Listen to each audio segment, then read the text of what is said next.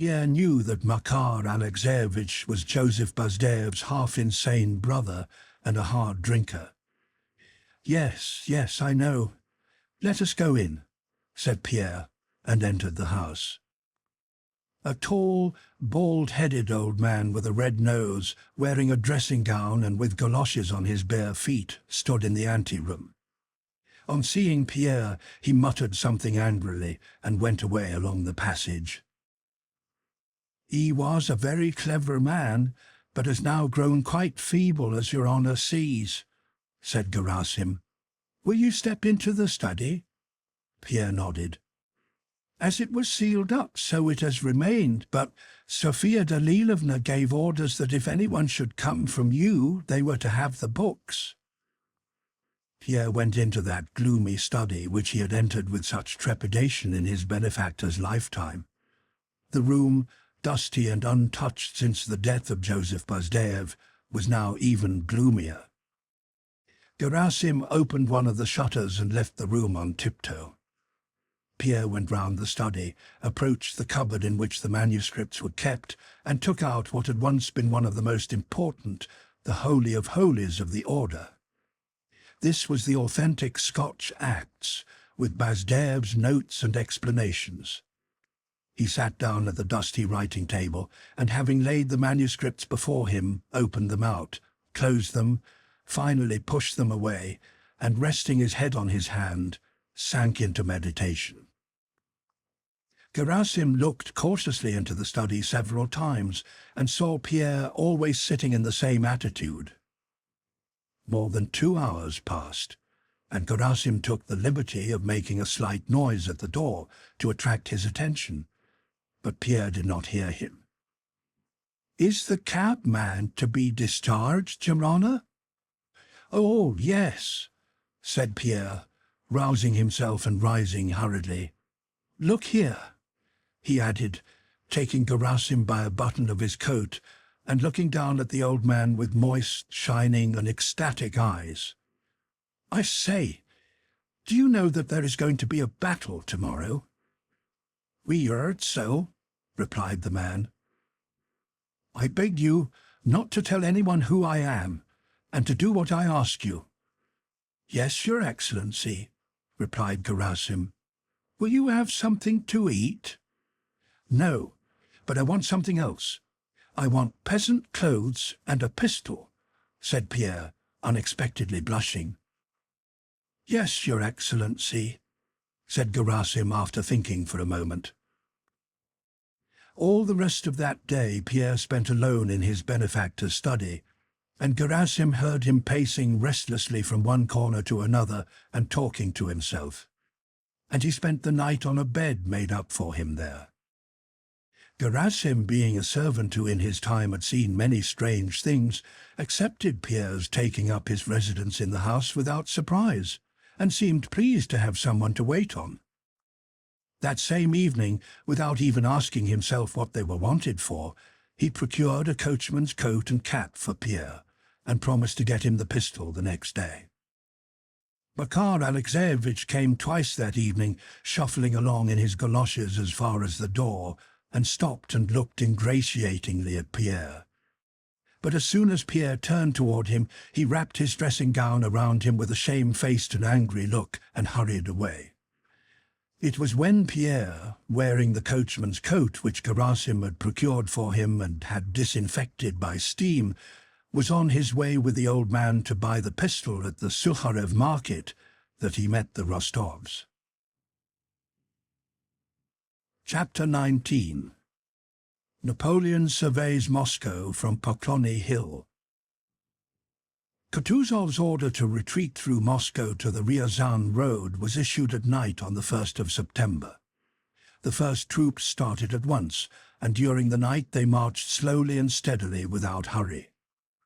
At daybreak, however, those nearing the town of the Dorogomilov bridge saw ahead of them masses of soldiers crowding and hurrying across the bridge, ascending on the opposite side and blocking the streets and alleys, while endless masses of troops were bearing down on them from behind, and an unreasoning hurry and alarm overcame them. They all rushed forward to the bridge, onto it, and to the fords and the boats. Kutuzov himself had driven round by side streets to the other side of Moscow. By 10 o'clock in the morning of the 2nd of September, only the rear guard remained in the Dorogomilov suburb, where they had ample room. The main army was on the other side of Moscow, or beyond it. At that very time, at 10 in the morning of the 2nd of September, Napoleon was standing among his troops on the Poklony Hill, looking at the panorama spread out before him. From the 26th of August to the 2nd of September, that is, from the Battle of Borodino to the entry of the French into Moscow, during the whole of that agitating, memorable week, there had been the extraordinary autumn weather that always comes as a surprise, when the sun hangs low and gives more heat than in spring, when everything shines so brightly in the rare, clear atmosphere that the eyes smart, when the lungs are strengthened and refreshed by inhaling the aromatic autumn air, when even the nights are warm, and when in those dark, warm nights golden stars startle and delight us continually by falling from the sky. At 10 in the morning of the 2nd of September, this weather still held. The brightness of the morning was magical. Moscow, seen from the Poklony Hill, lay spaciously spread out with her river, her gardens and her churches, as she seemed to be living her usual life, her cupolas glittering like stars in the sunlight. The view of the strange city with its peculiar architecture, such as he had never seen before, filled Napoleon with the rather envious and uneasy curiosity men feel when they see an alien form of life that has no knowledge of them. This city was evidently living with the full force of its own life. By the indefinite signs which, even at a distance, distinguish a living body from a dead one, Napoleon from the Poklony Hill perceived the throb of life in the town and felt, as it were, the breathing of that great and beautiful body. Every Russian looking at Moscow feels her to be a mother. Every foreigner who sees her, even if ignorant of her significance as the mother city, must feel her feminine character. And Napoleon felt it. Cette ville asiatique aux innombrables églises, Moscou la sainte. La voilà donc en fait, cette fameuse ville. Il était temps, said he. That Asiatic city, with innumerable churches, holy Moscow. Here she is at last, that famous city. It was high time. And dismounting, he ordered a plan of Moscow to be spread out before him, and summoned Lorgne d'Ideville, the interpreter. A town captured by the enemy is like a maid who has lost her honor, thought he. He had said so to Tuchkov at Smolensk. From that point of view he gazed at the oriental beauty he had not seen before. It seemed strange to him that his long-felt wish, which had seemed unattainable, had at last been realized. In the clear morning light he gazed now at the city and now at the plan, considering its details, and the assurance of possessing it agitated and awed him. But could it be otherwise? He thought. Here is this capital at my feet. Where is Alexander now, and of what is he thinking? A strange, beautiful and majestic city, and a strange and majestic moment. In what light must I appear to them? Thought he, thinking of his troops. Here she is, the reward for all those faint-hearted men, he reflected, glancing at those near him and at the troops who were approaching and forming up. One word from me, one movement of my hand, and that ancient capital of the Tsars would perish. But my clemency is always ready to descend upon the vanquished. I must be magnanimous and truly great. But no, it can't be true that I'm in Moscow, he suddenly thought. Yet here she is, lying at my feet, with her golden domes and crosses scintillating and twinkling in the sunshine. But I shall spare her. On the ancient monuments of barbarism and despotism, I will inscribe great words of justice and mercy. It is just this which Alexander will feel most painfully. I know him. It seemed to Napoleon that the chief import of what was taking place lay in the personal struggle between himself and Alexander. From the height of the Kremlin, yes, there is the Kremlin, yes, I will give them just laws. I will teach them the meaning of true civilization. I will make generations of boyars remember their conqueror with love. I will tell the deputation that I did not and do not desire war, that I have waged war only against the false policy of their court, that I love and respect Alexander, and that in Moscow I will accept terms of peace worthy of myself and of my people. I do not wish to utilize the fortunes of war to humiliate an honored monarch. Boyars, I will say to them, I do not desire war. I desire the peace and welfare of all my subjects. However, I know their presence will inspire me, and I shall speak to them as I always do, clearly, impressively, and majestically. But can it be true that I am in Moscow? Yes, there she lies. Call my man les boyards. Bring the boyars to me, said he to his suite. A general with a brilliant suite galloped off at once to fetch the boyars. 2 hours passed. Napoleon had lunched and was again standing in the same place on the Poplony Hill, awaiting the deputation. His speech to the boyars had already taken definite shape in his imagination. That speech was full of dignity and greatness, as Napoleon understood it. He was himself carried away by the tone of magnanimity he intended to adopt toward Moscow. In his imagination, he appointed days for assemblies at the palace of the Tsars at which Russian notables and his own would mingle. He mentally appointed a governor, one who would win the hearts of the people. Having learned that there were many charitable institutions in Moscow, he mentally decided that he would shower favors on them all. He thought that, as in Africa he had to put on a burnous and sit in a mosque, so in Moscow he must be beneficent like the Tsars. And in order finally to touch the hearts of the Russians, and being like all Frenchmen, unable to imagine anything sentimental without a reference to ma chère, ma tendre, ma pauvre mère, he decided that he would place an inscription on all these establishments in large letters. This establishment is dedicated to my dear mother. Or no, it should be simply Maison de ma mère, he concluded. But am I really in Moscow? Yes, here it lies before me. But why is the deputation from the city so long in appearing? He wondered. Meanwhile, an agitated consultation was being carried on in whispers among his generals and marshals at the rear of his suite. Those sent to fetch the deputation had returned with the news that Moscow was empty, that everyone had left it.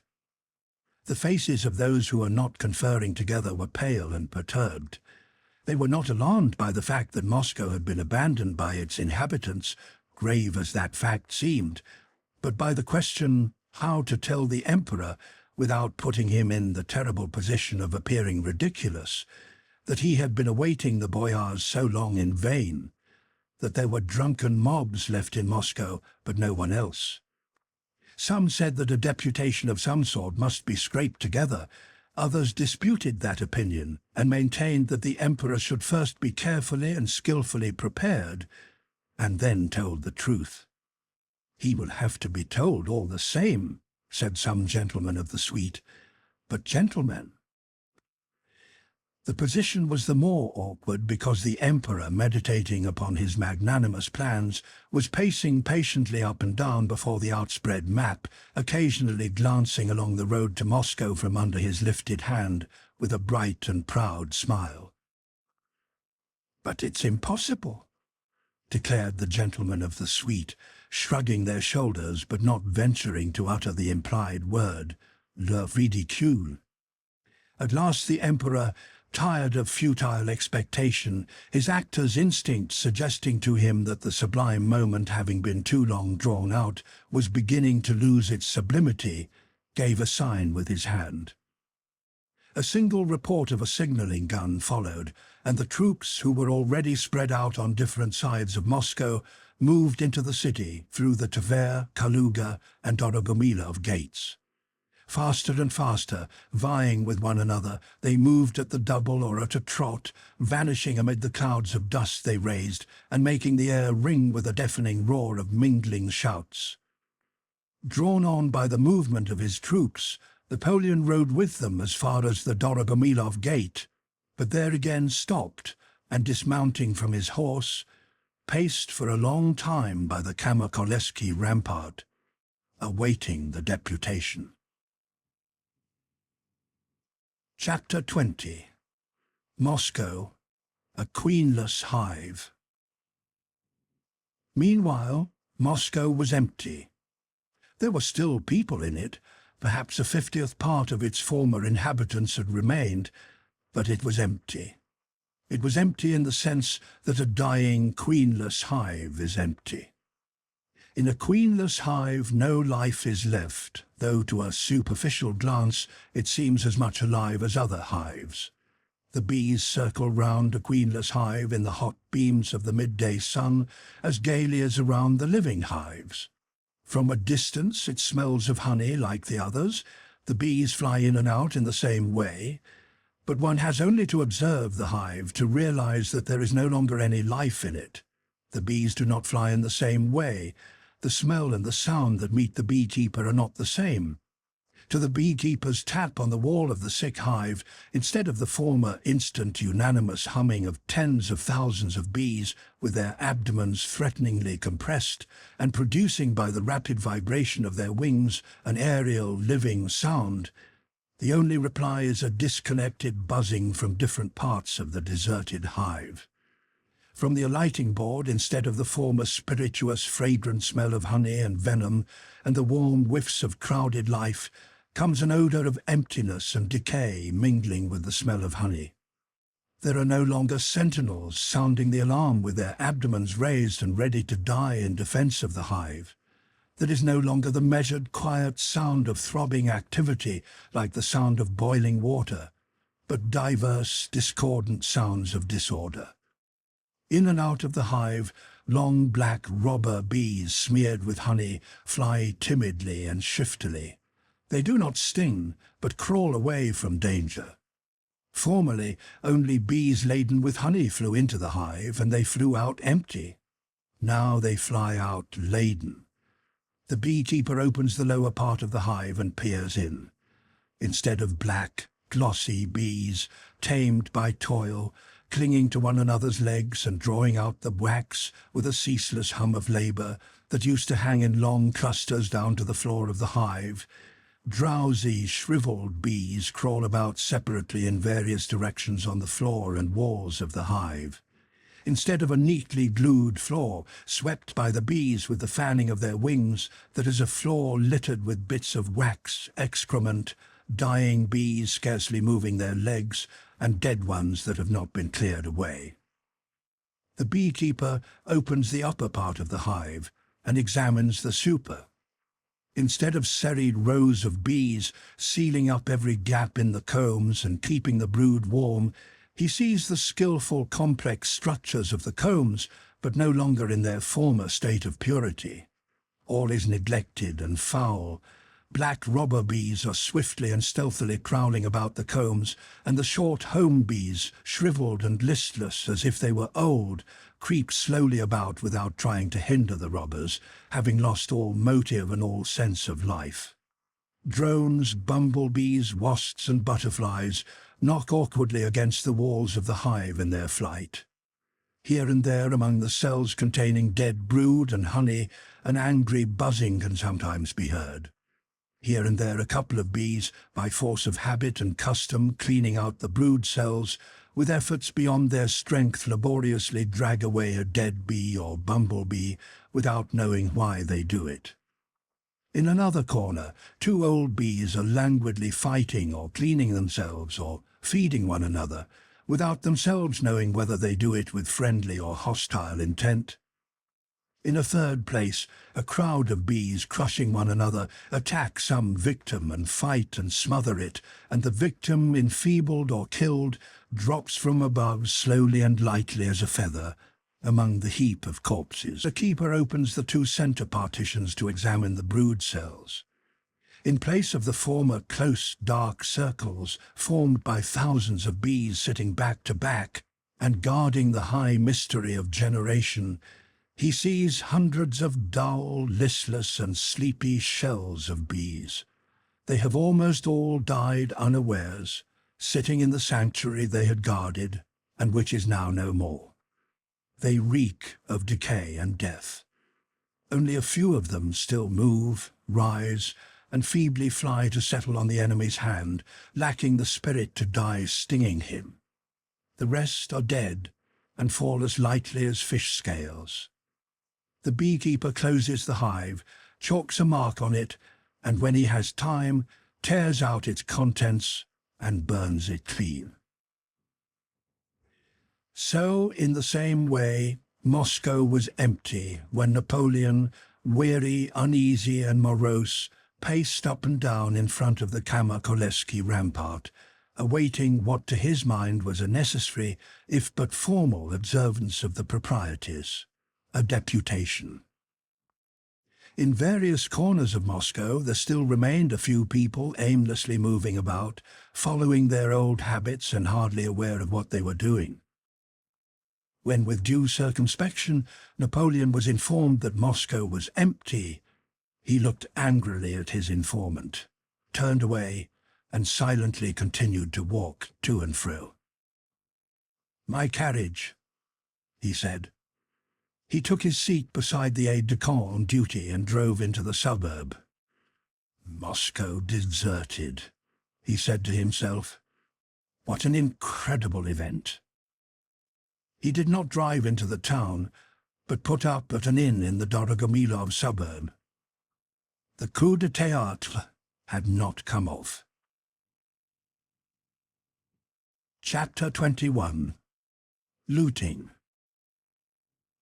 The Russian troops were passing through Moscow from 2 o'clock at night till 2 in the afternoon, and bore away with them the wounded and the last of the inhabitants who were leaving. The greatest crush during the movement of the troops took place at the stone Moskva and Yaouza bridges. While the troops, dividing into two parts when passing around the Kremlin, were thronging the Moskva and the stone bridges, a great many soldiers, taking advantage of the stoppage and congestion, turned back from the bridges and slipped stealthily and silently past the church of Vasily the Beatified and under the Borovitsky Gate, back up the hill to the Red Square, where some instinct told them they could easily take things not belonging to them. Crowds of the kind seen at cheap sales filled all the passages and alleys of the bazaar.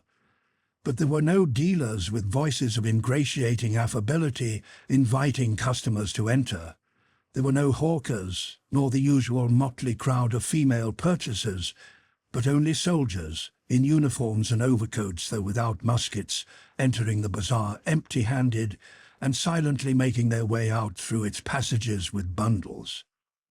Tradesmen and their assistants, of whom there were but few, moved about among the soldiers quite bewildered. They unlocked their shops and locked them up again, and themselves carried goods away with the help of their assistants. On the square in front of the bazaar were drummers beating the muster call. But the roll of the drums did not make the looting soldiers run in the direction of the drum as formerly, but made them, on the contrary, run farther away. Among the soldiers in the shops and passages, some men were to be seen in grey coats with closely shaven heads, prisoners who had been released from jail. Two officers, one with a scarf over his uniform and mounted on a lean, dark grey horse, the other in an overcoat and on foot, stood at the corner of Ilyinka Street, talking. A third officer galloped up to them. "The General orders them all to be driven out at once, without fail. This is outrageous. Half the men have dispersed. Where are you off to? Where? he shouted to 3 infantrymen without muskets, who, holding up the skirts of their overcoats, were slipping past him into the bazaar passage. "Stop, you rascals!" "But how are you going to stop them?" replied another officer. "There's no getting them together. The army should push on before the rest bolt, that's all." "How can one push on? They're stuck there, wedged on the bridge and don't move. Shouldn't we put a cordon round to prevent the rest running away?" "Come, go in there and drive them out," shouted the senior officer. The officer in the scarf dismounted, called up a drummer, and went with him into the arcade. Some soldiers started running away in a group.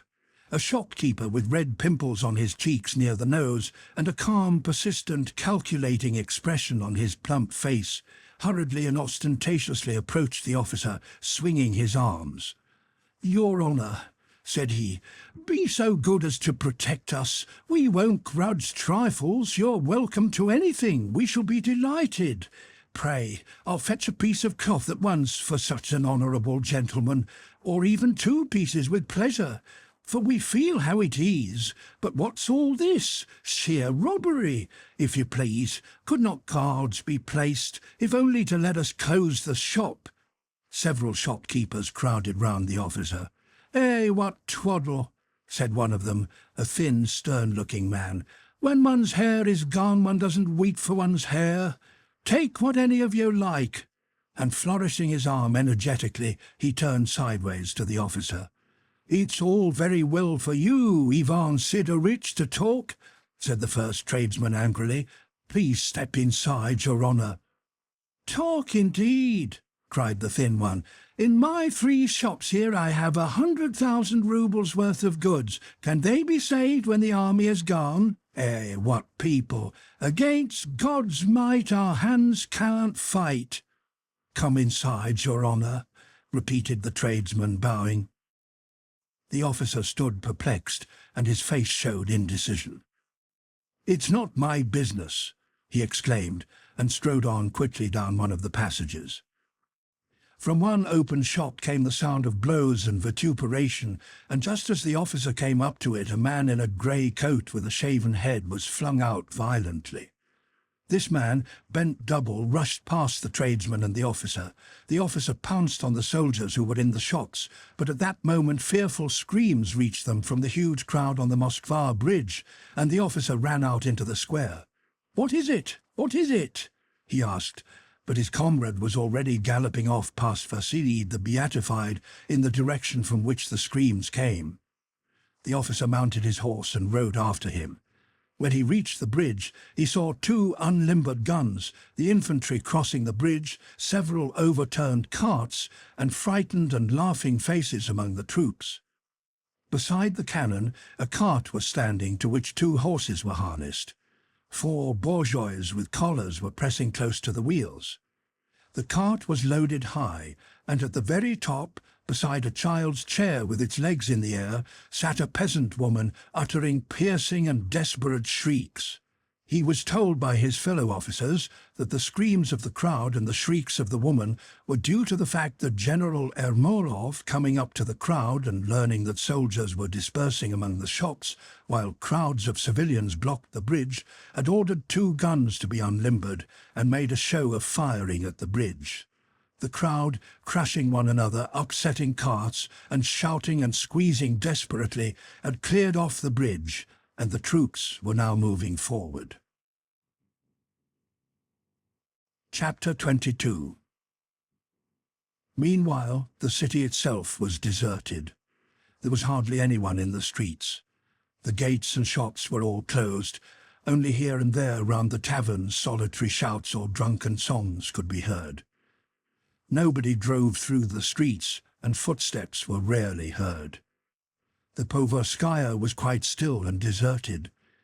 The huge courtyard of the Rostovs' house was littered with wisps of hay and with dung from the horses, and not a soul was to be seen there. In the great drawing-room of the house, which had been left with all it contained, were 2 people.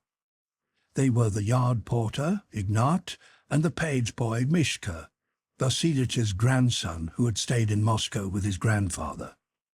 Mishka had opened the clavichord and was strumming on it with one finger. The yard porter, his arms akimbo, stood smiling with satisfaction before the large mirror. "Isn't it fine, eh, Uncle Ignat?" said the boy, suddenly beginning to strike the keyboard with both hands.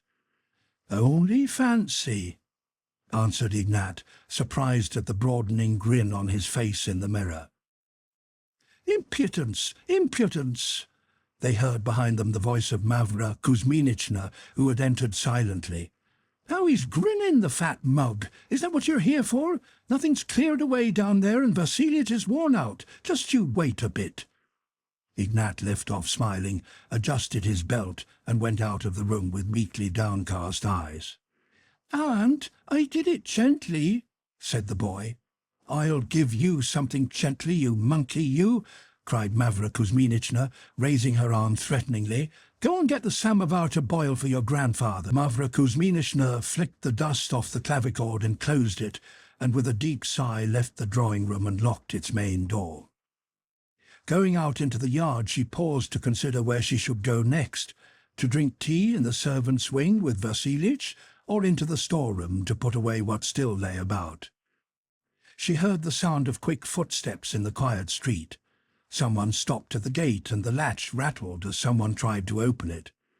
Mavra Kuzminichna went to the gate. "Who do you want?" "The Count, Count Ilya Andreevich Rostov." "And who are you?" "An officer. I have to see him," came the reply in a pleasant, well-bred Russian voice. Mavra Kuzminichna opened the gate, and an officer of 18 with the round face of a Rostov entered the yard. "They've gone away, sir. Went away yesterday at vesper-time," said Mavra Kuzminichna cordially. The young officer, standing in the gateway as if hesitating whether to enter or not, clicked his tongue. "Ugh, how annoying," he muttered. "I should have come yesterday. Oh, what a pity." Meanwhile, Mavra Kuzminichna was attentively and sympathetically examining the familiar Rostov features of the young man's face, his tattered coat and trodden-down boots. "What did you want to see the Count for?" she asked. "Oh, well, it can't be helped," said he in a tone of vexation, and placed his hand on the gate as if to leave. He again paused in indecision. "You see," he suddenly said, "I'm a kinsman of the Count's, and he has been very kind to me. As you see," he glanced with an amused air and good-natured smile at his coat and boots, "my things are worn out, and I have no money, so I was going to ask the Count." Mavra Kuzminichna did not let him finish. "Just wait a minute, sir. One little moment," said she. As soon as the officer let go of the gate handle, she turned and, hurrying away on her old legs, went through the backyard to the servants' quarters. While Mavra Kuzminichna was running to her room, the officer walked about the yard, gazing at his worn-out boots with lowered head and a faint smile on his lips. "What a pity I've missed Uncle. What a nice old woman. Where has she run off to? And how am I to find the nearest way to overtake my regiment, which must by now be getting near the Rogoshki gate?" thought he. Just then Mavra Kuzminichna appeared from behind the corner of the house, with a frightened yet resolute look, carrying a rolled-up check kerchief in her hand. While still a few steps from the officer, she unfolded the kerchief and took out of it a white 25-ruble assignat, and hastily handed it to him.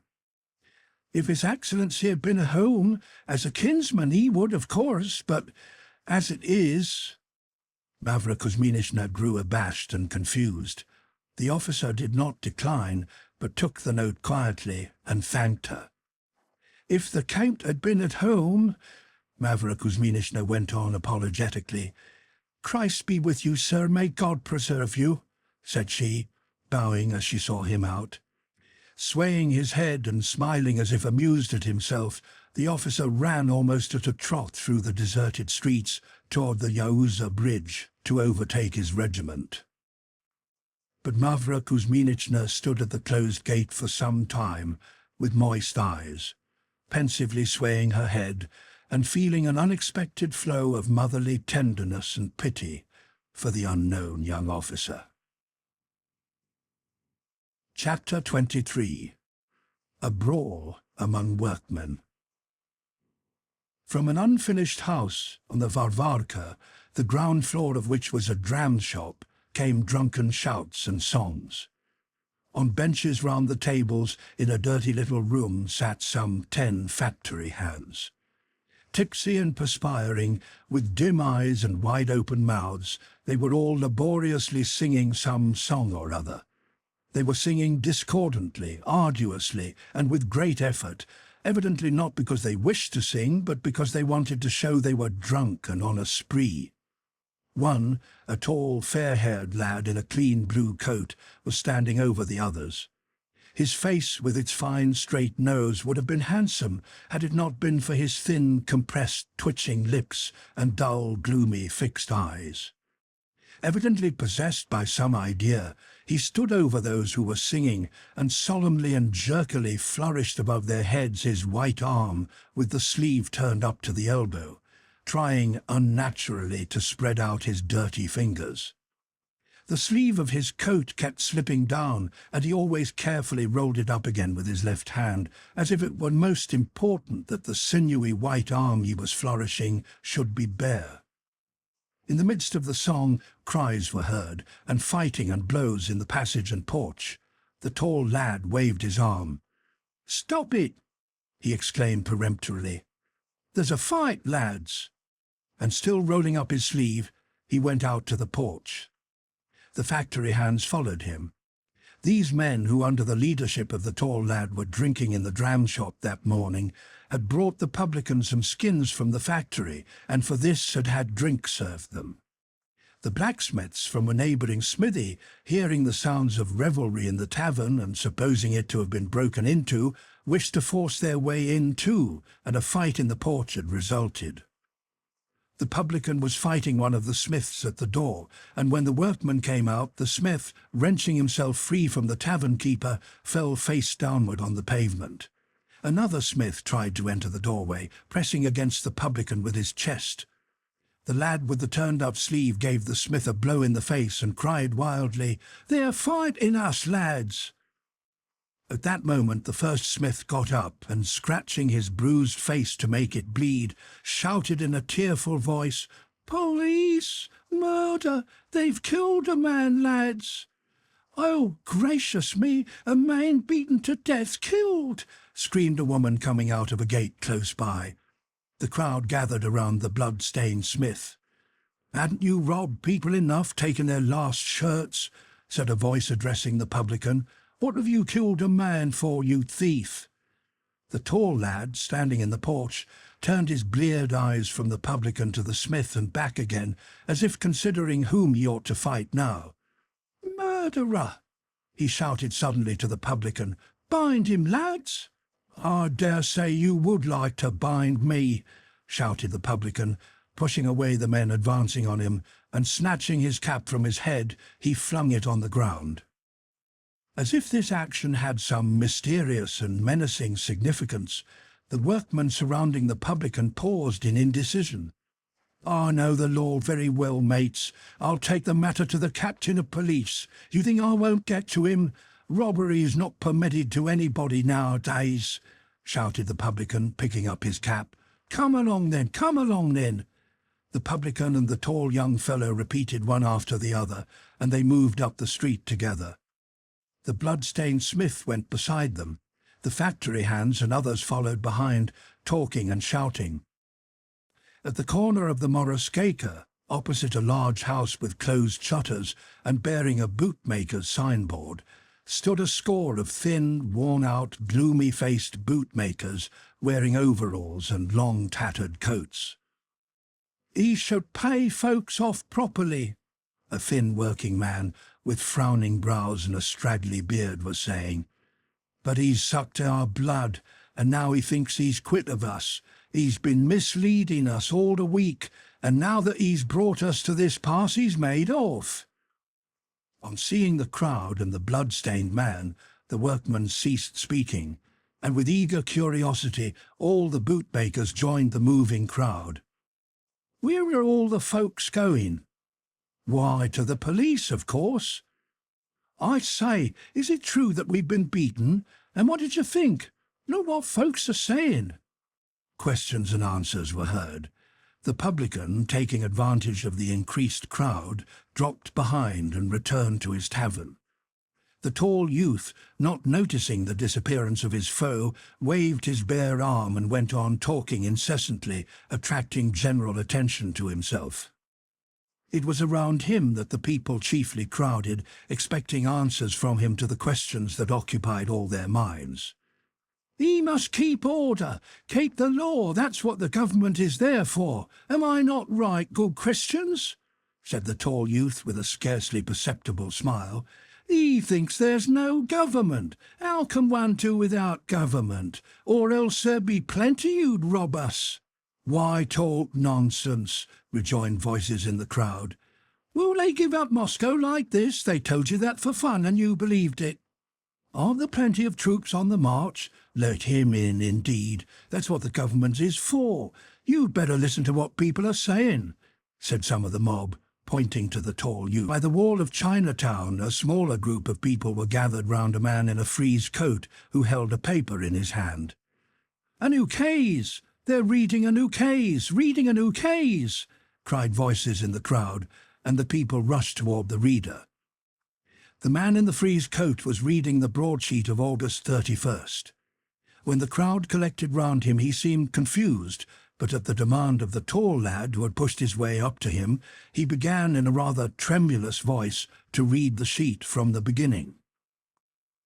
"Early tomorrow I shall go to His Serene Highness," he read. "Serene Highness," said the tall fellow with a triumphant smile on his lips and a frown on his brow, "to consult with him to act and to aid the army to exterminate these scoundrels. We too will take part," the reader went on, and then paused. "Do you see?" shouted the youth victoriously. "He's going to clear up the whole affair for you. In destroying them, and will send these visitors to the devil. I will come back to dinner and we'll set to work. We will completely do and undo these scoundrels." The last words were read out in the midst of complete silence. The tall lad hung his head gloomily. It was evident that no one had understood the last part. In particular, the words, "I will come back to dinner," evidently displeased both reader and audience. The people's minds were tuned to a high pitch, and this was too simple and needlessly comprehensible. It was what any one of them might have said, and therefore was what an ukase, emanating from the highest authority, should not say. They all stood despondent and silent. The tall youth moved his lips and swayed from side to side. "We should ask him." "That's he himself." "Yes, ask you indeed. Why not? He'll explain," voices in the rear of the crowd were suddenly heard saying, and the general attention turned to the police superintendent's trap, which drove into the square, attended by 2 mounted dragoons. The superintendent of police, who had that morning by Count Rostopchin's orders to burn the barges and had in connection with that matter acquired a large sum of money which was at that moment in his pocket, on seeing a crowd bearing down upon him, told his coachman to stop. "What people are these?" he shouted to the men, who were moving singly and timidly in the direction of his trap. "What people are these?" he shouted again, receiving no answer. "Your Honour," replied the shopman in the frieze coat, "Your Honour, in accord with a proclamation of His Highest Excellency the Count, they desire to serve, not sparing their lives, and it is not any kind of a riot, but, as His Highest Excellence said, the Count has not left, he is here, and an order will be issued concerning you," said the superintendent of police. "Go on," he ordered his coachman. The crowd halted, pressing around those who had heard what the superintendent had said and looking at the departing trap. The superintendent of police turned round at that moment with a scared look, said something to his coachman, and his horses increased their speed. "It's a fraud, lads! Lead the way to him himself," shouted the tall youth. "Don't let him go, lads! Let him answer us! Keep him!" shouted different people, and the people dashed in pursuit of the trap. Following the superintendent of police and talking loudly, the crowd went in the direction of the Lubyanka Street. "There now, the gentry and merchants have gone away and left us to perish. Do they think we are dogs?" Voices in the crowd were heard saying more and more frequently. Chapter 24. Rostopchin. On the evening of the 1st of September, after his interview with Kutuzov, Count Rostopchin had returned to Moscow mortified and offended because he had not been invited to attend the Council of War, and because Kutuzov had paid no attention to his offer to take part in the defense of the city. Amazed also at the novel outlook revealed to him at the camp, which treated the tranquility of the capital and its patriotic fervour as not merely secondary but quite irrelevant and unimportant matters. Distressed, offended, and surprised by all this, Rostopchin had returned to Moscow. After supper, he lay down on a sofa without undressing, and was awakened soon after midnight by a courier bringing him a letter from Kutuzov. This letter requested the Count to send police officers to guide the troops through the town, as the army was retreating to the Ryazan road beyond Moscow. This was not news to Rostopchin. He had known that Moscow would be abandoned not merely since his interview the previous day with Kutuzov on the Poplony Hill, but ever since the Battle of Borodino, for all the generals who came to Moscow after that battle had said unanimously that it was impossible to fight another battle, and since then the government property had been removed every night, and half the inhabitants had left the city with Rostopchin's own permission. Yet all the same, this information astonished and irritated the Count, coming as it did in the form of a simple note with an order from Kutuzov, and received at night, breaking in on his beauty sleep. When later on in his memoirs Count Rostopchin explained his actions at this time, he repeatedly says that he was then actuated by two important considerations: to maintain tranquility in Moscow and expedite the departure of the inhabitants. If one accepts this twofold aim, all Rostopchin's actions appear irreproachable. Why were the holy relics, the arms, ammunition, gunpowder and stores of corn not removed? Why were thousands of inhabitants deceived into believing that Moscow would not be given up and thereby ruined? To preserve the tranquility of the city, explains Count Rostopchin. Why were bundles of useless papers from the government offices and Lepich's balloon and other articles removed? To leave the town empty, explains Count Rostopchin. One only need admit that public tranquility is in danger, and any action finds a justification. All the horrors of the Reign of Terror were based only on solicitude for public tranquility. On what, then, was Count Rostopchin's fear for the tranquility of Moscow based in 1812? What reason was there for assuming any probability of an uprising in the city? The inhabitants were leaving it, and the retreating troops were filling it. Why should that cause the masses to riot? Neither in Moscow nor anywhere else in Russia did anything resembling an insurrection ever occur when the enemy entered a town. More than 10,000 people were still in Moscow on the 1st and 2nd of September. And except for a mob in the governor's courtyard assembled there at his bidding, nothing happened.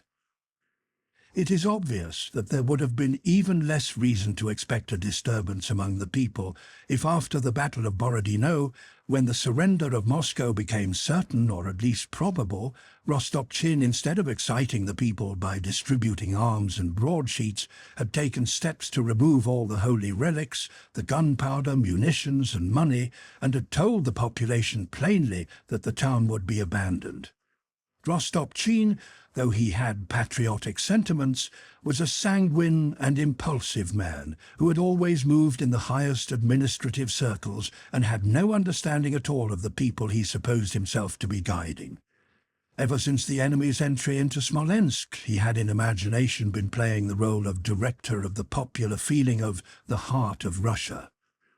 Not only did it seem to him, as to all administrators, that he controlled the external actions of Moscow's inhabitants, but he also thought he controlled their mental attitude by means of his broadsheets and posters, written in a coarse tone which the people despise in their own class and do not understand from those in authority.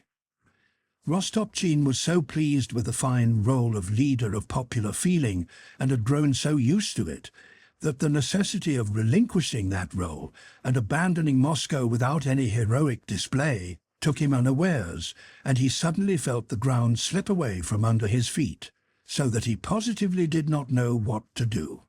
Though he knew it was coming, he did not till the last moment wholeheartedly believe that Moscow would be abandoned, and did not prepare for it.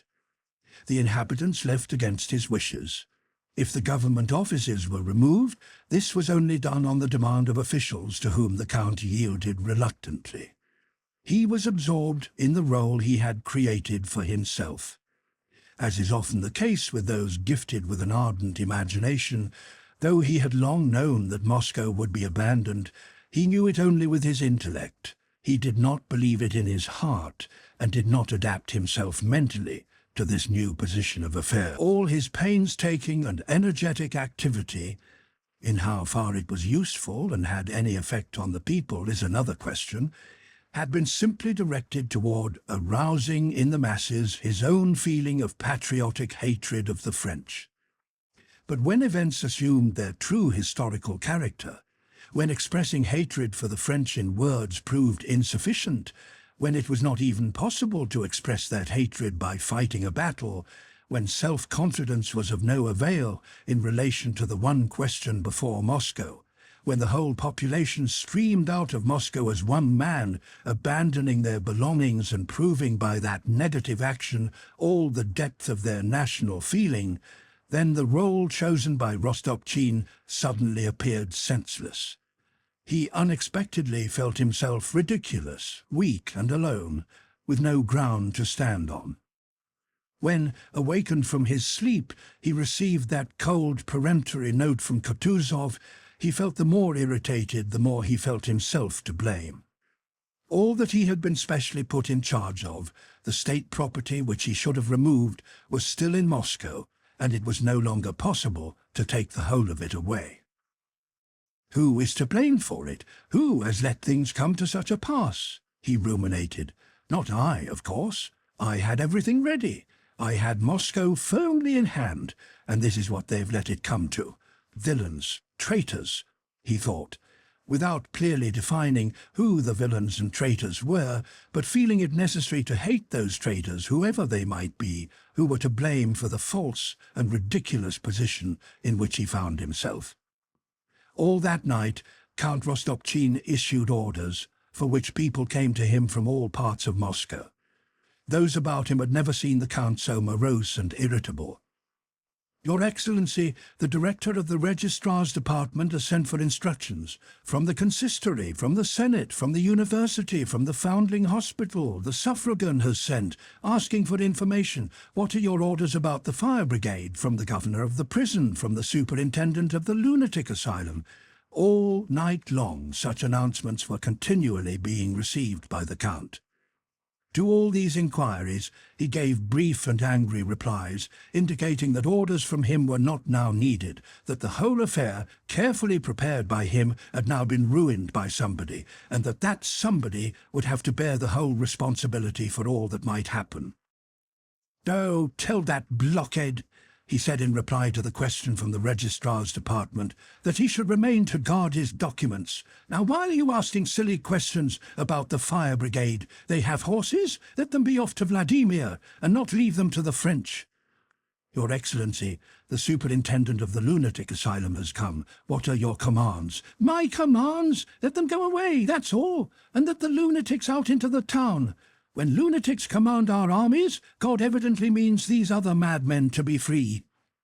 In reply to an inquiry about the convicts in the prison, Count Rostopchin shouted angrily at the governor, "Do you expect me to give you 2 battalions, which we have not got, for a convoy? Release them. That's all about it."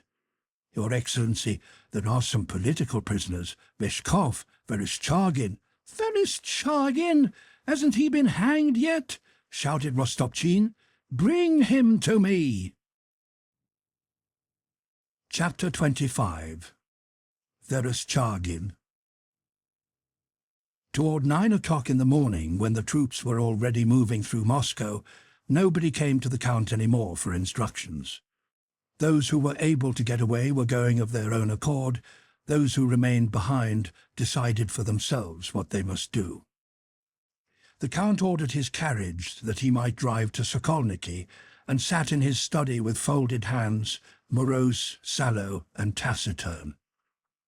In quiet and untroubled times it seems to every administrator that it is only by his efforts that the whole population under his rule is kept going. And in this consciousness of being indispensable, every administrator finds the chief reward of his labour and efforts. While the sea of history remains calm, the ruler-administrator in his frail bark, holding on with a boat-hook to the ship of the people and himself moving, naturally imagines that his efforts move the ship he is holding on to. But as soon as a storm arises and the sea begins to heave and the ship to move, such a delusion is no longer possible. The ship moves independently with its own enormous motion. The boat-hook no longer reaches the moving vessel, and suddenly the administrator, instead of appearing a ruler and a source of power, becomes an insignificant, useless, feeble man. Rostopchin felt this, and it was this which exasperated him. The superintendent of police, whom the crowd had stopped, went in to see him at the same time as an adjutant to inform the Count that the horses were harnessed. They were both pale, and the superintendent of police, after reporting that he had executed the instructions he had received, informed the Count that an immense crowd had collected in the courtyard and wished to see him. Without saying a word, Rostopchin rose and walked hastily to his light, luxurious drawing-room, went to the balcony door, took hold of the handle, let it go again, and went to the window, from which he had a better view of the whole crowd. The tall lad was standing in front, flourishing his arm and saying something with a stern look. The blood-stained Smith stood beside him with a gloomy face. A drone of voices was audible through the closed window. "Is my carriage ready?" asked Rostopchin, stepping back from the window. "It is, Your Excellency," replied the adjutant. Rostopchin went again to the balcony door. "But what do they want?" he asked the superintendent of police. "Your Excellency, they say they have got ready, according to your orders, to go against the French, and they shouted something about treachery. But it is a turbulent crowd, Your Excellency. I hardly managed to get away from it. Your Excellency, I venture to suggest—" "You may go. I don't need you to tell me what to do," exclaimed Rostopchin angrily. He stood by the balcony door, looking at the crowd. "This is what they have done with Russia. This is what they have done with me," thought he, full of an irrepressible fury that welled up within him against the someone to whom what was happening might be attributed. As often happens with passionate people, he was mastered by anger but was still seeking an object on which to vent it. "Here is that mob, the dregs of the people," he thought as he gazed at the crowd. "This rabble they have roused by their folly.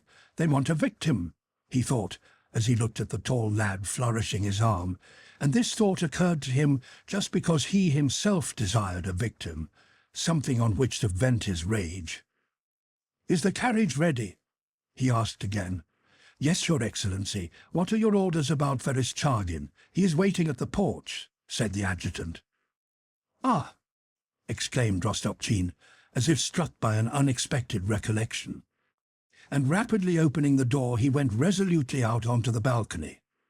The talking instantly ceased, hats and caps were doffed, and all eyes were raised to the Count. "Good morning, lads," said the Count briskly and loudly. "Thank you for coming.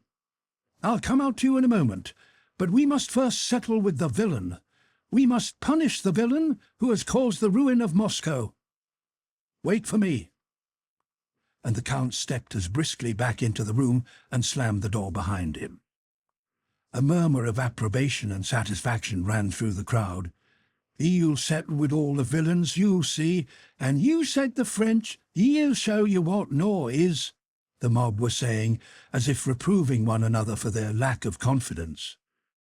A few minutes later, an officer came hurriedly out of the front door, gave an order, and the dragoons formed up in line.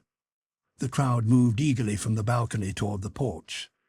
Rostopchin, coming out there with quick, angry steps, looked hastily around as if seeking someone. "Where is he?" he inquired. And as he spoke, he saw a young man coming round the corner of the house between two dragoons.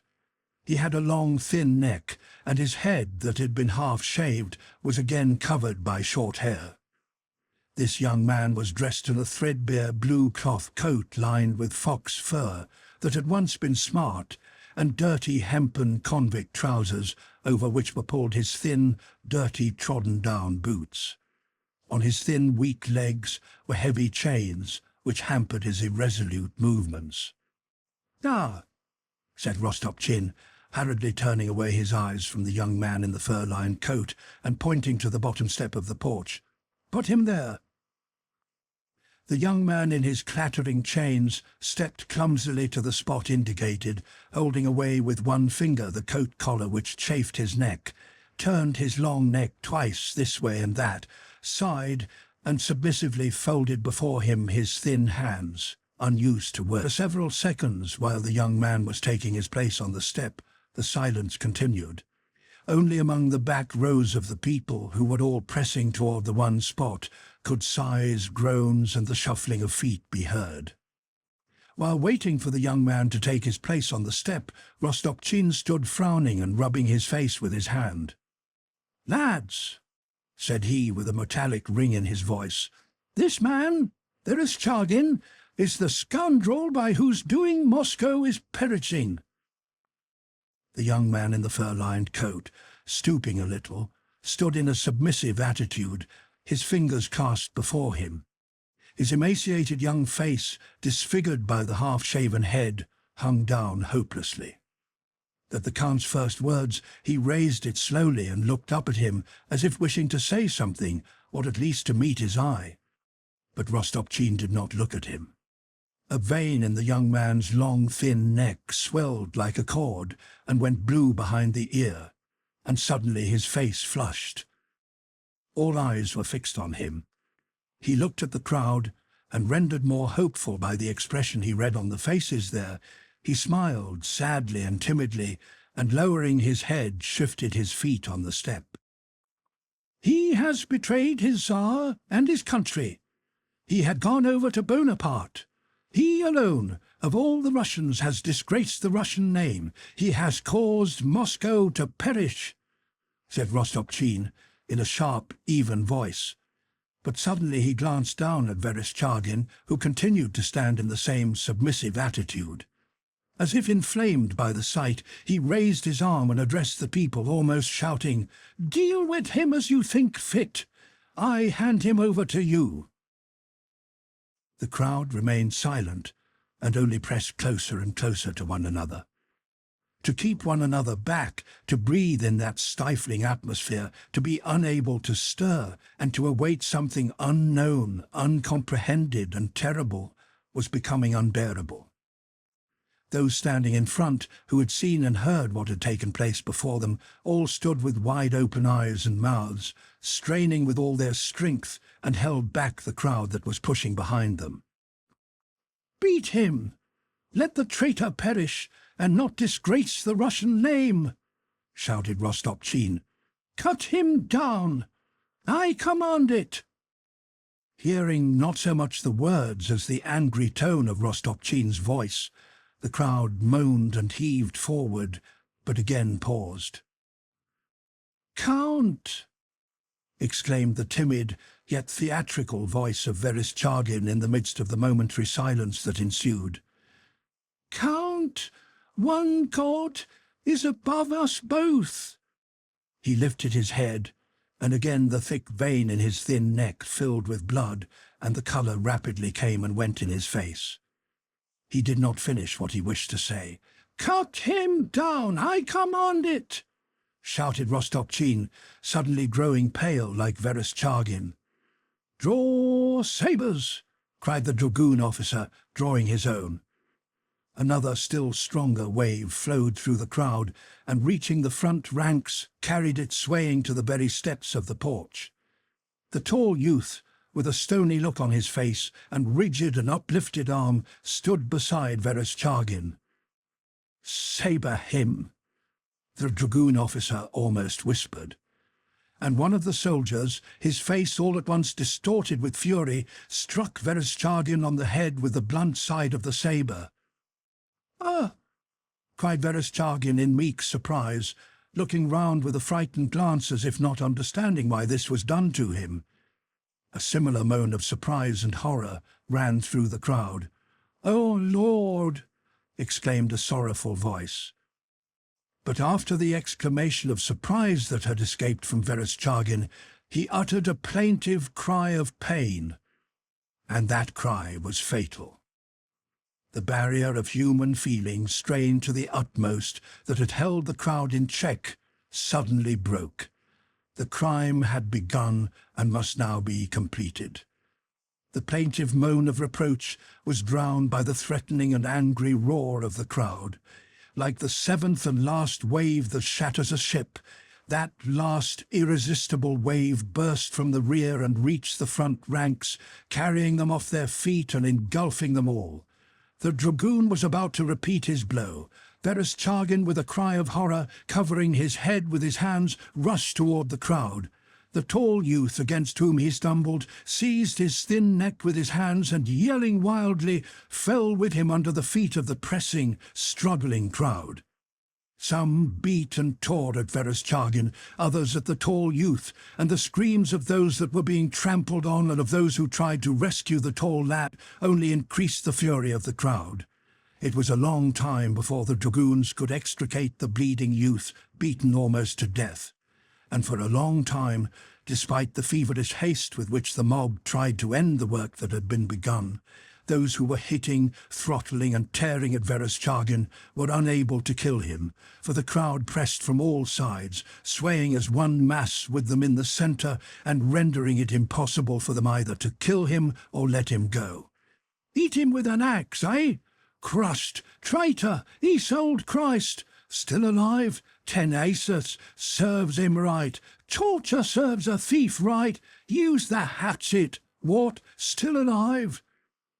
Only when the victim ceased to struggle and his cries changed to a long-drawn, measured death rattle did the crowd around his prostrate, bleeding corpse begin rapidly to change places. Each one came up, glanced at what had been done, and with horror, reproach, and astonishment, pushed back again. "Oh, Lord, the people are like wild beasts. How could he be alive?" Voices in the crowd could be heard saying. "Quite a young fellow, too. Must have been a merchant's son. What men! And they say he's not the right one. How not the right one? Oh, Lord, and there's another has been beaten too, for they say he's nearly done for. Oh, the people, aren't they afraid of sinning?" said the same mob now, looking with pained distress at the dead body, with its long, thin, half-severed neck and its livid face stained with blood and dust. A painstaking police officer, considering the presence of a corpse in His Excellency's courtyard unseemly, told the dragoons to take it away. 2 dragoons took it by its distorted legs and dragged it along the ground. The gory, dust-stained, half-shaven head, with its long neck, trailed twisting along the ground. The crowd shrank back from it. At the moment when Vereshchagin fell and the crowd closed in with savage yells and swayed about him, Rostopchin suddenly turned pale and, instead of going to the back entrance where his carriage awaited him, went with hurried steps and bent head, not knowing where and why, along the passage leading to the rooms on the ground floor. The Count's face was white, and he could not control the feverish twitching of his lower jaw. "This way, Your Excellency. Where are you going? This way, please," said a trembling, frightened voice behind him. Count Rostopchin was unable to reply and, turning obediently, went in the direction indicated. At the back entrance stood his caleche. The distant roar of the yelling crowd was audible even there. He hastily took his seat and told the coachman to drive him to his country house in Sokolniki. When they reached the Myasnitsky street and could no longer hear the shouts of the mob, the Count began to repent. He remembered with dissatisfaction the agitation and fear he had betrayed before his subordinates. "The mob is terrible, disgusting," he said to himself in French. "They are like wolves whom nothing but flesh can appease." "Count, one God is above us both." Aristocratic's words suddenly recurred to him, and a disagreeable shiver ran down his back. But this was only a momentary feeling, and Count Rostopchin smiled disdainfully at himself. "I had other duties," thought he. "The people had to be appeased. Many other victims have perished and are perishing for the public good." And he began thinking of his social duties to his family and to the city entrusted to him, and of himself, not himself as Fyodor Vasilievich Rostopchin. He fancied that Fyodor Vasilievich Rostopchin was sacrificing himself for the public good, but himself as governor, the representative of authority and of the Tsar. Had I been simply Fyodor Vasilievich, my course of action would have been quite different. But it was my duty to safeguard my life and dignity as commander-in-chief. Lightly swaying on the flexible springs of his carriage and no longer hearing the terrible sounds of the crowd, Rostopchin grew physically calm, and as always happens, as soon as he became physically tranquil, his mind devised reasons why he should be mentally tranquil too. The thought which tranquilized Rostopchin was not a new one. Since the world began and men have killed one another, no one has ever committed such a crime against his fellow man without comforting himself with this same idea. This idea is le bien public, the hypothetical welfare of other people. To a man not swayed by passion, that welfare is never certain, but he who commits such a crime always knows just where that welfare lies. And Rostopchin now knew it. Not only did his reason not reproach him for what he had done, but he even found cause for self-satisfaction in having so successfully contrived to avail himself of a convenient opportunity to punish a criminal and at the same time pacify the mob. Vereshchagin was tried and condemned to death, thought Rostopchin, though the Senate had only condemned Vereshchagin to hard labor. He was a traitor and a spy. I could not let him go unpunished, and so I have killed two birds with one stone. To appease the mob, I gave them a victim, and at the same time punished a miscreant. Having reached his country house and begun to give orders about domestic arrangements, the Count grew quite tranquil. Half an hour later he was driving with his fast horses across the Sokolniki field, no longer thinking of what had occurred, but considering what was to come. He was driving to the Yauza bridge, where he had heard that Kutuzov was. Count Rostopchin was mentally preparing the angry and stinging reproaches he meant to address to Kutuzov for his deception. He would make that foxy old courtier feel that the responsibility for all the calamities that would follow the abandonment of the city and the ruin of Russia, as Rostopchin regarded it, would fall upon his doting old head.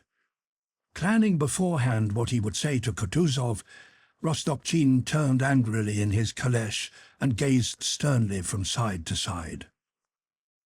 The Sokolniki field was deserted. Only at the end of it, in front of the almshouse and the lunatic asylum, could be seen some people in white and others like them walking singly across the field, shouting and gesticulating. One of these was running to cross the path of Count Rostopchin's carriage, and the Count himself, his coachman and his dragoons looked with vague horror and curiosity at these released lunatics, and especially at the one running toward them. Swaying from side to side on his long, thin legs in his fluttering dressing gown, this lunatic was running impetuously, his gaze fixed on Rostopchin, shouting something in a hoarse voice and making signs to him to stop. The lunatic's solemn, gloomy face was thin and yellow, with its beard growing in uneven tufts. His black, agate pupils with saffron-yellow whites moved restlessly near the lower eyelids. "Stop! Pull up, I tell you!" he cried in a piercing voice, and again shouted something breathlessly, with emphatic intonations and gestures. Coming abreast of the caleche, he ran beside it. "Thrice have they slain me, thrice have I risen from the dead. They stoned me, crucified me. I shall rise, shall rise, shall rise. They have torn my body. The kingdom of God will be overthrown. Thrice will I overthrow it and thrice re-establish it," he cried, raising his voice higher and higher. Count Rostopchin suddenly grew pale as he had done when the crowd closed in on Vereshchagin. He turned away. "Go faster," he cried in a trembling voice to his coachman. The caleche flew over the ground as fast as the horses could draw it, but for a long time Count Rostopchin still heard the insane, despairing screams growing fainter in the distance, while his eyes saw nothing but the astonished, frightened, blood-stained face of the traitor in the fur-lined coat. Recent as that mental picture was, Rostopchin already felt that it had cut deep into his heart and drawn blood. Even now he felt clearly that the gory trace of that recollection would not pass with time, but that the terrible memory would, on the contrary, dwell in his heart ever more cruelly and painfully to the end of his life. He still seemed to hear the sound of his own words. "Cut him down! I command it!" Why did I utter those words? It was by some accident I said them. I need not have said them, he thought. And then nothing would have happened. He saw the frightened and then infuriated face of the dragoon who dealt the blow, the look of silent, timid reproach that the boy in the fur-lined coat had turned upon him. But I did not do it for my own sake. I was bound to act that way. The mob, the traitor, the public welfare, thought he. Troops were still crowding at the Yauza bridge. It was hot. Kutuzov, dejected and frowning, sat on a bench by the bridge toying with his whip in the sand when a caleche dashed up noisily. A man in a general's uniform with plumes in his hat went up to Kutuzov and said something in French. It was Count Rostopchin. He told Kutuzov that he had come because Moscow, the capital, was no more, and only the army remained. "Things would have been different if your Serene Highness had not told me that you would not abandon Moscow without another battle. All this would not have happened," he said.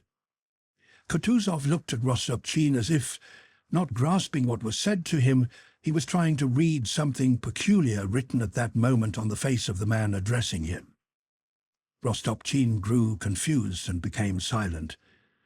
Kutuzov slightly shook his head, and not taking his penetrating gaze from Rostopchin's face, muttered softly, "No, I shall not give up Moscow without a battle." Whether Kutuzov was thinking of something entirely different when he spoke those words, or uttered them purposely, knowing them to be meaningless, at any rate Rostopchin made no reply and hastily left him.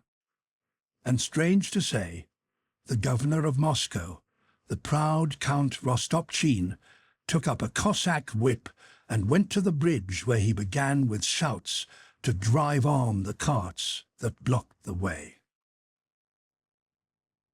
Chapter 26. The French enter Moscow. Toward 4 o'clock in the afternoon, Murat's troops were entering Moscow. In front rode a detachment of Württemberg hussars, and behind them rode the King of Naples himself, accompanied by a numerous suite. About the middle of the Arbat Street, near the church of the miraculous icon of St. Nicholas, Murat halted to await news from the advanced detachment as to the condition in which they had found the citadel, Le Kremlin. Around Murat gathered a group of those who had remained in Moscow. They all stared in timid bewilderment at the strange, long-haired commander dressed up in feathers and gold. "Is that their Tsar himself? He's not bad," low voices could be heard saying. an interpreter rode up to the group. "Take off your caps! Your caps!" These words went from one to another in the crowd. The interpreter addressed an old porter and asked if it was far to the Kremlin. The porter, listening in perplexity to the unfamiliar Polish accent and not realizing that the interpreter was speaking Russian, did not understand what was being said to him and slipped behind the others. Murat approached the interpreter and told him to ask where the Russian army was. One of the Russians understood what was asked, and several voices at once began answering the interpreter. A French officer returning from the advanced detachment rode up to Murat and reported that the gates of the citadel had been barricaded and that there was probably an ambuscade there. "Good," said Murat, and turning to one of the gentlemen in his suite, ordered 4 light guns to be moved forward to fire at the gates. The guns emerged at a trot from the column following Murat and advanced up the Arbert. When they reached the end of the Vozdvizhenka street, they halted and drew up in the square.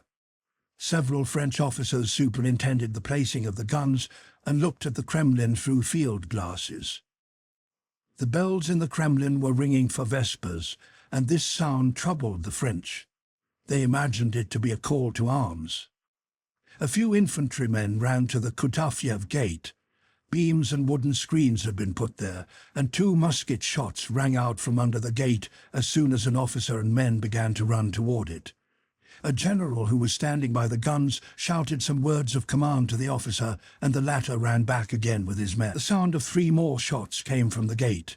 One shot struck a French soldier's foot, and from behind the screens came the strange sound of a few voices shouting. Instantly, as at a word of command, the expression of cheerful serenity on the faces of the French general, officers and men changed to one of determined, concentrated readiness for strife and suffering. To all of them, from the marshal to the least soldier, that place was not the Vozdvizhenka, Mokhovaya, or Kutafyev Street, nor the Troitsa Gate, places familiar in Moscow, but a new battlefield which would probably prove sanguinary. And all made ready for that battle. The cries from the gates ceased.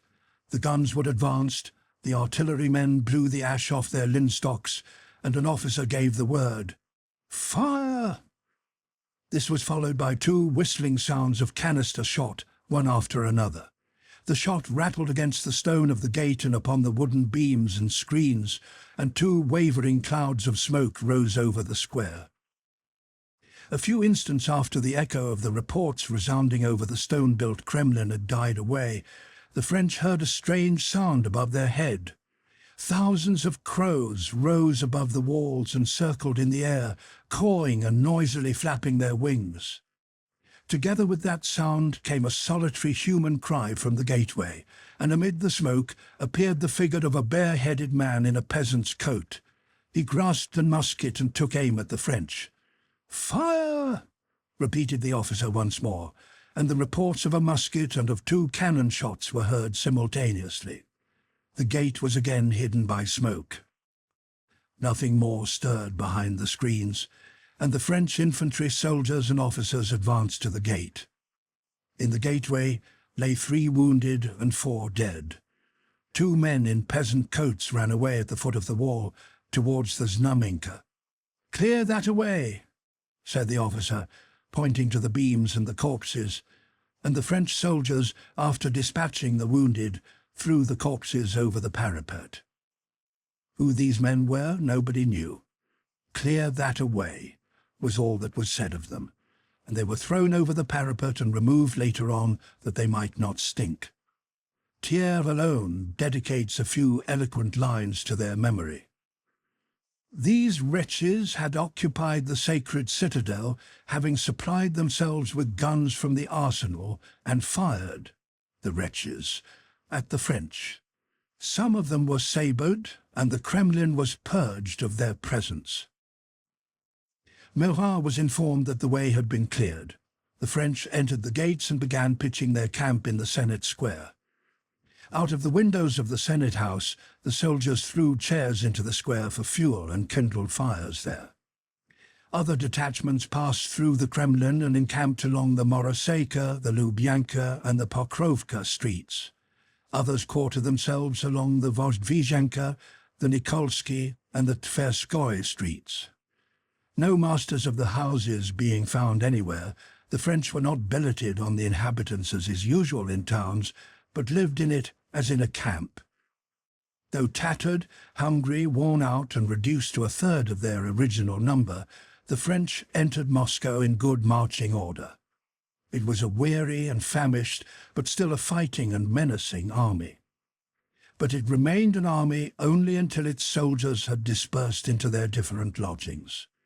As soon as the men of the various regiments began to disperse among the wealthy and deserted houses, the army was lost forever, and there came into being something nondescript, neither citizens nor soldiers, but what are known as marauders. When 5 weeks later these same men left Moscow, they no longer formed an army. They were a mob of marauders, each carrying a quantity of articles which seemed to him valuable or useful. The aim of each man when he left Moscow was no longer, as it had been, to conquer, but merely to keep what he had acquired. Like a monkey which puts its paw into the narrow neck of a jug, and having seized a handful of nuts will not open its fist for fear of losing what it holds, and therefore perishes, the French, when they left Moscow, had inevitably to perish, because they carried their loot with them. Yet to abandon what they had stolen was as impossible for them as it is for the monkey to open its paw and let go of its nuts. 10 minutes after each regiment had entered a Moscow district, not a soldier or officer was left. Men in military uniforms and Hessian boots could be seen through the windows, laughing and walking through the rooms. In cellars and storerooms, similar men were busy among the provisions, and in the yards unlocking or breaking open coach house and stable doors, lighting fires in kitchens and kneading and baking bread with rolled-up sleeves, and cooking, or frightening, amusing or caressing women and children. There were many such men, both in the shops and houses, but there was no army. Order after order was issued by the French commanders that day, forbidding the men to disperse about the town, sternly forbidding any violence to the inhabitants or any looting, and announcing a roll call for that very evening. But despite all these measures, the men, who had till then constituted an army, flowed all over the wealthy deserted city, with its comforts and plentiful supplies. As a hungry herd of cattle keeps well together when crossing a barren field, but gets out of hand and at once disperses uncontrollably as soon as it reaches rich pastures, so did the army disperse all over the wealthy city. No residents were left in Moscow, and the soldiers, like water percolating through sand, spread irresistibly through the city in all directions from the Kremlin into which they had first marched. The cavalry, on entering a merchant's house that had been abandoned and finding their stabling more than sufficient for their horses, went on all the same to the next house, which seemed to them better. Many of them appropriated several houses, chalked their names on them, and quarrelled and even fought with other companies for them. Before they had had time to secure quarters, the soldiers ran out into the streets to see the city, and hearing that everything had been abandoned, rushed to places where valuables were to be had for the taking. The officers followed to check the soldiers, and were involuntarily drawn into doing the same. In Carriage Row, carriages had been left in the shops, and generals flocked there to select calèches and coaches for themselves. The few inhabitants who had remained invited commanding officers to their houses, hoping thereby to secure themselves from being plundered. There were masses of wealth, and there seemed no end to it. All around the quarters occupied by the French were other regions still unexplored and unoccupied, where, they thought, yet greater riches might be found. And Moscow engulfed the army ever deeper and deeper. When water is spilt on dry ground, both the dry ground and the water disappear, and mud results. And in the same way, the entry of the famished army into the rich and deserted city resulted in fires and looting and the destruction of both the army and the wealthy city. The French attributed the fire of Moscow au patriotisme féroce de Rostopchine, the ferocious patriotism of Rostopchine, the Russians to the barbarity of the French. In reality, however, it was not and could not be possible to explain the burning of Moscow by making any individual or any group of people responsible for it. Moscow was burned because it found itself in a position in which any town built of wood was bound to burn, quite apart from whether it had or had not 130 inferior fire engines. Deserted Moscow had to burn as inevitably as a heap of shavings has to burn on which sparks continually fall for several days. A town built of wood, where scarcely a day passes without conflagrations, when the house owners are in residence, and a police force is present, cannot help burning when its inhabitants have left it, and it is occupied by soldiers who smoke pipes, make campfires of the Senate chairs in the Senate Square, and cook themselves meals twice a day. In peacetime, it is only necessary to billet troops in the villages of any district, and the number of fires in that district immediately increases. How much then must the probability of fire be increased in an abandoned wooden town where foreign troops are quartered? Le patriotisme féroce de Rostopchine and the barbarity of the French were not to blame in the matter. Moscow was set on fire by the soldiers' pipes, kitchens and campfires, and by the carelessness of enemy soldiers occupying houses they did not own.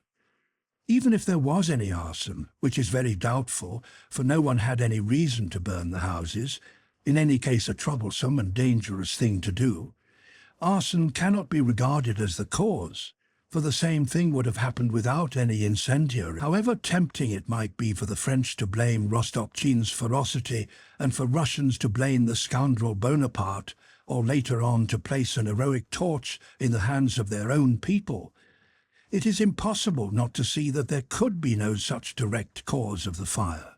For Moscow had to burn, as every village, factory or house must burn, which is left by its owners and in which strangers are allowed to live and cook their porridge. Moscow was burned by its inhabitants, it is true, but by those who had abandoned it, and not by those who remained in it. Moscow, when occupied by the enemy, did not remain intact like Berlin, Vienna and other towns, simply because its inhabitants abandoned it and did not welcome the French with bread and salt, nor bring them the keys of the city. Chapter 27. Pierre's plan to save Europe. Makar Alexeyevich. The absorption of the French by Moscow, radiating star-wise as it did, only reached the quarter where Pierre was staying by the evening of the 2nd of September. After the last 2 days spent in solitude and unusual circumstances, Pierre was in a state bordering on insanity. He was completely obsessed by one persistent thought. He did not know how or when this thought had taken such possession of him, but he remembered nothing of the past, understood nothing of the present, and all he saw and heard appeared to him like a dream. He had left home only to escape the intricate tangle of life's demands that enmeshed him, and which in his present condition he was unable to unravel. He had gone to Joseph Alexeyevich's house on the plea of sorting the deceased's books and papers, only in search of rest from life's turmoil, for in his mind the memory of Joseph Alexeyevich was connected with a world of eternal, solemn and calm thoughts, quite contrary to the restless confusion into which he felt himself being drawn. He sought a quiet refuge, and in Joseph Alexeyevich's study he really found it. When he sat with his elbows on the dusty writing table, in the death-like stillness of the study, calm and significant memories of the last few days rose one after another in his imagination, particularly of the Battle of Borodino, and of that vague sense of his own insignificance and insincerity compared with the truth, simplicity and strength of the class of men he mentally classed as they.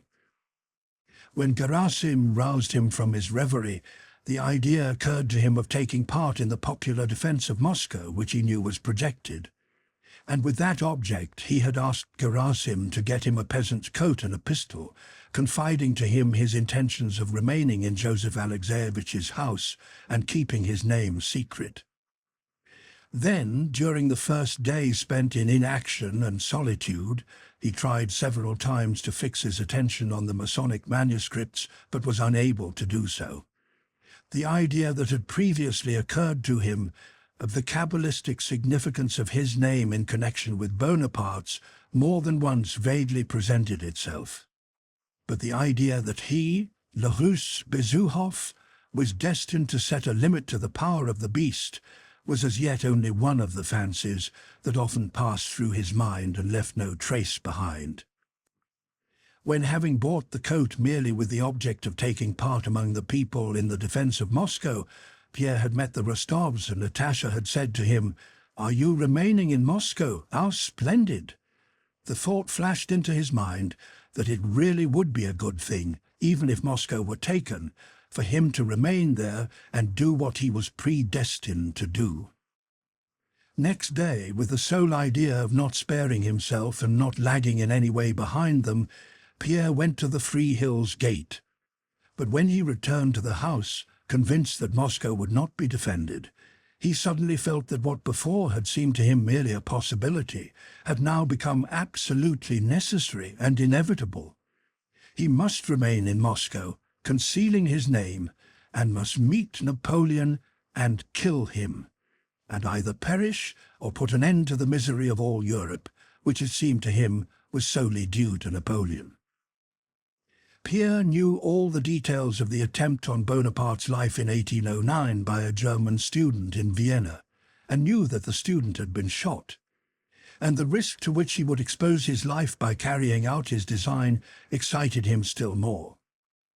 Two equally strong feelings drew Pierre irresistibly to this purpose.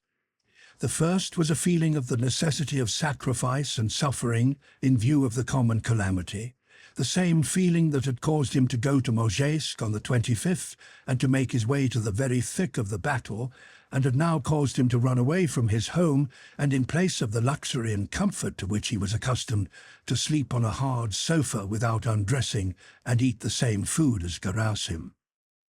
The other was that vague and quite Russian feeling of contempt for everything conventional, artificial and human, for everything the majority of men regard as the greatest good in the world.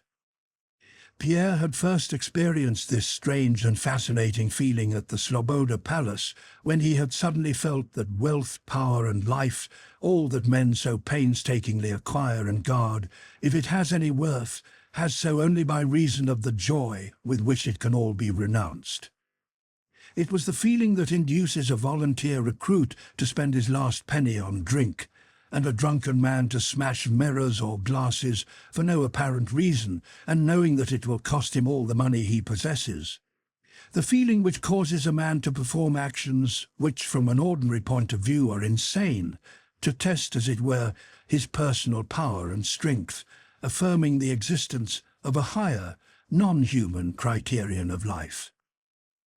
From the very day Pierre had experienced this feeling for the first time at the Sloboda Palace, he had been continuously under its influence, but only now found full satisfaction for it. Moreover, at this moment Pierre was supported in his design and prevented from renouncing it by what he had already done in that direction. If he were now to leave Moscow like everyone else, his flight from home, the peasant coat, the pistol, and his announcement to the Rostovs that he would remain in Moscow would all become not merely meaningless but contemptible and ridiculous, and to this Pierre was very sensitive. Pierre's physical condition, as is always the case, corresponded to his mental state. The unaccustomed coarse food, the vodka he drank during those days, the absence of wine and cigars, his dirty, unchanged linen, 2 almost sleepless nights passed on a short sofa without bedding, all this kept him in a state of excitement bordering on insanity. It was 2 o'clock in the afternoon. The French had already entered Moscow. Pierre knew this, but instead of acting, he only thought about his undertaking, going over its minutest details in his mind. In his fancy, he did not clearly picture to himself either the striking of the blow or the death of Napoleon, but with extraordinary vividness and melancholy enjoyment imagined his own destruction and heroic endurance. Yes, alone for the sake of all, I must do it or perish, he thought. Yes, I will approach, and then suddenly, with pistol or dagger. But that is all the same. It is not I, but the hand of Providence that punishes thee, I shall say, thought he, imagining what he would say when killing Napoleon. Well then, take me and execute me, he went on, speaking to himself and bowing his head with a sad but firm expression. While Pierre, standing in the middle of the room, was talking to himself in this way, the study door opened, and on the threshold appeared the figure of Makar Alexeyevich, always so timid before, but now quite transformed. His dressing gown was unfastened, his face red and distorted. He was obviously drunk. On seeing Pierre, he grew confused at first, but noticing embarrassment on Pierre's face, immediately grew bold, and staggering on his thin legs, advanced into the middle of the room. "They're frightened," he said confidentially in a hoarse voice. "I say I won't surrender. I say, am I not right, sir?" He paused, and then suddenly seeing the pistol on the table, seized it with unexpected rapidity and ran out into the corridor. Gerasim and the porter, who had followed Makar Alexeyevich, stopped him in the vestibule and tried to take the pistol from him. Pierre, coming out into the corridor, looked with pity and repulsion at the half-crazy old man. Makar Alexeyevich, frowning with exertion, held on to the pistol and screamed hoarsely, evidently with some heroic fancy in his head. "To arms! Board them! No, you shan't get it!" he yelled. "That will do, please, that will do. Have the goodness, please, sir, to let go. Please, sir," pleaded Gerasim, trying carefully to steer Makar Alexeyevich by the elbows back to the door. "Who are you?" "Bonaparte," shouted Makar Alexeyevich. "That's not right, sir. Come to your room, please, and rest. Allow me to have the pistol. Be off, thou base slave! Touch me not! See this!" shouted Makar Alexeyevich, brandishing the pistol. "Board them!" "Catch hold!" whispered Gerasim to the porter. They seized Makar Alexeyevich by the arms and dragged him to the door. The vestibule was filled with the discordant sounds of a struggle and of a tipsy, hoarse voice. Suddenly a fresh sound, a piercing feminine scream, reverberated from the porch, and the cook came running into the vestibule. "It's them! Gracious heavens, oh Lord! 4 of them, horsemen!" she cried. Gerasim and the porter let Makar Alexeyevich go, and in the now silent corridor, the sound of several hands knocking at the front door could be heard. Chapter 28. The French Officer. Pierre, having decided that until he had carried out his design, he would disclose neither his identity nor his knowledge of French, stood at the half-open door of the corridor, intending to conceal himself as soon as the French entered. But the French entered, and still Pierre did not retire. An irresistible curiosity kept him there. There were 2 of them. One was an officer, a tall, soldierly, handsome man. The other, evidently a private or an orderly, sunburnt, short and thin, with sunken cheeks and a dull expression. The officer walked in front, leaning on a stick and slightly limping. When he had advanced a few steps, he stopped, having apparently decided that these were good porters, turned round to the soldiers standing at the entrance, and in a loud voice of command ordered them to put up the horses. Having done that, the officer, lifting his elbow with a smart gesture, stroked his moustache and lightly touched his hat.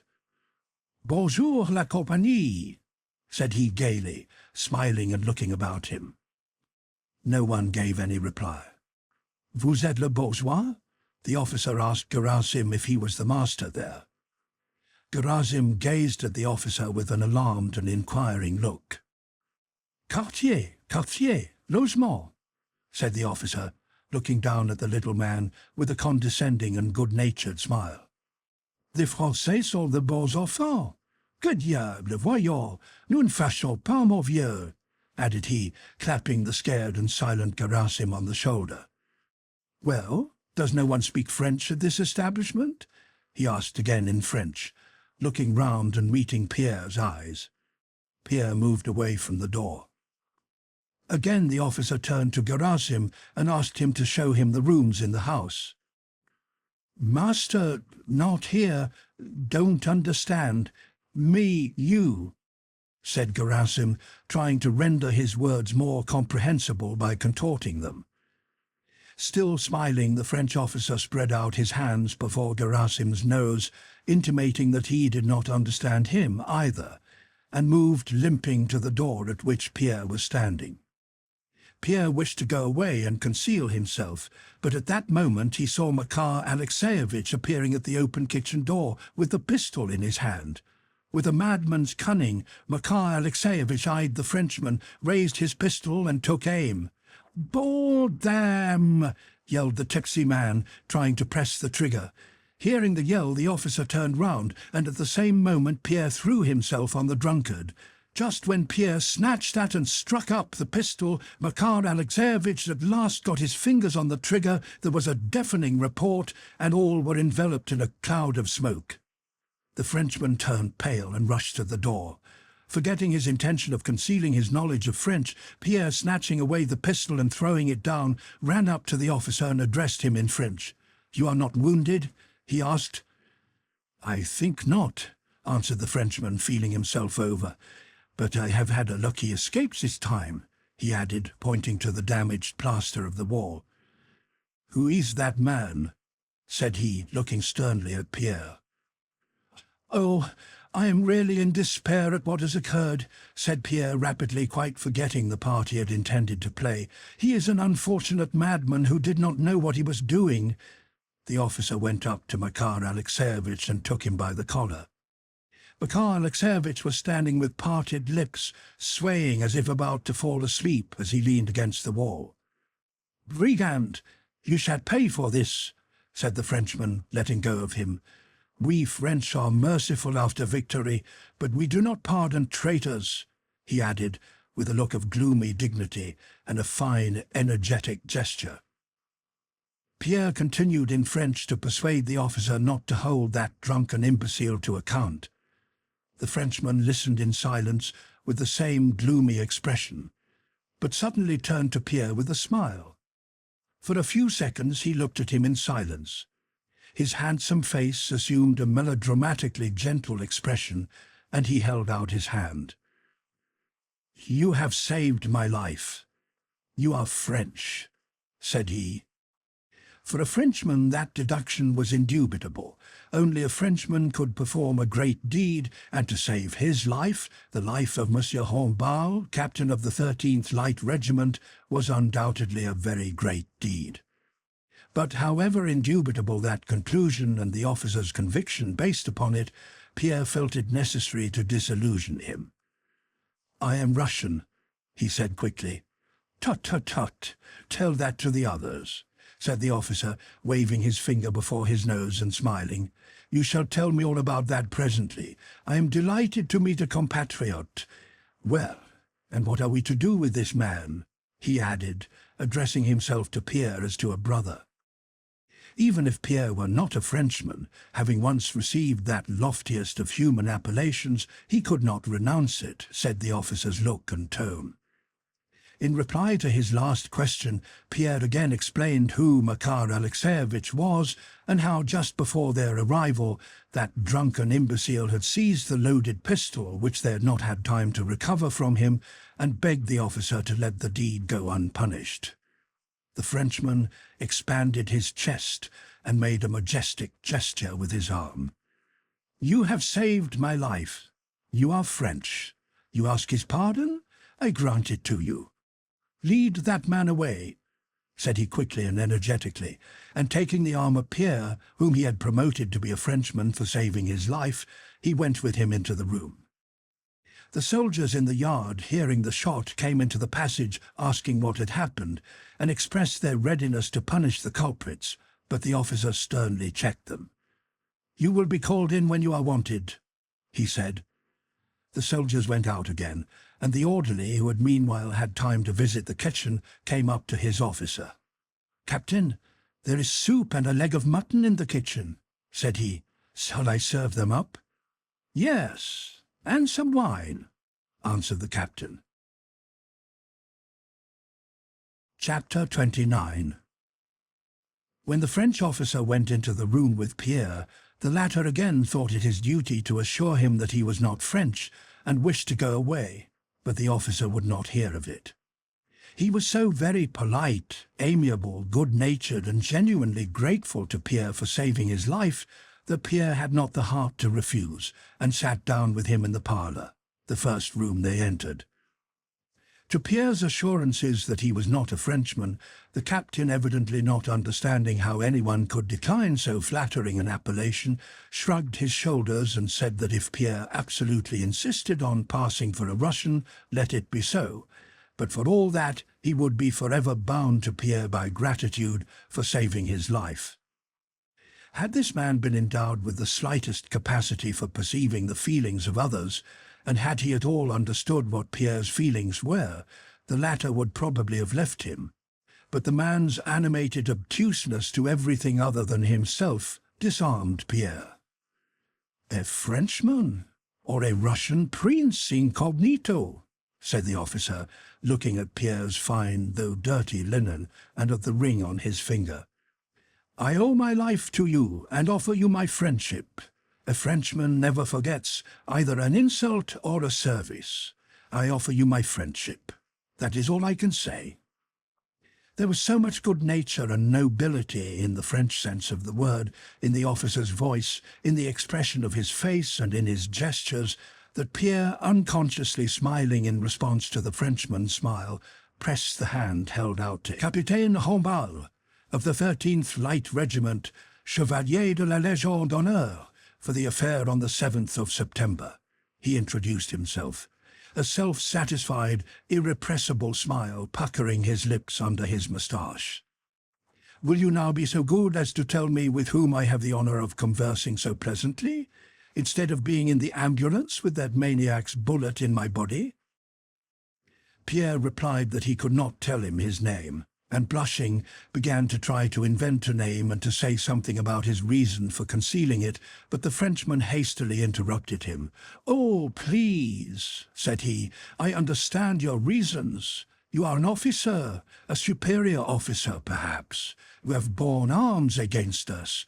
That's not my business. I owe you my life. That is enough for me. I am quite at your service. You belong to the gentry?" he concluded with a shade of inquiry in his tone. Pierre bent his head. "Your baptismal name, if you please. That is all I ask. Monsieur Pierre, you say. That's all I want to know."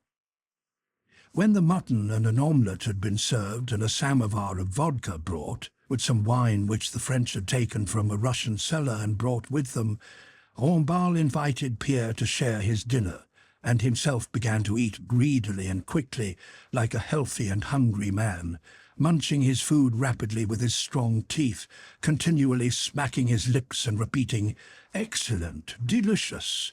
His face grew red and was covered with perspiration. Pierre was hungry and shared the dinner with pleasure.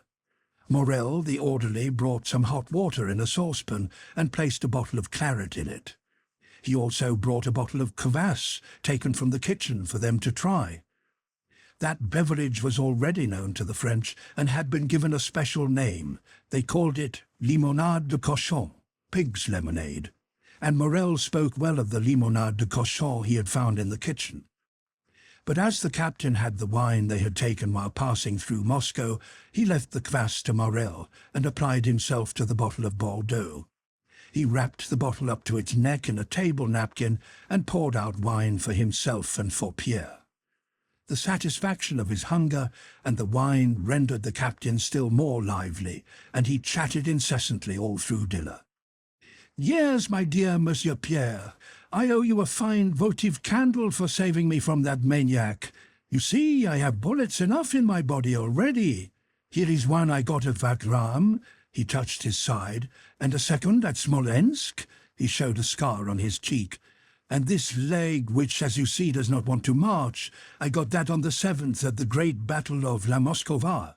Sacré Dieu, it was splendid! That deluge of fire was worth seeing. It was a tough job you set us there, my word. You may be proud of it.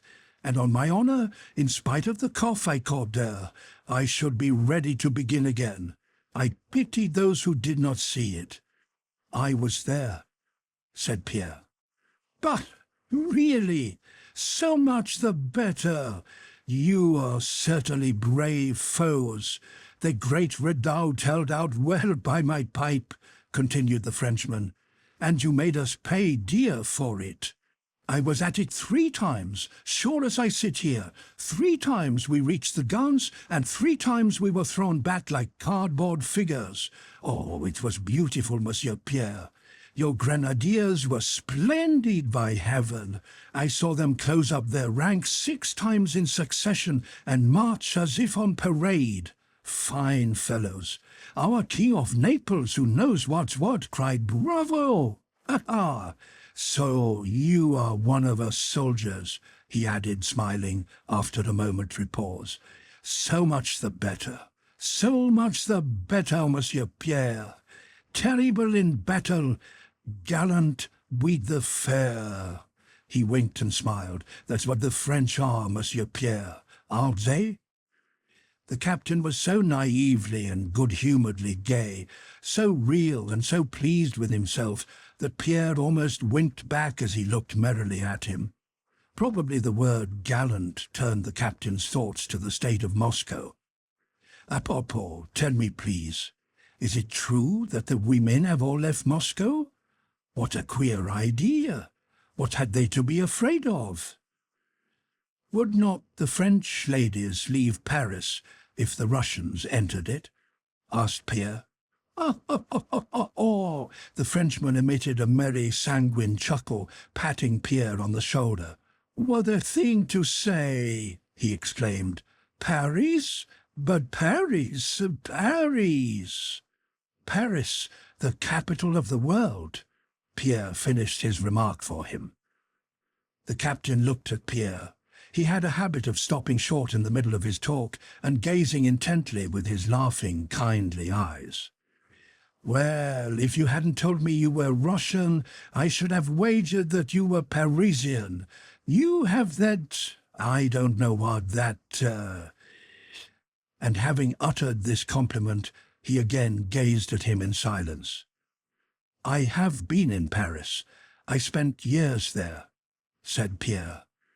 "Oh, yes, one sees that plainly. Paris. A man who doesn't know Paris is a savage. You can tell a Parisian 2 leagues off. Paris is Talma, Le Duchesnois, Potier, the Sorbonne, the Boulevard." And noticing that his conclusion was weaker than what had gone before, he added quickly, "There is only one Paris in the world. You have been to Paris and have remained Russian. Well, I don't esteem you the less for it." Under the influence of the wine he had drunk, and after the days he had spent alone with his depressing thoughts, Pierre involuntarily enjoyed talking with this cheerful and good-natured man. "To return to your ladies, I hear they are lovely. But a wretched idea to go and bury themselves in the steppes when the French army is in Moscow. But the chance those girls have missed. You're peasants now, that's another thing, but you civilized people, you ought to know us better than that. We took Vienna, Berlin, Madrid, Naples, Rome, Warsaw, all the world's capitals. We are feared, but we are loved. We are nice to know. And then the Emperor," he began, but Pierre interrupted him. "The Emperor," Pierre repeated, and his face suddenly became sad and embarrassed. "Is the Emperor... the Emperor?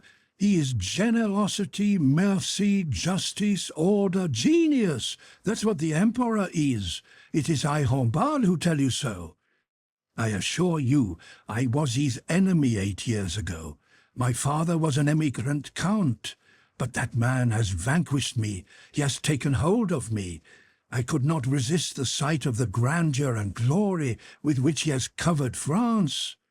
When I understood what he wanted, when I saw that he was preparing a bed of laurels for us, I said to myself, that is a monarch, and I devoted myself to him.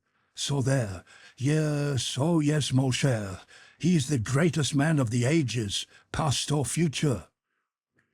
Is he in Moscow? Pierre stammered with a guilty look. The Frenchman looked at his guilty face and smiled.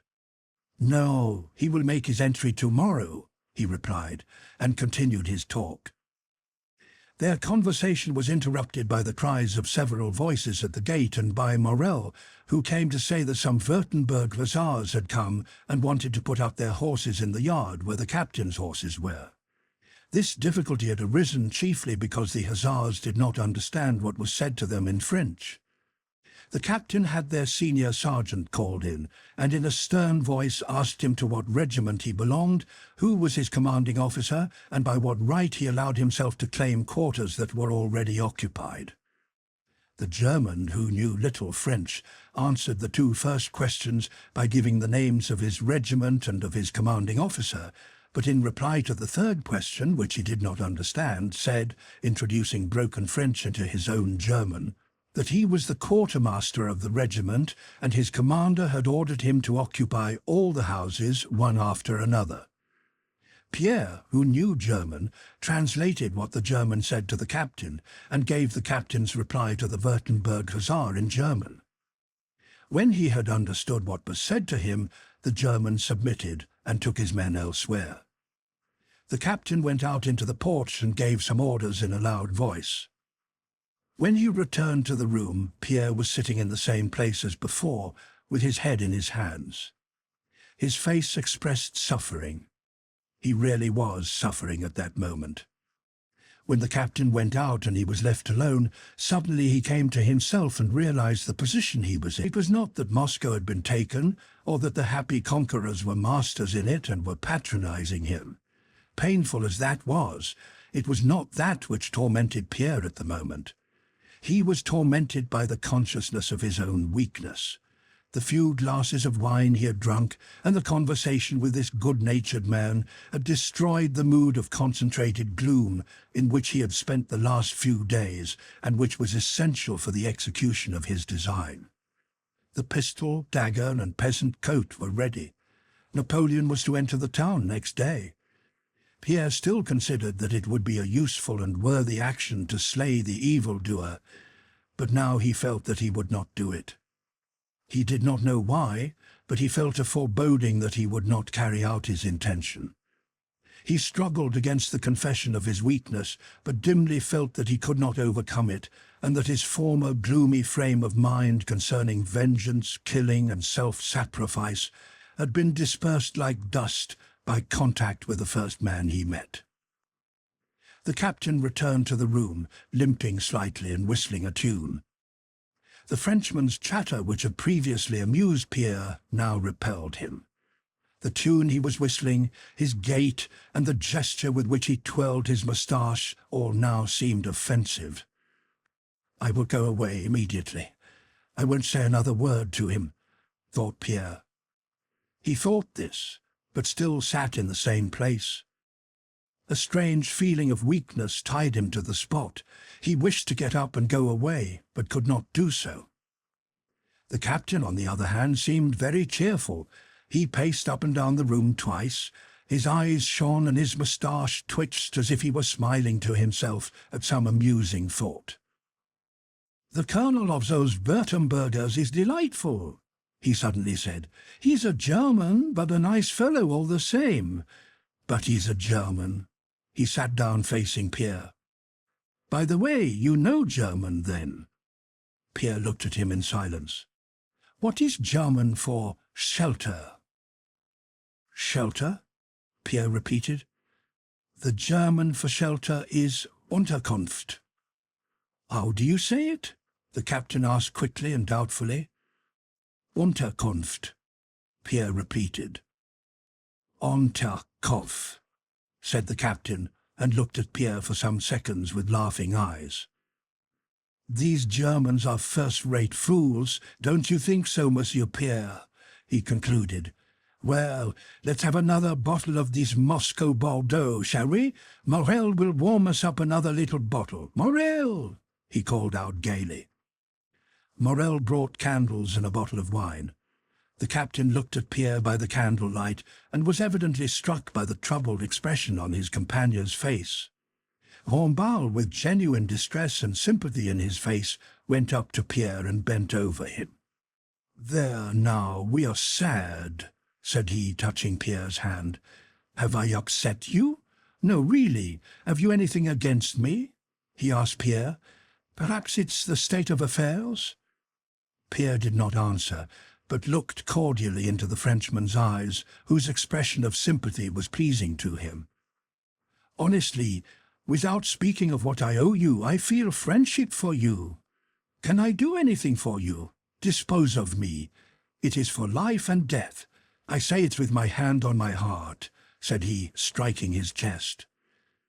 "Thank you," said Pierre. The captain gazed intently at him as he had done when he learnt that shelter was Unterkunft in German, and his face suddenly brightened. "Well, in that case I drink to our friendship," he cried gaily, filling 2 glasses with wine. Pierre took one of the glasses and emptied it.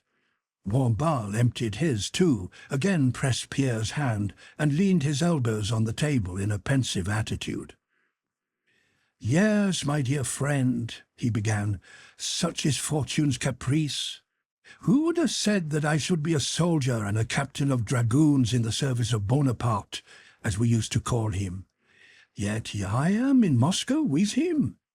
I must tell you, mon cher," he continued in the sad and measured tones of a man who intends to tell a long story, "that our name is one of the most ancient in France." And with a Frenchman's easy and naive frankness, the captain told Pierre the story of his ancestors, his childhood, youth and manhood, and all about his relations and his financial and family affairs. Ma pauvre mère playing, of course, an important part in the story.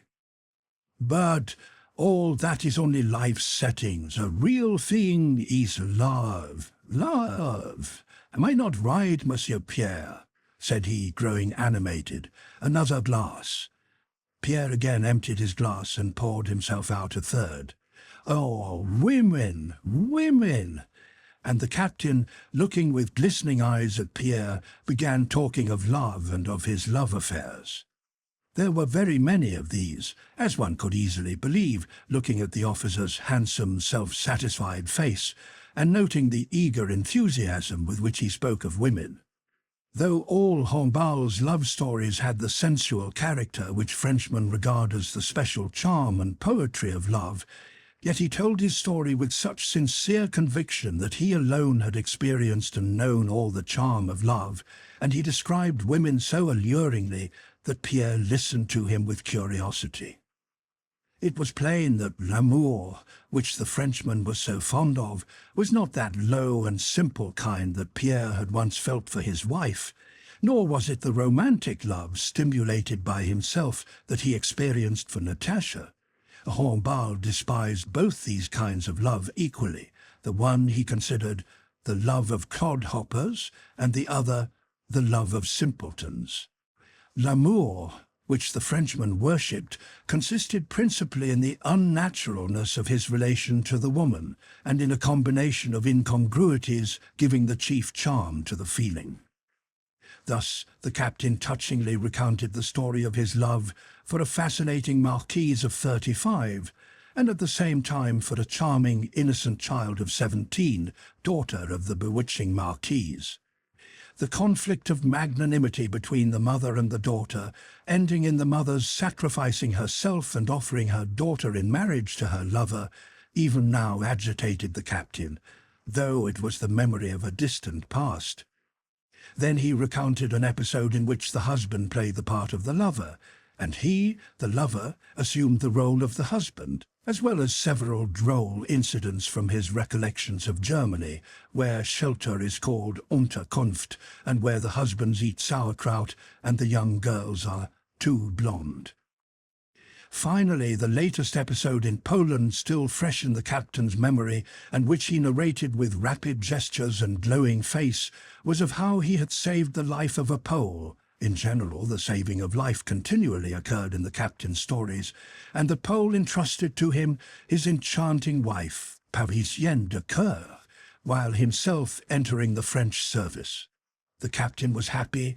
The enchanting Polish lady wished to elope with him, but prompted by magnanimity, the captain restored the wife to the husband, saying as he did so, "I have saved your life, and I save your honor." Having repeated these words, the captain wiped his eyes and gave himself a shake, as if driving away the weakness which assailed him at this touching recollection.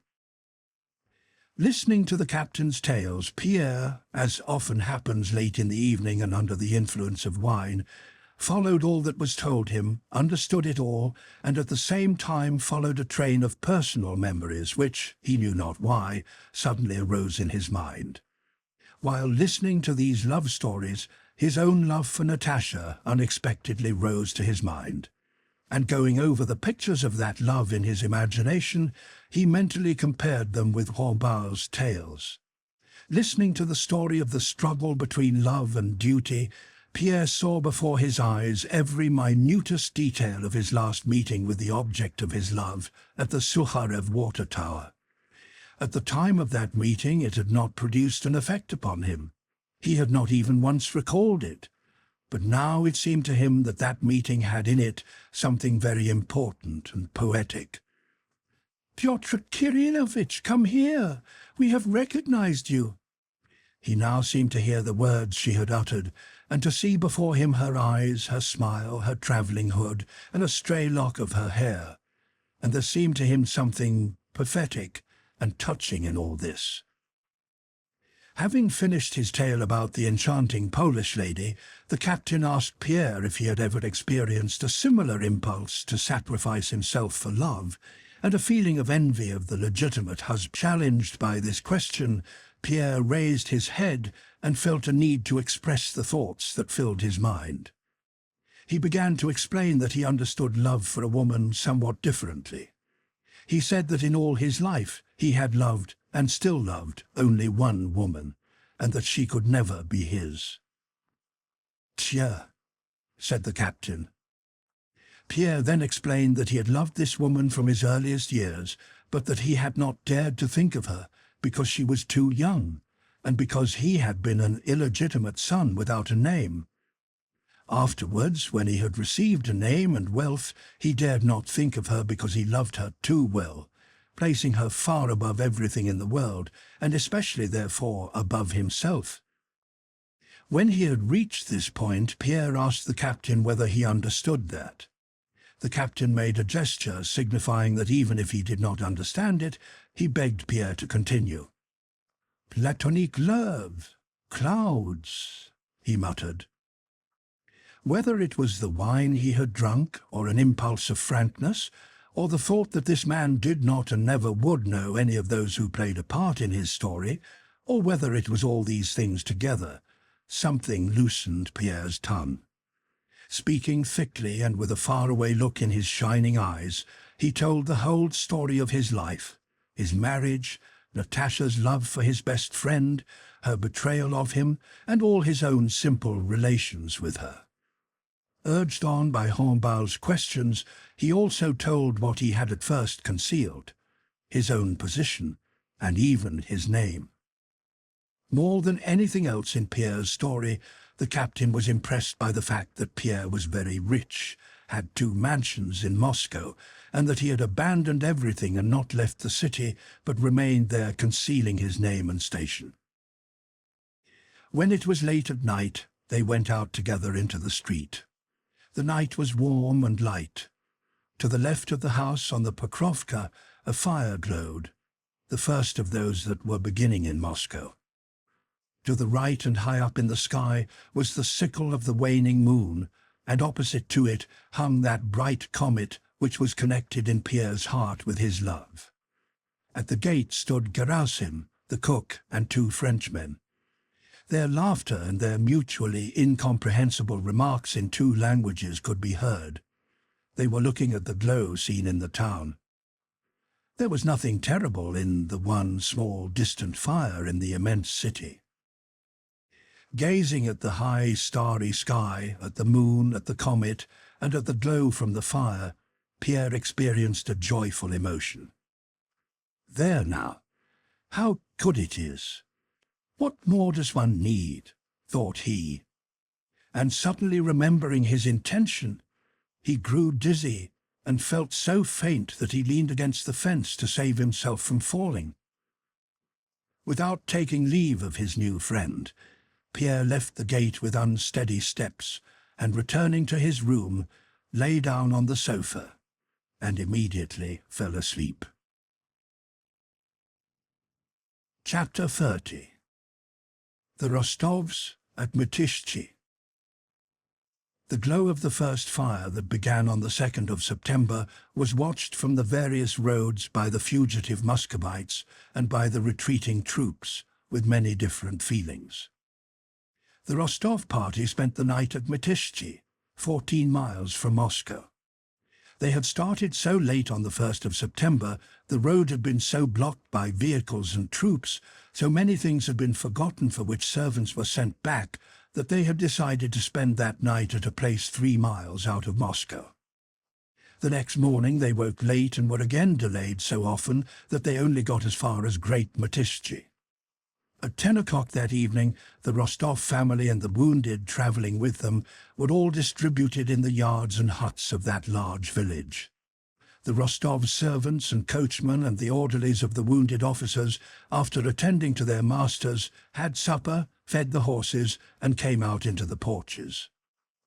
In a neighbouring hut lay Raevsky's adjutant with a fractured wrist.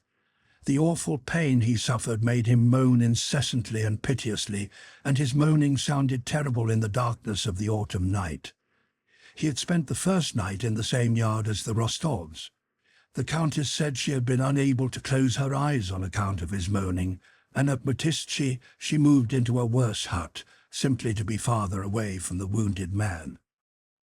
In the darkness of the night, one of the servants noticed above the high body of a coach standing before the porch the small glow of another fire. One glow had long been visible, and everybody knew that it was little Mytishchi burning, set on fire by Mamonov's Cossacks. "But look here, brothers, there's another fire," remarked an orderly. All turned their attention to the glow. "But they told us little Mytishchi had been set on fire by Mamonov's Cossacks." "But that's not Mytishchi, it's farther away." "Look, it must be in Moscow." 2 of the gazers went round to the other side of the coach and sat down on its steps. "It's more to the left, why little Mytishchi is over there, and this is right on the other side." Several men joined the first 2. "See how it's flaring," said one. "That's a fire in Moscow, either in the Suschevsky or the Rogoshki quarter." No one replied to this remark, and for some time they all gazed silently at the spreading flames of the second fire in the distance. Old Daniel Terentich, the Count's valet, as he was called, came up to the group and shouted at Mishka, "What are you staring at, you good-for-nothing? The Count will be calling and there's nobody there. Go and gather the clothes together." "I only ran out to get some water," said Mishka. "But what do you think, Daniel Terentich? Doesn't it look as if that glow were in Moscow?" remarked one of the footmen. Daniel Terentich made no reply, and again for a long time they were all silent. The glow spread, rising and falling, farther and farther still. "God have mercy, it's windy and dry," said another voice. "Just look, see what it's doing now. Oh, Lord, you can even see the crows flying. Lord have mercy on us sinners. They'll put it out, no fear." "Who's to put it out?" Daniel Terentich, who had hitherto been silent, was heard to say. His voice was calm and deliberate. "Moscow it is, brothers," said he.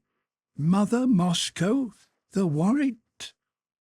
His voice faltered, and he gave way to an old man's sob. And it was as if they had all only waited for this to realize the significance for them of the glow they were watching. Sighs were heard, words of prayer, and the sobbing of the Count's old valet. Chapter 31. The valet, returning to the cottage, informed the Count that Moscow was burning. The Count donned his dressing gown and went out to look. Sonia and Madame Schoss, who had not yet undressed, went out with him. Only Natasha and the Countess remained in the room. Petya was no longer with the family. He had gone on with his regiment, which was making for Troitsa. The Countess, on hearing that Moscow was on fire, began to cry. Natasha, pale, with a fixed look, was sitting on the bench under the icons just where she had sat down on arriving, and paid no attention to her father's words. She was listening to the ceaseless moaning of the adjutant 3 houses off. "Oh, how terrible," said Sonia, returning from the yard, chilled and frightened.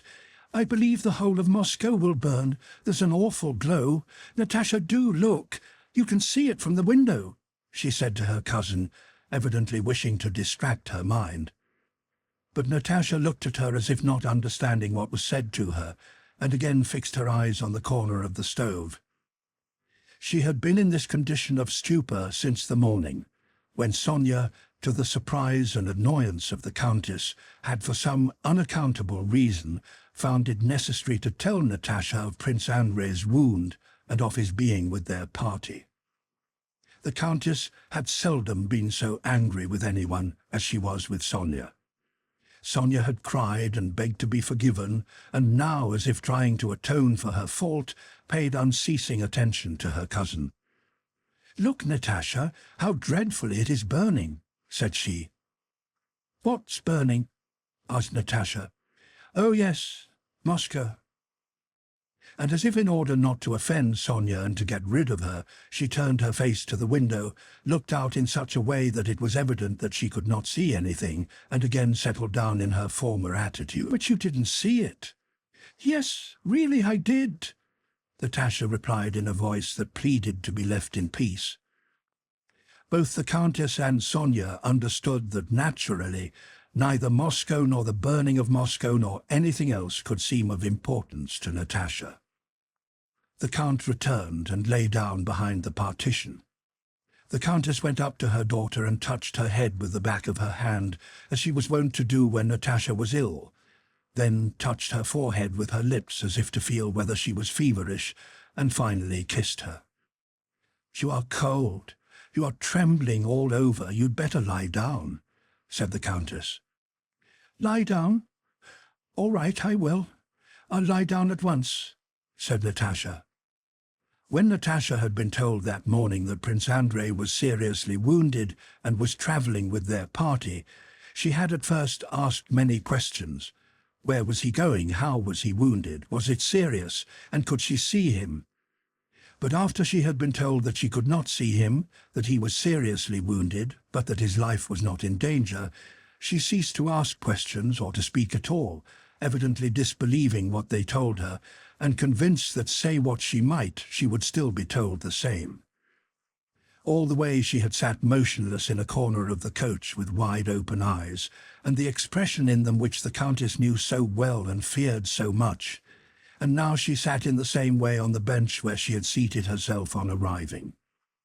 She was planning something, and either deciding or had already decided something in her mind. The Countess knew this, but what it might be she did not know, and this alarmed and tormented her. "Natasha, undress, darling. Lie down on my bed." A bed had been made on a bedstead for the Countess only. Madame Schoss and the 2 girls were to sleep on some hay on the floor. "No, Mamma, I will lie down here on the floor," Natasha replied irritably, and she went to the window and opened it. Through the open window the moans of the adjutant could be heard more distinctly. She put her head out into the damp night air, and the Countess saw her slim neck shaking with sobs and throbbing against the window frame. Natasha knew it was not Prince Andrei who was moaning. She knew Prince Andrei was in the same yard as themselves and in a part of the hut across the passage, but this dreadful incessant moaning made her sob. The Countess exchanged a look with Sonia. "Lie down, darling, lie down, my pet," said the Countess, softly touching Natasha's shoulders. "Come, lie down." "Oh, yes, I'll lie down at once," said Natasha, and began hurriedly undressing, tugging at the tapes of her petticoat. When she had thrown off her dress and put on a dressing jacket, she sat down with her foot under her on the bed that had been made up on the floor, jerked her thin and rather short plait of hair to the front, and began replaiting it. Her long, thin, practised fingers rapidly unplaited, replaited, and tied up her plait.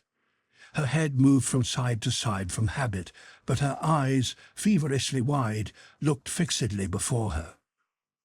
When her toilette for the night was finished, she sank gently onto the sheet spread over the hay on the side nearest the door. "Natasha, you'd better lie in the middle," said Sonia. "I'll stay here," muttered Natasha. "Do lie down," she added crossly, and buried her face in the pillow. The Countess, Madame Schoss, and Sonia undressed hastily and lay down. The small lamp in front of the icons was the only light left in the room, but in the yard there was a light from the fire at Little Matishchi, a mile and a half away, and through the night came the noise of people shouting at a tavern Mamonov's Cossacks had set up across the street, and the adjutant's unceasing moans could still be heard. For a long time Natasha listened attentively to the sounds that reached her from inside and outside the room, and did not move. First she heard her mother praying and sighing, and the creaking of her bed under her. Then Madame Schoss's familiar whistling snore and Sonia's gentle breathing. Then the Countess called to Natasha. Natasha did not answer. "I think she's asleep, Mamma," said Sonia softly.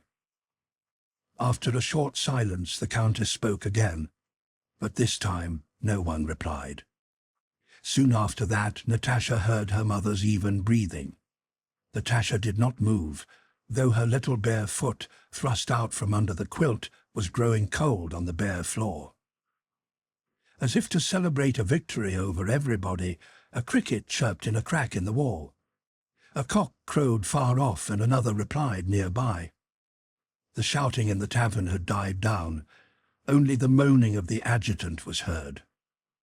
Natasha sat up. "Sonia, are you asleep?" "Mamma?" she whispered. No one replied. Natasha rose slowly and carefully, crossed herself, and stepped cautiously on the cold and dirty floor with her slim, supple, bare feet. The boards of the floor creaked. Stepping cautiously from one foot to the other, she ran like a kitten a few steps to the door and grasped the cold door handle. It seemed to her that something heavy was beating rhythmically against all the walls of the room. It was her own heart, sinking with alarm and terror and overflowing with love. She opened the door and stepped across the threshold and onto the cold, damp, earthen floor of the passage.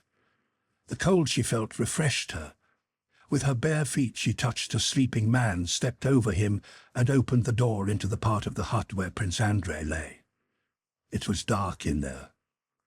In the farthest corner, on a bench beside a bed on which something was lying, stood a tallow candle with a long, thick and smouldering wick.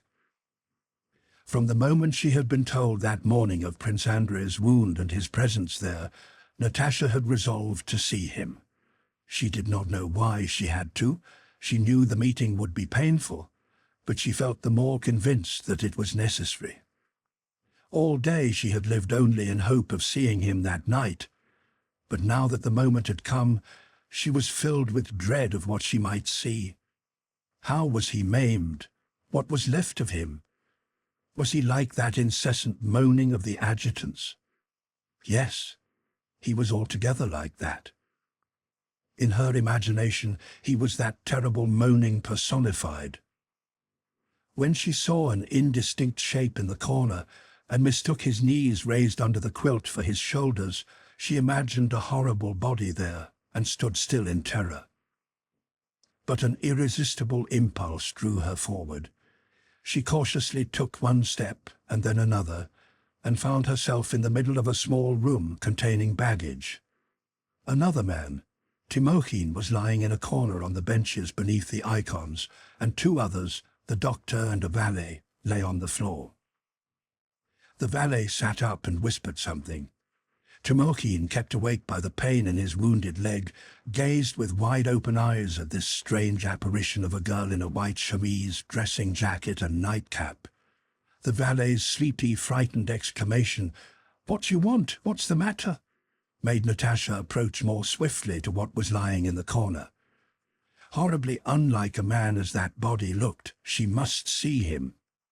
She passed the valet, the snuff fell from the candle wick, and she saw Prince Andrei clearly with his arms outside the quilt, and such as she had always seen him.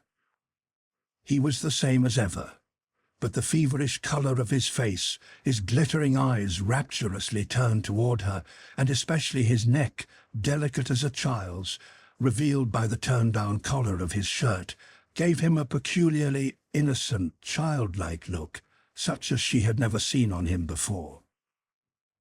She went up to him, and with a swift, flexible, youthful movement, dropped on her knees. He smiled and held out his hand to her. Chapter 32. 7 days had passed since Prince Andrei found himself in the ambulance station on the field of Borodino. His feverish state and the inflammation of his bowels, which were injured, were in the doctor's opinion sure to carry him off. But on the 7th day he ate with pleasure a piece of bread with some tea, and the doctor noticed that his temperature was lower. He had regained consciousness that morning. The first night after they left Moscow had been fairly warm, and he had remained in the caleche, but at Mtishchi the wounded man himself asked to be taken out and given some tea. The pain caused by his removal into the hut had made him groan aloud and again lose consciousness. When he had been placed on his camp bed, he lay for a long time motionless with closed eyes. Then he opened them and whispered softly, "And the tea?" His remembering such a small detail of everyday life astonished the doctor. He felt Prince Andrei's pulse, and to his surprise and dissatisfaction found it had improved. He was dissatisfied because he knew by experience that if his patient did not die now, he would do so a little later with greater suffering. Timokhin, the red-nosed major of Prince Andrei's regiment, had joined him in Moscow and was being taken along with him, having been wounded in the leg at the Battle of Borodino. They were accompanied by a doctor, Prince Andrei's valet, his coachman, and 2 orderlies. They gave Prince Andrei some tea. He drank it eagerly, looking with feverish eyes at the door in front of him, as if trying to understand and remember something. "I don't want any more. Is Timokhin here?" he asked. Timokhin crept along the bench to him. "I am here, Your Excellency." "How's your wound?" "Mine, sir. All right. But how about you?" Prince Andrei again pondered as if trying to remember something. "Couldn't one get a book?" he asked. "What book?" "The Gospels. I haven't one." The doctor promised to procure it for him and began to ask how he was feeling. Prince Andrei answered all his questions reluctantly but reasonably, and then said he wanted a bolster placed under him as he was uncomfortable and in great pain. The doctor and valet lifted the cloak with which he was covered, and making wry faces at the noisome smell of mortifying flesh that came from the wound, began examining that dreadful place. The doctor was very much displeased about something, and made a change in the dressings, turning the wounded man over so that he groaned again and grew unconscious and delirious from the agony. He kept asking them to get him the book, and put it under him. "What trouble would it be to you?" he said. "I have not got one. Please get it for me and put it under me for a moment," he pleaded in a piteous voice. The doctor went into the passage to wash his hands. "You fellows have no conscience," said he to the valet who was pouring water over his hands. "For just one moment I didn't look after you. It's such pain, you know, that I wonder how he can bear it." "By the Lord Jesus Christ, I thought we'd put something under him," said the valet. The first time Prince Andrei understood where he was and what was the matter with him, and remembered being wounded and how, was when he asked to be carried into the hut after his caleche had stopped at Mytishchi. After growing confused from pain while being carried into the hut, he had again regained consciousness, and while drinking tea once more recalled all that had happened to him, and above all vividly remembered the moment at the ambulance station when, at the sight of the sufferings of a man he disliked, those new thoughts had come to him which promised him happiness. And those thoughts, though now vague and indefinite, again possessed his soul. He remembered that he had now a new source of happiness, and that this happiness had something to do with the Gospels. That was why he asked for a copy of them. The uncomfortable position in which they had put him and turned him over again confused his thoughts, and when he came to himself a third time, it was in the complete stillness of the night. Everybody near him was sleeping. A cricket chirped from across the passage. Someone was shouting and singing in the street. Cockroaches rustled on the table, on the icons and on the walls, and a big fly flocked at the head of the bed and around the candle beside him, the wick of which was charred and had shaped itself like a mushroom. His mind was not in a normal state. A healthy man usually thinks of, feels and remembers innumerable things simultaneously, but has the power and will to select one sequence of thoughts or events on which to fix his whole attention. A healthy man can tear himself away from the deepest reflections to say a civil word to someone who comes in, and can then return again to his own thoughts. But Prince Andrei's mind was not in a normal state in that respect. All the powers of his mind were more active and clearer than ever, but they acted apart from his will. Most diverse thoughts and images occupied him simultaneously. At times his brain suddenly began to work with a vigor, clearness and depth it had never reached when he was in health, but suddenly in the midst of its work it would turn to some unexpected idea, and he had not the strength to turn it back again. Yes, a new happiness was revealed to me, of which man cannot be deprived, he thought as he lay in the semi-darkness of the quiet hut, gazing fixedly before him with feverish wide-open eyes. A happiness lying beyond material forces, outside the material influences that act on man. A happiness of the soul alone, the happiness of loving. Every man can understand it, but to conceive it and enjoin it was possible only for God. But how did God enjoin that law? And why was the sun? And suddenly the sequence of these thoughts broke off, and Prince Andrei heard, without knowing whether it was a delusion or reality, a soft, whispering voice incessantly and rhythmically repeating, "Pity, pity, pity, pity," and then "Titi," and then again "Pity, pity, pity," and "Titi" once more. At the same time he felt that above his face, above the very middle of it, some strange, airy structure was being erected out of slender needles or splinters to the sound of this whispered music. He felt that he had to balance carefully, though it was difficult, so that this airy structure should not collapse. But nevertheless, it kept collapsing, and again slowly rising to the sound of whispered rhythmic music.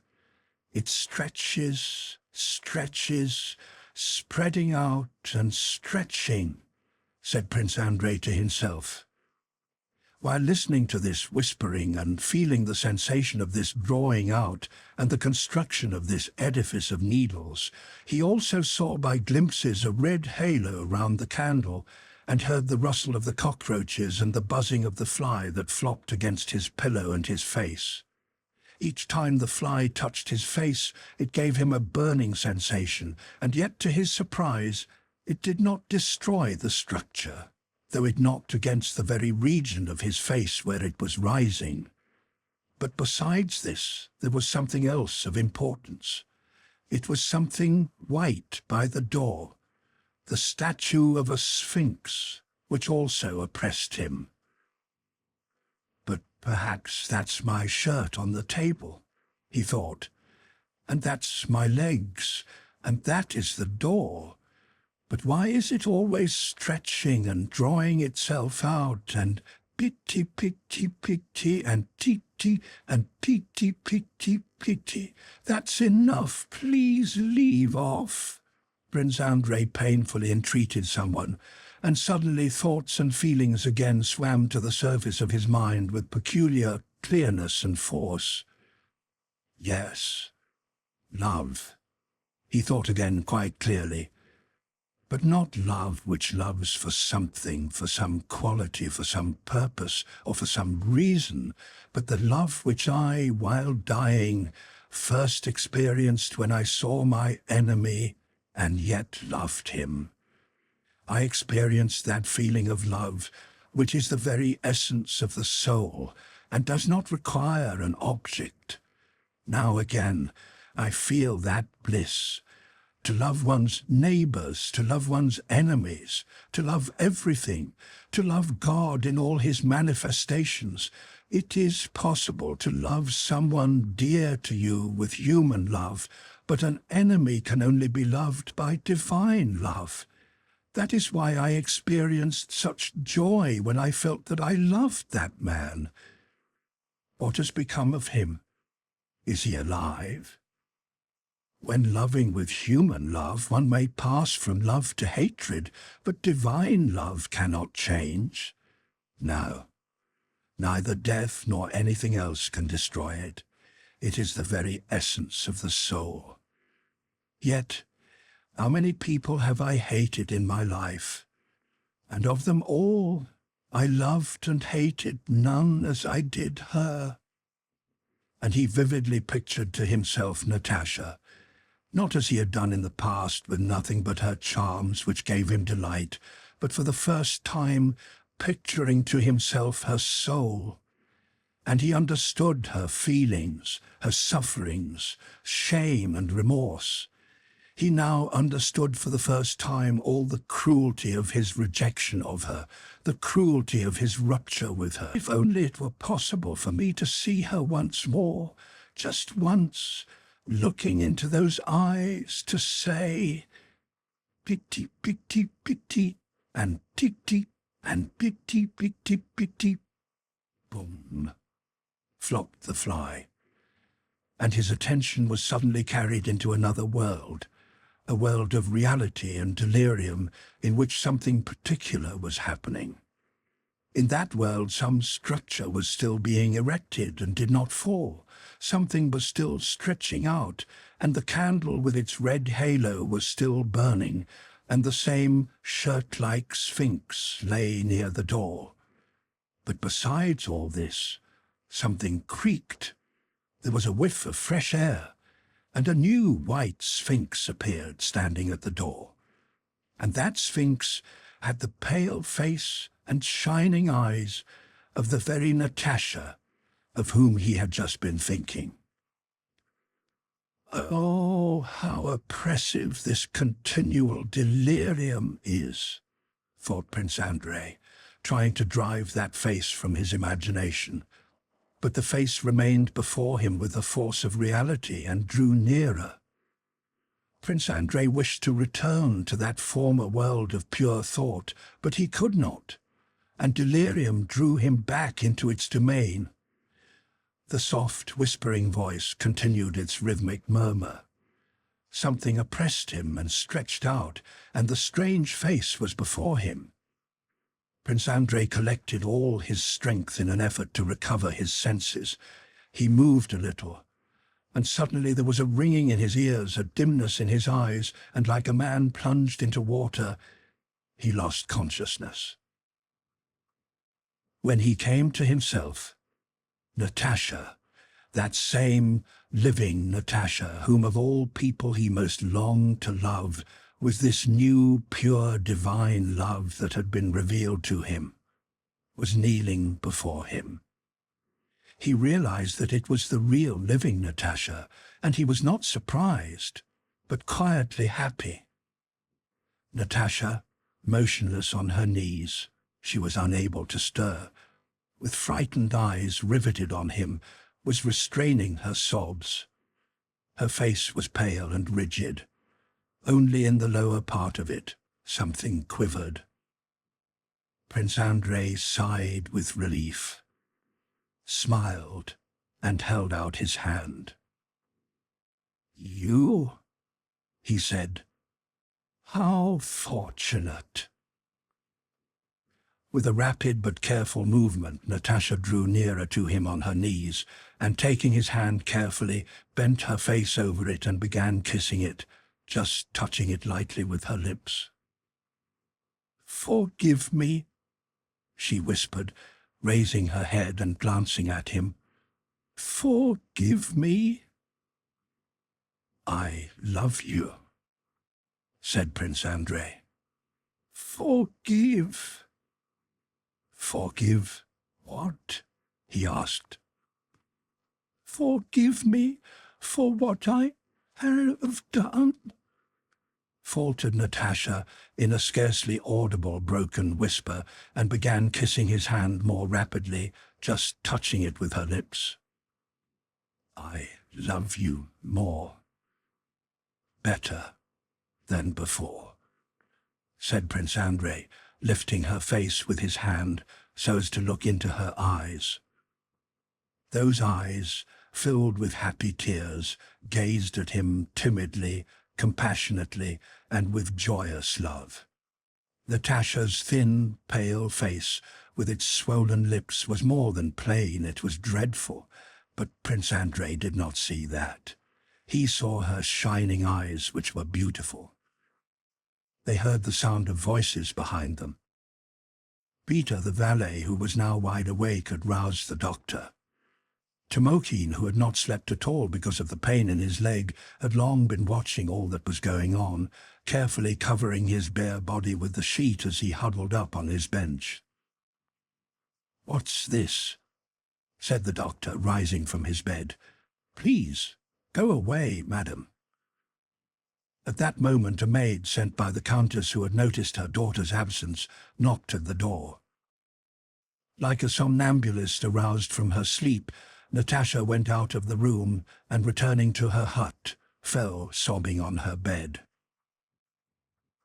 From that time, during all the rest of the Rostovs' journey, at every halting place and wherever they spent a night, Natasha never left the wounded Bolkonsky, and the doctor had to admit that he had not expected from a young girl either such firmness or such skill in nursing a wounded man.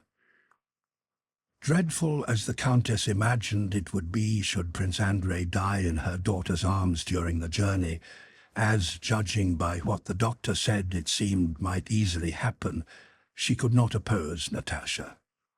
Though with the intimacy now established between the wounded man and Natasha, the thought occurred that should he recover, their former engagement would be renewed. No one, least of all Natasha and Prince Andrei, spoke of this. The unsettled question of life and death, which hung not only over Bolkonsky, but over all Russia, shut out all other considerations. Chapter 33. Pierre sets out to meet Napoleon. On the 3rd of September, Pierre awoke late. His head was aching, the clothes in which he had slept without undressing felt uncomfortable on his body, and his mind had a dim consciousness of something shameful he had done the day before. That something shameful was his yesterday's conversation with Captain Olbal. It was 11 by the clock, but it seemed peculiarly dark out of doors. Pierre rose, rubbed his eyes, and seeing the pistol with an engraved stock, which Gerasim had replaced on the writing table, he remembered where he was and what lay before him that very day. "Am I not too late?" he thought. No, probably he won't make his entry into Moscow before noon. Pierre did not allow himself to reflect on what lay before him, but hastened to act.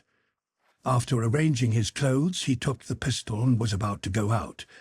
But it then occurred to him for the first time that he certainly could not carry the weapon in his hand through the streets. It was difficult to hide such a big pistol even under his wide coat. He could not carry it unnoticed in his belt or under his arm.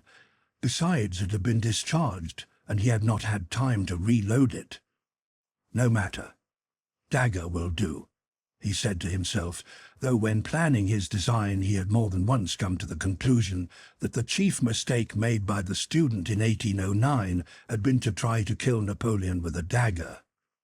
But as his chief aim consisted not in carrying out his design, but in proving to himself that he would not abandon his intention and was doing all he could to achieve it, Pierre hastily took the blunt, jagged dagger in a green sheath, which he had bought at the Sukharev market with the pistol, and hid it under his waistcoat. Having tied a girdle over his coat and pulled his cap low over his head, Pierre went down the corridor, trying to avoid making a noise or meeting the captain, and passed out into the street. The conflagration, at which he had looked with so much indifference the evening before, had greatly increased during the night. Moscow was on fire in several places. The buildings in Carriage Row, across the river, in the bazaar and the Povarskoy, as well as the barges on the Moskva River and the timber yards by the Dorogomilov Bridge, were all ablaze. Pierre's way led through side streets to the Povarskoy, and from there to the church of St. Nicholas on the Arbat, where he had long before decided that the deed should be done. The gates of most of the houses were locked and the shutters up.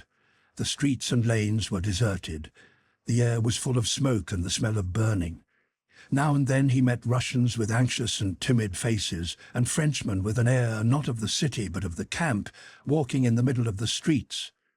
Both the Russians and the French looked at Pierre with surprise. Besides his height and stoutness, and the strange morose look of suffering in his face and whole figure, the Russians stared at Pierre because they could not make out to what class he could belong. The French followed him with astonishment in their eyes, chiefly because Pierre, unlike all the other Russians who gazed at the French with fear and curiosity, paid no attention to them. At the gate of one house, 3 Frenchmen who were explaining something to some Russians who did not understand them stopped Pierre, asking if he did not know French. Pierre shook his head and went on. In another side street, a sentinel standing beside a green caisson shouted at him, but only when the shout was threateningly repeated and he heard the click of the man's musket as he raised it, did Pierre understand that he had to pass on the other side of the street. He heard nothing and saw nothing of what went on around him. He carried his resolution within himself in terror and haste, like something dreadful and alien to him, for after the previous night's experience he was afraid of losing it. But he was not destined to bring his moods safely to his destination, and even had he not been hindered by anything on the way, his intention could not now have been carried out, for Napoleon had passed the Arbat more than 4 hours previously, on his way from the Dorogomilov suburb to the Kremlin, and was now sitting in a very gloomy frame of mind in a royal study in the Kremlin, giving detailed and exact orders as to measures to be taken immediately to extinguish the fire, to prevent looting, and to reassure the inhabitants. But Pierre did not know this. He was entirely absorbed in what lay before him, and was tortured as those are who obstinately undertake a task that is impossible for them, not because of its difficulty, but because of its incompatibility with their natures, by the fear of weakening at the decisive moment, and so losing his self-esteem. Though he heard and saw nothing around him, he found his way by instinct, and did not go wrong in the side streets that led to the Povarskoy. As Pierre approached that street, the smoke became denser and denser. He even felt the heat of the fire. Occasionally curly tongues of flame rose from under the roofs of the houses. He met more people in the streets, and they were more excited. But Pierre, though he felt that something unusual was happening around him, did not realize that he was approaching the fire. As he was going along a footpath across a wide open space adjoining the Bolkonskys on one side and the gardens of Prince Gruzinski's house on the other, Pierre suddenly heard the desperate weeping of a woman close to him. He stopped, as if awakening from a dream, and lifted his head. By the side of the path, on the dusty, dry grass, all sorts of household goods lay in a heap: feather beds, a samovar, icons, and trunks. On the ground, beside the trunks, sat a thin woman, no longer young, with long, prominent upper teeth and wearing a black cloak and cap. This woman, swaying to and fro and muttering something, was choking with sobs. Two girls of about 10 and 12, dressed in dirty short frocks and cloaks, were staring at their mother with a look of stupefaction on their pale, frightened faces. The youngest child, a boy of about 7 who wore an overcoat and an immense cap evidently not his own, was crying in his old nurse's arms. A dirty, barefooted maid was sitting on a trunk, and having undone her pale-coloured plait, was pulling it straight and sniffing at her singed hair. The woman's husband, a short, round-shouldered man in the undress uniform of a civilian official, with sausage-shaped whiskers, and showing under his square-set cap the hair smoothly brushed forward over his temples, with expressionless face, was moving the trunks, which were placed one on another, and was dragging some garments from under them. As soon as she saw Pierre, the woman almost threw herself at his feet. "Dear people, good Christians, save me, help me, dear friends, help us, somebody," she muttered between her sobs. "My girl, my daughter, my youngest daughter is left behind. She's burnt. Oh, was it for this I nursed you? Oh." "Don't, Maria Nikolaevna," said her husband to her in a low voice, evidently only to justify himself before the stranger. "Sister must have taken her, or else where can she be?" he added. "Monster! Villain!" shouted the woman angrily, suddenly ceasing to weep. "You have no heart. You don't feel for your own child. Another man would have rescued her from the fire, but this is a monster, and neither a man nor a father. You, honoured sir, are a noble man," she went on, addressing Pierre rapidly between her sobs. "The fire broke out alongside and blew our way. The maid called out 'fire,' and we rushed to collect our things. We ran out just as we were. This is what we brought away, the icons and my dowry bed. All the rest is lost. We seized the children, but not Katie. Oh, Lord!" And again she began to sob. "My child, my dear one, burned. "But where was she left?" asked Pierre. From the expression of his animated face, the woman saw that this man might help her. "Oh, dear sir," she cried, seizing him by the legs, "my benefactor set my heart at ease. Aniska, go, you horrid girl, show him the way," she cried to the maid, angrily opening her mouth and still farther exposing her long teeth. "Show me the way. Show me. I'll do it," gasped Pierre rapidly. The dirty maidservant stepped from behind the trunk, put up her plait, sighed, and went on her short, bare feet along the path. Pierre felt as if he had come back to life after a heavy swoon. He held his head higher, his eyes shone with the light of life, and with swift steps he followed the maid, overtook her, and came out on the Bolkonskys. The whole street was full of clouds of black smoke. Tongues of flame here and there broke through that cloud. A great number of people crowded in front of the conflagration. In the middle of the street stood a French general saying something to those around him. Pierre, accompanied by the maid, was advancing to the spot where the general stood, but the French soldier stopped him. "On ne passe pas," cried a voice. "This way, uncle," cried the girl. "We'll pass through the side street, by the Nikulins." Pierre turned back, giving a spring now and then to keep up with her. She ran across the street, turned down a side street to the left, and passing 3 houses turned into a yard on the right. "It's here, close by," said she, and running across the yard, opened a gate in a wooden fence, and stopping, pointed out to him a small wooden wing of the house which was burning brightly and fiercely. One of its sides had fallen in, another was on fire, and bright flames issued from the openings of the windows and from under the roof. As Pierre passed through the fence gate, he was enveloped by hot air and involuntarily stopped. "Which is it? Which is your house?" he asked. "Oh," wailed the girl, pointing to the wing. "That's it. That was our lodging. You've burnt to death our treasure, Katie, my precious little missy. Oh," lamented Aniska, who at the sight of the fire felt that she too must give expression to her feelings. Pierre rushed to the wing, but the heat was so great that he involuntarily passed round in a curve and came upon the large house that was as yet burning only at one end, just below the roof, and around which swarmed a crowd of Frenchmen. At first Pierre did not realize what these men, who were dragging something out, were about, but seeing before him a Frenchman hitting a peasant with a blunt sabre and trying to take from him a fox fur coat, he vaguely understood that looting was going on there. But he had no time to dwell on that idea.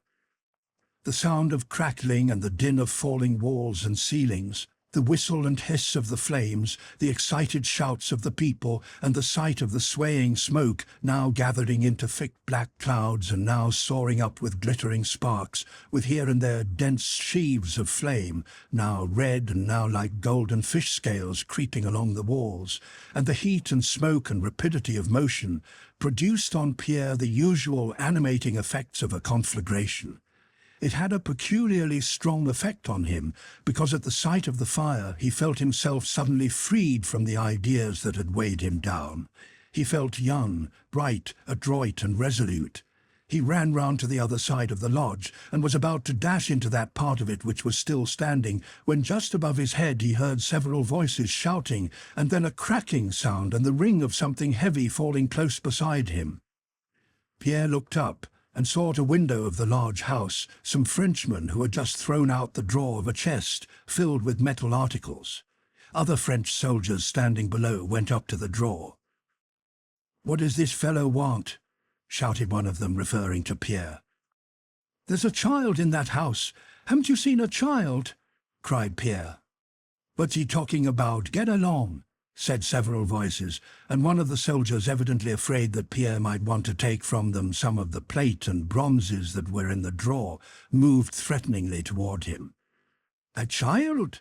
shouted a Frenchman from above.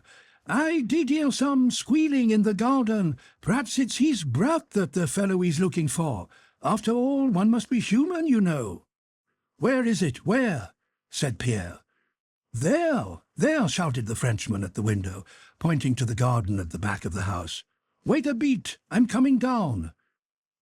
And a minute or two later the Frenchman, a black-eyed fellow with a spot on his cheek in shirt-sleeves, really did jump out of a window on the ground floor, and clapping Pierre on the shoulder, ran with him into the garden.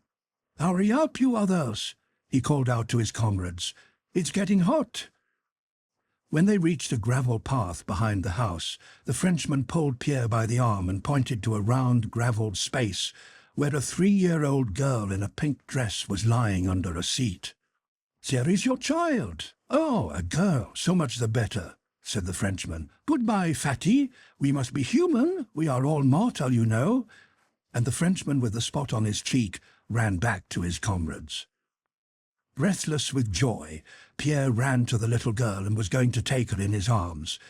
But seeing a stranger, the sickly, scrofulous-looking child, unattractively like her mother, began to yell and run away. Pierre, however, seized her and lifted her in his arms. She screamed desperately and angrily and tried with her little hands to pull Pierre's hands away and to bite them with her slobbering mouth. Pierre was seized by a sense of horror and repulsion, such as he had experienced when touching some nasty little animal. But he made an effort not to throw the child down, and ran with her to the large house. It was now, however, impossible to get back the way he had come. The maid, Aniska, was no longer there, and Pierre, with a feeling of pity and disgust, pressed the wet, painfully sobbing child to himself as tenderly as he could, and ran with her through the garden. seeking another way out. Chapter 34. Having run through different yards and side streets, Pierre got back with his little burden to the Gruzinski garden at the corner of the Povarskoy. He did not at first recognize the place from which he had set out to look for the child, so crowded was it now with people and goods that had been dragged out of the houses. Besides Russian families who had taken refuge here from the fire with their belongings, there were several French soldiers in a variety of clothing. Pierre took no notice of them. He hurried to find the family of that civil servant in order to restore the daughter to her mother and go to save someone else. Pierre felt that he had still much to do, and to do quickly. Glowing with the heat and from running, he felt at that moment more strongly than ever the sense of youth, animation and determination that had come on him when he ran to save the child. She had now become quiet, and clinging with her little hands to Pierre's coat, sat on his arm, gazing about her like some little wild animal. He glanced at her occasionally with a slight smile.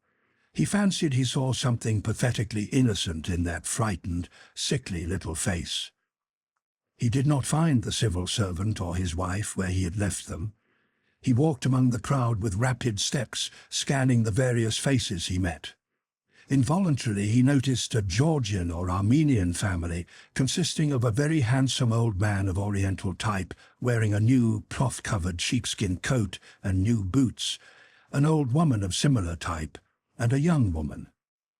That very young woman seemed to Pierre the perfection of Oriental beauty, with her sharply outlined, arched black eyebrows and the extraordinarily soft, bright colour of her long, beautiful, expressionless face. Amid the scattered property and the crowd on the open space, she, in her rich satin cloak with a bright lilac shawl on her head, suggested a delicate exotic plant thrown out onto the snow. She was sitting on some bundles a little behind the old woman, and looked from under her long lashes with motionless, large, almond-shaped eyes at the ground before her. Evidently she was aware of her beauty, and fearful because of it. Her face struck Pierre, and hurrying along by the fence he turned several times to look at her. When he had reached the fence, still without finding those he sought, he stopped and looked about him. With the child in his arms, his figure was now more conspicuous than before, and a group of Russians, both men and women, gathered about him. "Have you lost anyone, my dear fellow? You're the gentry yourself, aren't you? Whose child is it?" they asked him. Pierre replied that the child belonged to a woman in a black coat who had been sitting there with her other children, and he asked whether anyone knew where she had gone. "Why, that must be the Anferovs," said an old deacon, addressing a pock-marked peasant woman. "Lord have mercy, Lord have mercy," he added in his customary bass. "The Anferovs? No," said the woman. "They left in the morning. That must be either Maria Nikolaevna's or the Ivanovs." "He says a woman, and Maria Nikolaevna's a lady," remarked a house serf. "Do you know her? She's thin, with long teeth," said Pierre. "That's Maria Nikolaevna. They went inside the garden when these wolves swooped down," said the woman, pointing to the French soldiers. "Oh, Lord, have mercy," added the deacon. "Go over that way, they're fair. It's she. She kept on lamenting and crying," continued the woman. "It's she, here, this way." But Pierre was not listening to the woman. He had for some seconds been intently watching what was going on a few steps away. He was looking at the Armenian family and at two French soldiers who had gone up to them. One of these, a nimble little man, was wearing a blue coat tied round the waist with a rope. He had a nightcap on his head and his feet were bare. The other, whose appearance particularly struck Pierre, was a long, lank, round-shouldered, fair-haired man, slow in his movements and with an idiotic expression of face. He wore a woman's loose gown of frieze, blue trousers, and large, torn Hessian boots.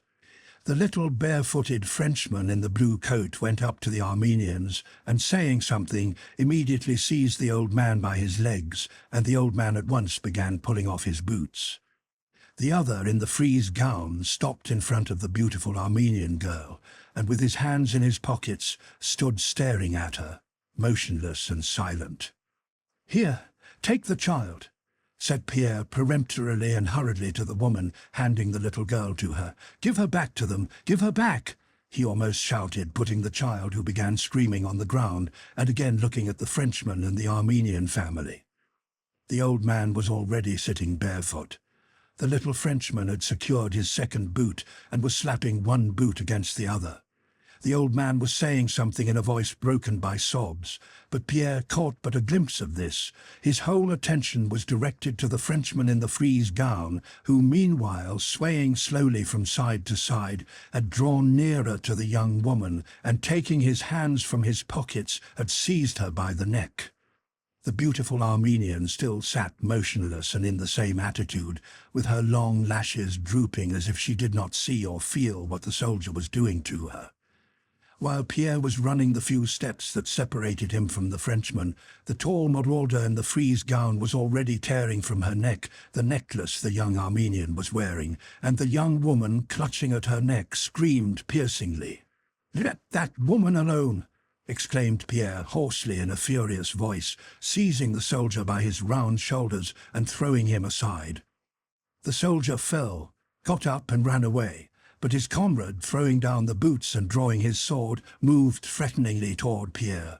"Voyons, pas de bêtises!" he cried. Pierre was in such a transport of rage that he remembered nothing, and his strength increased tenfold. He rushed at the barefooted Frenchman, and before the latter had time to draw his sword, knocked him off his feet and hammered him with his fists. Shouts of approval were heard from the crowd around, and at the same moment a mounted patrol of French Uhlans appeared from round the corner. The Uhlans came up at a trot to Pierre, and the Frenchman had surrounded them. Pierre remembered nothing of what happened after that. He only remembered beating someone and being beaten, and finally feeling that his hands were bound and that a crowd of French soldiers stood around him and were searching him. "Lieutenant, he has a dagger," were the first words Pierre understood. "Ah, a weapon," said the officer, and turned to the barefooted soldier who had been arrested with Pierre. "All right, you can tell all about it at the court-martial." Then he turned to Pierre. "Do you speak French?" Pierre looked around him with bloodshot eyes and did not reply. His face probably looked very terrible, for the officer said something in a whisper, and 4 more Uhlans left the ranks and placed themselves on both sides of Pierre. "Do you speak French?" the officer asked again, keeping at a distance from Pierre. "Call the interpreter." A little man in Russian civilian clothes rode out from the ranks, and by his clothes and manner of speaking, Pierre at once knew him to be a French salesman from one of the Moscow shops. "He does not look like a common man," said the interpreter, after a searching look at Pierre. "Ah, he looks very much like an incendiary," remarked the officer. "And ask him who he is," he added. "Who are you?" asked the interpreter in poor Russian. "You must answer the chief." "I will not tell you who I am. I am your prisoner. Take me." Pierre suddenly replied in French. Ah, muttered the officer with a frown. "Well then, march." A crowd had collected round the Uhlans. Nearest to Pierre stood the pock-marked peasant woman with the little girl, and when the patrol started she moved forward. "Where are they taking you to, you poor dear?" said she. "And the little girl, what am I to do with her? She's not theirs," said the woman. "What does that woman want?" asked the officer. Pierre was as if intoxicated. His elation increased at the sight of the little girl he had saved. "What does she want?" he murmured. "She is bringing me my daughter, whom I have just saved from the flames," said he. "Goodbye." And without knowing how this aimless lie had escaped him, he went along with resolute and triumphant steps between the French soldiers. The French patrol was one of those sent out through the various streets of Moscow by Duhamel's order to put a stop to the pillage, and especially to catch the incendiaries, who, according to the general opinion which had that day originated among the higher French officers, were the cause of the conflagrations.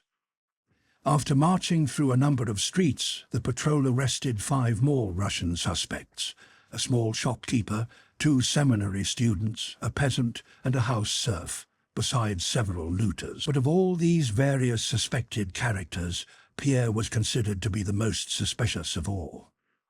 When they had all been brought for the night to a large house on the Zubov rampart that was being used as a guardhouse, Pierre was placed apart, under strict guard. Book 12, 1812.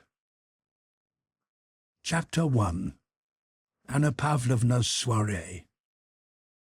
In Petersburg at that time, a complicated struggle was being carried on with greater heat than ever in the highest circles, between the parties of Rumyantsev, the French, Maria Fyodorovna, the Tsarevich, and others, drowned as usual by the buzzing of the court drones. But the calm, luxurious life of Petersburg, concerned only about phantoms and reflections of real life, went on in its old way, and made it hard, except by a great effort, to realize the danger and the difficult position of the Russian people. There were the same receptions and balls, the same French theatre, the same court interests and service interests and intrigues as usual. Only in the very highest circles were attempts made to keep in mind the difficulties of the actual position. Stories were whispered of how differently the 2 empresses behaved in these difficult circumstances. The Empress Maria, concerned for the welfare of the charitable and educational institutions under her patronage, had given directions that they should all be removed to Kazan, and the things belonging to these institutions had already been packed up. The Empress Elizaveta, however, when asked what instructions she would be pleased to give, with her characteristic Russian patriotism, had replied that she could give no directions about state institutions, for that was the affair of the sovereign, but as far as she personally was concerned, she would be the last to quit Petersburg. At Anna Pavlovna's on the 26th of August, the very day of the Battle of Borodino, there was a soirée, the chief feature of which was to be the reading of a letter from his lordship the bishop when sending the emperor an icon of the venerable Sergius. It was regarded as a model of ecclesiastical patriotic eloquence. Prince Vasily himself, famed for his elocution, was to read it. He used to read at the empress's. The art of his reading was supposed to lie in rolling out the words, quite independently of their meaning, in a loud and sing-song voice, alternating between a despairing wail and a tender murmur, so that the wail fell quite at random on one word, and the murmur on another. This reading, as was always the case at Anna Pavlovna's soirées, had a political significance.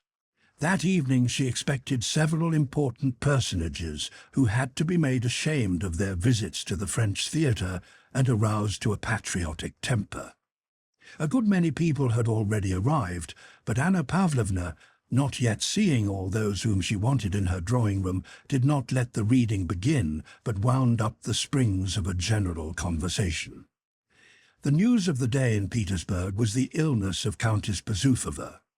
Helene had fallen ill unexpectedly a few days previously, had missed several gatherings of which she was usually the ornament, and was said to be receiving no one, and instead of the celebrated Petersburg doctors who usually attended her, had entrusted herself to some Italian doctor who was treating her in some new and unusual way.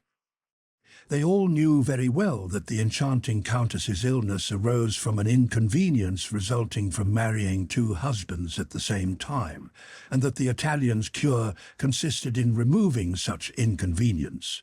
But in Anna Pavlovna's presence no one dared to think of this, or even appear to know it. "They say the poor countess is very ill. The doctors say it is angina pectoris." "Angina? Oh, that's a terrible illness." "They say that the rivals are reconciled thanks to the angina.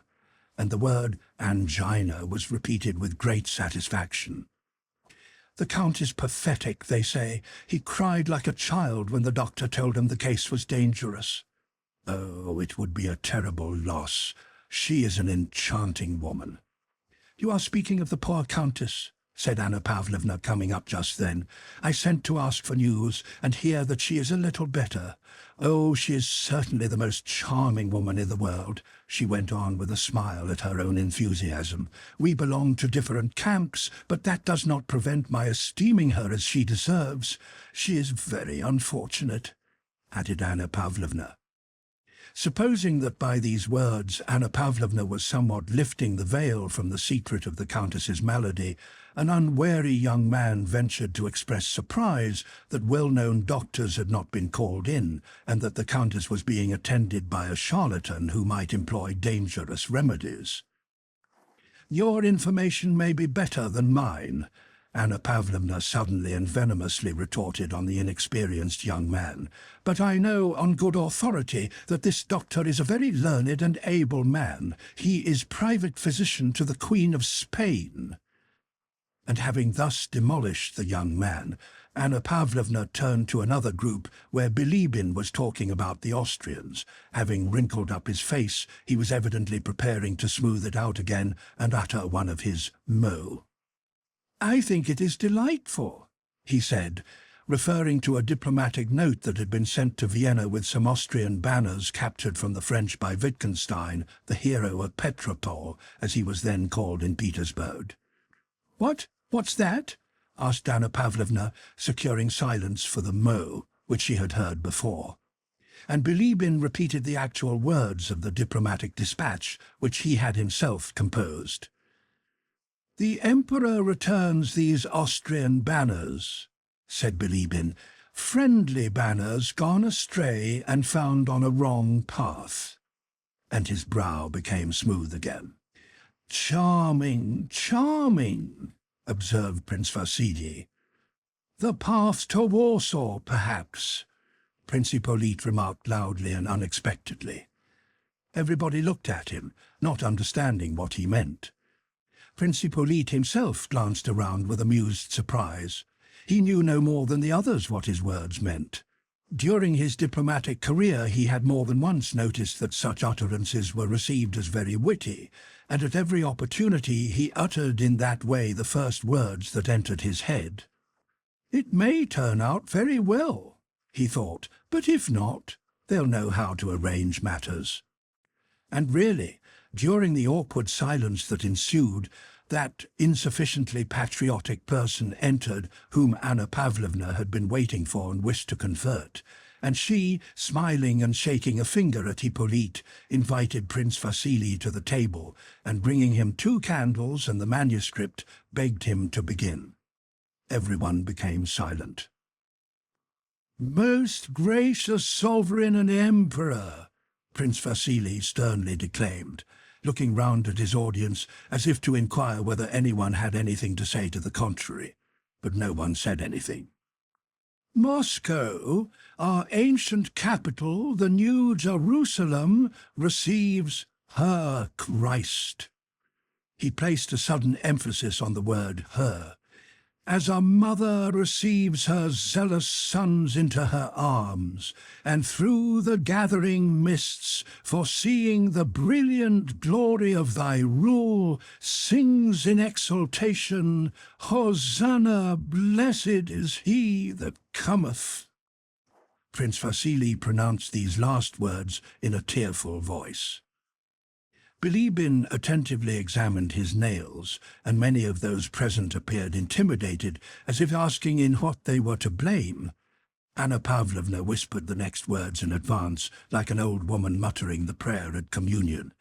"Let the bold and insolent Goliath," she whispered. Prince Vasily continued, "Let the bold and insolent Goliath from the borders of France encompass the realms of Russia with death-bearing terrors. Humble faith, the sling of the Russian David, shall suddenly smite his head in his bloodthirsty pride. This icon of the venerable Sergius, the servant of God and zealous champion of old of our country's weal, is offered to your imperial majesty. I grieve that my waning strength prevents rejoicing in the sight of your most gracious presence. I raise fervent prayers to heaven that the Almighty may exalt the race of the just and mercifully fulfill the desires of your majesty. What force, what a style, was uttered in approval both of reader and of author. Animated by that address, Anna Pavlovna's guests talked for a long time of the state of the fatherland, and offered various conjectures as to the result of the battle to be fought in a few days. "You will see," said Anna Pavlovna, "that tomorrow, on the Emperor's birthday, we shall receive news. I have a favourable presentiment." Chapter 2. Anna Pavlovna's presentiment was in fact fulfilled. Next day, during the service at the palace church in honour of the Emperor's birthday, Prince Bolkonsky was called out of the church and received a dispatch from Prince Kutuzov. It was Kutuzov's report, written from Tatarinova on the day of the battle. Kutuzov wrote that the Russians had not retreated a step, that the French losses were much heavier than ours, and that he was writing in haste from the field of battle before collecting full information. It followed that there must have been a victory, and at once, without leaving the church, thanks were rendered to the Creator for his help and for the victory. Anna Pavlovna's presentiment was justified, and all that morning a joyously festive mood reigned in the city. Everyone believed the victory to have been complete, and some even spoke of Napoleon's having been captured, of his deposition, and of the choice of a new ruler for France. It is very difficult for events to be reflected in their real strength and completeness amid the conditions of court life and far from the scene of action. General events involuntarily group themselves around some particular incident. So now the courtiers' pleasure was based as much on the fact that the news had arrived on the Emperor's birthday as on the fact of the victory itself. It was like a successfully arranged surprise. Mention was made in Kutuzov's report of the Russian losses, among which figured the names of Tuchkov, Bagration, and Kutuzov. In the Petersburg world, this sad side of the affair again involuntarily centered around a single incident, Kutuzov's death. Everybody knew him, the Emperor liked him, and he was young and interesting. That day everyone met with the words, "What a wonderful coincidence, just during the service, but what a loss Kutuzov is, how sorry I am." "What did I tell about Kutuzov?" Prince Vasily now said with a prophet's pride. "I always said he was the only man capable of defeating Napoleon." But next day no news arrived from the army, and the public mood grew anxious. The courtiers suffered because of the suffering the suspense occasioned the Emperor. "Fancy the Emperor's position," said they, and instead of extolling Kutuzov as they had done the day before, they condemned him as the cause of the Emperor's anxiety. That day Prince Vasily no longer boasted of his protégé Kutuzov, but remained silent when the commander-in-chief was mentioned. Moreover, toward evening, as if everything conspired to make Petersburg society anxious and uneasy, a terrible piece of news was added. Countess Helene Bezukhov had suddenly died of that terrible malady that had been so agreeable to mention. Officially, at large gatherings, everyone said that Countess Bezukhov had died of a terrible attack of angina pectoris, but in intimate circles, details were mentioned of how the private physician of the Queen of Spain had prescribed small doses of a certain drug to produce a certain effect.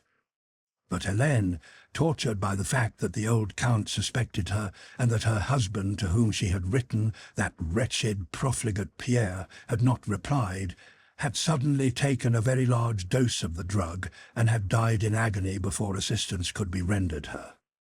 It was said that Prince Vasily and the old count had turned upon the Italian, but the latter had produced such letters from the unfortunate deceased that they had immediately let the matter drop. Talk in general centered around three melancholy facts: the emperor's lack of news, the loss of Kutuzov, and the death of Helene. On the third day after Kutuzov's report, a country gentleman arrived from Moscow, and news of the surrender of Moscow to the French spread through the whole town. This was terrible. What a position for the emperor to be in!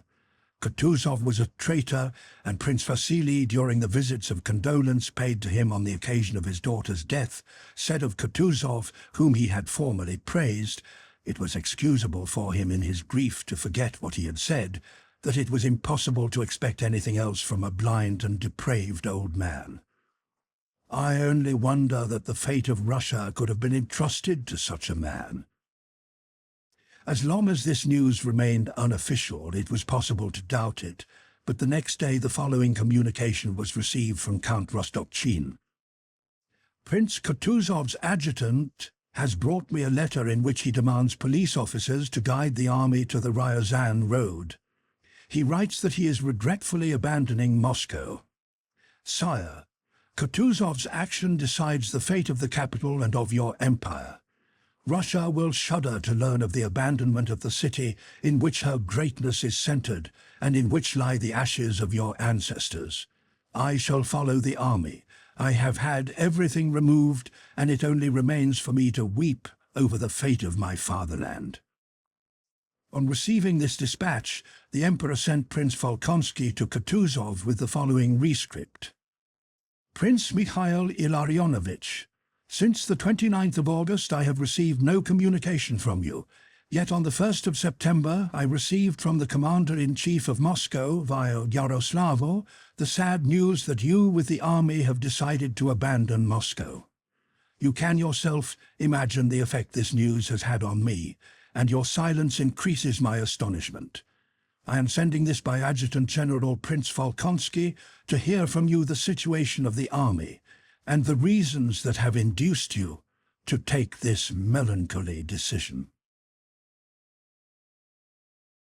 Chapter 3. Michaud's Report. 9 days after the abandonment of Moscow, a messenger from Kutuzov reached Petersburg with the official announcement of that event. This messenger was Michaud, a Frenchman who did not know Russian, but who was quoique étranger, riche de cœur et d'âme, though a foreigner, Russian in heart and soul, as he said of himself. The Emperor at once received this messenger in his study at the palace on Stone Island. Michaud, who had never seen Moscow before the campaign and who did not know Russian, yet felt deeply moved, as he wrote, when he appeared before Notre très gracieux souverain with the news of the burning of Moscow, whose flames illumined his route. Though the source of Monsieur Michaud's chagrin must have been different from that which caused Russians to grieve, he had such a sad face when shown into the Emperor's study that the latter at once asked, "Have you brought me sad news, Colonel?" "Very sad, sire," replied Michaud, lowering his eyes with a sigh. "The abandonment of Moscow."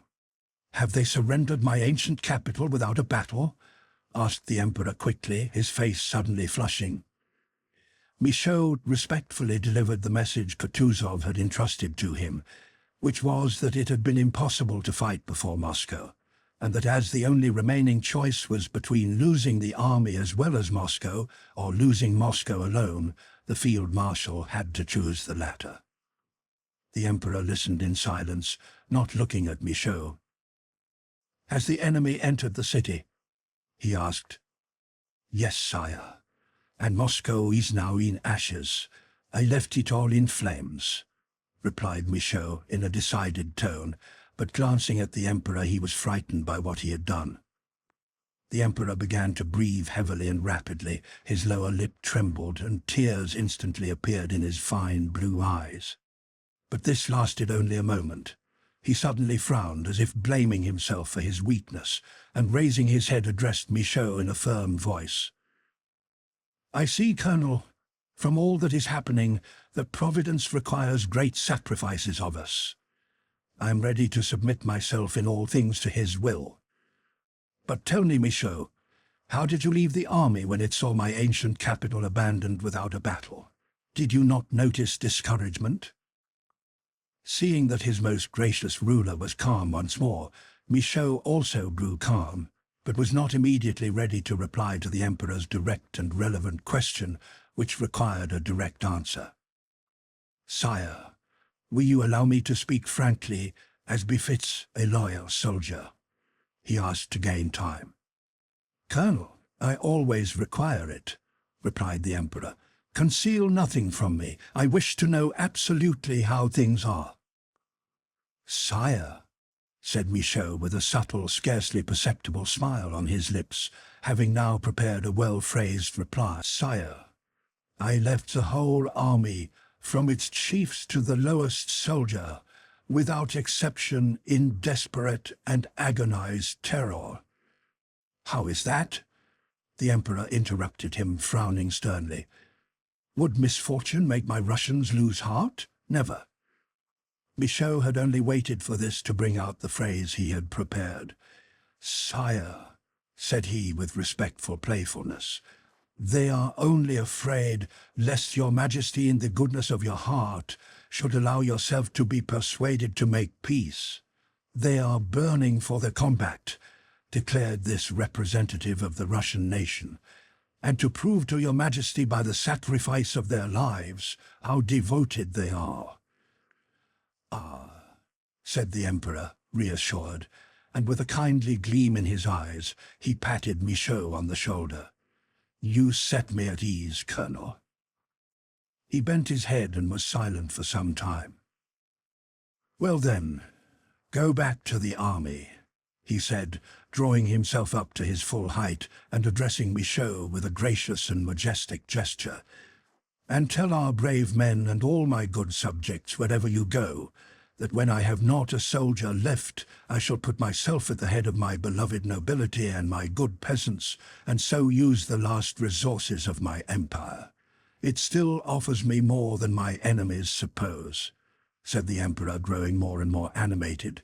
"But should it ever be ordained by divine providence," he continued, raising to heaven his fine eyes shining with emotion, "that my dynasty should cease to reign on the throne of my ancestors, then after exhausting all the means of my command, I shall let my beard grow to here," he pointed halfway down his chest, "and go and eat potatoes with the meanest of my peasants, rather than sign the disgrace of my country and of my beloved people, whose sacrifices I know how to appreciate." Having uttered these words in an agitated voice, the emperor suddenly turned away as if to hide from Michaud the tears that rose to his eyes, and went to the further end of his study. Having stood there a few moments, he strode back to Michaud and pressed his arm below the elbow with a vigorous movement. The emperor's mild and handsome face was flushed, and his eyes gleamed with resolution and anger. "Colonel Michaud, do not forget what I say to you here. Perhaps we may recall it with pleasure some day. Napoleon or I," said the emperor, touching his breast, "we can no longer both reign together. I have learned to know him, and he will not deceive me any more." And the emperor paused with a frown. When he heard these words, and saw the expression of firm resolution in the emperor's eyes, Michaud, quoique étranger, riche de cœur et d'âme, at that solemn moment felt himself enraptured by all that he had heard, as he used afterwards to say, and gave expression to his own feelings and those of the Russian people whose representative he considered himself to be, in the following words. "Sire," said he, "your Majesty is at this moment signing the glory of the nation and the salvation of Europe." With an inclination of the head, the emperor dismissed him. Chapter 4. Nikolai sent to Voronezh. An evening at the governor's. It is natural for us who were not living in those days to imagine that when half Russia had been conquered and the inhabitants were fleeing to distant provinces, and one levy after another was being raised for the defense of the fatherland, All Russians from the greatest to the least were solely engaged in sacrificing themselves, saving their fatherland, or weeping over its downfall. The tales and descriptions of that time, without exception, speak only of the self-sacrifice, patriotic devotion, despair, grief, and the heroism of the Russians. But it was not really so. It appears so to us because we see only the general historic interest of that time, and do not see all the personal human interests that people had. Yet in reality, those personal interests of the moment so much transcend the general interests that they always prevent the public interest from being felt or even noticed. Most of the people at that time paid no attention to the general progress of events, but were guided only by their private interests, and they were the very people whose activities at that period were most useful. Those who tried to understand the general course of events and to take part in it by self-sacrifice and heroism were the most useless members of society. They saw everything upside down, and all they did for the common good turned out to be useless and foolish, like Pierre's and Mamonov's regiments, which looted Russian villages, and the lint the young ladies prepared and that never reached the wounded, and so on. Even those fond of intellectual talk and of expressing their feelings, who discussed Russia's position at the time, involuntarily introduced into their conversation either a shade of pretense and falsehood, or useless condemnation and anger directed against people accused of actions no one could possibly be guilty of. In historic events, the rule forbidding us to eat of the fruit of the tree of knowledge is specially applicable. Only unconscious action bears fruit, and he who plays a part in an historic event never understands its significance. If he tries to realize it, his efforts are fruitless.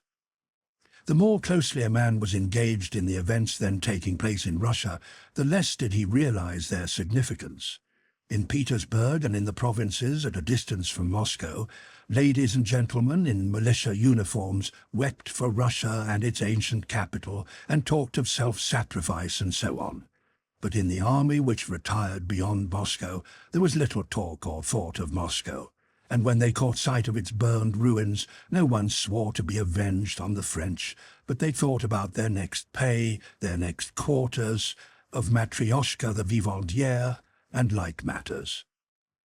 As the war had caught him in the service, Nicholas Rostov took a close and prolonged part in the defense of his country, but did so casually, without any aim at self-sacrifice, and he therefore looked at what was going on in Russia without despair and without dismally racking his brains over it. Had he been asked what he thought of the state of Russia, he would have said that it was not his business to think about it, that Kutuzov and others were there for that purpose, but that he had heard that the regiments were to be made up to their full strength, that fighting would probably go on for a long time yet, and that things being so, it was quite likely he might be in command of a regiment in a couple of years' time. As he looked at the matter in this way, he learnt that he was being sent to Voronezh to buy remounts for his division, not only without regret at being prevented from taking part in the coming battle, but with the greatest pleasure, which he did not conceal, and which his comrades fully understood. A few days before the Battle of Borodino, Nikolai received the necessary money and warrants, and having sent some hussars on in advance, he set out with post-horses for Voronezh. Only a man who has experienced it, that is, has passed some months continuously in an atmosphere of campaigning and war, can understand the delight Nikolai felt when he escaped from the region covered by the army's foraging operations, provision trains and hospitals. When, free from soldiers, wagons and the filthy traces of a camp, he saw villages with peasants and peasant women, gentlemen's country houses, fields where cattle were grazing, post houses with station masters asleep in them, he rejoiced as though seeing all this for the first time. What for a long while specially surprised and delighted him were the women, young and healthy, without a dozen officers making up to each of them, women too who were pleased and flattered that a passing officer should joke with them. In the highest spirits, Nikolai arrived at night at a hotel in Voronezh, ordered things he had long been deprived of in camp, and next day, very clean-shaven and in a full-dress uniform he had not worn for a long time, went to present himself to the authorities. The commander of the militia was a civilian general, an old man who was evidently pleased with his military designation and rank. He received Nikolai brusquely, imagining this to be characteristically military, and questioned him with an important air, as if considering the general progress of affairs and approving and disapproving with full right to do so. Nikolai was in such good spirits that this merely amused him. From the commander of the militia he drove to the governor. The governor was a brisk little man, very simple and affable. He indicated the stud farms at which Nikolai might procure horses, recommended to him a horse dealer in the town and a landowner 14 miles out of town who had the best horses, and promised to assist him in every way. "You are Count Ilya Rostov's son? My wife was a great friend of your mother's. We're at home on Thursdays. Today's Thursday, so please come and see us quite informally," said the governor, taking leave of him. Immediately on leaving the governor's, Nikolai hired post horses and, taking his squadron quartermaster with him, drove at a gallop to the landowner, 14 miles away, who had the stud. Everything seemed to him pleasant and easy during that first part of his stay in Voronezh, and as usually happens when a man is in a pleasant state of mind, everything went well and easily. The landowner to whom Nikolai went was a bachelor, an old cavalryman, a horse fancier, a sportsman, the possessor of some century-old brandy and some old Hungarian wine, who had a snuggery where he smoked, and who owned some splendid horses. In very few words, Nikolai bought 17 picked stallions for 6,000 rubles, to serve, as he said, as samples of his remounts. After dining and taking rather too much of the Hungarian wine, Nikolai, having exchanged kisses with the landowner, with whom he was already on the friendliest terms, galloped back over abominable roads in the brightest frame of mind, continually urging on the driver so as to be in time for the governor's party. When he had changed, poured water over his head and scented himself, Nikolai arrived at the governor's rather late, but with the phrase "better late than never" on his lips. It was not a ball, nor had dancing been announced, but everyone knew that Katerina Petrovna would play valses and écossaise on the clavichord, and that there would be dancing, and so everyone had come as to a ball. Provincial life in 1812 went on very much as usual, but with this difference, that it was livelier in the towns in consequence of the arrival of many wealthy families from Moscow. And as in everything that went on in Russia at that time, a special recklessness was noticeable, an in for a penny, in for a pound, who cares spirit, and the inevitable small talk, instead of turning on the weather and mutual acquaintances, now turned on Moscow, the army, and Napoleon. The society gathered together at the governor's was the best in Voronezh. There were a great many ladies, and some of Nikolai's Moscow acquaintances, but there were no men who could at all vie with the Cavalier of St. George, the Hussar remount officer, the good-natured and well-bred Count Rostov. Among the men was an Italian prisoner, an officer of the French army, and Nikolai felt that the presence of that prisoner enhanced his own importance as a Russian hero. The Italian was, as it were, a war trophy.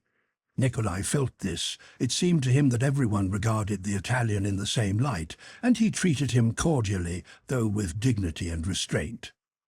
As soon as Nikolai entered in his hussar uniform, diffusing around him a fragrance of perfume and wine, and had uttered the words, "better late than never," and heard them repeated several times by others, people clustered around him.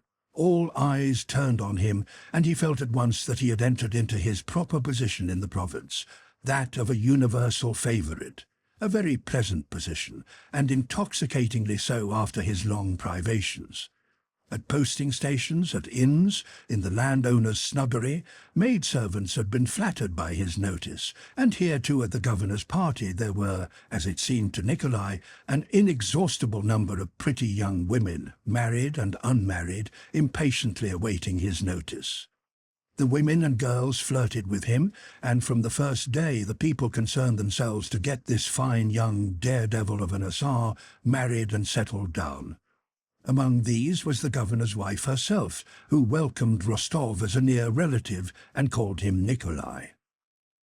Katerina Petrovna did actually play valses and the écossaise, and dancing began, in which Nikolai still further captivated the provincial society by his agility. His particularly free manner of dancing even surprised them all. Nikolai was himself rather surprised at the way he danced that evening. He had never danced like that in Moscow, and would even have considered such a very free and easy manner improper and in bad form. But here he felt it incumbent on him to astonish them all by something unusual, something they would have to accept as the regular thing in the capital, though new to them in the provinces. All the evening Nikolai paid attention to a blue-eyed, plump and pleasing little blonde, the wife of one of the provincial officials. With the naive conviction of young men in a merry mood that other men's wives were created for them.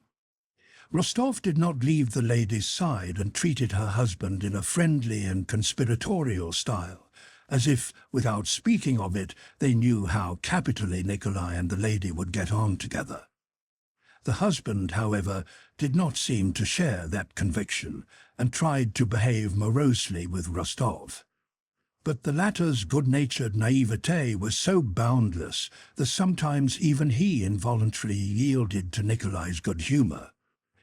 Toward the end of the evening, however, as the wife's face grew more flushed and animated, the husband's became more and more melancholy and solemn, as though there were but a given amount of animation between them, and as the wife's share increased, the husband's diminished.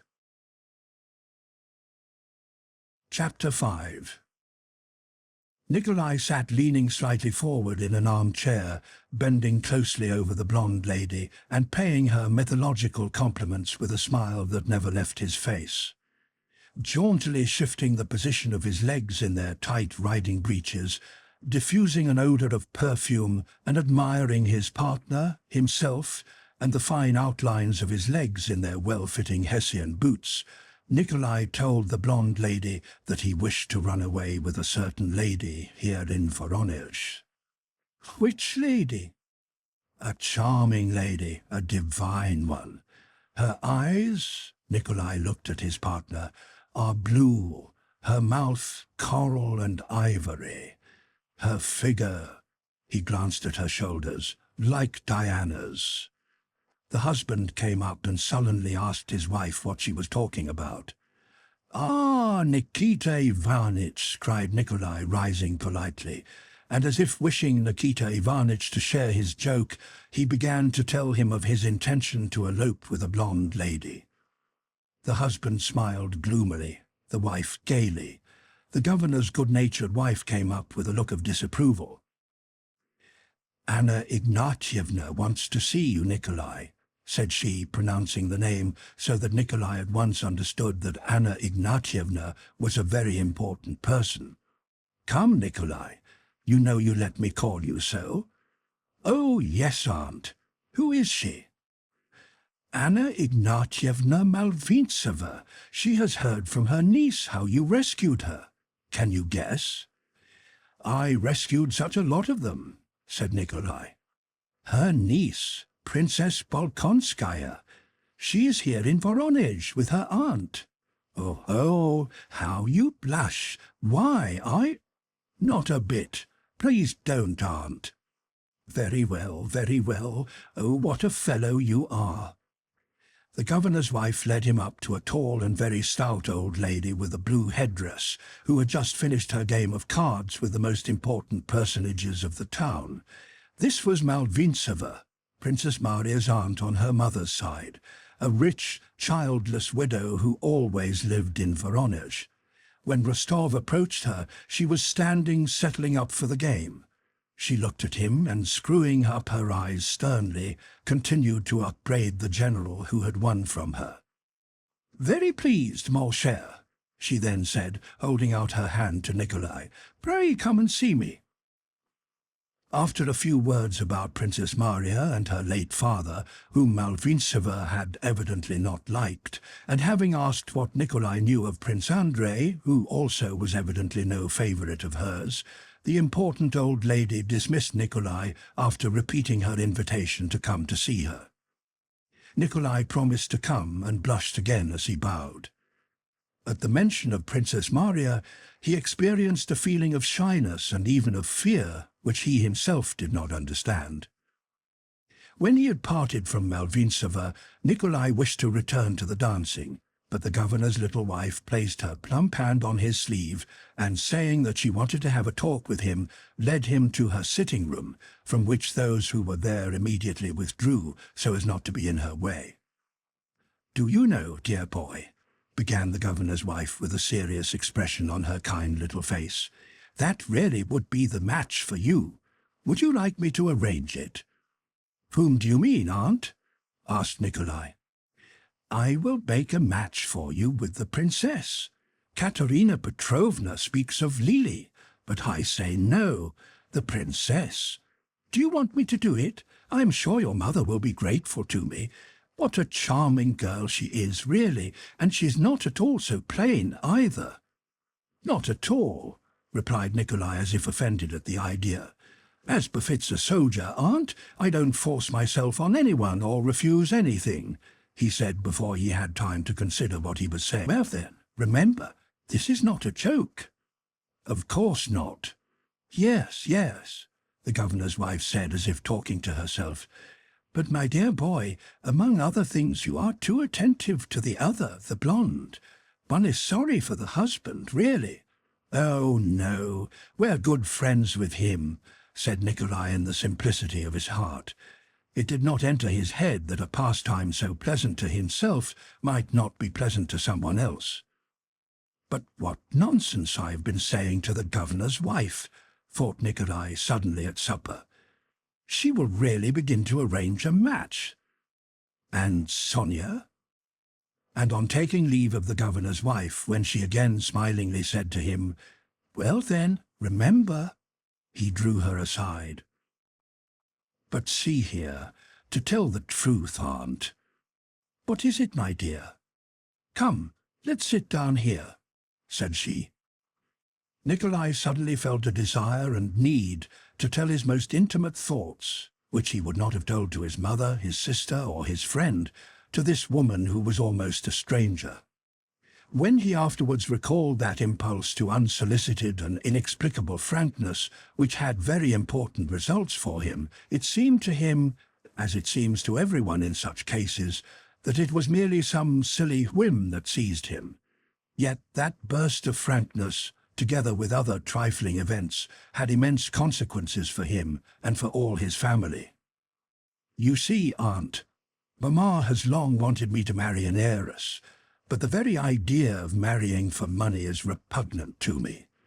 "Oh, yes, I understand," said the governor's wife.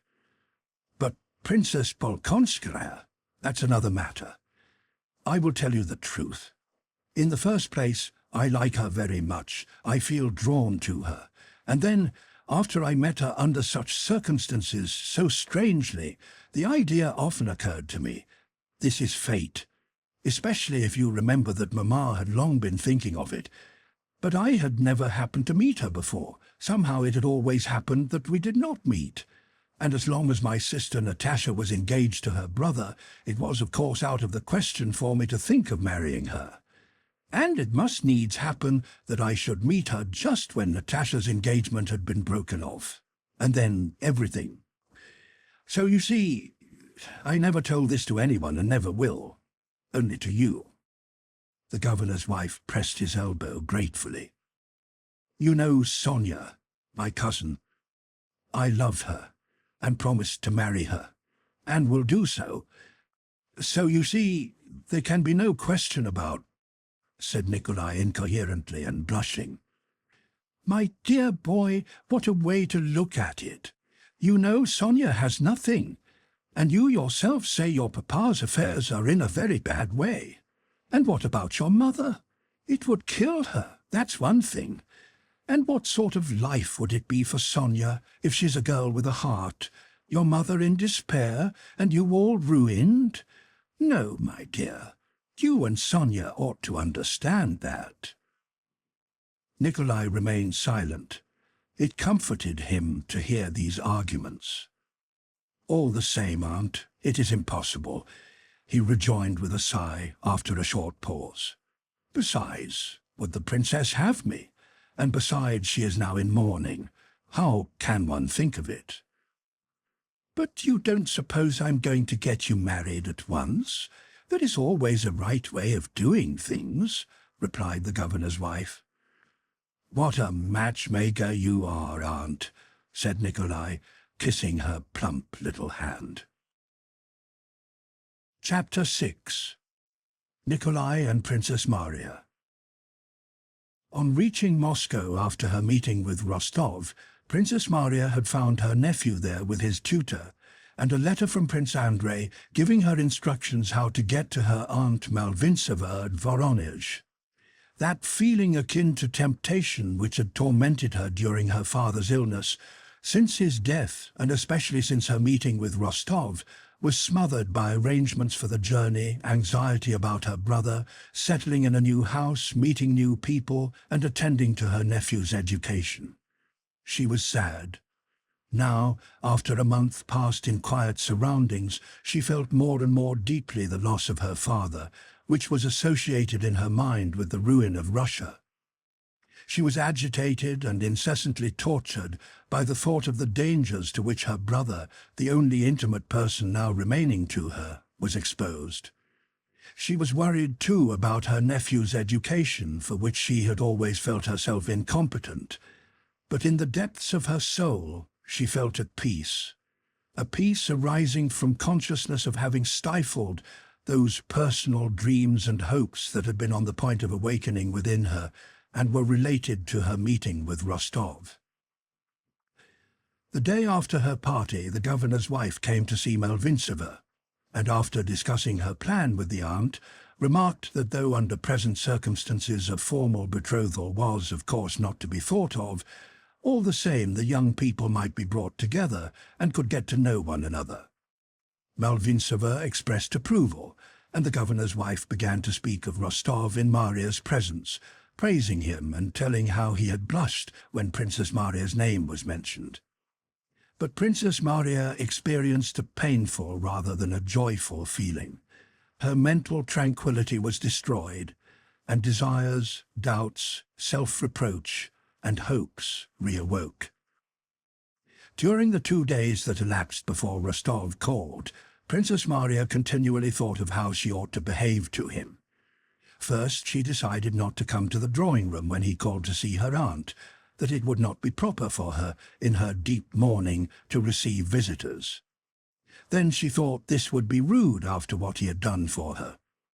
Then it occurred to her that her aunt and the governor's wife had intentions concerning herself and Rostov. Their looks and words at times seemed to confirm this supposition. Then she told herself that only she, with her sinful nature, could think this of them. They could not forget that, situated as she was, while still wearing deep mourning, such matchmaking would be an insult to her and to her father's memory. Assuming that she did go down to see him, Princess Maria imagined the words he would say to her and what she would say to him, and these words sometimes seemed undeservedly cold, and then to mean too much. More than anything, she feared lest the confusion she felt might overwhelm her and betray her as soon as she saw him. But when on Sunday after church the footman announced in the drawing-room that Count Rostov had called, the princess showed no confusion. Only a slight blush suffused her cheeks, and her eyes lit up with a new and radiant light. "You have met him, aunt?" said she in a calm voice, unable herself to understand that she could be outwardly so calm and natural. When Rostov entered the room, the princess dropped her eyes for an instant, as if to give the visitor time to greet her aunt, and then, just as Nikolai turned to her, she raised her head and met his look with shining eyes. With a movement full of dignity and grace, she half rose with a smile of pleasure, held out her slender, delicate hand to him, and began to speak in a voice in which, for the first time, new, deep, womanly notes vibrated. Mademoiselle Bourienne, who was in the drawing-room, looked at Princess Maria in bewildered surprise. Herself a consummate coquette, she could not have manoeuvred better on meeting a man she wished to attract. Either black he's particularly becoming to her, or she really has greatly improved without my having noticed it. And above all, what tact and grace, thought Mademoiselle Bourienne. Had Princess Maria been capable of reflection at that moment, she would have been more surprised than Mademoiselle Bourienne at the change that had taken place in herself. From the moment she recognized that dear, loved face, a new life force took possession of her and compelled her to speak and act apart from her own will.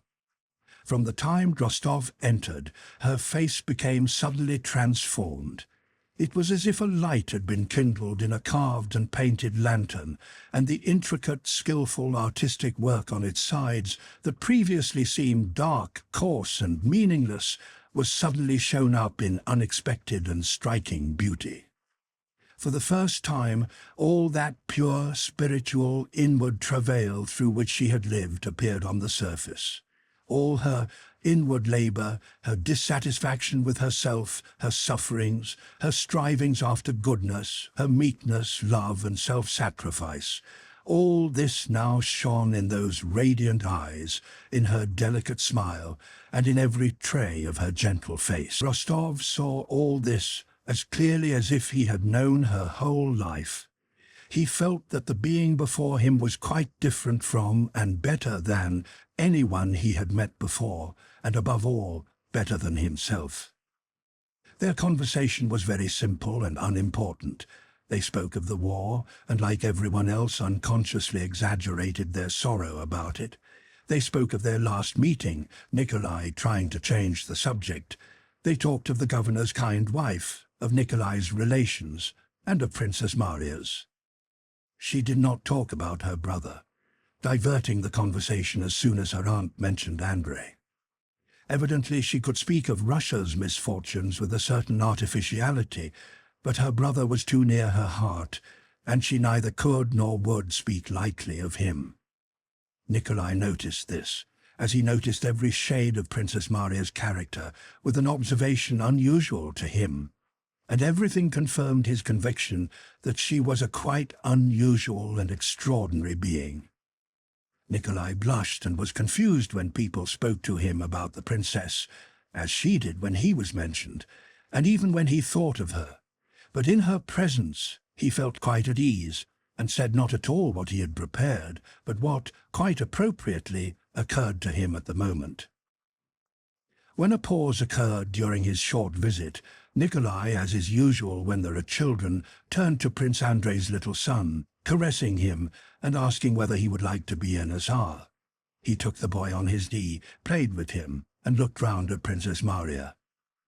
With a softened, happy, timid look, she watched the boy she loved in the arms of the man she loved. Nikolai also noticed that look, and as if understanding it, flushed with pleasure and began to kiss the boy with good-natured playfulness. As she was in mourning, Princess Maria did not go out into society, and Nikolai did not think it the proper thing to visit her again. But all the same, the governor's wife went on with her matchmaking, passing on to Nikolai the flattering things Princess Maria said of him and vice versa, and insisting on his declaring himself to Princess Maria. For this purpose, she arranged a meeting between the young people at the bishop's house before Mass. Though Rostov told the governor's wife that he would not make any declaration to Princess Maria, he promised to go. As a Tilsit, Rostov had not allowed himself to doubt that what everybody considered right was right, so now, after a short but sincere struggle between his effort to arrange his life by his own sense of justice and in obedient submission to circumstances, he chose the latter, and yielded to the power he felt irresistibly carrying him he knew not where. He knew that after his promise to Sonia, it would be what he deemed base to declare his feelings to Princess Maria, and he knew that he would never act basely. But he also knew, or rather felt at the bottom of his heart, that by resigning himself now to the force of circumstances and to those who were guiding him, he was not only doing nothing wrong, but was doing something very important, more important than anything he had ever done in his life. After meeting Princess Maria, though the course of his life went on externally as before, all his former amusements lost their charm for him, and he often thought about her. But he never thought about her as he had thought of all the young ladies without exception whom he had met in society, nor as he had for a long time, and at one time rapturously, thought about Sonia. He had pictured each of those young ladies as almost all honest-hearted young men do, that is, as a possible wife, adapting her, in his imagination, to all the conditions of married life. A white dressing gown, his wife at the tea-table, his wife's carriage, little ones, mamma and papa, their relations to her, and so on. And these pictures of the future had given him pleasure.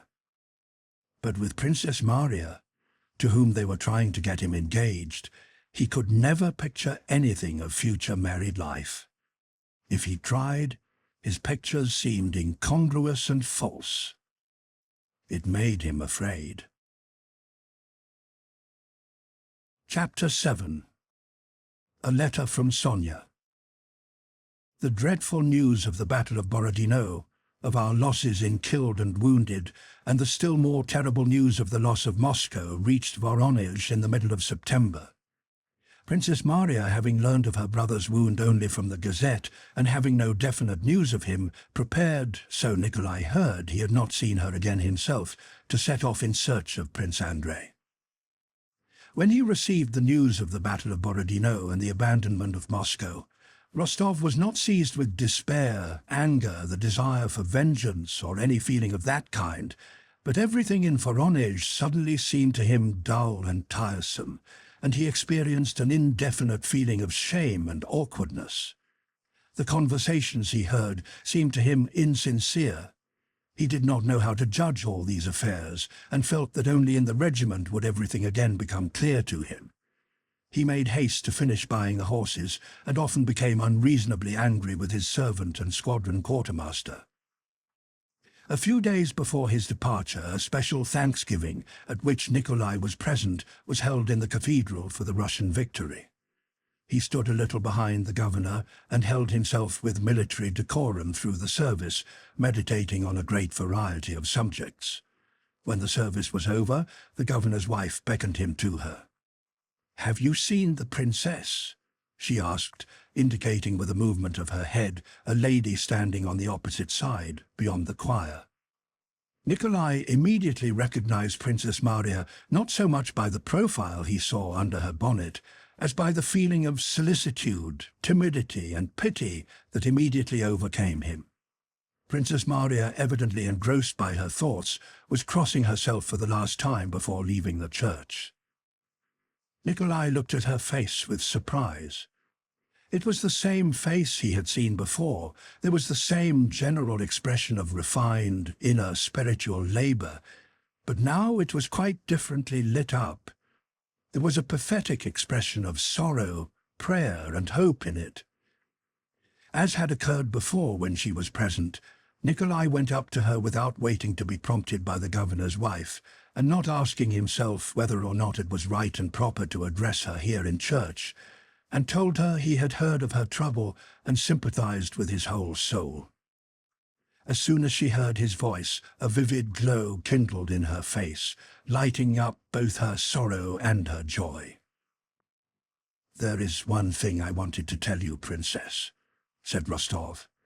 "It is that if your brother, Prince Andrei Nikolaevich, were not living, it would have been at once announced in the Gazette, as he is a colonel." The princess looked at him, not grasping what he was saying, but cheered by the expression of regretful sympathy on his face. "And I have known so many cases of a splinter wound," the Gazette said it was a shell, "either proving fatal at once or being very slight," continued Nikolai. "We must hope for the best, and I'm sure—" Princess Maria interrupted him. "Oh, that would be so dread—" she began, and prevented by agitation from finishing, she bent her head with a movement as graceful as everything she did in his presence, and looking up at him gratefully, went out, following her aunt. That evening Nikolai did not go out, but stayed at home to settle some accounts with the horse dealers. When he had finished that business, it was already too late to go anywhere, but still too early to go to bed, and for a long time he paced up and down the room, reflecting on his life, the thing he rarely did.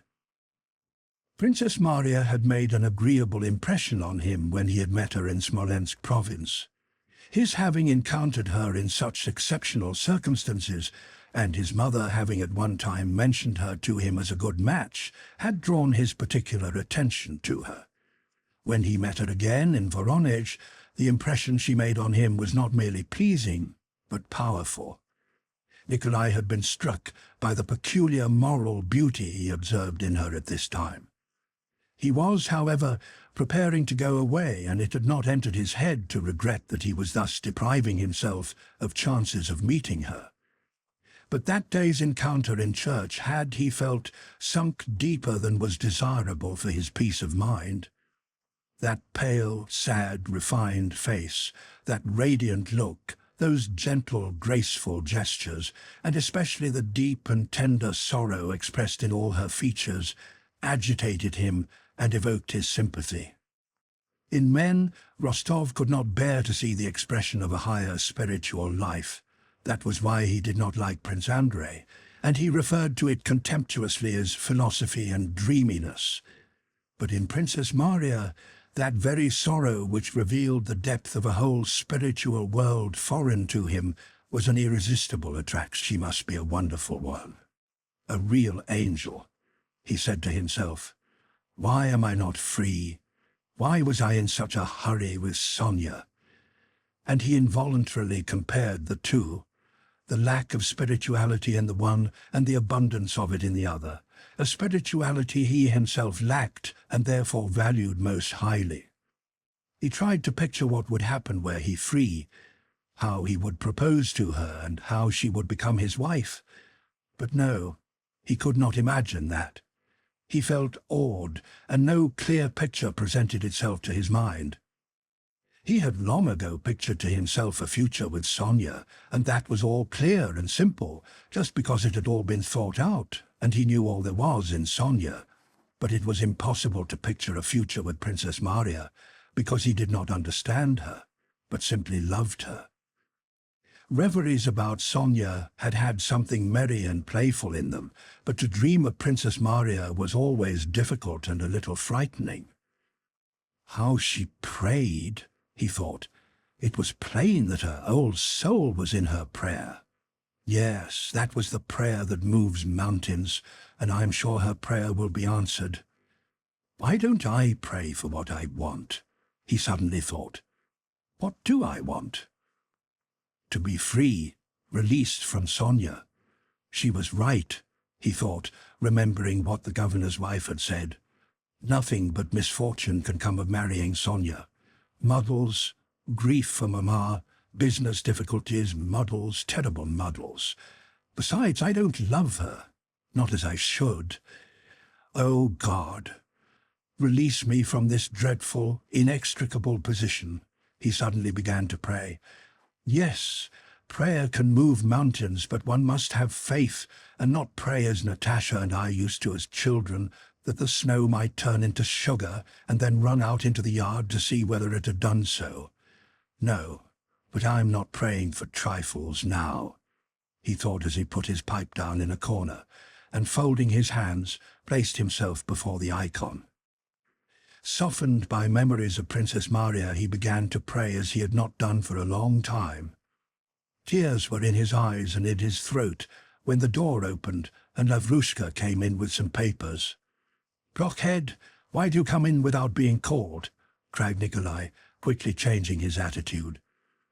"From the governor," said Lavrushka in a sleepy voice. "A courier has arrived and there's a letter for you." "Well, all right, thanks. You can go." Nikolai took the two letters, one of which was from his mother, and the other from Sonia. He recognized them by the handwriting, and opened Sonia's first. He had read only a few lines when he turned pale, and his eyes opened wide with fear and joy. No, it's not possible, he cried aloud. Unable to sit still, he paced up and down the room holding the letter and reading it. He glanced through it, then read it again, and standing still in the middle of the room, he raised his shoulders, stretching out his hands, with his mouth wide open and his eyes fixed. What he had just been praying for, with confidence that God would hear him, had come to pass. But Nikolai was as much astonished as if it were something extraordinary and unexpected, and as if the very fact that it had happened so quickly proved that it had not come from God, to whom he had prayed, but by some ordinary coincidence. This unexpected and, as it seemed to Nikolai, quite voluntary letter from Sonia freed him from the knot that fettered him, and from which there had seemed no escape.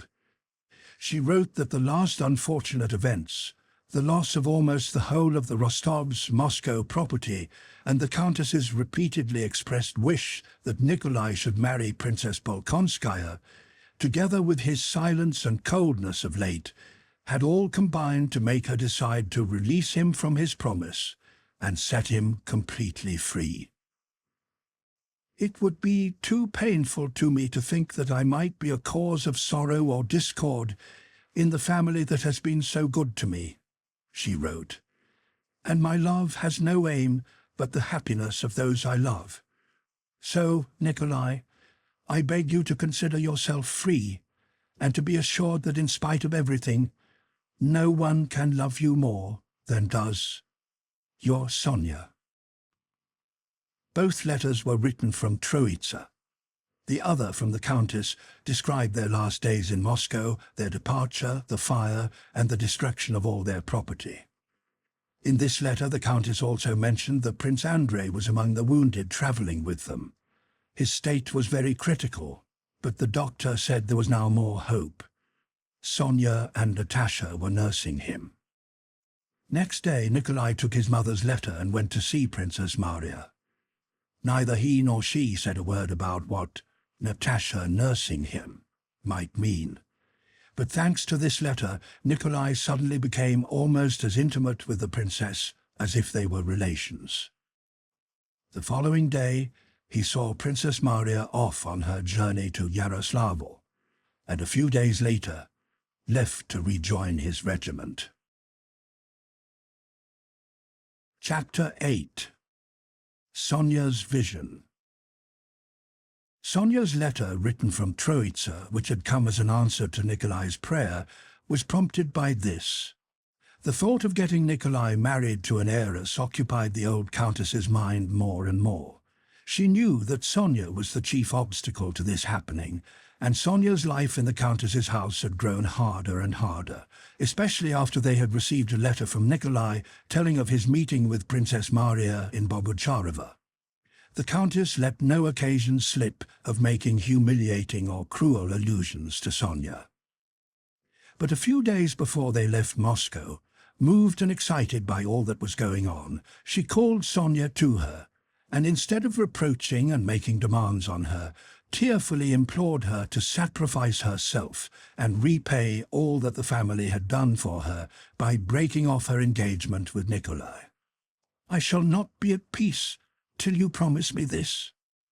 Sonia burst into hysterical tears and replied through her sobs that she would do anything and was prepared for anything, but gave no actual promise and could not bring herself to decide to do what was demanded of her. She must sacrifice herself for the family that had reared and brought her up. To sacrifice herself for others was Sonia's habit.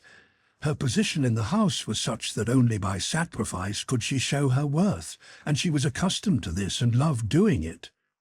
But in all her former acts of self-sacrifice, she had been happily conscious that they raised her in her own esteem and in that of others, and so made her more worthy of Nikolai, whom she loved more than anything in the world. But now they wanted her to sacrifice the very thing that constituted the whole reward for her self-sacrifice and the whole meaning of her life. And for the first time she felt bitterness against those who had been her benefactors, only to torture her the more painfully. She felt jealous of Natasha, who had never experienced anything of this sort, had never needed to sacrifice herself, but made others sacrifice themselves for her, and yet was beloved by everybody. And for the first time Sonia felt that out of her pure, quiet love for Nikolai, a passionate feeling was beginning to grow up which was stronger than principle, virtue, or religion. Under the influence of this feeling, Sonia, whose life of dependence had taught her involuntarily to be secretive, having answered the Countess in vague general terms, avoided talking with her and resolved to wait till she should see Nikolai, not in order to set him free, but on the contrary, at that meeting, to bind him to her forever. The bustle and terror of the Rostovs' last days in Moscow stifled the gloomy thoughts that oppressed Sonia. She was glad to find escape from them in practical activity. But when she heard of Prince Andrei's presence in their house, despite her sincere pity for him and for Natasha, she was seized by a joyful and superstitious feeling that God did not intend her to be separated from Nikolai. She knew that Natasha loved no one but Prince Andrei and had never ceased to love him.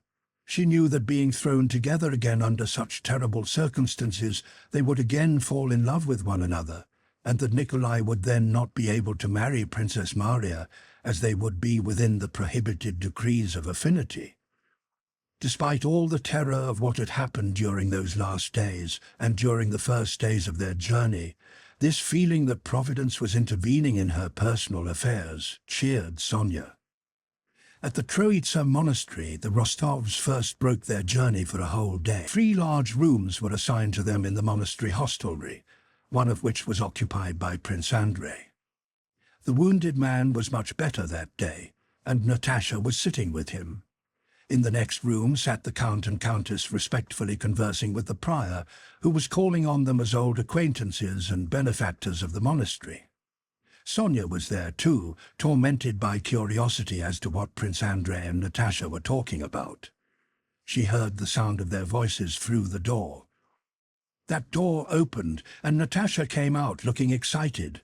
Not noticing the monk who had risen to greet her and was drawing back the wide sleeve on his right arm, she went up to Sonia and took her hand.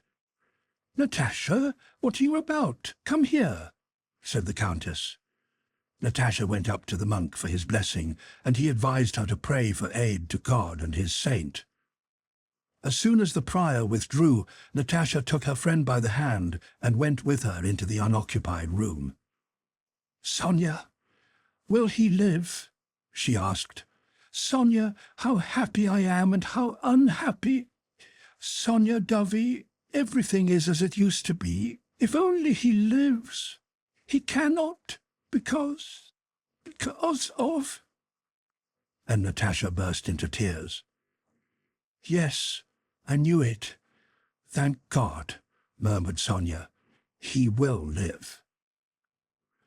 Sonia was not less agitated than her friend by the latter's fear and grief and by her own personal feelings which she shared with no one. Sobbing, she kissed and comforted Natasha.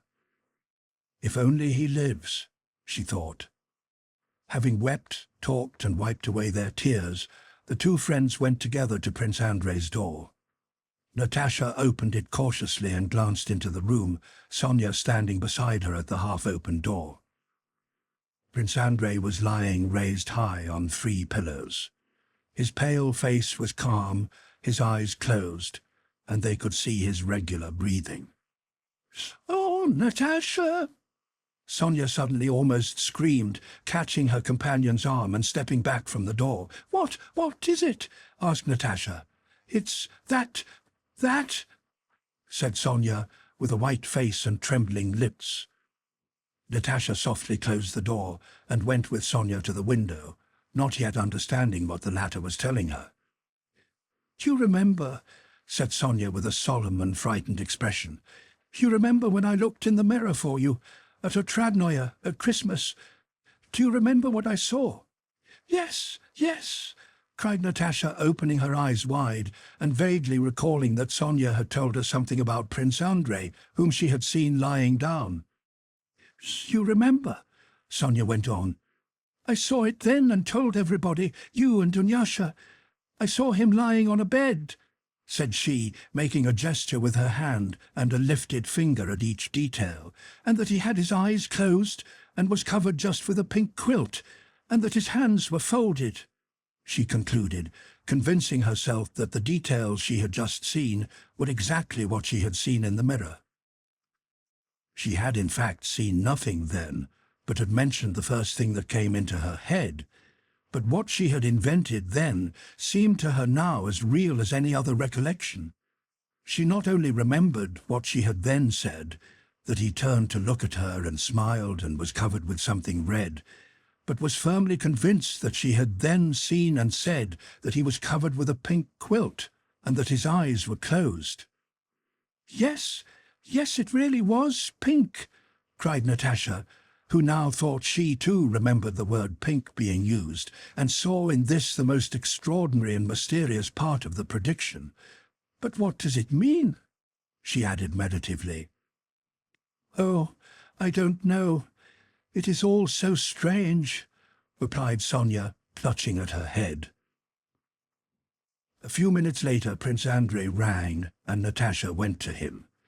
But Sonia, feeling unusually excited and touched, remained at the window thinking about the strangeness of what had occurred.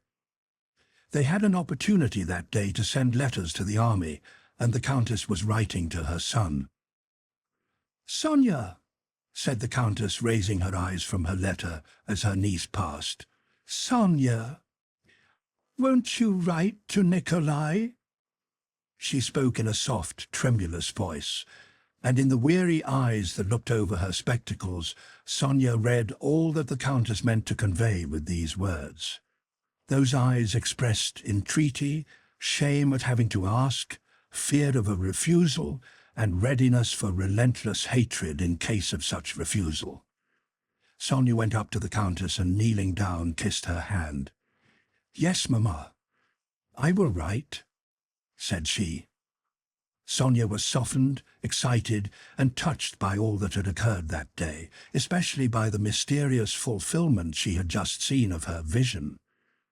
Now that she knew that the renewal of Natasha's relations with Prince Andrei would prevent Nikolai from marrying Princess Maria, she was joyfully conscious of a return of that self-sacrificing spirit in which she was accustomed to live and loved to live. So with a joyful consciousness of performing a magnanimous deed, interrupted several times by the tears that dimmed her velvety black eyes, she wrote that touching letter, the arrival of which had so amazed Nikolai. Chapter 9. Pierre's treatment as a prisoner. The officer and soldiers who had arrested Pierre treated him with hostility but yet with respect in the guardhouse to which he was taken. In their attitude toward him could still be felt both uncertainty as to who he might be, perhaps a very important person, and hostility as a result of their recent personal conflict with him. But when the guard was relieved next morning, Pierre felt that for the new guard, both officers and men, he was not as interesting as he had been to his captors.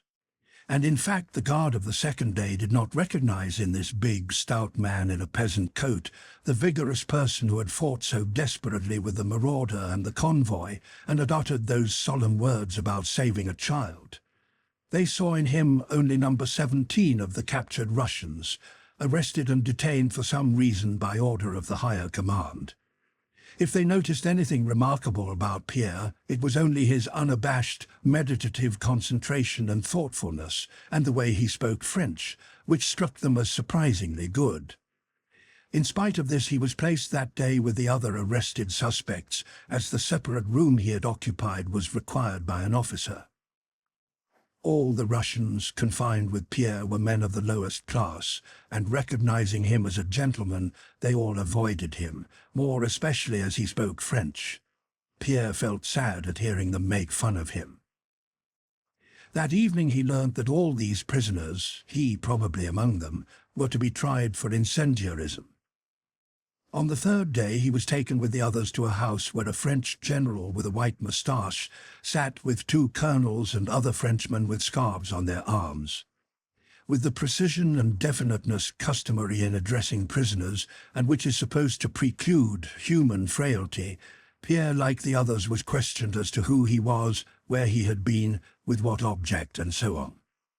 These questions, like questions put at trials generally, left the essence of the matter aside, shut out the possibility of that essence's being revealed, and were designed only to form a channel through which the judges wished the answers of the accused to flow, so as to lead to the desired result, namely a conviction. As soon as Pierre began to say anything that did not fit in with that aim, the channel was removed and the water could flow to waste. Pierre felt, moreover, what the accused always feel at their trial, perplexity as to why these questions were put to him. He had a feeling that it was only out of condescension or a kind of civility that this device of placing a channel was employed. He knew he was in these men's power, that only by force had they brought him there, that force alone gave them the right to demand answers to their questions, and that the sole object of that assembly was to inculpate him. And so, as they had the power and wished to inculpate him, this expedient of an inquiry and trial seemed unnecessary. It was evident that any answer would lead to conviction. When asked what he was doing when he was arrested, Pierre replied in a rather tragic manner that he was restoring to its parents a child he had saved from the flames. Why had he fought the marauder? Pierre answered that he was protecting a woman, and that to protect a woman who was being insulted was the duty of every man, that— They interrupted him, for this was not to the point. Why was he in the yard of a burning house, where witnesses had seen him? He replied that he had gone out to see what was happening in Moscow. Again they interrupted him. They had not asked where he was going, but why he was found near the fire. Who was he, they asked, repeating their first question, which he had declined to answer. Again he replied that he could not answer it. "Put that down. That's bad, very bad," sternly remarked the general with the white moustache and red flushed face. On the fourth day, fires broke out on the Zubovsky rampart. Pierre and 13 others were moved to the coach house of a merchant's house near the Crimean Bridge. On his way through the streets, Pierre felt stifled by the smoke which seemed to hang over the whole city. Fires were visible on all sides. He did not then realize the significance of the burning of Moscow, and looked at the fires with horror. He passed 4 days in the coach house near the Crimean Bridge, and during that time learned, from the talk of the French soldiers, that all those confined there were awaiting a decision which might come any day from the marshal. What marshal this was, Pierre could not learn from the soldiers. Evidently, for them, the marshal represented a very high and rather mysterious power. These first days, before the 8th of September, when the prisoners were had up for a second examination, were the hardest of all for Pierre. Chapter 10. On the 8th of September, an officer, a very important one judging by the respect the guard showed him, entered the coach house where the prisoners were. This officer, probably someone on the staff, was holding a paper in his hand and called over all the Russians there, naming Pierre as the man who does not give his name. Glancing indolently and indifferently at the prisoners, he ordered the officer in charge to have them decently dressed and tidied up before taking them to the marshal. An hour later, a squad of soldiers arrived, and Pierre with 13 others was led to the Virgin's Field. It was a fine day, sunny after rain, and the air was unusually pure. The smoke did not hang low as on the day when Pierre had been taken from the guardhouse on the Zubovsky rampart, but rose through the pure air in columns. No flames were seen, but columns of smoke rose on all sides, and all Moscow, as far as Pierre could see, was one vast charred ruin. On all sides there were waste spaces with only stoves and chimney stacks still standing, and here and there the blackened walls of some brick houses. Pierre gazed at the ruins and did not recognize districts he had known well. Here and there he could see churches that had not been burned. The Kremlin, which was not destroyed, gleamed white in the distance with its towers and the belfry of Ivan the Great. The domes of the new convent of the Virgin glittered brightly, and its bells were ringing particularly clearly. These bells reminded Pierre that it was Sunday and the feast of the Nativity of the Virgin, but there seemed to be no one to celebrate this holiday. Everywhere were blackened ruins, and the few Russians to be seen were tattered and frightened people who tried to hide when they saw the French. It was plain that the Russian nest was ruined and destroyed, but in place of the Russian order of life that had been destroyed, Pierre unconsciously felt that a quite different, firm French order had been established over this ruined nest. He felt this in the looks of the soldiers who, marching in regular ranks briskly and gaily, were escorting him and the other criminals. He felt it in the looks of an important French official in a carriage and pair driven by a soldier whom they met on the way. He felt it in the merry sounds of regimental music he heard from the left side of the field, and felt and realized it especially from the list of prisoners the French officer had read out when he came that morning. Pierre had been taken by one set of soldiers and led first to one and then to another place with dozens of other men, and it seemed that they might have forgotten him or confused him with the others. But no. The answers he had given when questioned had come back to him in his designation as the man who does not give his name, and under that appellation, which to Pierre seemed terrible, they were now leading him somewhere with unhesitating assurance on their faces that he and all the other prisoners were exactly the ones they wanted and that they were being taken to the proper place. Pierre felt himself to be an insignificant chip fallen among the wheels of a machine whose action he did not understand, but which was working well. He and the other prisoners were taken to the right side of the Virgin's field, to a large white house with an immense garden not far from the convent. This was Prince Sherbatov's house, where Pierre had often been in other days, and which, as he learned from the talk of the soldiers, was now occupied by the Marshal, the Duke of Eckmühl, Davout. They were taken to the entrance and led into the house one by one. Pierre was the sixth to enter. He was conducted through a glass gallery, an anteroom, and a hall, which were familiar to him, into a long, low study at the door of which stood an adjutant. Davout, spectacles on nose, sat bent over a table at the further end of the room. Pierre went close up to him, but Davout, evidently consulting a paper that lay before him, did not look up. Without raising his eyes, he said in a low voice, "Who are you?" Pierre was silent, because he was incapable of uttering a word. To him, Davout was not merely a French general, but a man notorious for his cruelty. Looking at his cold face as he sat like a stern schoolmaster who was prepared to wait a while for an answer, Pierre felt that every instant of delay might cost him his life, but he did not know what to say. He did not venture to repeat what he had said at his first examination, yet to disclose his rank and position was dangerous and embarrassing. So he was silent.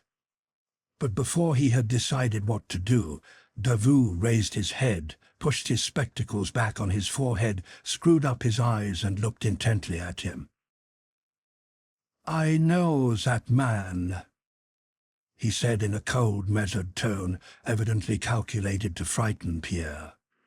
The chill that had been running down Pierre's back now seized his head as in a vice.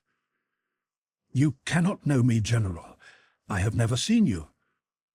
"He is a Russian spy," Davout interrupted, addressing another general who was present, but whom Pierre had not noticed. Davout turned away. With an unexpected reverberation in his voice, Pierre rapidly began. "No, monseigneur," he said, suddenly remembering that Davout was a duke. "No, monseigneur, you cannot have known me. I am a militia officer and have not quitted Moscow." "Your name?" asked Davout. "Bezukhov." "What proof have I that you are not lying?" "Monseigneur," exclaimed Pierre, not in an offended but in a pleading voice. Davout looked up and gazed intently at him. For some seconds they looked at one another, and that look saved Pierre. Apart from conditions of war and law, that look establishes human relations between the two men. At that moment, an immense number of things passed dimly through both their minds, and they realized that they were both children of humanity and were brothers. At the first glance, when Davout had only raised his head from the papers, where human affairs and lives were indicated by numbers, Pierre was merely a circumstance, and Davout could have shot him without burdening his conscience with an evil deed. But now he saw in him a human being. He reflected for a moment. "How can you show me that you are telling the truth?" said Davout coldly. Pierre remembered Hornbal, and named him and his regiment in the street where the house was. "You are not what you say," returned Davout. In a trembling, faltering voice, Pierre began adducing proofs of the truth of his statements. But at that moment an adjutant entered and reported something to Davout. Davout brightened up at the news the adjutant brought and began buttoning up his uniform. It seemed that he had quite forgotten Pierre. When the adjutant reminded him of the prisoner, he jerked his head in Pierre's direction with a frown and ordered him to be led away. But where they were to take him, Pierre did not know. Back to the coach-house, or to the place of execution, his companions had pointed out to him as they crossed the Virgin's field. He turned his head and saw that the adjutant was putting another question to Davout. "Yes, of course," replied Davout. But what this yes meant, Pierre did not know. Pierre could not afterwards remember how he went, whether it was far or in which direction. His faculties were quite numbed. He was stupefied, and noticing nothing around him, went on moving his legs as the others did, till they all stopped and he stopped too. The only thought in his mind at that time was, who was it that had really sentenced him to death? Not the men on the commission that had first examined him. Not one of them wished to, or evidently could have done it. It was not Davout, who had looked at him in so human a way. In another moment Davout would have realized that he was doing wrong, but just then the adjutant had come in and interrupted him. The adjutant also had evidently had no evil intent, though he might have refrained from coming in. Then who was executing him, killing him, depriving him of life? Him, Pierre, with all his memories, aspirations, hopes and thoughts. Who was doing this? And Pierre felt that it was no one. It was a system, a concurrence of circumstances. A system of some sort was killing him, Pierre, depriving him of life, of everything, annihilating him. Chapter 11.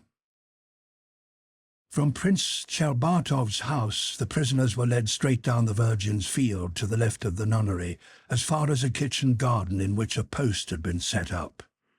Beyond that post, a fresh pit had been dug in the ground, and near the post and the pit, a large crowd stood in a semicircle. The crowd consisted of a few Russians and many of Napoleon's soldiers who were not on duty, Germans, Italians and Frenchmen, in a variety of uniforms. To the right and left of the post stood rows of French troops in blue uniforms with red epaulets and high boots and shakos. The prisoners were placed in a certain order, according to the list. Pierre was sixth, and were led to the post. Several drums suddenly began to beat on both sides of them, and at that sound Pierre felt as if part of his soul had been torn away. He lost the power of thinking or understanding. He could only hear and see, and he had only one wish, that the frightful thing that had to happen should happen quickly. Pierre looked round at his fellow prisoners and scrutinized them. The two first were convicts with shaven heads. One was tall and thin, the other dark, shaggy and sinewy with a flat nose. The third was a domestic serf, about 45 years old, with grizzled hair and a plump, well-nourished body. The fourth was a peasant, a very handsome man with a broad light brown beard and black eyes. The fifth was a factory hand, a thin, sallow-faced lad of 18 in a loose coat. Pierre heard the French consulting whether to shoot them separately or two at a time. "In couples," replied the officer in command in a calm voice. There was a stir in the ranks of the soldiers, and it was evident that they were all hurrying, not as men hurry to do something they understand, but as people hurry to finish a necessary but unpleasant and incomprehensible task. A French official wearing a scarf came up to the right of the row of prisoners and read out the sentence in Russian and in French. Then 2 pairs of Frenchmen approached the criminals and at the officer's command took the 2 convicts who stood first in the row.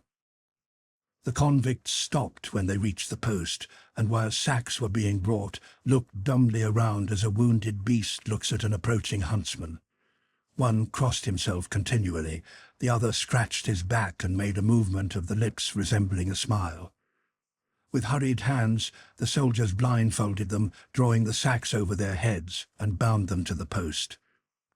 12 sharpshooters with muskets stepped out of the ranks with a firm, regular tread and halted 8 paces from the post. Pierre turned away to avoid seeing what was going to happen. Suddenly, a crackling, rolling noise was heard, which seemed to him louder than the most terrific thunder, and he looked round. There was some smoke, and the Frenchmen were doing something near the pit, with pale faces and trembling hands. 2 more prisoners were led up. In the same way and with similar looks, these 2 glanced vainly at the onlookers with only a silent appeal for protection in their eyes, evidently unable to understand or believe what was going to happen to them. They could not believe it because they alone knew what their life meant to them, and so they neither understood nor believed that it could be taken from them. Again Pierre did not wish to look and again turned away, but again the sound as of a frightful explosion struck his ear, and at the same moment he saw smoke, blood, and the pale, scared faces of the Frenchmen, who were again doing something by the post, their trembling hands impeding one another. Pierre, breathing heavily, looked around as if asking what it meant. The same question was expressed in all the looks that met his. On the faces of all the Russians and of the French soldiers and officers without exception, he read the same dismay, horror, and conflict that were in his own heart. But who, after all, is doing this? They are all suffering as I am. Who, then, is it? Who? Flashed for an instant through his mind. "Sharpshooters of the 86th, forward!" shouted someone. The 5th prisoner, the one next to Pierre, was led away, alone. Pierre did not understand that he was saved, and that he and the rest had been brought there only to witness the execution. With ever-growing horror and no sense of joy or relief, he gazed at what was taking place. The 5th man was the factory lad in the loose cloak. The moment they laid hands on him, he sprang aside in terror and clutched at Pierre. Pierre shuddered and shook himself free. The lad was unable to walk. They dragged him along, holding him up under the arms, and he screamed. When they got him to the post, he grew quiet, as if he suddenly understood something. Whether he understood that screaming was useless, or whether he thought it incredible that men should kill him, at any rate he took his stand at the post, waiting to be blindfolded like the others, and like a wounded animal, looked around him with glittering eyes. Pierre was no longer able to turn away and close his eyes. His curiosity and agitation, like that of the whole crowd, reached the highest pitch at this 5th murder. Like the others, this 5th man seemed calm. He wrapped his loose cloak closer and rubbed one bare foot with the other. When they began to blindfold him, he himself adjusted the knot which hurt the back of his head, and when they propped him against the blood-stained post, he leaned back and, not being comfortable in that position, straightened himself, adjusted his feet, and leaned back again more comfortably. Pierre did not take his eyes from him, and did not miss his slightest movement. Probably a word of command was given, and was followed by the reports of 8 muskets. But try as he would, Pierre could not afterwards remember having heard the slightest sound of the shots. He only saw how the workman suddenly sank down on the cords that held him, how blood showed itself in 2 places, how the rope slackened under the weight of the hanging body, and how the workman sat down, his head hanging unnaturally, and one leg bent under him. Pierre ran up to the post. No one hindered him. Pale, frightened people were doing something around the workman. The lower jaw of an old Frenchman with a thick moustache trembled as he untied the ropes. The body collapsed. The soldiers dragged it awkwardly from the post and began pushing it into the pit. They all plainly and certainly knew that they were criminals who must hide the traces of their guilt as quickly as possible. Pierre glanced into the pit and saw that the factory lad was lying with his knees close up to his head and one shoulder higher than the other. That shoulder rose and fell rhythmically and convulsively, but spadefuls of earth were already being thrown over the whole body. One of the soldiers, evidently suffering, shouted gruffly and angrily at Pierre to go back, but Pierre did not understand him and remained near the post, and no one drove him away. When the pit had been filled up, a command was given. Pierre was taken back to his place, and the rows of troops on both sides of the post made a half-turn and went past it at a measured pace. The 24 sharpshooters with discharged muskets, standing in the center of the circle, ran back to their places as the companies passed by. Pierre gazed now with dazed eyes at these sharpshooters, who ran in couples out of the circle. All but one rejoined their companies. This one, a young soldier, his face deadly pale, his shako pushed back and his musket resting on the ground, still stood near the pit at the spot from which he had fired. He swayed like a drunken man, taking some steps forward and back to save himself from falling. An old non-commissioned officer ran out of the ranks and, taking him by the elbow, dragged him to his company. The crowd of Russians and Frenchmen began to disperse. They all went away silently and with drooping heads. "That'll teach them to start fires," said one of the Frenchmen. Pierre glanced round at the speaker and saw that it was a soldier who was trying to find some relief after what had been done, but was not able to do so. Without finishing what he had begun to say, he made a hopeless movement with his arm and went away. Chapter 12. Platon Karatayev. After the execution, Pierre was separated from the rest of the prisoners and placed alone in a small, ruined and befouled church. Toward evening, a non-commissioned officer entered with 2 soldiers and told him that he had been pardoned and would now go to the barracks for the prisoners of war. Without understanding what was said to him, Pierre got up and went with the soldiers. They took him to the upper end of the field, where there were some sheds built of charred planks, beams and battens, and led him into one of them. In the darkness, some 20 different men surrounded Pierre. He looked at them without understanding who they were, why they were there, or what they wanted of him.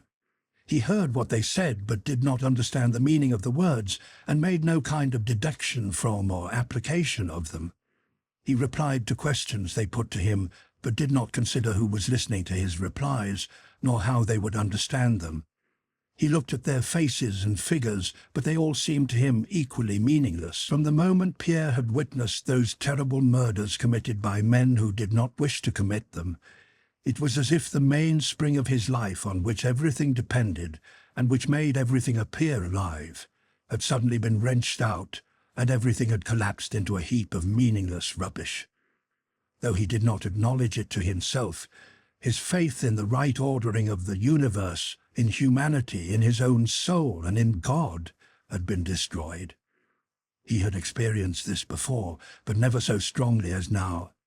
When similar doubts had assailed him before, they had been the result of his own wrongdoing, and at the bottom of his heart he had felt that relief from his despair and from those doubts was to be found within himself.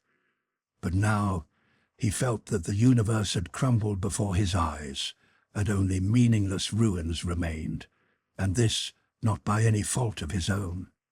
He felt that it was not in his power to regain faith in the meaning of life.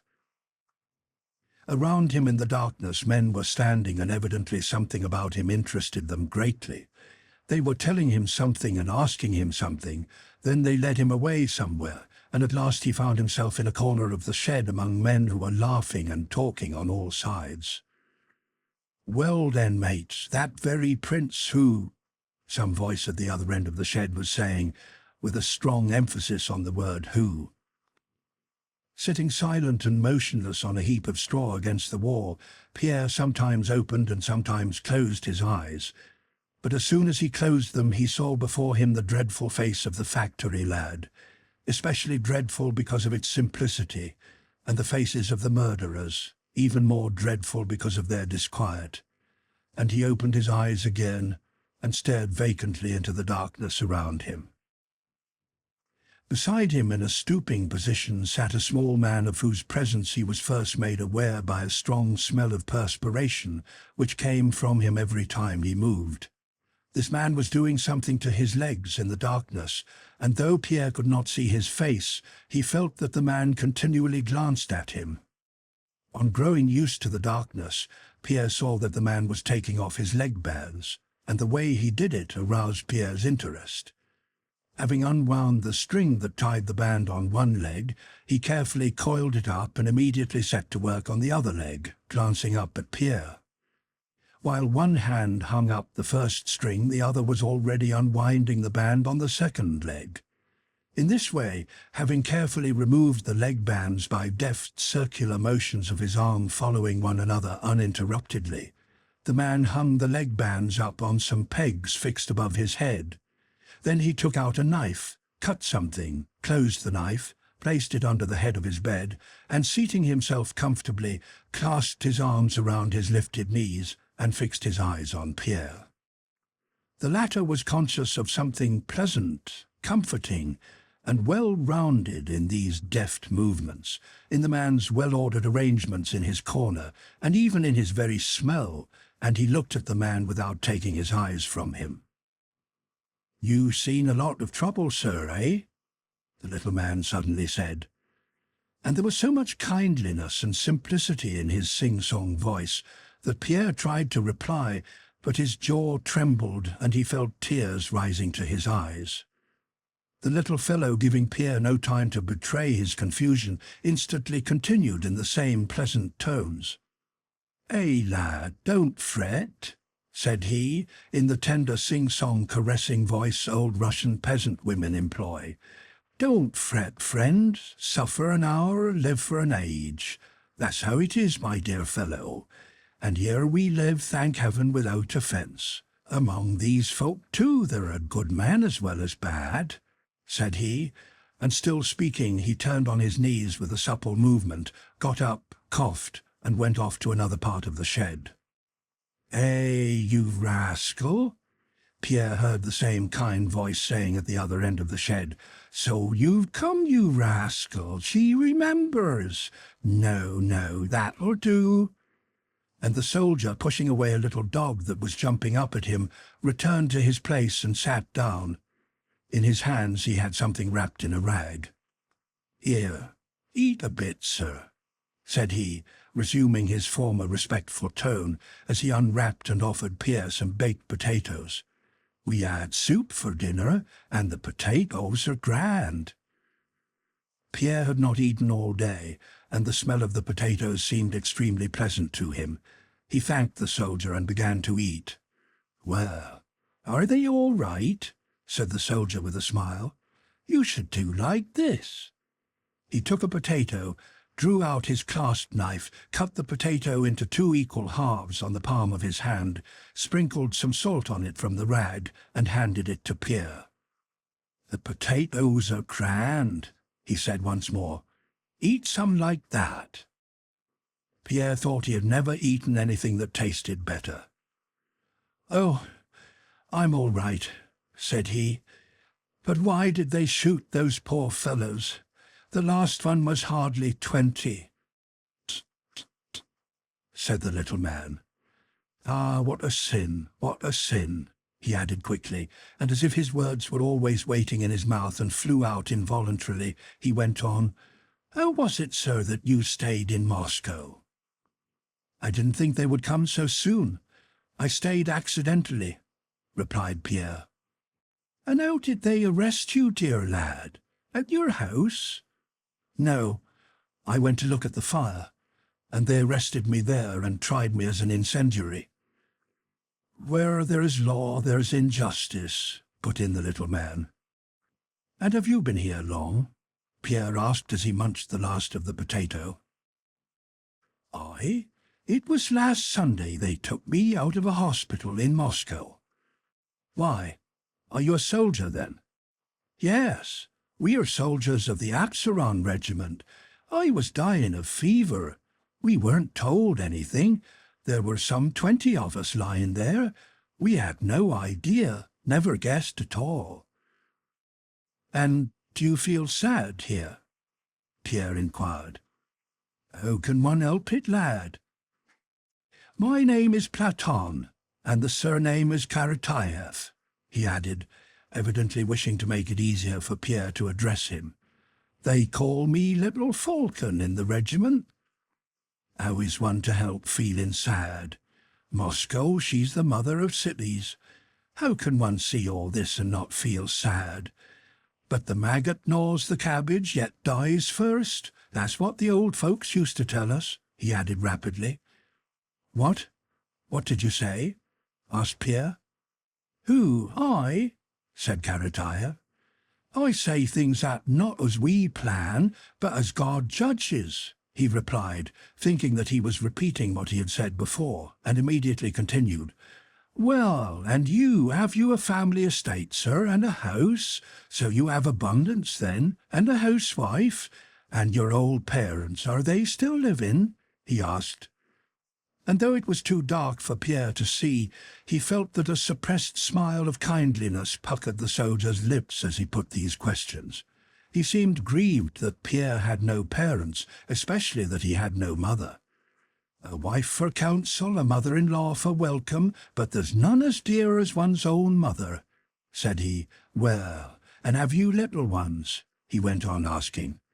Again Pierre's negative answer seemed to distress him, and he hastened to add, Never mind, you're young folks yet, and please God may still have some. The great thing is to live in harmony. But it's all the same now, Pierre could not help saying. Ah, my dear fellow, rejoined Karatayev, never decline a prison or a beggar's sack. He seated himself more comfortably and coughed, evidently preparing to tell a long story. Well, my dear fellow, I was still living at home, he began. We had a well-to-do homestead, plenty of land. We peasants lived well, and our house was one to thank God for. When father and we went out mowing, there were 7 of us. We lived well. We were real peasants. It so happened. And Platon Karatayev told a long story of how he had gone into someone's copse to take wood, how he had been caught by the keeper, had been tried, flogged, and sent to serve as a soldier. Well, that, and a smile changed the tone of his voice, we thought it was a misfortune, but it turned out a blessing. If it had not been for my sin, my brother would have had to go as a soldier, but he, my younger brother, had 5 little ones, while I, you see, only left a wife behind. We had a little girl, but God took her before I went as a soldier. I come home on leave, and I'll tell you how it was. I look and see that they're living better than before. The yard full of cattle, the women at home, 2 brothers away earning wages, and only Mikhail, the youngest, at home. Father, he says, all my children are the same to me. It hurts the same whichever finger gets bitten. But if Platon hadn't been shaved for a soldier, Mikhail would have had to go. Called us all to him, and when you believe it, placed us in front of the icons.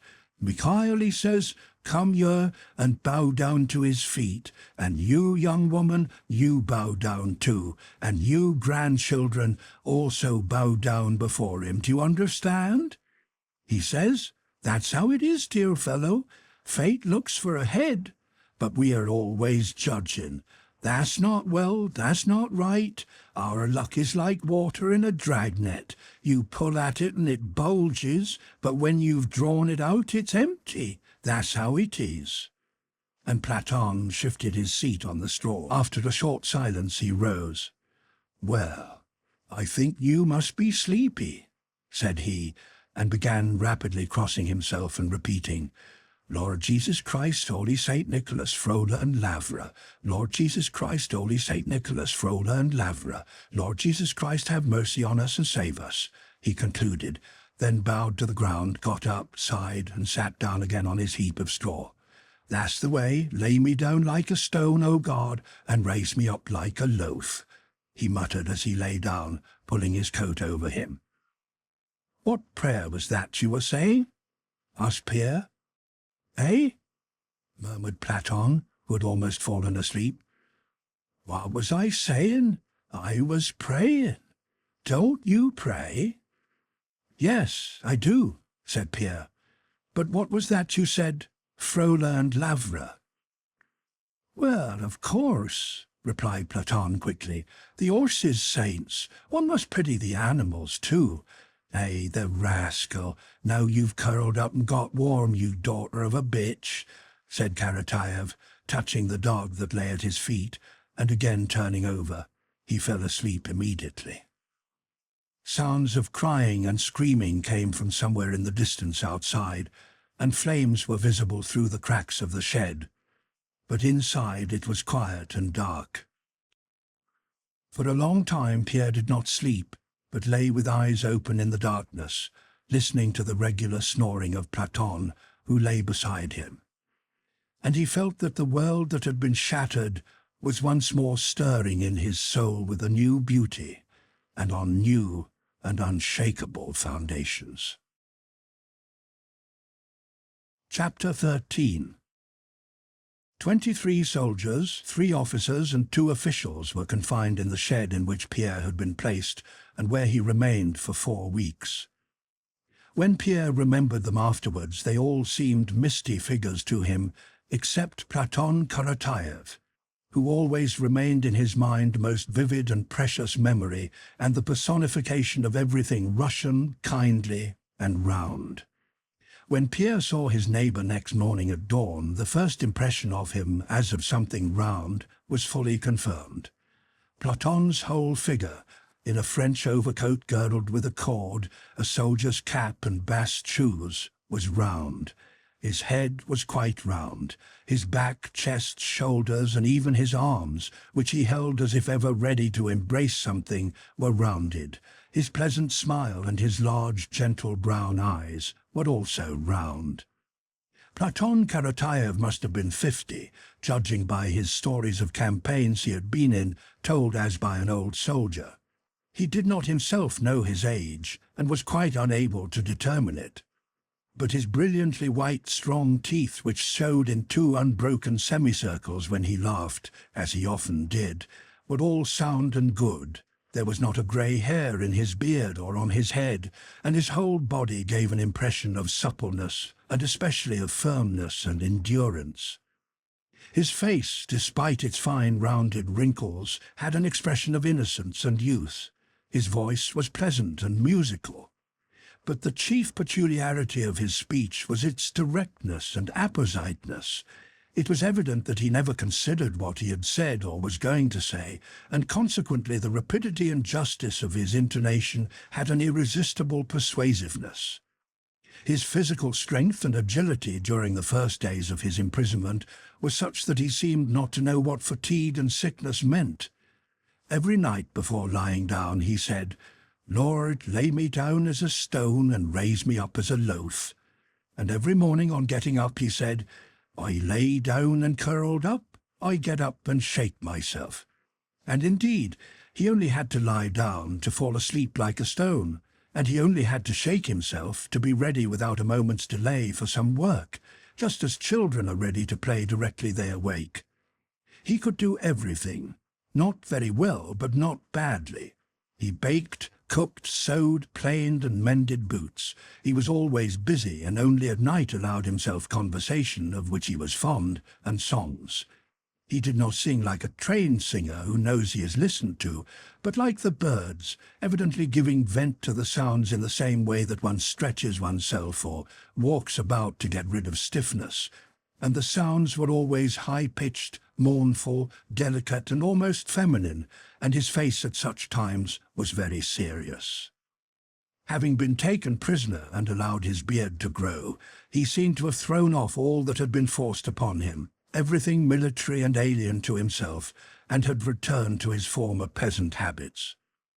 "A soldier on leave, a shirt outside breeches," he would say. He did not like talking about his life as a soldier, though he did not complain, and often mentioned that he had not been flogged once during the whole of his army service. When he related anything, it was generally some old and evidently precious memory of his Christian life, as he called his peasant existence.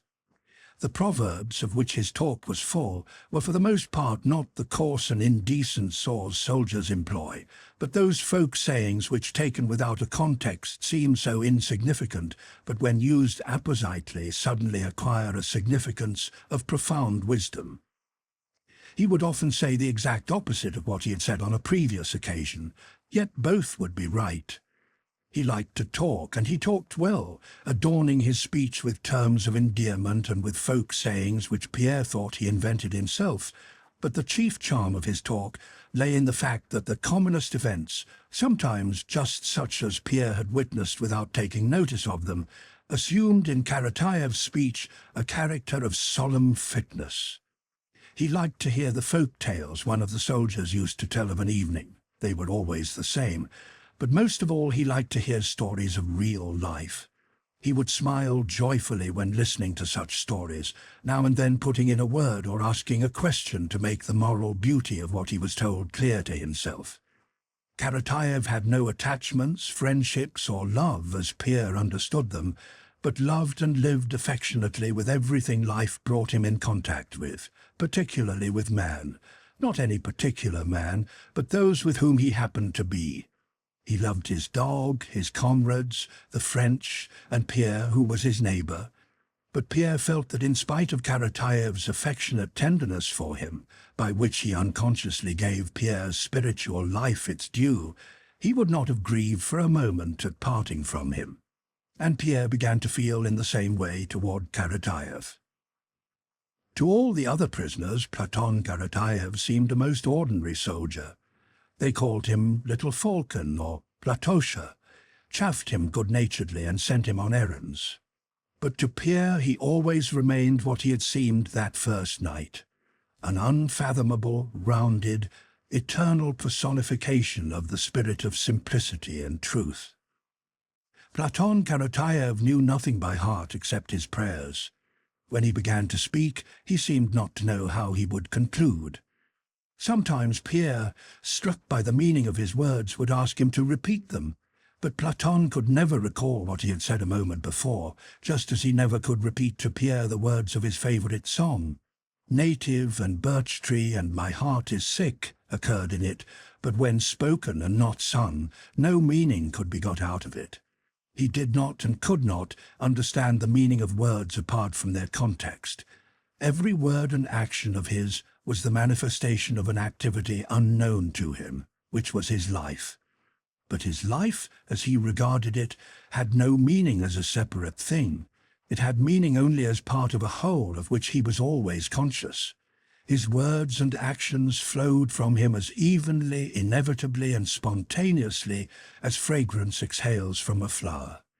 He could not understand the value or significance of any word or deed taken separately. Chapter 14. Princess Maria goes to the Rostovs in Yaroslavl. When Princess Maria heard from Nikolai that her brother was with the Rostovs at Yaroslavl, she at once prepared to go there, in spite of her aunt's efforts to dissuade her, and not merely to go herself, but to take her nephew with her. Whether it were difficult or easy, possible or impossible, she did not ask and did not want to know. It was her duty not only herself to be near her brother, who was perhaps dying, but to do everything possible to take his son to him, and so she prepared to set off.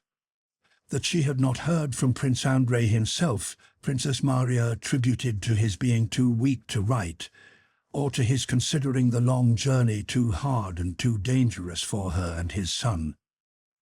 In a few days Princess Maria was ready to start. Her equipages were the huge family coach in which she had travelled to Voronezh, a semi-open trap and a baggage cart. With her travelled Mademoiselle Bourienne, little Nikolai and his tutor, her old nurse, 3 maids, Tikhon, and a young footman and courier her aunt had sent to accompany her. The usual route through Moscow could not be thought of. and the roundabout way Princess Maria was obliged to take through Lipetsk, Ryazan, Vladimir and Shuya was very long, and as post horses were not everywhere obtainable, very difficult, and near Ryazan, where the French were said to have shown themselves, was even dangerous. During this difficult journey, Mademoiselle Bourienne, Dessau and Princess Maria's servants were astonished at her energy and firmness of spirit. She went to bed later and rose earlier than any of them, and no difficulties daunted her. Thanks to her activity and energy, which infected her fellow travellers, they approached Yaroslavl by the end of the second week. The last days of her stay in Voronezh had been the happiest of her life. Her love for Rostov no longer tormented or agitated her. It filled her whole soul, had become an integral part of herself, and she no longer struggled against it. Latterly, she had become convinced that she loved and was beloved, though she never said this definitely to herself in words. She had become convinced of it at her last interview with Nikolai, when he had come to tell her that her brother was with the Rostovs. Not by a single word had Nikolai alluded to the fact that Prince Andrei's relations with Natasha might, if he recovered, be renewed, but Princess Maria saw by his face that he knew and thought of this. Yet in spite of that, his relation to her, considerate, delicate and loving, not only remained unchanged, but it sometimes seemed to Princess Maria that he was even glad that the family connection between them allowed him to express his friendship more freely. She knew that she loved for the first and only time in her life, and felt that she was beloved and was happy in regard to it. But this happiness on one side of her spiritual nature did not prevent her feeling grief for her brother with full force. On the contrary, that spiritual tranquility on the one side made it the more possible for her to give full play to her feeling for her brother. That feeling was so strong at the moment of leaving Voronezh that those who saw her off, as they looked at her careworn, despairing face, felt sure she would fall ill on the journey.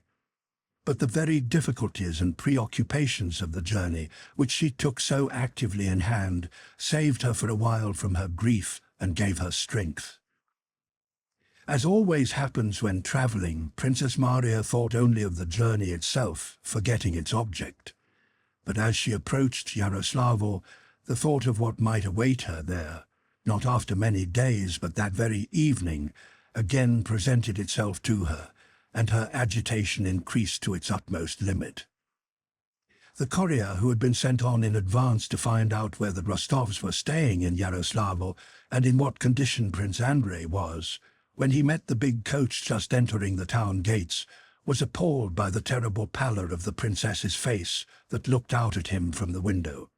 "I have found out everything, Your Excellency. The Rostovs are staying at the merchant Bronikov's house in the square, not far from here, right above the Volga," said the courier. Princess Maria looked at him with frightened inquiry, not understanding why he did not reply to what she chiefly wanted to know: how was her brother? Mademoiselle Bourienne put that question for her. "Who is the prince?" she asked. "His Excellency is staying in the same house with them." "Then he is alive," thought Princess Maria, and asked in a low voice, "How is he?" "The servants say he's still the same." What "still the same" might mean Princess Maria did not ask, but with an unnoticed glance at little 7-year-old Nikolai, who was sitting in front of her, looking with pleasure at the town, she bowed her head and did not raise it again till the heavy coach, rumbling, shaking and swaying, came to a stop. The carriage steps clattered as they were let down. The carriage door was opened. On the left there was water, a great river, and on the right her porch. There were people at the entrance, servants, and a rosy girl with a large plait of black hair, smiling, as it seemed to Princess Maria, in an unpleasantly affected way. This was Sonia. Princess Maria ran up the steps. This way," said the girl, with the same artificial smile, and the princess found herself in the hall, facing an elderly woman of Oriental type who came rapidly to meet her with a look of emotion. This was the Countess. She embraced Princess Maria and kissed her. Mon enfant, she muttered, je vous aime et je vous connais depuis longtemps. My child, I love you and have known you a long time. Despite her excitement, Princess Maria realized that this was the Countess and that it was necessary to say something to her. Hardly knowing how she did it, she contrived to utter a few polite phrases in French in the same tone as those that had been addressed to her, and asked, "How is he?"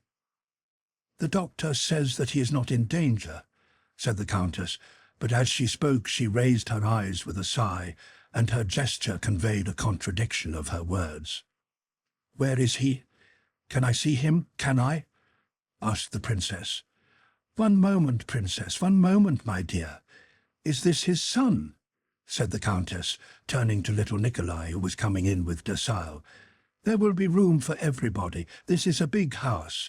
Oh, what a lovely boy." The Countess took Princess Maria into the drawing-room where Sonia was talking to Mademoiselle Bourienne. The Countess caressed the boy, and the old Count came in and welcomed the princess. He had changed very much since Princess Maria had last seen him. Then he had been a brisk, cheerful, self-assured old man. Now he seemed a pitiful, bewildered person.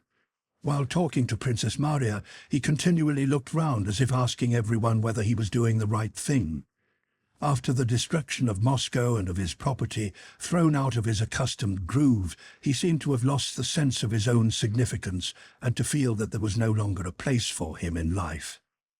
In spite of her one desire to see her brother as soon as possible, and her vexation that at that moment when all she wanted was to see him, they should be trying to entertain her and pretending to admire her nephew, the princess noticed all that was going on around her and felt the necessity of submitting, for a time, to this new order of things which she had entered. She knew it to be necessary, and though it was hard for her, she was not vexed with these people. "This is my niece," said the Count, introducing Sonia. "You don't know her, Princess?" Princess Maria turned to Sonia, and trying to stifle the hostile feeling that arose in her toward the girl, she kissed her. But she felt oppressed by the fact that the mood of everyone around her was so far from what was in her own heart. "Where is he?" she asked again, addressing them all. "He is downstairs. Natasha is with him," answered Sonia, flushing. "We have sent to ask. I think you must be tired, Princess." Tears of vexation showed themselves in Princess Maria's eyes. She turned away and was about to ask the Countess again how to go to him, when light, impetuous and seemingly buoyant steps were heard at the door. The princess looked round and saw Natasha coming in, almost running, that Natasha whom she had liked so little at their meeting in Moscow long since. But hardly had the princess looked at Natasha's face before she realized that here was a real comrade in her grief, and consequently a friend. She ran to meet her, embraced her, and began to cry on her shoulder. As soon as Natasha, sitting at the head of Prince Andrei's bed, heard of Princess Maria's arrival, she softly left his room and hastened to her with those swift steps that had sounded buoyant to Princess Maria. There was only one expression on her agitated face when she ran into the drawing-room, that of love, boundless love for him, for her, and for all that was near to the man she loved, and of pity, suffering for others, and passionate desire to give herself entirely to helping them. It was plain that at that moment there was in Natasha's heart no thought of herself or of her own relations with Prince Andrei. Princess Maria, with her acute sensibility, understood all this at the first glance at Natasha's face, and wept on her shoulder with sorrowful pleasure. Come to him, Maria," said Natasha, leading her into the other room. Princess Maria raised her head, dried her eyes, and turned to Natasha. She felt that from her she would be able to understand and learn everything. "How?" She began her question, but stopped short. She felt that it was impossible to ask or to answer in words. Natasha's face and eyes would have to tell her all more clearly and profoundly. Natasha was gazing at her, but seemed afraid and in doubt whether to say all she knew or not. She seemed to feel that before those luminous eyes which penetrated into the very depths of her heart, It was impossible not to tell the whole truth which she saw. And suddenly Natasha's lips twitched, ugly wrinkles gathered round her mouth, and covering her face with her hands, she burst into sobs. Princess Maria understood. But she still hoped and asked in words which she herself did not trust, "But how is his wound? What is his general condition?" You will see," was all Natasha could say. They sat a little while downstairs near his room, till they had left off crying and were able to go to him with calm faces. "How has his whole illness gone? Is it long since he grew worse? When did this happen?" Princess Maria inquired. Natasha told her that at first there had been danger from his feverish condition and the pain he suffered, but at Troitsa that had passed, and the doctor had only been afraid of gangrene. That danger had also passed. When they reached Yaroslavl, the wound had begun to fester. Natasha knew all about such things as festering, and the doctor had said that the festering might take a normal course. Then fever set in, but the doctor had said the fever was not very serious.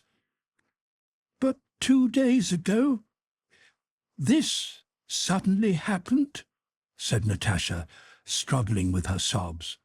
"I don't know why, but you will see what he is like." "Is he weaker? Thinner?" asked the princess.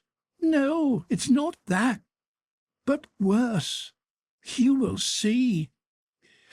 Oh, Maria, he is too good. He cannot live, because..." Chapter 15. When Natasha opened Prince Andrei's door with a familiar movement and let Princess Maria pass into the room before her, the princess felt the sobs in her throat. Hard as she had tried to prepare herself, and now tried to remain tranquil, she knew that she would be unable to look at him without tears. The princess understood what Natasha had meant by the words, "2 days ago, this suddenly happened." She understood those words to mean that he had suddenly softened, and that this softening and gentleness were signs of approaching death. As she stepped to the door, she already saw in imagination Andrei's face as she remembered it in childhood, a gentle, mild, sympathetic face, which he had rarely shown, and which therefore affected her very strongly. She was sure he would speak soft, tender words to her, such as her father had uttered before his death, and that she would not be able to bear it and would burst into sobs in his presence. Yet sooner or later it had to be, and she went in. The sobs rose higher and higher in her throat as she more and more clearly distinguished his form, and her short-sighted eyes tried to make out his features, and then she saw his face and met his gaze. He was lying in a squirrel fur dressing gown on a divan, surrounded by pillows. He was thin and pale. In one thin, translucently white hand he held a handkerchief, while with the other he stroked the delicate moustache he had grown, moving his fingers slowly. His eyes gazed at them as they entered. On seeing his face and meeting his eyes, Princess Maria's pace suddenly slackened. She felt her tears dry up and her sobs ceased. She suddenly felt guilty, and grew timid on catching the expression of his face and eyes. "But in what am I to blame?" she asked herself, and his cold, stern look replied, "Because you are alive and thinking of the living, while I..." In the deep gaze that seemed to look not outwards but inwards, there was an almost hostile expression as he slowly regarded his sister and Natasha. He kissed his sister, holding her hand in his, as was their wont. "How are you, Maria? How did you manage to get here?" said he in a voice as calm and aloof as his look. Had he screamed in agony, that scream would not have struck such horror into Princess Maria's heart as the tone of his voice. "And have you brought little Nikolai?" he asked in the same slow, quiet manner, and with an obvious effort to remember. "How are you now?" said Princess Maria, herself surprised at what she was saying. "That, my dear, you must ask the doctor," he replied, and again making an evident effort to be affectionate, he said with his lips only, his words clearly did not correspond to his thoughts, "Merci, cher ami, d'être venu. Thank you for coming, my dear." Princess Maria pressed his hand. The pressure made him wince just perceptibly. He was silent, and she did not know what to say. She now understood what had happened to him 2 days before. In his words, his tone, and especially in that calm, almost antagonistic look, could be felt an estrangement from everything belonging to this world, terrible in one who is alive. Evidently only with an effort did he understand anything living. But it was obvious that he failed to understand, not because he lacked the power to do so, but because he understood something else, something the living did not and could not understand, and which wholly occupied his mind. "There, you see how strangely fate has brought us together," said he, breaking the silence and pointing to Natasha. "She looks after me all the time." Princess Maria heard him and did not understand how he could say such a thing. He, the sensitive, tender Prince Andrei, how could he say that before her whom he loved and who loved him? Had he expected to live, he could not have said those words in that offensively cold tone. If he had not known that he was dying, how could he have failed to pity her? And how could he speak like that in her presence? The only explanation was that he was indifferent, because something else, much more important, had been revealed to him. The conversation was cold and disconnected and continually broke off.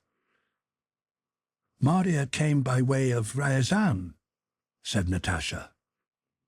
Prince Andrei did not notice that she called his sister Maria, and only after calling her so in his presence did Natasha notice it herself. "Really?" he asked. "They told her that all Moscow has been burnt down, and that—" Natasha stopped. It was impossible to talk.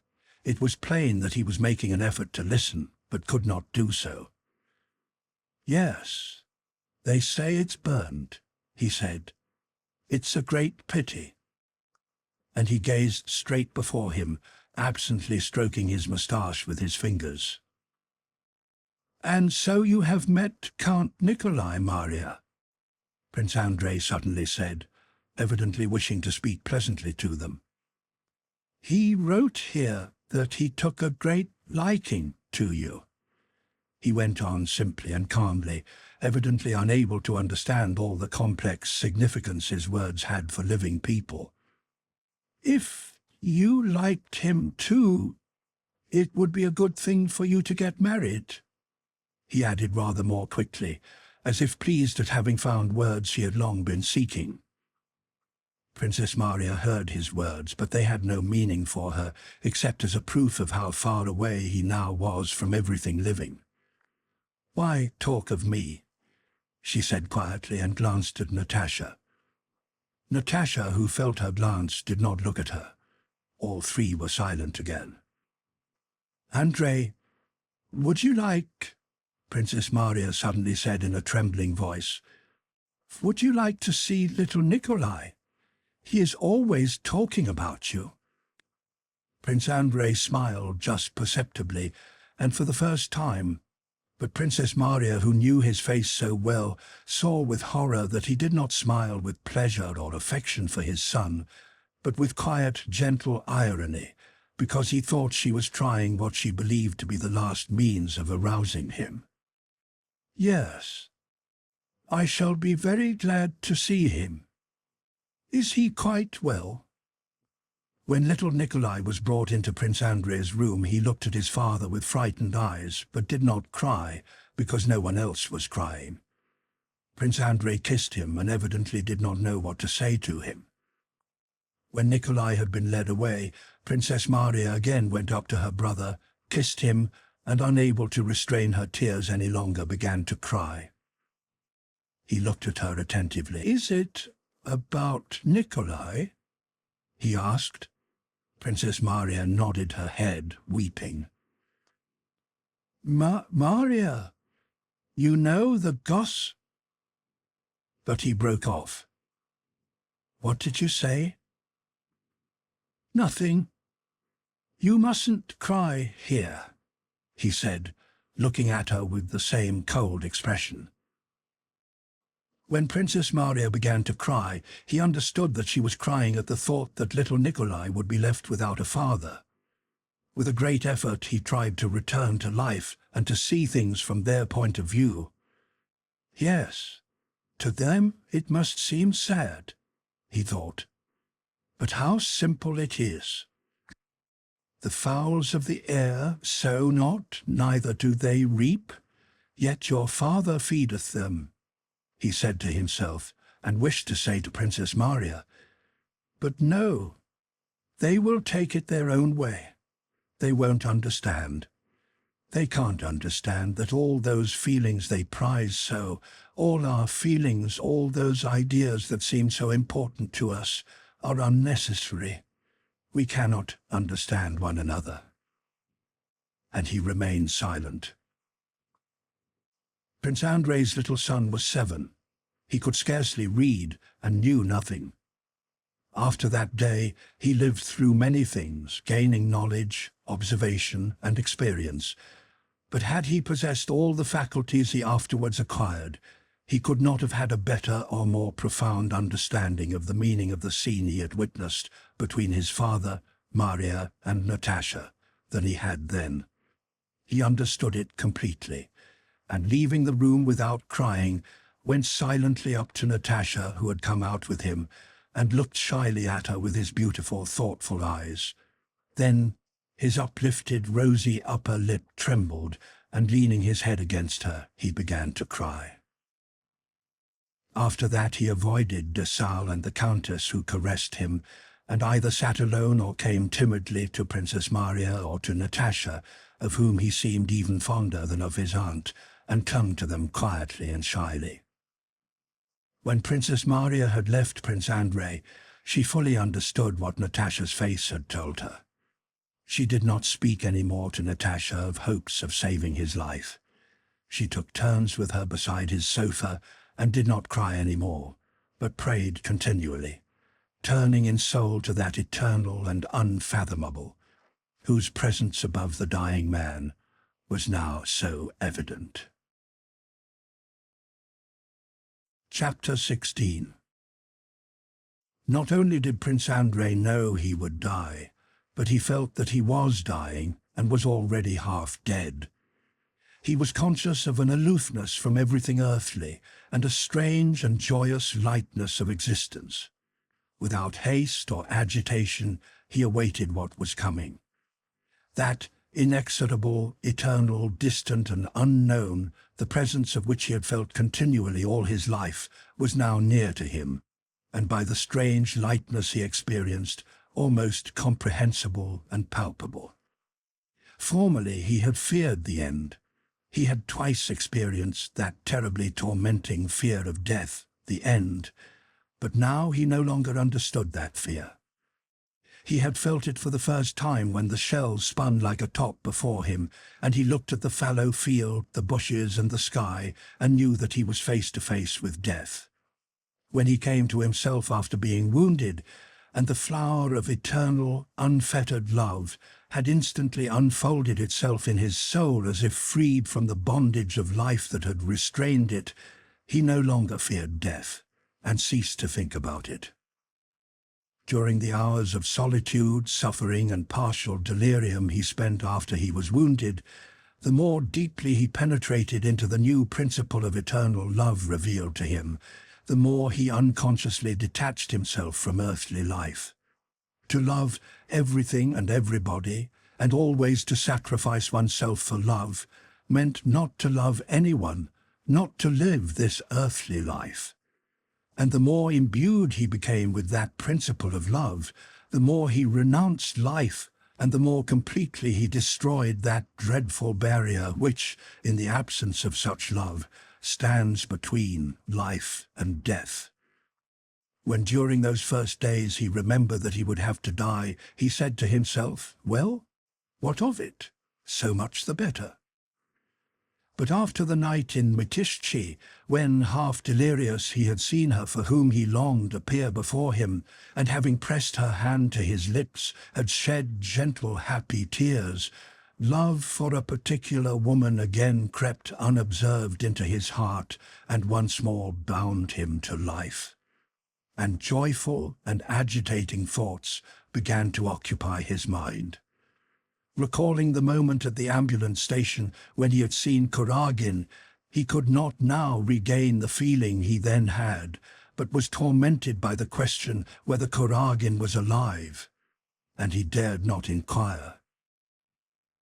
His illness pursued its normal physical course, but what Natasha referred to when she said, "This suddenly happened," had occurred 2 days before Princess Maria arrived. It was the last spiritual struggle between life and death, in which death gained the victory. It was the unexpected realization of the fact that he still valued life as presented to him in the form of his love for Natasha, and a last, though ultimately vanquished, attack of terror before the unknown. It was evening. As usual, after dinner he was slightly feverish, and his thoughts were preternaturally clear. Sonia was sitting by the table. He began to doze. Suddenly a feeling of happiness seized him. "Ah, she has come," thought he. And so it was. In Sonia's place sat Natasha, who had just come in noiselessly. Since she had begun looking after him, he had always experienced this physical consciousness of her nearness. She was sitting in an armchair placed sideways, screening the light of the candle from him, and was knitting a stocking. She had learnt to knit stockings since Prince Andrei had casually mentioned that no one nursed the sick so well as old nurses who knit stockings, and that there is something soothing in the knitting of stockings. The needles clicked lightly in her slender, rapidly moving hands, and he could clearly see the thoughtful profile of her drooping face. She moved, and the ball rolled off her knees. She started, glanced round at him, and screening the candle with her hand, stooped carefully with a supple and exact movement, picked up the ball, and regained her former position. He looked at her without moving, and saw that she wanted to draw a deep breath after stooping, but refrained from doing so and breathed cautiously. At the Troitsa monastery they had spoken of the past, and he had told her that if he lived, he would always thank God for his wound, which had brought them together again. But after that, they never spoke of the future. Can it, or can it not be? He now thought as he looked at her and listened to the light click of the steel needles. Can fate have brought me to her so strangely, only for me to die? Is it possible that the truth of life has been revealed to me only to show me that I have spent my life in falsity? I love her more than anything in the world. But what am I to do if I love her? He thought, and he involuntarily groaned from a habit acquired during his sufferings. On hearing that sound, Natasha put down the stocking, leaned nearer to him, and suddenly noticing his shining eyes, stepped lightly up to him and bent over him. "You are not asleep?" "No. I have been looking at you a long time. I felt you come in. No one else gives me that sense of soft tranquility that you do. That light. I want to weep for joy." Natasha drew closer to him. Her face shone with rapturous joy.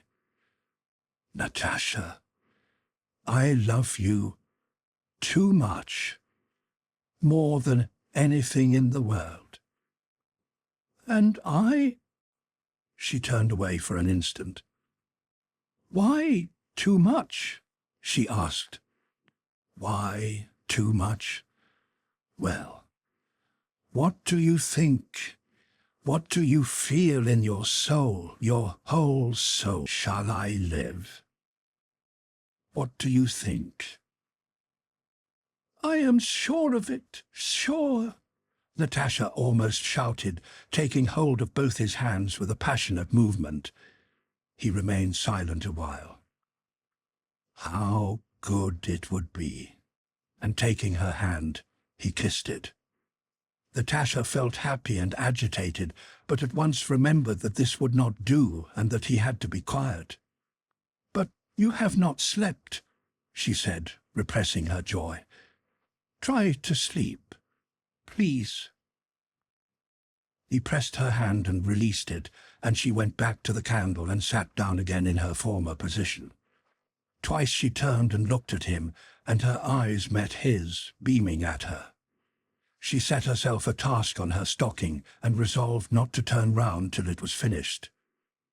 Soon he rarely shut his eyes and fell asleep. He did not sleep long, and suddenly awoke with a start and in a cold perspiration. As he fell asleep, he had been thinking of the subject that now always occupied his mind, about life and death, and chiefly about death. He felt himself nearer to it. Love?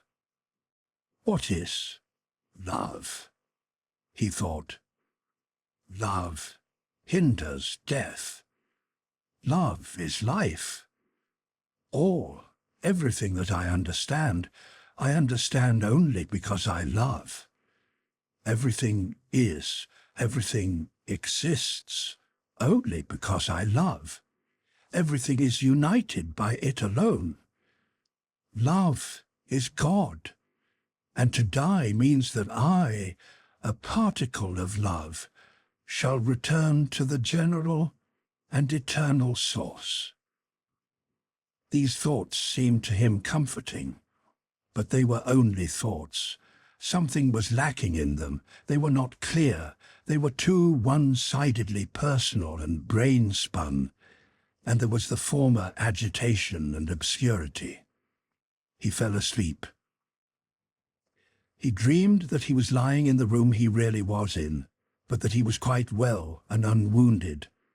Many various, indifferent and insignificant people appeared before him. He talked to them and discussed something trivial. They were preparing to go away somewhere.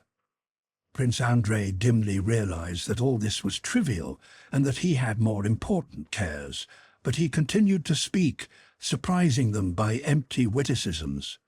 Gradually, unnoticed, all these persons began to disappear, and a single question, that of the closed door, superseded all else. He rose and went to the door to bolt and lock it. Everything depended on whether he was or was not in time to lock it. He went and tried to hurry, but his legs refused to move, and he knew he would not be in time to lock the door, though he painfully strained all his powers.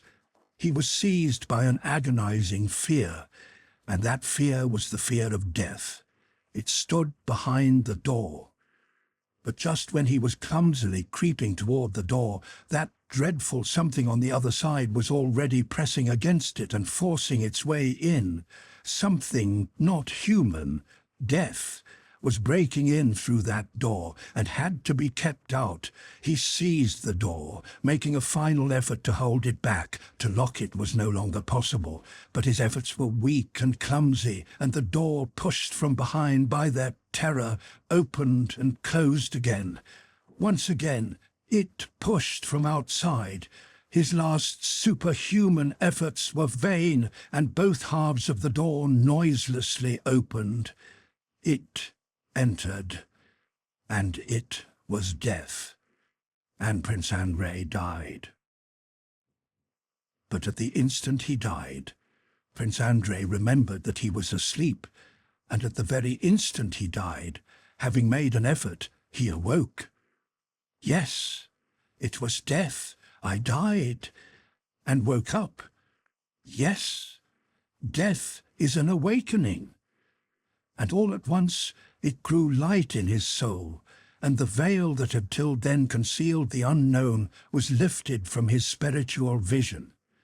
He felt as if powers till then confined within him had been liberated, and that strange lightness did not again leave him.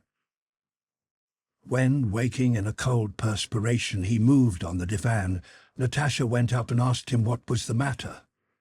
He did not answer, and looked at her strangely, not understanding. That was what had happened to him 2 days before Princess Maria's arrival. From that day, as the doctor expressed it, the wasting fever assumed a malignant character. But what the doctor said did not interest Natasha. She saw the terrible moral symptoms, which to her were more convincing. From that day, an awakening from life came to Prince Andrei, together with his awakening from sleep. And compared to the duration of life, it did not seem to him slower than an awakening from sleep compared to the duration of a dream. There was nothing terrible or violent in this comparatively slow awakening. His last days and hours passed in an ordinary and simple way. Both Princess Maria and Natasha, who did not leave him, felt this. They did not weep or shudder, and during these last days they themselves felt that they were not attending on him. He was no longer there, he had left them, but on what reminded them most closely of him, his body. Both felt this so strongly that the outward and terrible side of death did not affect them, and they did not feel it necessary to foment their grief. Neither in his presence nor out of it did they weep, nor did they ever talk to one another about him. They felt that they could not express in words what they understood. They both saw that he was sinking slowly and quietly, deeper and deeper away from them, and they both knew that this had to be so, and that it was right. He confessed and received communion. Everyone came to take leave of him.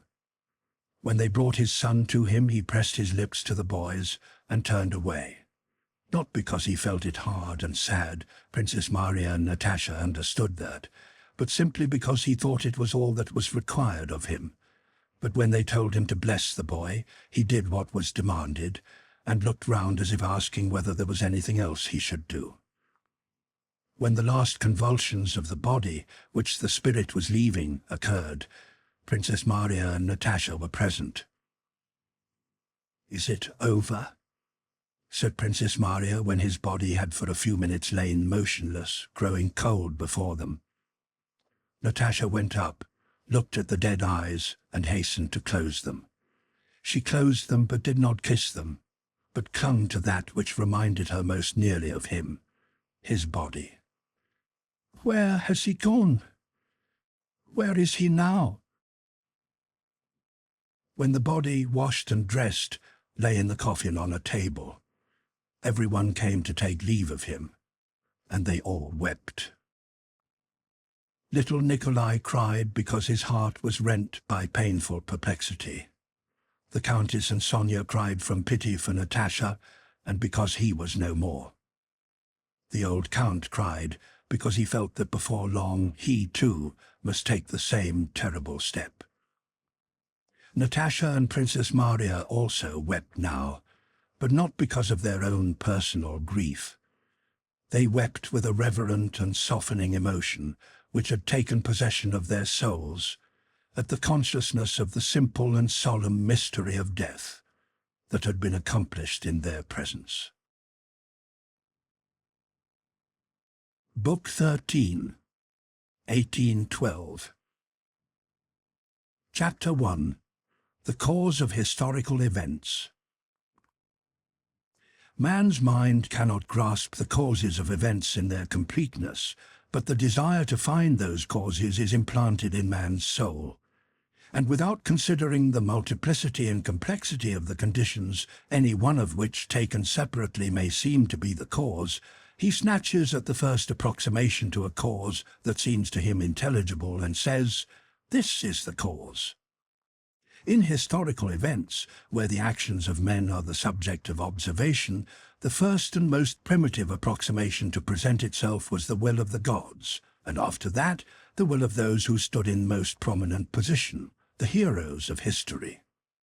But we need only to penetrate to the essence of any historic event, which lies in the activity of the general mass of men who take part in it, to be convinced that the will of the historic hero does not control the actions of the mass, but is itself continually controlled. It may seem to be a matter of indifference whether we understand the meaning of historical events this way or that, yet there is the same difference between a man who says that the people of the West moved on the East because Napoleon wished it, and a man who says that this happened because it had to happen, as there is between those who declare that the Earth was stationary and that the planets moved round it, and those who admitted that they did not know what upheld the Earth, but knew there were laws directing its movement and that of the other planets. There is, and can be, no cause of an historical event except the one cause of all causes. But there are laws directing events, and some of these laws are known to us while we are conscious of others we cannot comprehend. The discovery of these laws is only possible when we have quite abandoned the attempt to find the cause in the will of some one man, just as the discovery of the laws of the motion of the planets was possible only when men abandoned the conception of the fixity of the Earth. The historians consider that, next to the Battle of Borodino and the occupation of Moscow by the enemy and its destruction by fire, the most important episode of the War of 1812 was the movement of the Russian army from the Ryazan to the Kaluga road and to the Tarutino camp, the so-called flank march across the Krasnaya Pakhra River. They ascribe the glory of that achievement of genius to different men, and dispute as to whom the honor is due. Even foreign historians, including the French, acknowledge the genius of the Russian commanders when they speak of that flank march. But it is hard to understand why military writers, and following them others, consider this flank march to be the profound conception of some one man who saved Russia and destroyed Napoleon. In the first place, it is hard to understand where the profundity and genius of this movement lay, for not much mental effort was needed to see that the best position for an army when it is not being attacked is where there are most provisions, and even a dull boy of 13 could have guessed that the best position for an army after its retreat from Moscow in 1812 was on the Kaluga road. So it is impossible to understand by what reasoning the historians reached the conclusion that this maneuver was a profound one. And it is even more difficult to understand just why they think that this maneuver was calculated to save Russia and destroy the French. For this flank march, had it been preceded, accompanied, or followed by other circumstances, might have proved ruinous to the Russians and salutary for the French. If the position of the Russian army really began to improve from the time of that march, it does not at all follow that the march was the cause of it. That flank march might not only have failed to give any advantage to the Russian army, but might in other circumstances have led to its destruction. What would have happened had Moscow not burnt down, if Murat had not lost sight of the Russians, if Napoleon had not remained inactive, if the Russian army at Krasnaya Pakhra had given battle as Bennigsen and Barclay advised? What would have happened had the French attacked the Russians while they were marching beyond the Pakhra? What would have happened if, on approaching Tarutino, Napoleon had attacked the Russians with but a tenth of the energy he had shown when he attacked them at Smolensk? What would have happened had the French moved on Petersburg? In any of these eventualities, the flank march that brought salvation might have proved disastrous. The third and most incomprehensible thing is that people studying history deliberately avoid seeing that this flank march cannot be attributed to any one man, that no one ever foresaw it, and that in reality, like the retreat from Filí, it did not suggest itself to anyone in its entirety, but resulted, moment by moment, step by step, event by event, from an endless number of most diverse circumstances, and was only seen in its entirety when it had been accomplished and belonged to the past.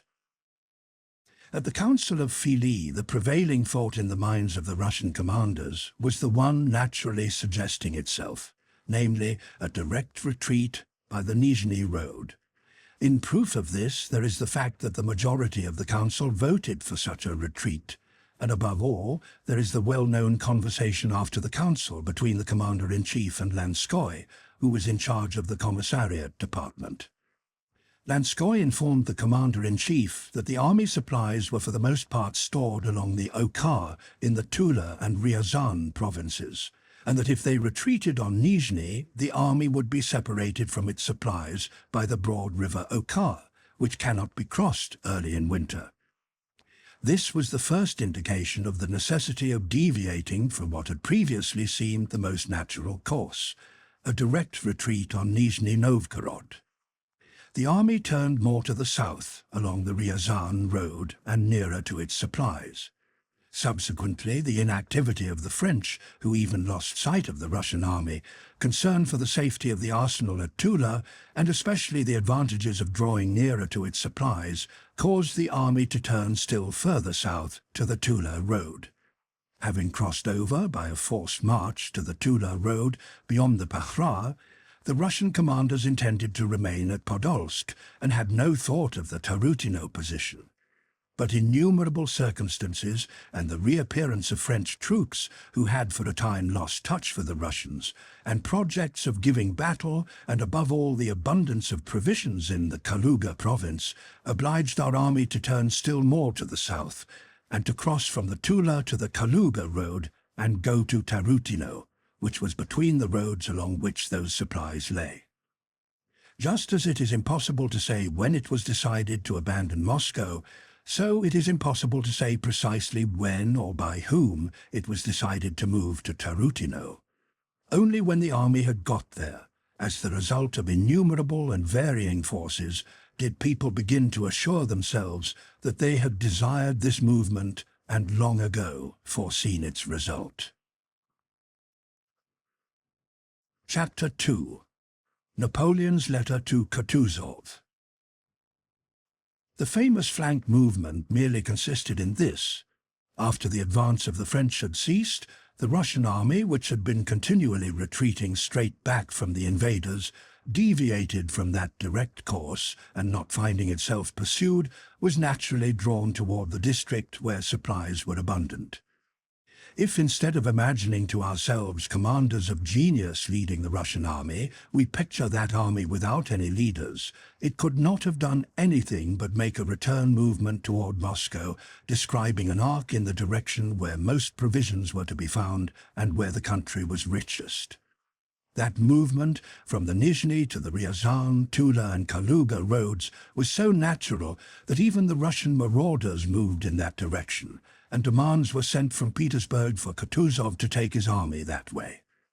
At Tarutino, Kutuzov received what was almost a reprimand from the Emperor for having moved his army along the Ryazan road, and the Emperor's letter indicated to him the very position he had already occupied near Kaluga. Having rolled like a ball in the direction of the impetus given by the whole campaign and by the Battle of Borodino, the Russian army, when the strength of that impetus was exhausted and no fresh push was received, assumed the position natural to it. Kutuzov's merit lay not in any strategic maneuver of genius, as it is called, but in the fact that he alone understood the significance of what had happened. He alone then understood the meaning of the French army's inactivity. He alone continued to assert that the Battle of Borodino had been a victory. He alone, who as commander-in-chief might have been expected to be eager to attack, employed his whole strength to restrain the Russian army from useless engagements. The beast, wounded at Borodino, was lying where the fleeing hunter had left him.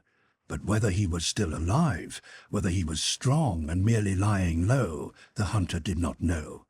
Suddenly, the beast was heard to moan. The moan of that wounded beast, the French army, which betrayed its calamitous condition, was the sending of Loristov to Kutuzov's camp with overtures for peace. Napoleon, with his usual assurance that whatever entered his head was right, wrote to Kutuzov the first words that occurred to him, though they were meaningless. Monsieur le Prince Kutuzov, I am sending one of my adjutants general to discuss several interesting questions with you. I beg your highness to credit what he says to you, especially when he expresses the sentiment of esteem and special regard I have long entertained for your person. This letter, having no other object, I pray God, Monsieur le Prince Kutuzov, to keep you in his holy and gracious protection. Napoleon, Moscow, October the 30th, 1812. Kutuzov replied, I should be cursed by posterity were I looked on as the initiator of a settlement of any sort.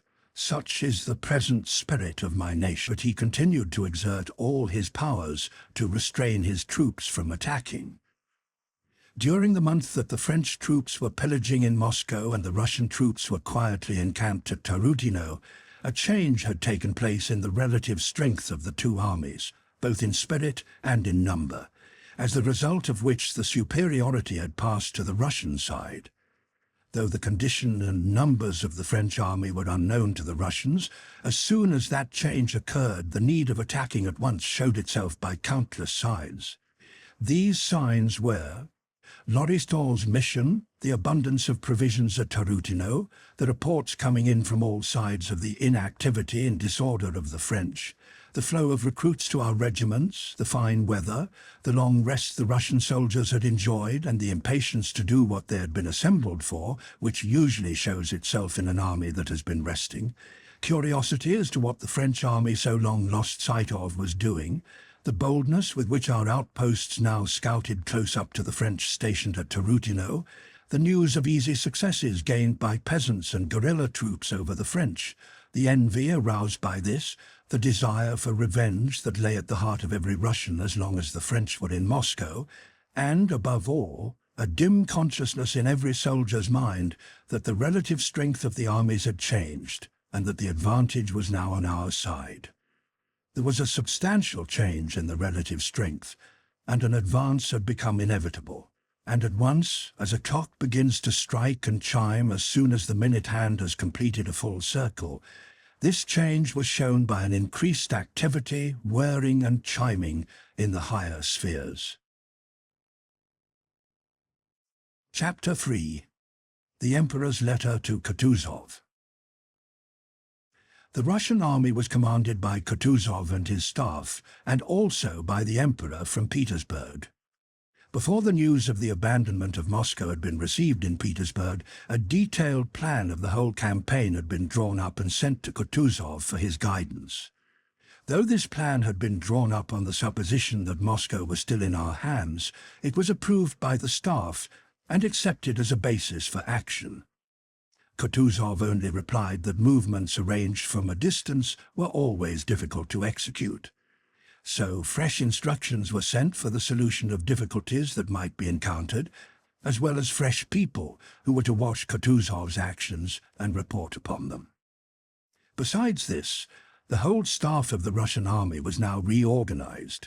The posts left vacant by Bagration, who had been killed, and by Barclay, who had gone away in dudgeon, had to be filled.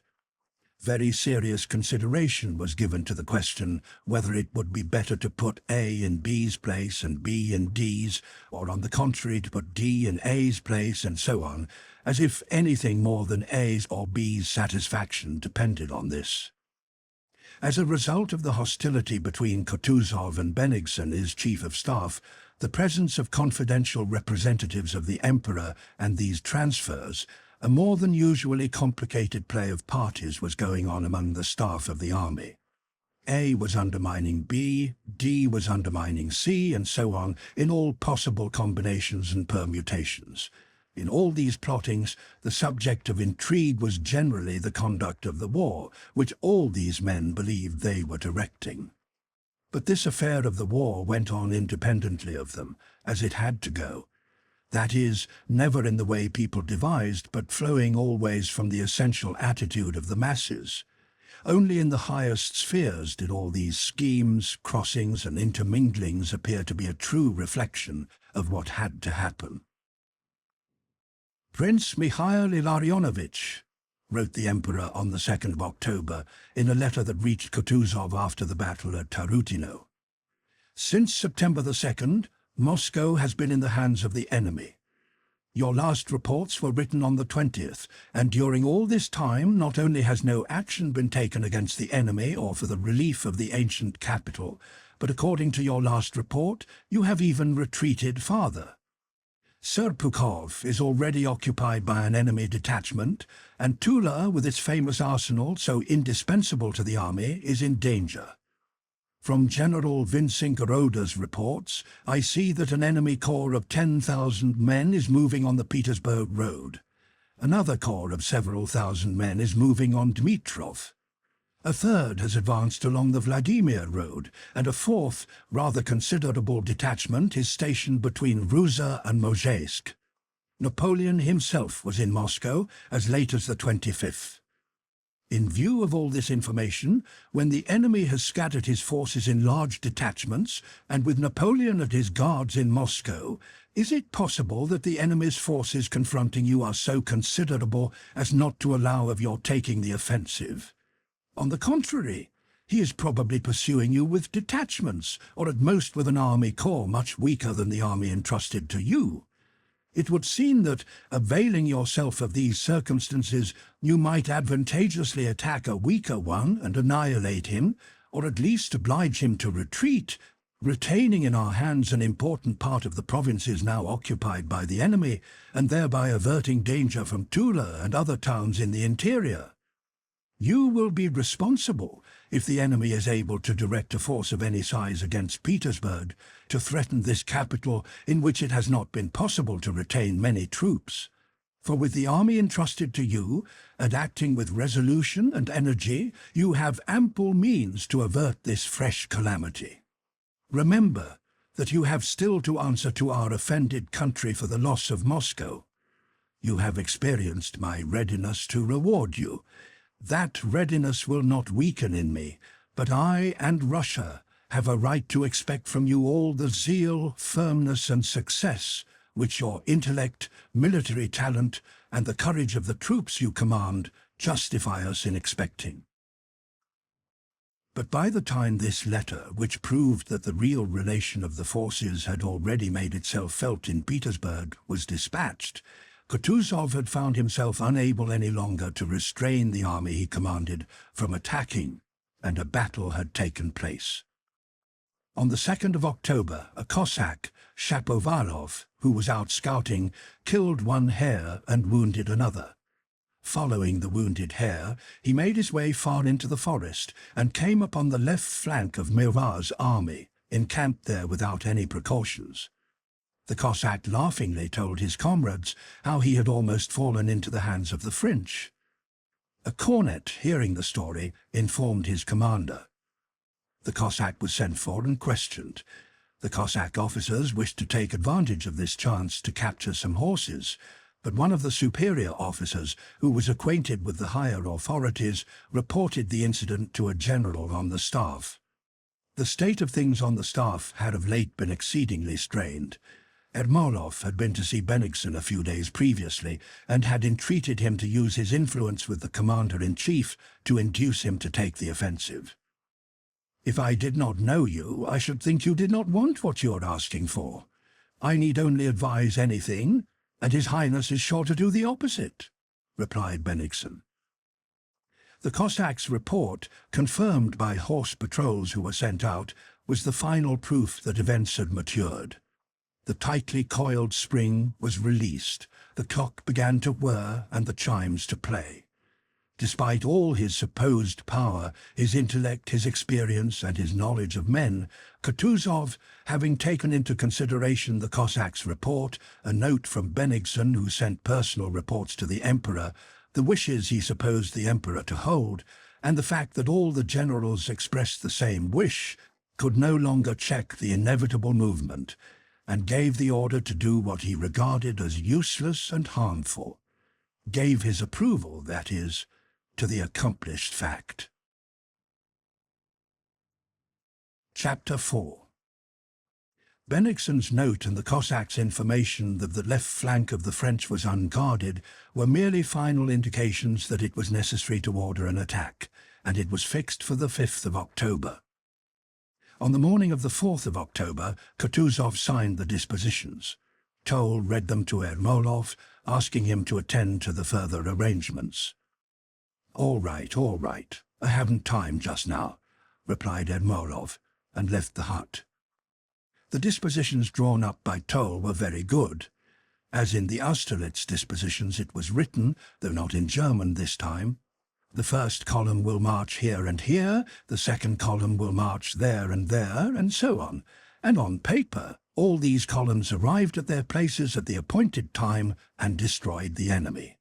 Everything had been admirably thought out, as is usual in dispositions, and as is always the case, not a single column reached its place at the appointed time. When the necessary number of copies of the dispositions had been prepared, an officer was summoned and sent to deliver them to Ermolov to deal with. A young officer of the Horse Guards, Kutuzov's orderly, pleased at the importance of the mission entrusted to him, went to Ermolov's quarters. "Gone away," said Ermolov's orderly.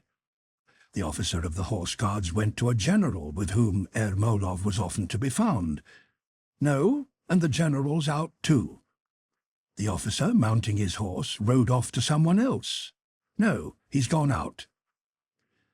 "If only they don't make me responsible for this delay. What a nuisance it is," thought the officer, and he rode round the whole camp. One man said he had seen Ermolov ride past with some other generals. Others said he must have returned home. The officer searched till 6 o'clock in the evening without even stopping to eat. Ermolov was nowhere to be found, and no one knew where he was. The officer snatched a little food at a comrade's and rode again to the vanguard to find Miloradovich. Miloradovich, too, was away, but here he was told that he had gone to a ball at General Kikin's, and that Ermolov was probably there too. "But where is it?" "Why, there, over at Etchkino," said a Cossack officer, pointing to a country house in the far distance. "What, outside our line?" "They've put 2 regiments as outposts, and they're having such a spree there it's awful.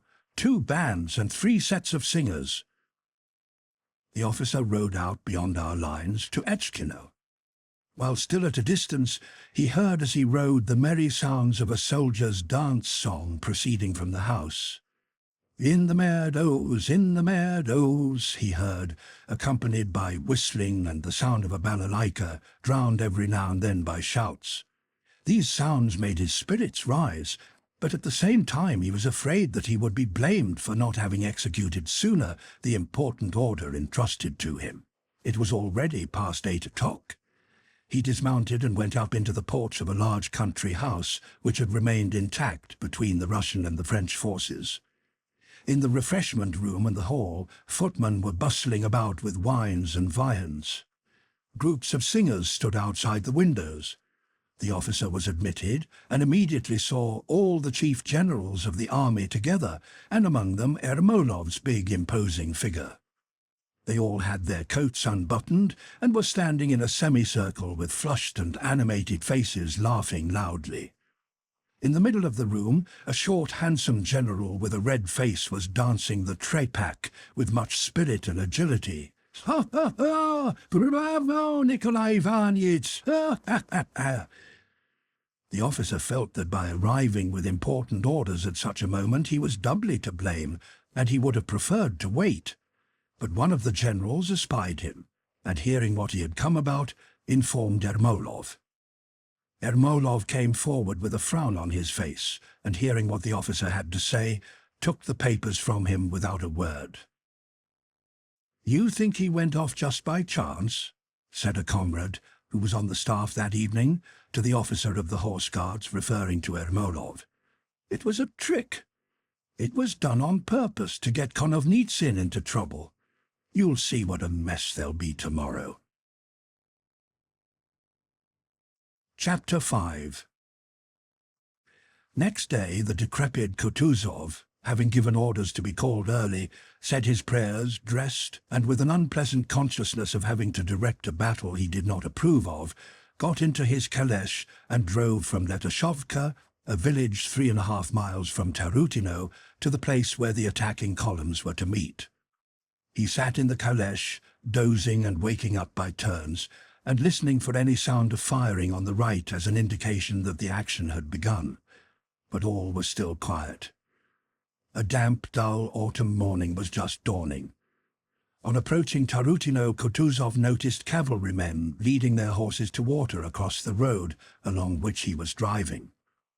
Kutuzov looked at them searchingly, stopped his carriage, and inquired what regiment they belonged to. They belonged to a column that should have been far in front and in ambush long before then. It may be a mistake, thought the old commander-in-chief. But a little further on he saw infantry regiments with their arms piled and the soldiers, only partly dressed, eating their rye porridge and carrying fuel. He sent for an officer. The officer reported that no order to advance had been received. How? Not...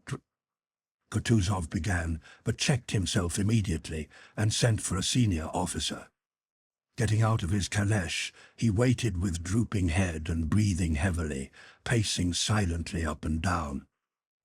When Eichen, the officer of the general staff whom he had summoned, appeared, Kutuzov went purple in the face, not because that officer was to blame for the mistake, but because he was an object of sufficient importance for him to vent his wrath on. Trembling and panting, the old man fell into that state of fury in which he sometimes used to roll on the ground, and he fell upon Eichen, threatening him with his hands, shouting and loading him with gross abuse. Another man, Captain Brozin, who happened to turn up and who was not at all to blame, suffered the same fate. "What sort of another blackguard are you? I'll have you shot, scoundrels!" yelled Kutuzov in a hoarse voice, waving his arms and reeling. He was suffering physically. He, the commander-in-chief, a serene highness, who everybody said possessed powers such as no man had ever had in Russia, to be placed in this position, made the laughing-stock of the whole army. I needn't have been in such a hurry to pray about today, or have kept awake thinking everything over all night, thought he to himself. When I was a chit of an officer, no one would have dared to mock me so. And now... He was in a state of physical suffering, as if from corporal punishment, and could not avoid expressing it by cries of anger and distress. But his strength soon began to fail him, and looking about, conscious of having said much that was amiss, he again got into his caleche and drove back in silence. His wrath, once expended, did not return, and blinking feebly he listened to excuses and self-justifications. Ermolov did not come to see him till the next day, and to the insistence of Bennigsen, Konovnitsin, and Toll that the movement that had miscarried should be executed next day. And once more, Kutuzov had to consent. Chapter 6. The Battle of Tarutino. Next day the troops assembled in their appointed places in the evening and advanced during the night. It was an autumn night with dark purple clouds but no rain. The ground was damp but not muddy, and the troops advanced noiselessly. Only occasionally a jingling of the artillery could be faintly heard. The men were forbidden to talk out loud, to smoke their pipes, or to strike a light, and they tried to prevent their horses neighing. The secrecy of the undertaking heightened its charm, and they marched gaily. Some columns, supposing they had reached their destination, halted, piled arms, and settled down on the cold ground, but the majority marched all night and arrived at places where they evidently should not have been. Only Count Orlov Denisov, with his Cossacks, the least important detachment of all, got to his appointed place at the right time. This detachment halted at the outskirts of a forest, on the path leading from the village of Stromilova to Dmitrovsk. Toward dawn, Count Orlov Denisov, who had dozed off, was awakened by a deserter from the French army being brought to him. This was a Polish sergeant of Poniatowski's corps, who explained in Polish that he had come over because he had been slighted in the service, that he ought long ago to have been made an officer, that he was braver than any of them, and so he had left them and wished to pay them out. He said that Murat was spending the night less than a mile from where they were, and that if they could let him have a convoy of 100 men, he would capture him alive. Count Orlov Denisov consulted his fellow officers. The offer was too tempting to be refused. Everyone volunteered to go, and everybody advised making the attempt. After much disputing and arguing, Major General Grekov, with 2 Cossack regiments, decided to go with the Polish sergeant. "Now remember," said Count Orlov Denisov to the sergeant at parting, "if you have been lying, I'll have you hanged like a dog. But if it's true, you shall have 100 gold pieces." Without replying, the sergeant, with a resolute air, mounted and rode away with Grekov, whose men had quickly assembled.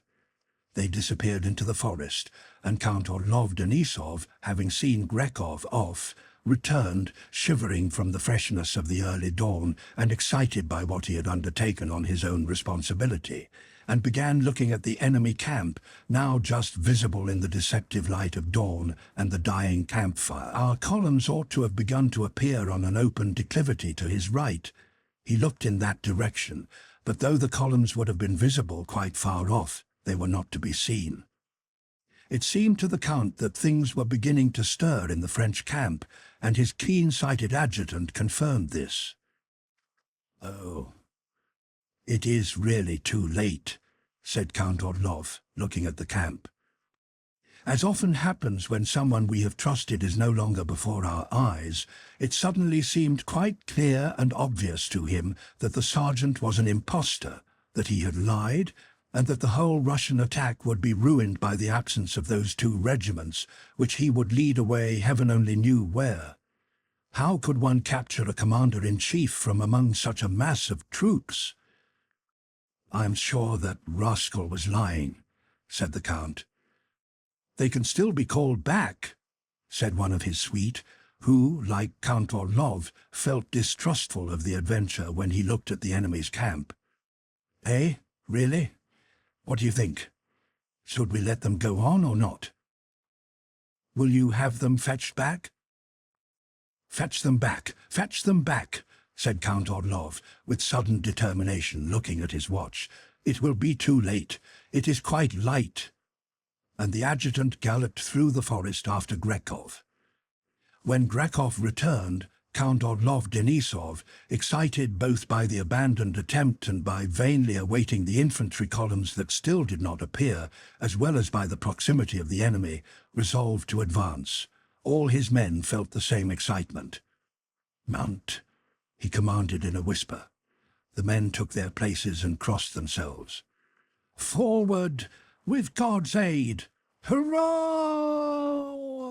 reverberated in the forest, and the Cossack companies, trailing their lances and advancing one after another as if poured out of a sack, dashed gaily across the brook toward the camp. One desperate, frightened yell from the first French soldier who saw the Cossacks, and all who were in the camp, undressed and only just waking up, ran off in all directions, abandoning cannons, muskets, and horses.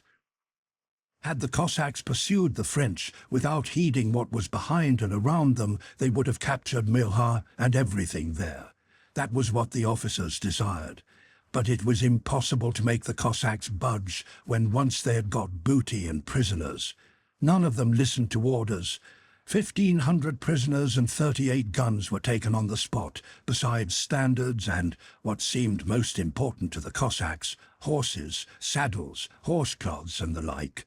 All this had to be dealt with, the prisoners and guns secured, the booty divided, not without some shouting and even a little fighting among themselves, and it was on this that the Cossacks all busied themselves. The French, not being farther pursued, began to recover themselves. They formed into detachments and began firing. Orlov Denisov, still waiting for the other columns to arrive, advanced no further. Meantime, according to the dispositions which said that the first column will march and so on, the infantry of the belated columns, commanded by Bennigsen and directed by Toll, had started in due order and, as always happens, had got somewhere, but not to their appointed places. As always happens, the men, starting cheerfully, began to halt. Murmurs were heard. There was a sense of confusion, and finally a backward movement. Adjutants and generals galloped about, shouted, grew angry, quarrelled, said they had come quite wrong and were late, gave vent to a little abuse, and at last gave it all up and went forward simply to get somewhere. We shall get somewhere or other. And they did indeed get somewhere, though not to their right places. A few eventually even got to their right place, but too late to be of any use, and only in time to be fired at. Toll, who in this battle played the part of Weihroter at Austerlitz, galloped assiduously from place to place, finding everything upside down everywhere. Thus he stumbled on Bagauvout's corps in a wood, when it was already broad daylight, though the corps should long before have joined Orlov-Denisov.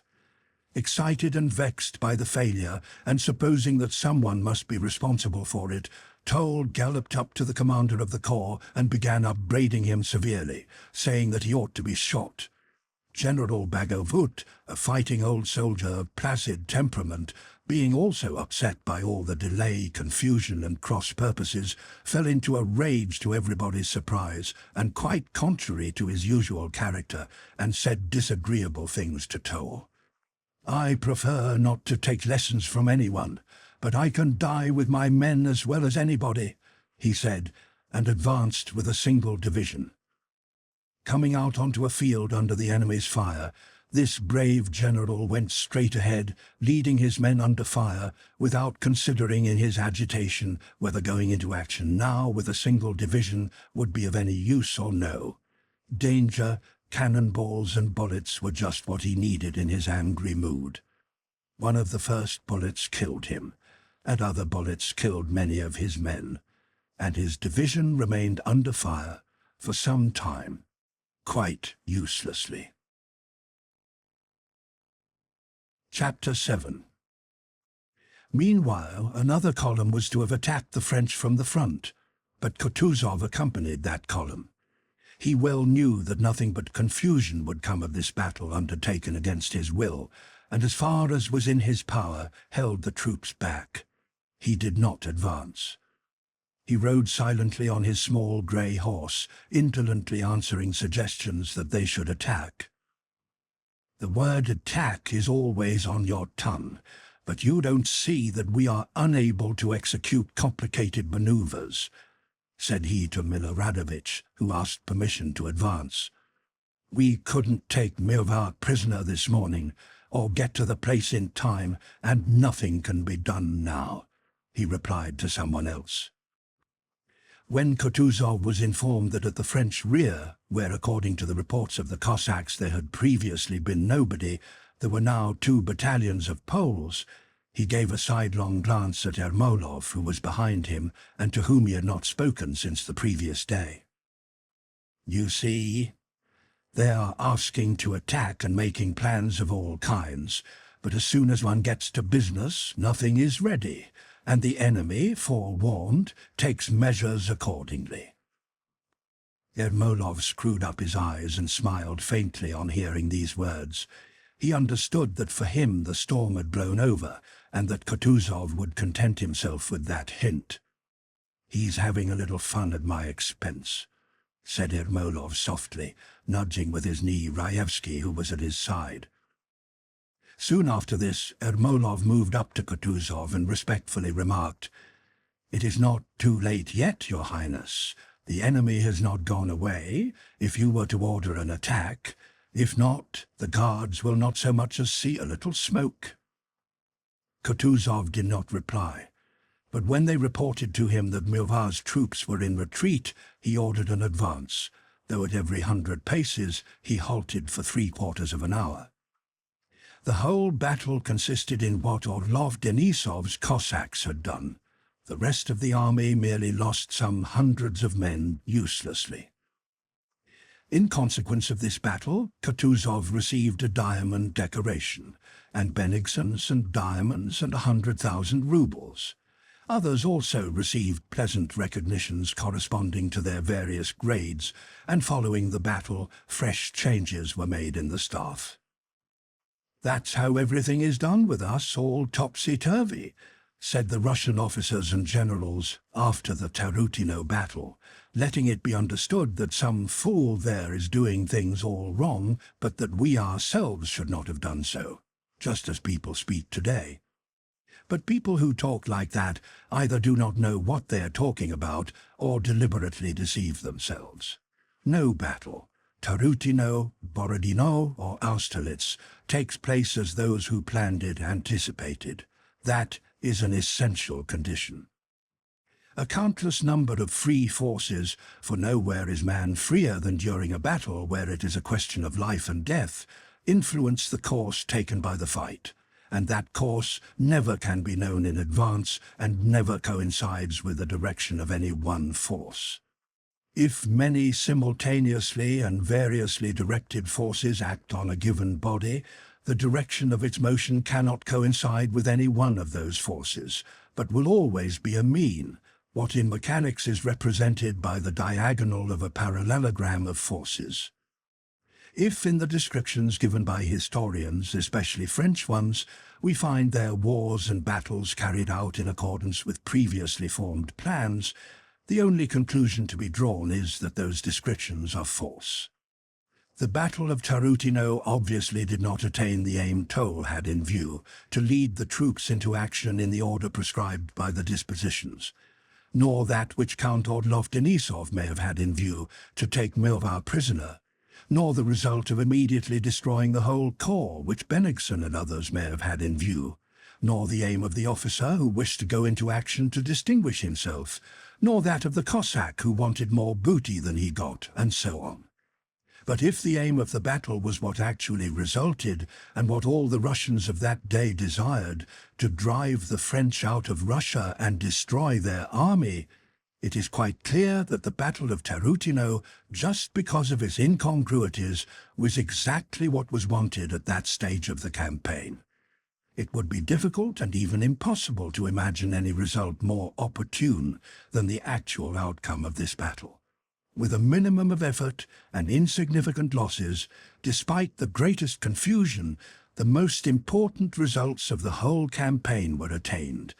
The transition from retreat to advance, an exposure of the weakness of the French, and the administration of that shock which Napoleon's army had only awaited to begin its flight. Chapter 8. Napoleon's Measures. Napoleon enters Moscow after the brilliant victory de la Moskowa. There can be no doubt about the victory, for the battlefield remains in the hands of the French. The Russians retreat and abandon their ancient capital. Moscow, abounding in provisions, arms, munitions, and incalculable wealth, is in Napoleon's hands. The Russian army, only half the strength of the French, does not make a single attempt to attack for a whole month. Napoleon's position is most brilliant. He can either fall on the Russian army with double its strength and destroy it, negotiate an advantageous peace, or in case of a refusal, make a menacing move on Petersburg, or even, in the case of a reverse, return to Smolensk or Vilna, or remain in Moscow. In short, no special genius would seem to be required to retain the brilliant position the French held at that time. For that, only very simple and easy steps were necessary. Not to allow the troops to loot, to prepare winter clothing, of which there was sufficient in Moscow for the whole army, and methodically to collect the provisions, of which, according to the French historians, there were enough in Moscow to supply the whole army for 6 months. Yet Napoleon, that greatest of all geniuses, who the historians declare had control of the army, took none of these steps. He not merely did nothing of the kind, but on the contrary, he used his power to select the most foolish and ruinous of all courses open to him. Of all that Napoleon might have done, wintering in Moscow, advancing on Petersburg or on Nizhny Novgorod, or retiring by a more northerly or more southerly route, say by the road Kutuzov afterwards took, nothing more stupid or disastrous can be imagined than what he actually did. He remained in Moscow till October, letting the troops plunder the city. Then, hesitating whether to leave a garrison behind him, he quitted Moscow, approached Kutuzov without joining battle, turned to the right and reached Malo-Yaroslavets again without attempting to break through and take the road Kutuzov took, but retiring instead to Mozhaysk along the devastated Smolensk road. Nothing more stupid than that could have been devised, or more disastrous for the army, as the sequel showed. Had Napoleon's aim been to destroy his army, the most skillful strategist could hardly have devised any series of actions that would so completely have accomplished that purpose, independently of anything the Russian army might do. Napoleon, the man of genius, did this. But to say that he destroyed his army because he wished to, or because he was very stupid, would be as unjust as to say that he had brought his troops to Moscow because he wished to, and because he was very clever and a genius. In both cases, his personal activity, having no more force than the personal activity of any soldier, merely coincided with the laws that guided the event. The historians quite falsely represent Napoleon's faculties as having weakened in Moscow, and do so only because the results did not justify his actions.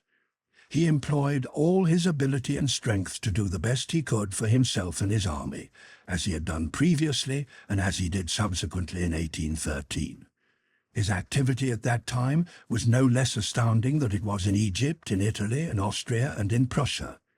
We do not know for certain in how far his genius was genuine in Egypt, where 40 centuries looked down upon his grandeur, for his great exploits there are all told us by Frenchmen. We cannot accurately estimate his genius in Austria or Prussia, for we have to draw our information from French or German sources, and the incomprehensible surrender of whole corps without fighting and of fortresses without a siege must incline Germans to recognize his genius as the only explanation of the war carried on in Germany. But we, thank God, have no need to recognize his genius in order to hide our shame. We have paid for the right to look at the matter plainly and simply, and we will not abandon that right. His activity in Moscow was as amazing and as full of genius as elsewhere. Order after order and plan after plan were issued by him from the time he entered Moscow till the time he left it. The absence of citizens and of a deputation, and even the burning of Moscow, did not disconcert him. He did not lose sight either of the welfare of his army, or of the doings of the enemy, or of the welfare of the people of Russia, or of the direction of affairs in Paris, or of diplomatic considerations concerning the terms of the anticipated peace. Chapter 9. Napoleon's proclamations in Moscow. With regard to military matters, Napoleon, immediately on his entry into Moscow, gave General Sebastiani strict orders to observe the movements of the Russian army, sent army corps out along the different roads, and charged Murat to find Kutuzov. Then he gave careful directions about the fortification of the Kremlin and drew up a brilliant plan for a future campaign over the whole map of Russia. With regard to diplomatic questions, Napoleon summoned Captain Yakovlev, who had been robbed and who was in rags and who did not know how to get out of Moscow, minutely explained to him his whole policy and his magnanimity, and having written a letter to the Emperor Alexander in which he considered it his duty to inform his friend and brother that Rostopchin had managed affairs badly in Moscow, he dispatched Yakovlev to Petersburg. Having similarly explained his views and his magnanimity to Tolmin, he dispatched that old man also to Petersburg to negotiate. With regard to legal matters, immediately after the fires he gave orders to find and execute the incendiaries, and the scoundrel Rostopchin was punished by an order to burn down his houses. With regard to administrative matters, Moscow was granted a constitution. A municipality was established, and the following announcement issued. Inhabitants of Moscow, your misfortunes are cruel, but His Majesty the Emperor and King desires to arrest their course. Terrible examples have taught you how he punishes disobedience and crime. strict measures have been taken to put an end to disorder and to re-establish public security. A paternal administration chosen from among yourselves will form your municipality or city government. It will take care of you, of your needs and of your welfare. Its members will be distinguished by a red ribbon worn across the shoulder, and the mayor of the city will wear a white belt as well. But when not on duty, they will only wear a red ribbon round the left arm. The city police is established on its former footing, and better order already prevails in consequence of its activity. The government has appointed 2 commissaries general, or chiefs of police, and 20 commissaries, or captains of wards, have been appointed to the different wards of the city. You will recognize them by the white ribbon they will wear on the left arm. Several churches of different denominations are open, and divine service is performed in them unhindered. Your fellow citizens are returning every day to their homes, and orders have been given that they should find in them the help and protection due to their misfortunes. These are the measures the government has adopted to re-establish order and relieve your condition.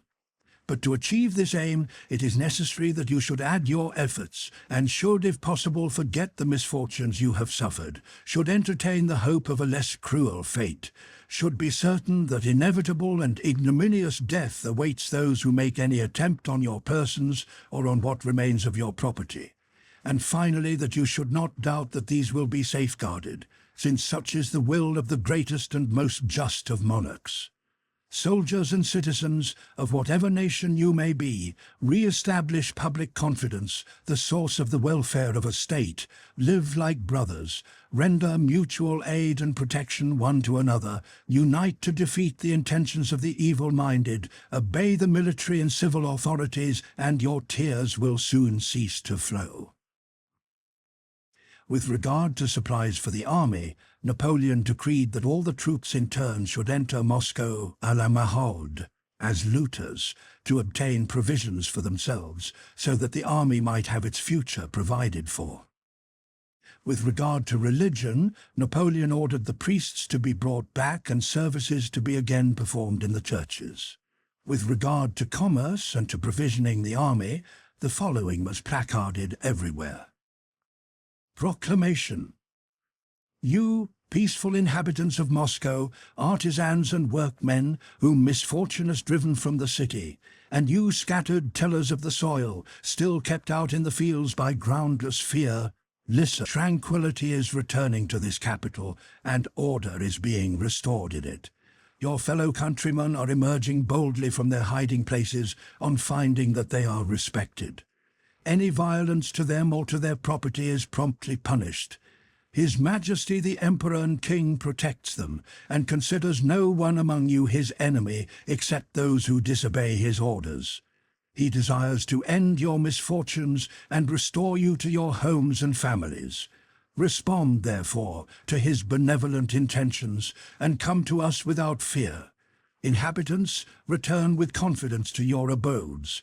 You will soon find means of satisfying your needs. Craftsmen and industrious artisans, return to your work, your houses, your shops, where the protection of guards awaits you. You shall receive proper pay for your work. And lastly, you too, peasants, come from the forests where you are hiding in terror. Return to your huts without fear, in full assurance that you will find protection. Markets are established in the city where peasants can bring their surplus supplies and the products of the soil. The government has taken the following steps to ensure freedom of sale for them. 1. From today, peasants, husbandmen, and those living in the neighborhood of Moscow may without any danger bring their supplies of all kinds to 2 appointed markets, of which one is on the Mohovaya Street and the other at the Provision Market. 2. Such supplies will be bought from them at such prices as seller and buyer may agree on, and if a seller is unable to obtain a fair price, he will be free to take his goods back to his village, and no one may hinder him under any pretense. 3. Sunday and Wednesday of each week are appointed as the chief market days, and to that end a sufficient number of troops will be stationed along the high roads on Tuesdays and Saturdays, at such distances from the town as to protect the carts. 4. Similar measures will be taken that peasants with their carts and horses may meet with no hindrance on their return journey. 5. Steps will immediately be taken to re-establish ordinary trading. Inhabitants of the city and villages, and you, working men and artisans, to whatever nation you belong, you are called on to carry out the paternal intentions of His Majesty the Emperor and King, and to cooperate with him for the public welfare. Lay your respect and confidence at his feet, and do not delay to unite with us. With the object of raising the spirits of the troops and of the people, reviews were constantly held and rewards distributed. The emperor rode through the streets to comfort the inhabitants, and despite his preoccupation with state affairs, himself visited the theatres that were established by his order. In regard to philanthropy, the greatest virtue of crowned heads, Napoleon also did all in his power. He caused the words "Maison de ma mère" to be inscribed on the charitable institutions, thereby combining tender filial affection with the majestic benevolence of a monarch. He visited the Foundling Hospital, and allowing the orphans saved by him to kiss his white hands, graciously conversed with Ptolemy. Then, as Thiers eloquently recounts, he ordered his soldiers to be paid in forged Russian money which he had prepared. Raising the use of these means by an act worthy of himself and of the French army, he let relief be distributed to those who had been burnt out. But as food was too precious to be given to foreigners, who were for the most part enemies, Napoleon preferred to supply them with money with which to purchase food from outside, and had paper rubles distributed to them. With reference to army discipline, orders were continually being issued to inflict severe punishment for the non-performance of military duties and to suppress robbery. Chapter 10. But strange to say, all these measures, efforts and plans, which were not at all worse than others issued in similar circumstances, did not affect the essence of the matter, but, like the hands of a clock detached from the mechanism, swung about in an arbitrary and aimless way without engaging the cogwheels. With reference to the military side, the plan of campaign, that work of genius of which Thiers remarks that his genius never devised anything more profound, more skilful, or more admirable, and enters into a polemic with Monsieur Faure to prove that this work of genius must be referred not to the 4th but to the 15th of October. That plan never was or could be executed, for it was quite out of touch with the facts of the case. The fortifying of the Kremlin, for which La Mosquée, as Napoleon termed the Church of Basil the Beatified, was to have been razed to the ground, proved quite useless. The mining of the Kremlin only helped towards fulfilling Napoleon's wish that it should be blown up when he left Moscow, as a child wants the floor on which he has hurt himself to be beaten. The pursuit of the Russian army, about which Napoleon was so concerned, produced an unheard-of result. The French generals lost touch with the Russian army of 60,000 men, and according to Thiers, it was only eventually found, like a lost pin, by the skill and apparently the genius of Murat. With reference to diplomacy, all Napoleon's arguments as to his magnanimity and justice, both to Ptolemy and to Yakovlev, whose chief concern was to obtain a greatcoat and a conveyance, proved useless. Alexander did not receive these envoys and did not reply to their embassage. With regard to legal matters, after the execution of the supposed incendiaries, the rest of Moscow burnt down. With regard to administrative matters, the establishment of a municipality did not stop the robberies and was only of use to certain people who formed part of that municipality and under pretext of preserving order looted Moscow or saved their own property from being looted. With regard to religion, as to which in Egypt matters had so easily been settled by Napoleon's visit to a mosque, no results were achieved. 2 or 3 priests who were found in Moscow did try to carry out Napoleon's wish, but one of them was slapped in the face by a French soldier while conducting service, and a French official reported of another that The priest whom I found and invited to say Mass cleaned and locked up the church.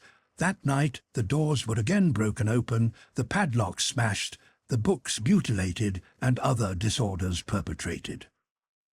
With reference to commerce, the proclamation to industrious workmen and to peasants evoked no response. There were no industrious workmen, and the peasants caught the commissaries who ventured too far out of town with the proclamation and killed them. As to the theatres for the entertainment of the people and the troops, these did not meet with success either.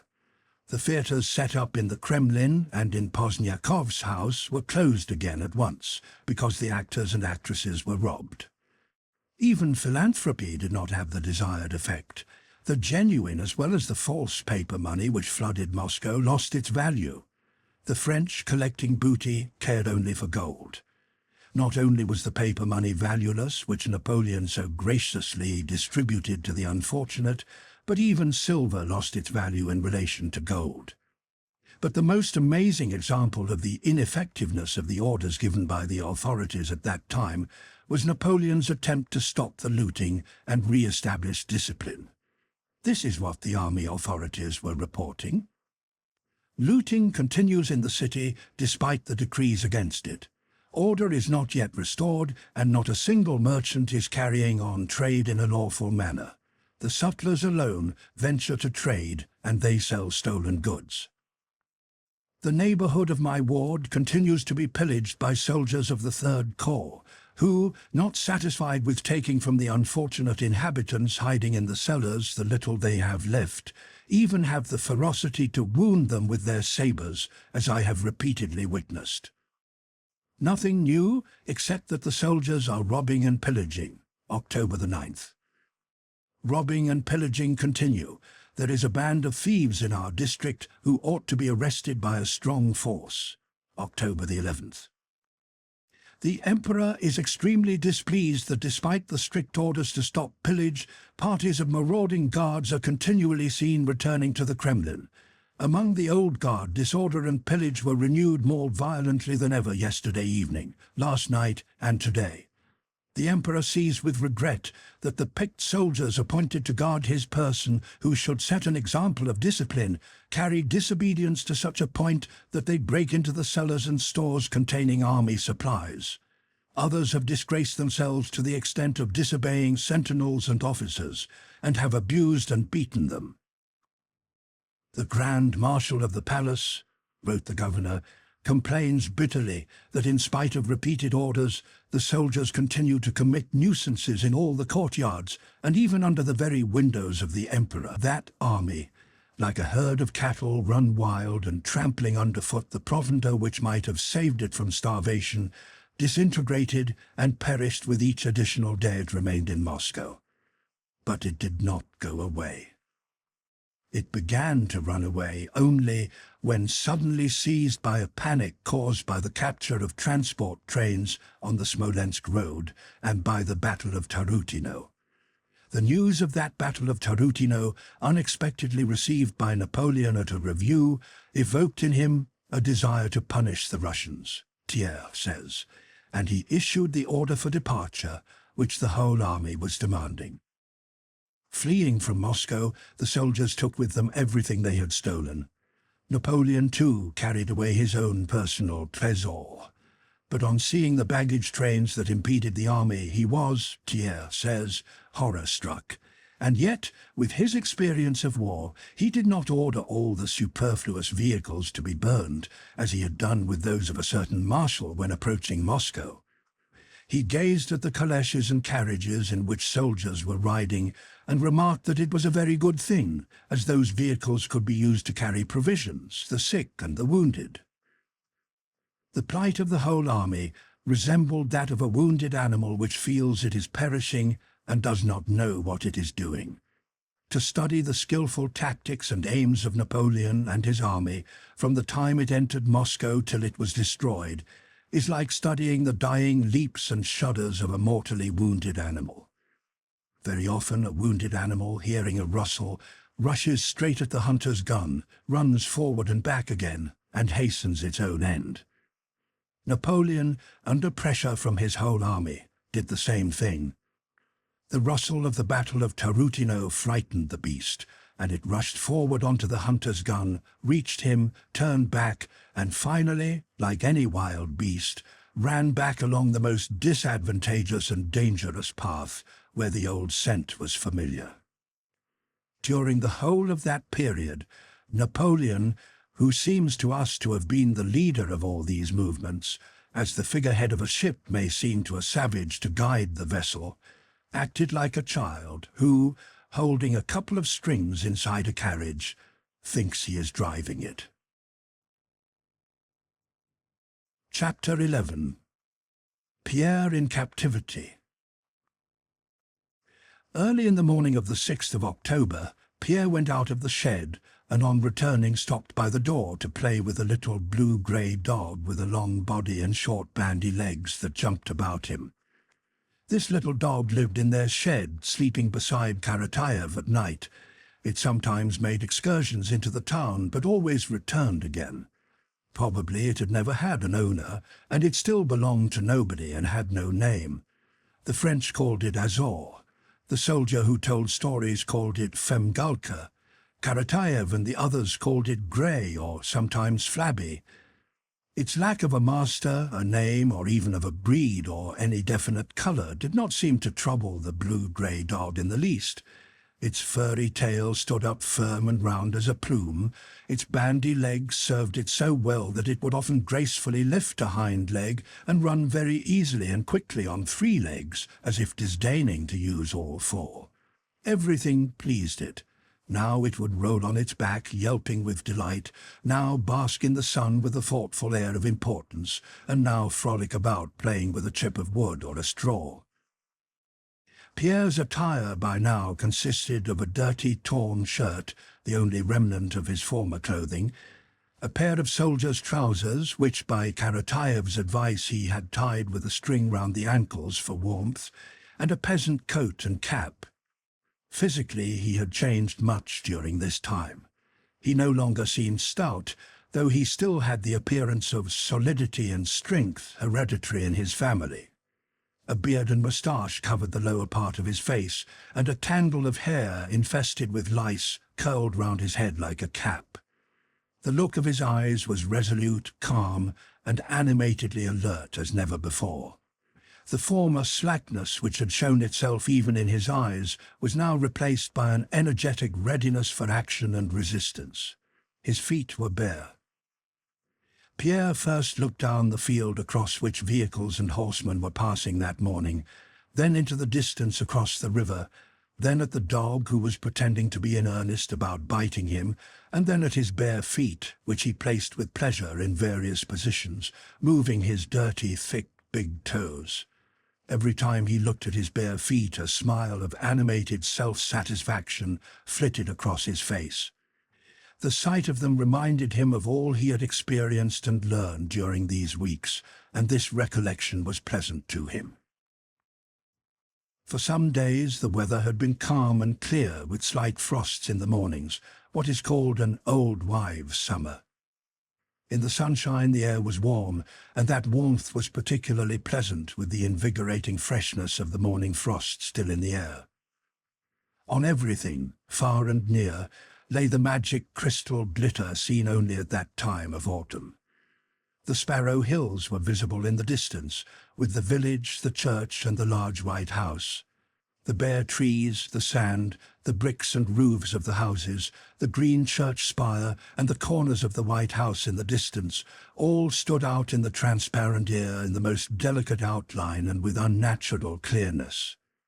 Nearby could be seen the familiar ruins of a half-burned mansion occupied by the French, with lilac bushes still showing dark green beside the fence.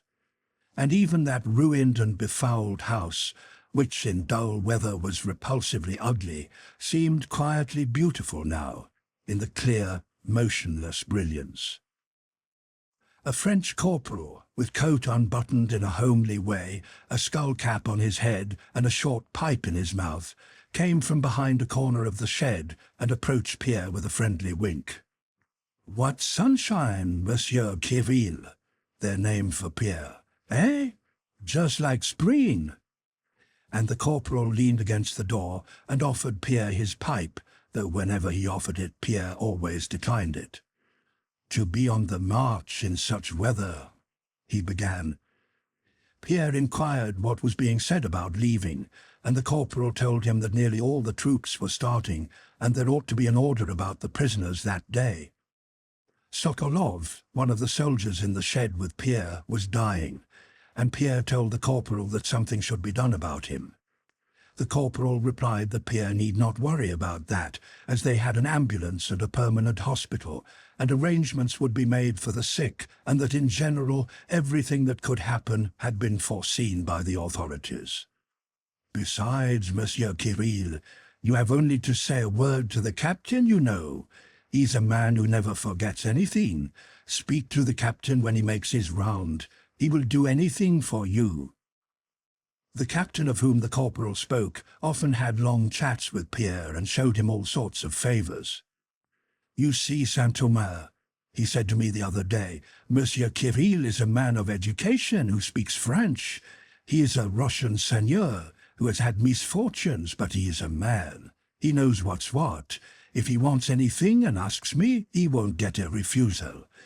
When one has studied, you see, one likes education and well-bred people. It is for your sake I mention it, Monsieur Kirill. The other day, if it had not been for you, that affair would have ended ill." And after chatting a while longer, the corporal went away. The affair he had alluded to had happened a few days before, a fight between the prisoners and the French soldiers, in which Pierre had succeeded in pacifying his comrades. Some of the prisoners who had heard Pierre talking to the corporal immediately asked what the Frenchman had said. While Pierre was repeating what he had been told about the army leaving Moscow, a thin, sallow, tattered French soldier came up to the door of the shed. Rapidly and timidly raising his fingers to his forehead by way of greeting, he asked Pierre whether the soldier Platoche, to whom he had given a shirt to sew, was in that shed. A week before, the French had had boot leather and linen issued to them, which they had given out to the prisoners to make up into boots and shirts for them. "Ready, ready, dear fellow," said Karatayev, coming out with a neatly folded shirt. Karatayev, on account of the warm weather and for convenience at work, was wearing only trousers and a tattered shirt as black as soot. His hair was bound round workman fashion with a wisp of lime-tree bast, and his round face seemed rounder and pleasanter than ever. "A promise his own brother to performance. I said Friday, and here it is, ready," said Platon, smiling and unfolding the shirt he had sewn. The Frenchman glanced around uneasily and then, as if overcoming his hesitation, rapidly threw off his uniform and put on the shirt. He had a long, greasy, flowered silk waistcoat next to his sallow, thin, bare body, but no shirt. He was evidently afraid the prisoners looking on would laugh at him, and thrust his head into the shirt hurriedly. None of the prisoners said a word. "See, it fits well," Platon kept repeating, pulling the shirt straight. The Frenchman, having pushed his head and hands through, without raising his eyes, looked down at the shirt and examined the seams. "You see, dear man, this is not a sewing shop, and I had no proper tools, and as they say, one needs a tool even to kill a louse," said Platon with one of his round smiles, obviously pleased with his work. "It's good, quite good, thank you," said the Frenchman in French. "But there must be some linen left over." "It will fit better still when it sets to your body," said Karatayev, still admiring his handiwork. "You'll be nice and comfortable." Thanks, old fellow, but the bits left over?" said the Frenchman again and smiled. He took out an assignation rouble note and gave it to Karatayev. "But give me the pieces that are over." Pierre saw that Platon did not want to understand what the Frenchman was saying, and he looked on without interfering. Karatayev thanked the Frenchman for the money and went on admiring his own work. The Frenchman insisted on having the pieces returned that were left over, and asked Pierre to translate what he said. "What does he want the bits for?" said Karatayev. "They'd make fine leg bands for us." "Well, never mind."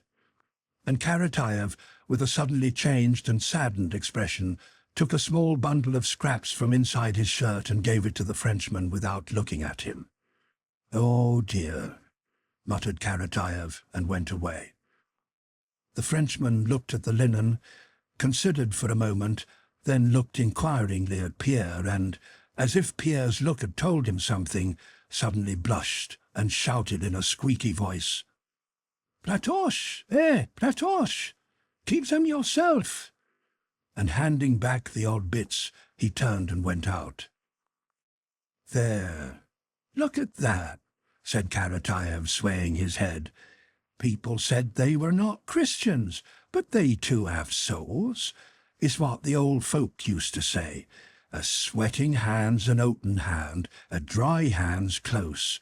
He's naked, but yet he's given it back." Karatayev smiled thoughtfully and was silent a while, looking at the pieces. "But they'll make grand leg bands, dear friend," he said, and went back into the shed. Chapter 12. 4 weeks had passed since Pierre had been taken prisoner, and though the French had offered to move him from the men's to the officers' shed, he had stayed in the shed where he was first put. In burned and devastated Moscow, Pierre experienced almost the extreme limits of privation a man can endure. But thanks to his physical strength and health, of which he had till then been unconscious, and thanks especially to the fact that the privations came so gradually that it was impossible to say when they began, he endured his position not only lightly but joyfully. And just at this time he obtained the tranquillity and ease of mind he had formerly striven in vain to reach. He had long sought in different ways that tranquillity of mind, that inner harmony which had so impressed him in the soldiers at the Battle of Borodino. He had sought it in philanthropy, in Freemasonry, in the dissipations of town life, in wine, in heroic feats of self-sacrifice, and in romantic love for Natasha. He had sought it by reasoning, and all these quests and experiments had failed him.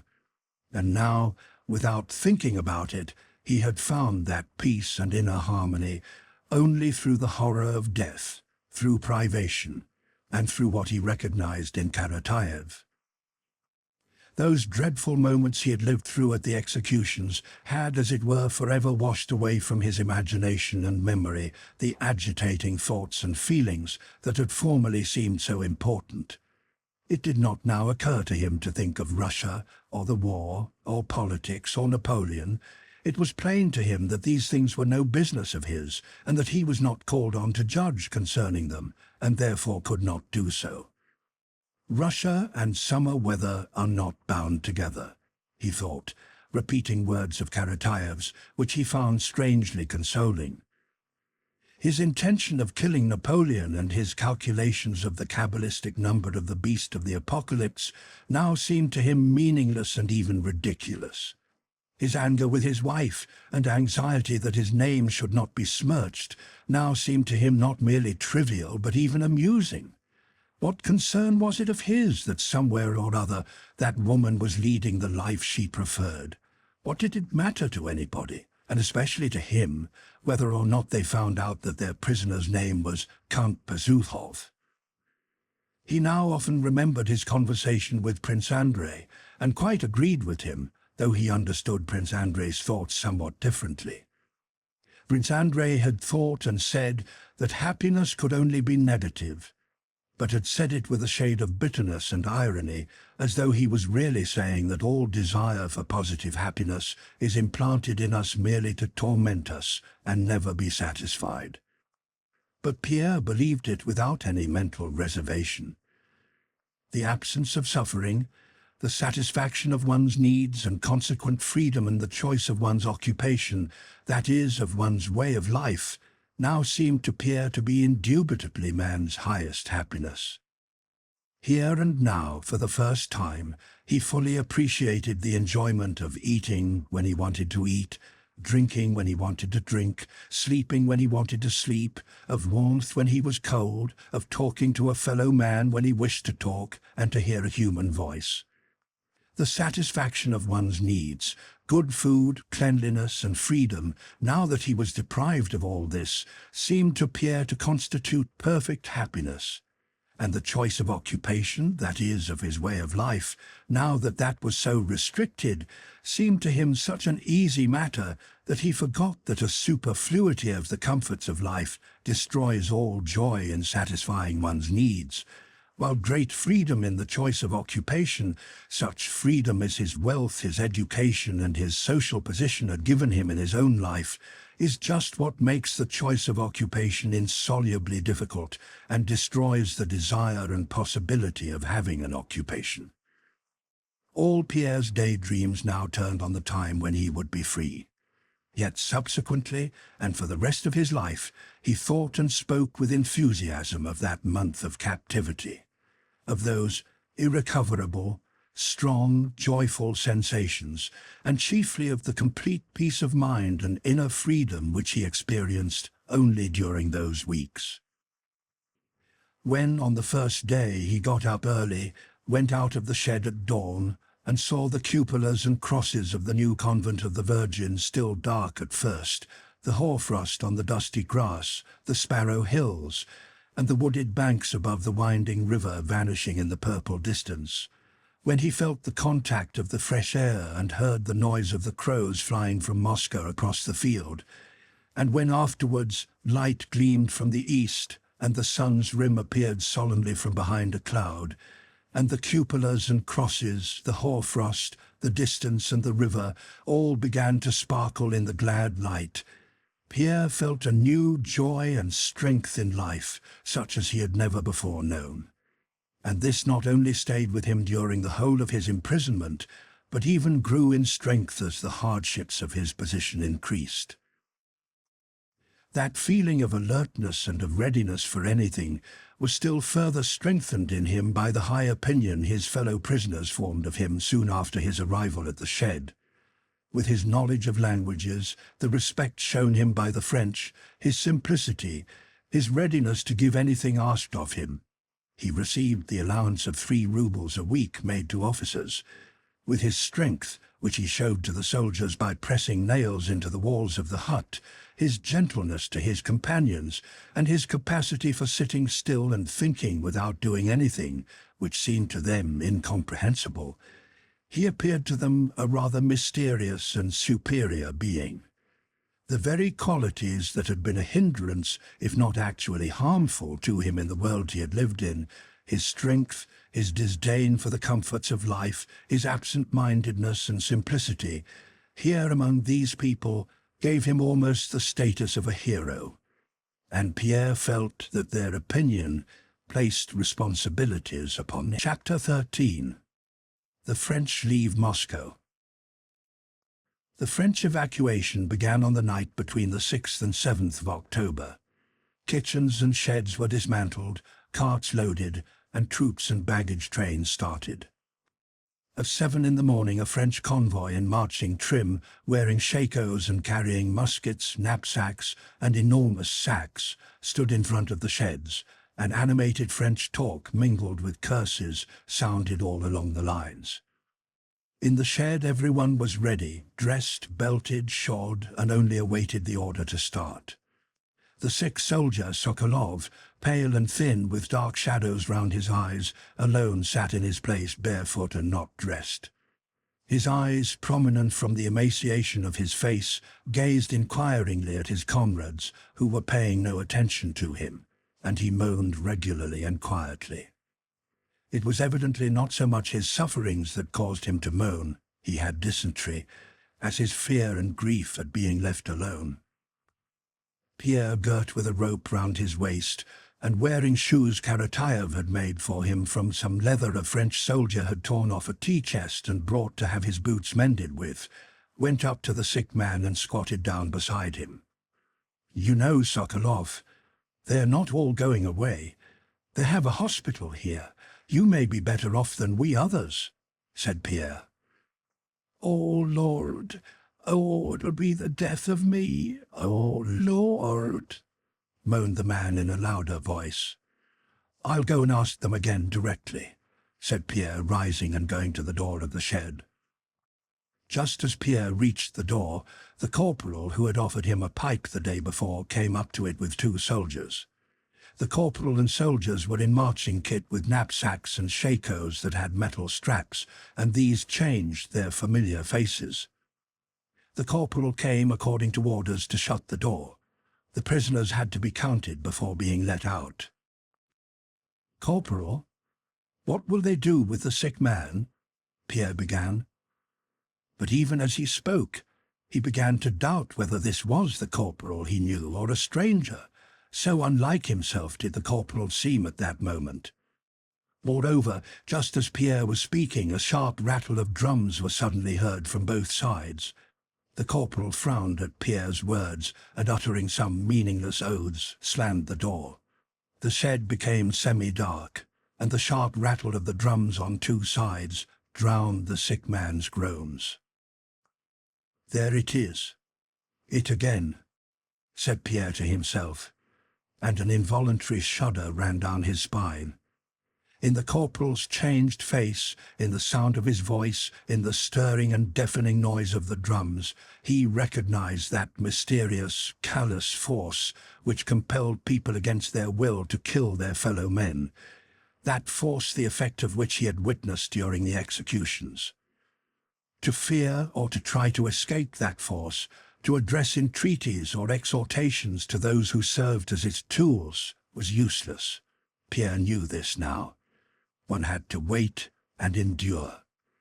He did not again go to the sick man, nor turn to look at him, but stood frowning by the door of the hut.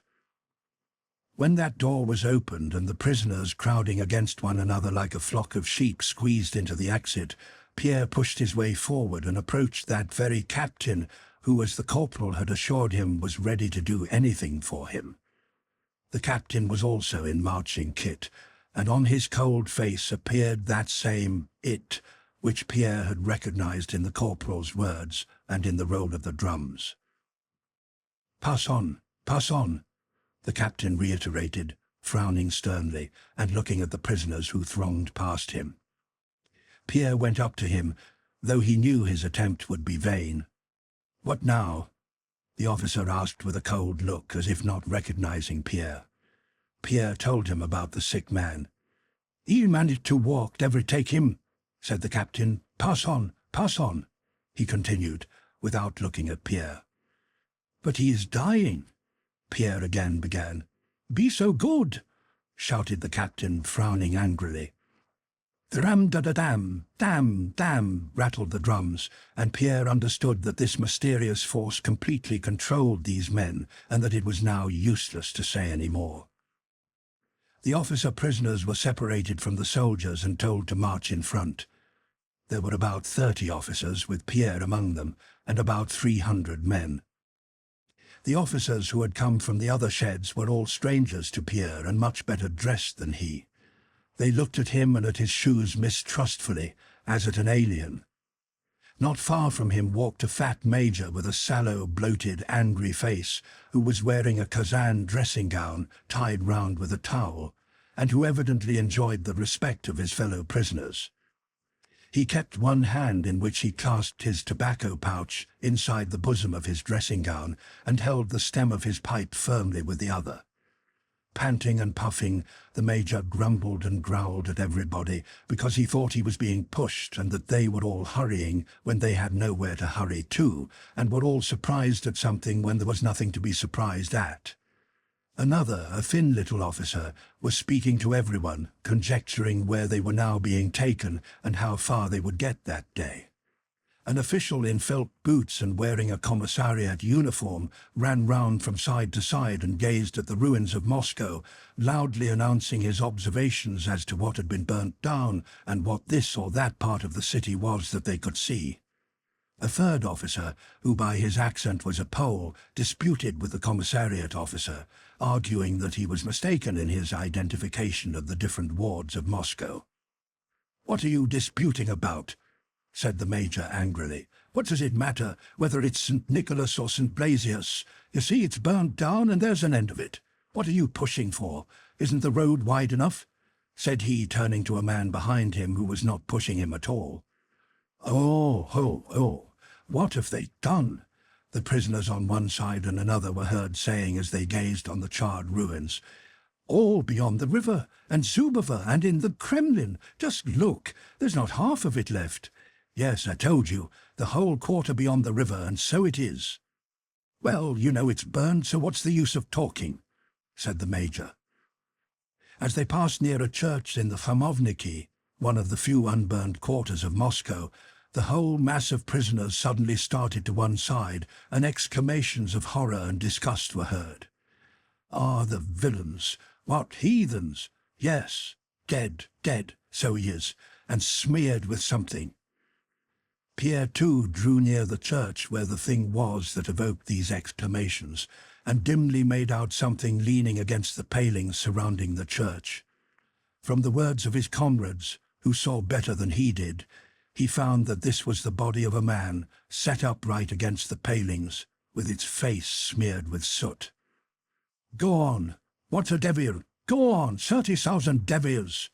The convoy guards began cursing, and the French soldiers with fresh virulence drove away with their swords the crowd of prisoners who were gazing at the dead man. Chapter 14. Through the cross streets of the Khamovniki quarter the prisoners marched, followed only by their escort and the vehicles and wagons belonging to that escort. But when they reached the supply stores, they came among a huge and closely packed train of artillery mingled with private vehicles. At the bridge they all halted, waiting for those in front to get across. From the bridge they had a view of endless lines of moving baggage trains before and behind them. To the right, where the Kaluga road turns near Neskuchny, endless rows of troops and carts stretched away into the distance. These were troops of Beauharnais' corps, which had started before any of the others. Behind, along the riverside and across the stone bridge, were Ney's troops and transport. Davout's troops, in whose charge were the prisoners, were crossing the Crimean bridge, and some were already debouching into the Kaluga road. But the baggage train stretched out so that the last of Beauharnais' train had not yet got out of Moscow and reached the Kaluga road, when the vanguard of Ney's army was already emerging from the Great Ordinka Street. When they had crossed the Crimean bridge, the prisoners moved a few steps forward, halted, and again moved on, and from all sides vehicles and men crowded closer and closer together. They advanced the few hundred paces that separated the bridge from the Kaluga road, taking more than an hour to do so, and came out upon the square where the streets of the Transmoskva ward and the Kaluga road converge, and the prisoners jammed close together had to stand for some hours at that crossway. From all sides, like the roar of the sea, were heard the rattle of wheels, the tramp of feet, and incessant shouts of anger and abuse. Pierre stood pressed against the wall of a charred house, listening to that noise which mingled in his imagination with the roll of the drums. To get a better view, several officer prisoners climbed onto the wall of the half-burned house against which Pierre was leaning. "What crowds! Just look at the crowds! They've loaded goods even on the cannon! Look, there, those are furs!" they exclaimed. "Just see what the blackguards have looted! There, see what that one has behind in the cart! Why, these are settings taken from some icons, by heaven! Ah, the rascals! See how that fellow is loading himself up, he can hardly walk! Good Lord, they've even grabbed those chaises! See that fellow there sitting on the trunks? Heavens, they're fighting! That's right, hit him on the snout, on his snout! Like this we shan't get away before evening. Look there! Why, that must be Napoleon's own! See what horses! And the monograms with a crown! It's like a portable house. That fellow's dropped his sack and doesn't see it. Fighting again. A woman with a baby, and not bad looking either. Yes, I dare say that's the way they'll let you pass. Just look, there's no end to it. Russian wenches, by heaven, so they are, in carriages. See how comfortably they've settled themselves. Again, as at the church in Hamovniki, a wave of general curiosity bore all the prisoners forward onto the road, and Pierre, thanks to his stature, saw over the heads of the others what so attracted their curiosity. In 3 carriages involved among the munition carts, closely squeezed together, sat women with rouged faces, dressed in glaring colours, who were shouting something in shrill voices. From the moment Pierre had recognized the appearance of the mysterious force, nothing had seemed to him strange or dreadful. Neither the corpse smeared with soot for fun, nor these women hurrying away, nor the burned ruins of Moscow. All that he now witnessed scarcely made an impression on him, as if his soul, making ready for a hard struggle, refused to receive impressions that might weaken it. The women's vehicles drove by. Behind them came more carts, soldiers, wagons, soldiers, gun carriages, carriages, soldiers, ammunition carts, more soldiers, and now and then women. Pierre did not see the people as individuals, but saw their movement. All these people and horses seemed driven forward by some invisible power. During the hour Pierre watched them, they all came flowing from the different streets with one and the same desire to get on quickly. They all jostled one another, began to grow angry and to fight. White teeth gleamed, brows frowned, ever the same words of abuse flew from side to side, and all the faces bore the same swaggeringly resolute and coldly cruel expression that had struck Pierre that morning on the corporal's face when the drums were beating. It was not till nearly evening that the officer commanding the escort collected his men and with shouts and quarrels forced his way in among the baggage trains, and the prisoners, hemmed in on all sides, emerged onto the Kaluga road. They marched very quickly without resting and halted only when the sun began to set. The baggage carts drew up close together and the men began to prepare for their night's rest. They all appeared angry and dissatisfied. For a long time, oaths, angry shouts and fighting could be heard from all sides. A carriage that followed the escort ran into one of the carts and knocked a hole in it with its pole. Several soldiers ran toward the cart from different sides. Some beat the carriage horses on their heads, turning them aside. Others fought among themselves, and Pierre saw that one German was badly wounded on the head by a sword. It seemed that all these men, now that they had stopped amid fields in the chill dusk of the autumn evening, experienced one and the same feeling of unpleasant awakening from the hurry and eagerness to push on that had seized them at the start. Once at a standstill, they all seemed to understand that they did not yet know where they were going, and that much that was painful and difficult awaited them on this journey. During this halt, the escort treated the prisoners even worse than they had done at the start. It was here that the prisoners for the first time received horseflesh for their meat ration.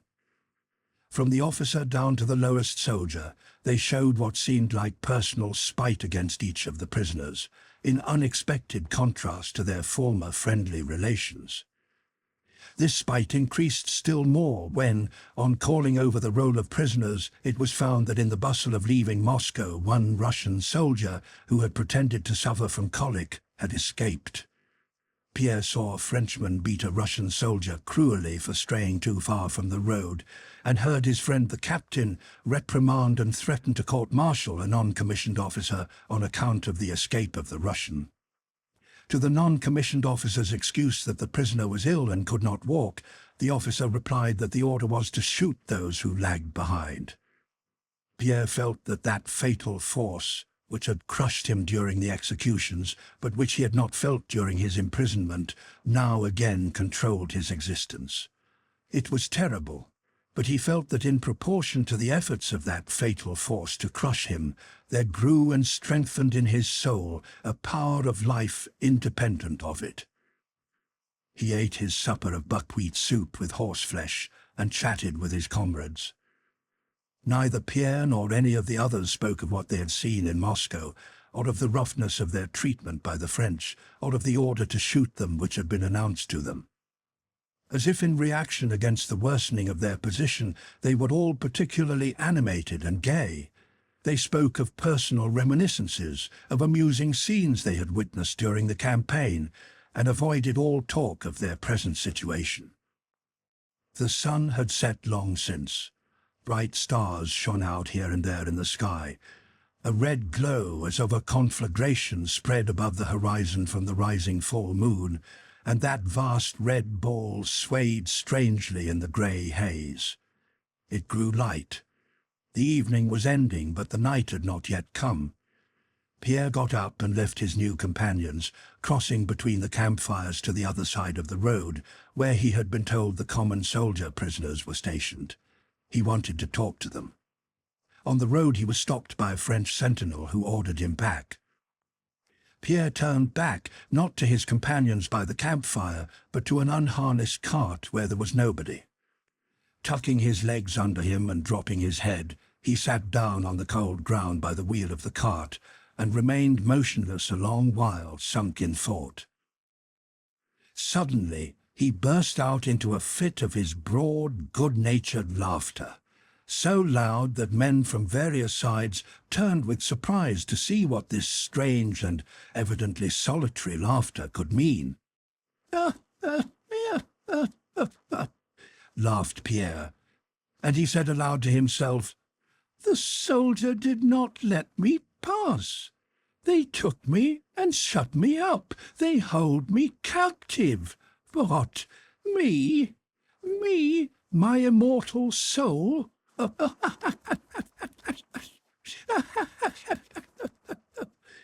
And he laughed till tears started to his eyes. A man got up and came to see what this queer big fellow was laughing at all by himself. Pierre stopped laughing, got up, went farther away from the inquisitive man, and looked around him. The huge, endless bivouac that had previously resounded with the crackling of campfires and the voices of many men had grown quiet. The red campfires were growing paler and dying down. High up in the light sky hung the full moon. Forests and fields beyond the camp, unseen before, were now visible in the distance. And farther still, beyond those forests and fields, the bright, oscillating, limitless distance lured one to itself. Pierre glanced up at the sky and the twinkling stars in its faraway depths. "And all that is me. All that is within me, and it is all I," thought Pierre. "And they caught all that and put it into a shed boarded up with planks." He smiled and went and lay down to sleep beside his companions. Chapter 15. The Russian Army. In the early days of October, another envoy came to Kutuzov with a letter from Napoleon proposing peace and falsely dated from Moscow, though Napoleon was already not far from Kutuzov on the old Kaluga road. Kutuzov replied to this letter as he had done to the one formerly brought by Rostov, saying that there could be no question of peace. Soon after that, a report was received from Dorokhov's guerrilla detachment operating to the left of Tarutino. The troops of Broussier's division had been seen in Minsk, and that being separated from the rest of the French army, they might easily be destroyed. The soldiers and officers again demanded action. Generals on the staff, excited by the memory of the easy victory at Tarutino, urged Kutuzov to carry out Dorokhov's suggestion. Kutuzov did not consider any offensive necessary. The result was a compromise, which was inevitable. A small detachment was sent to Minsk to attack Broussier. By a strange coincidence, this task, which turned out to be a most difficult and important one, was entrusted to Dokturov, that same modest little Dokturov whom no one had described to us as drawing up plans of battles, dashing about in front of regiments, showering crosses on batteries and so on, and who was thought to be and was spoken of as undecided and undiscerning, but whom we find commanding wherever the position was most difficult all through the Russo-French wars, from Austerlitz to the year 1813. At Austerlitz he remained last to the Augetz Dam, rallying the regiments, saving what was possible when all were flying and perishing, and not a single general was left in the rear guard. Ill with fever, he went to Smolensk with 20,000 men to defend the town against Napoleon's whole army.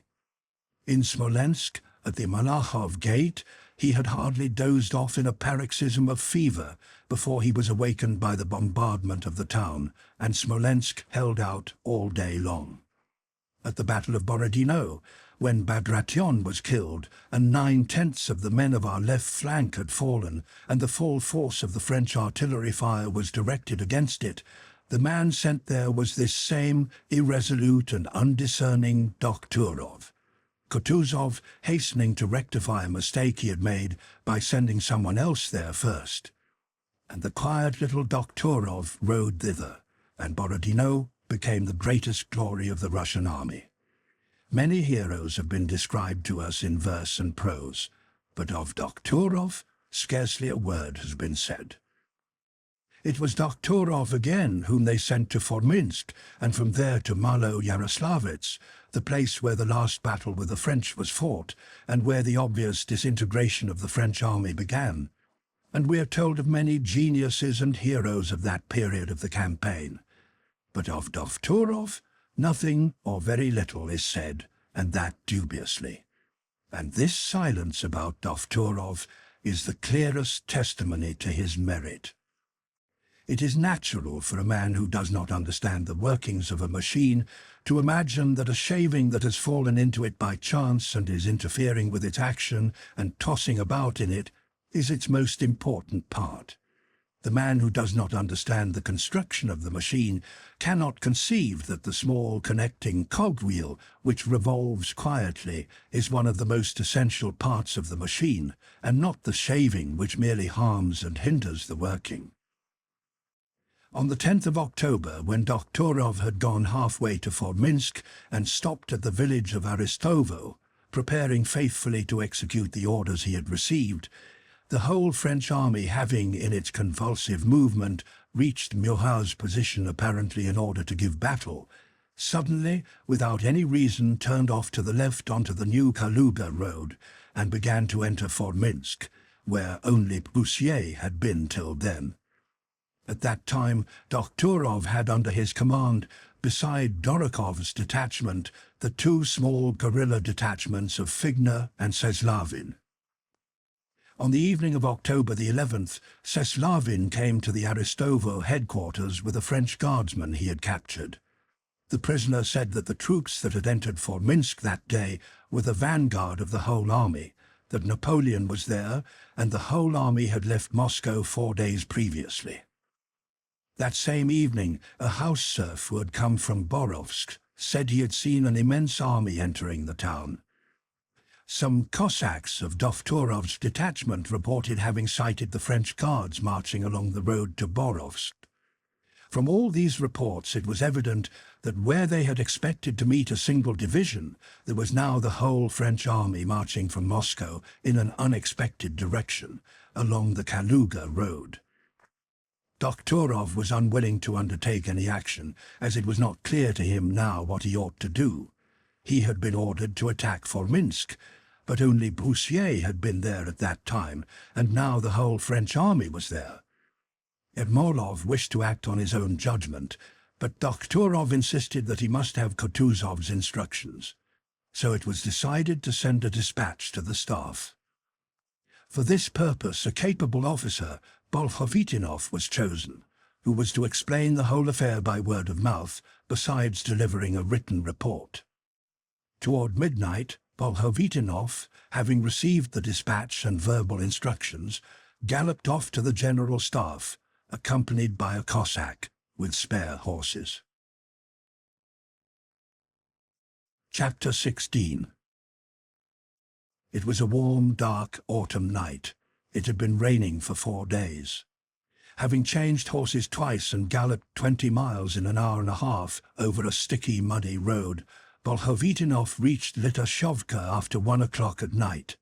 Dismounting at a cottage on whose wattle fence hung a signboard, General Staff, and throwing down his reins, he entered a dark passage. "The general on duty, quick, it's very important," said he to someone who had risen and was sniffing in the dark passage. "He's been very unwell since the evening, and this is the third night he's not slept," said the orderly pleadingly in a whisper. "You should wake the captain first." "But this is very important. From General Doktorov," said Bolkhovitinov, entering the open door which he had found by feeling in the dark. The orderly had gone in before him and began waking somebody. Your Honor, a courier." "What? What's that?" "From whom?" came a sleepy voice. "From Doktorov and from Alexei Petrovitch. Napoleon is at Forminsk," said Bolkhovitinov, unable to see in the dark who was speaking, but guessing by the voice that it was not Konovnitsin. The man who had wakened yawned and stretched himself. "I don't like waking him," he said, fumbling for something. "He is very ill. Perhaps this is only a rumor." "Here is the dispatch," said Bolkhovitinov. "My orders are to give it at once to the general on duty." "Wait a moment, I'll light a candle. You damned rascal, where do you always hide it?" said the voice of the man who was stretching himself to the orderly. This was Cherbinin, Konovnitsin's adjutant. I found it," he added. The orderly was striking a light, and Cherbinin was fumbling for something on the candlestick. "Ah, the nasty beasts," said he with disgust. By the light of the sparks, Bolkhovitinov saw Cherbinin's youthful face as he held the candle, and the face of another man who was still asleep. This was Konovnitsin. When the flame of the sulphur splinters kindled by the tinder burned up, first blue and then red, Cherbinin lit the tallow candle from the candlestick of which the cockroaches that had been gnawing it were running away, and looked at the messenger. Bolkhovitinov was bespattered all over with mud and had smeared his face by wiping it with his sleeve. "Who gave the report?" inquired Cherbinin, taking the envelope. "The news is reliable," said Bolkhovitinov. "Prisoners, Cossacks, and the scouts all say the same thing." "There's nothing to be done, we'll have to wake him," said Cherbinin, rising and going up to the man in the nightcap who lay covered by a greatcoat. "Pyotr Petrovitch," said he. Konovnitsin did not stir. "To the General Staff," he said with a smile, knowing that those words would be sure to arouse him. And in fact the head in the nightcap was lifted at once. On Konovnitsin's handsome, resolute face, with cheeks flushed by fever, there still remained for an instant a far-away, dreamy expression remote from present affairs. But then he suddenly started, and his face assumed its habitual calm and firm appearance. "Well, what is it? From whom?" he asked immediately, but without hurry, blinking at the light. While listening to the officer's report, Konovnitsin broke the seal and read the dispatch. Hardly had he done so before he lowered his legs in their woolen stockings to the earthen floor and began putting on his boots. Then he took off his nightcap, combed his hair over his temples, and donned his cap. "Did you get here quickly? Let us go to His Highness." Konovnitsin had understood at once that the news brought was of great importance and that no time must be lost. He did not consider or ask himself whether the news was good or bad. That did not interest him. He regarded the whole business of the war not with his intelligence or his reason, but by something else. There was within him a deep, unexpressed conviction that all would be well, but that one must not trust to this and still less speak about it, but must only attend to one's own work. And he did his work, giving his whole strength to the task. Pyotr Petrovitch Konovnitsin, like Doktorov, seems to have been included merely for propriety's sake in the list of the so-called heroes of 1812. The Barclays, Raevskys, Ermolovs, Platovs, and Miloradoviches. Like Doktorov, he had the reputation of being a man of very limited capacity and information, and like Doktorov, he never made plans of battle, but was always found where the situation was most difficult. Since his appointment as general on duty, he had always slept with his door open, giving orders that every messenger should be allowed to wake him up. In battle he was always under fire, so that Kutuzov reproved him for it and feared to send him to the front, and like Doktorov, he was one of those unnoticed cogwheels that without clatter or noise constitute the most essential part of the machine. Coming out of the hut into the damp, dark night, Konovnitsin frowned, partly from an increased pain in his head, and partly at the unpleasant thought that occurred to him of how all that nest of influential men on the staff would be stirred up by this news, especially Bennigsen, who ever since Tarutino had been at daggers drawn with Kutuzov, and how they would make suggestions, quarrel, issue orders, and rescind them. And this premonition was disagreeable to him, though he knew it could not be helped.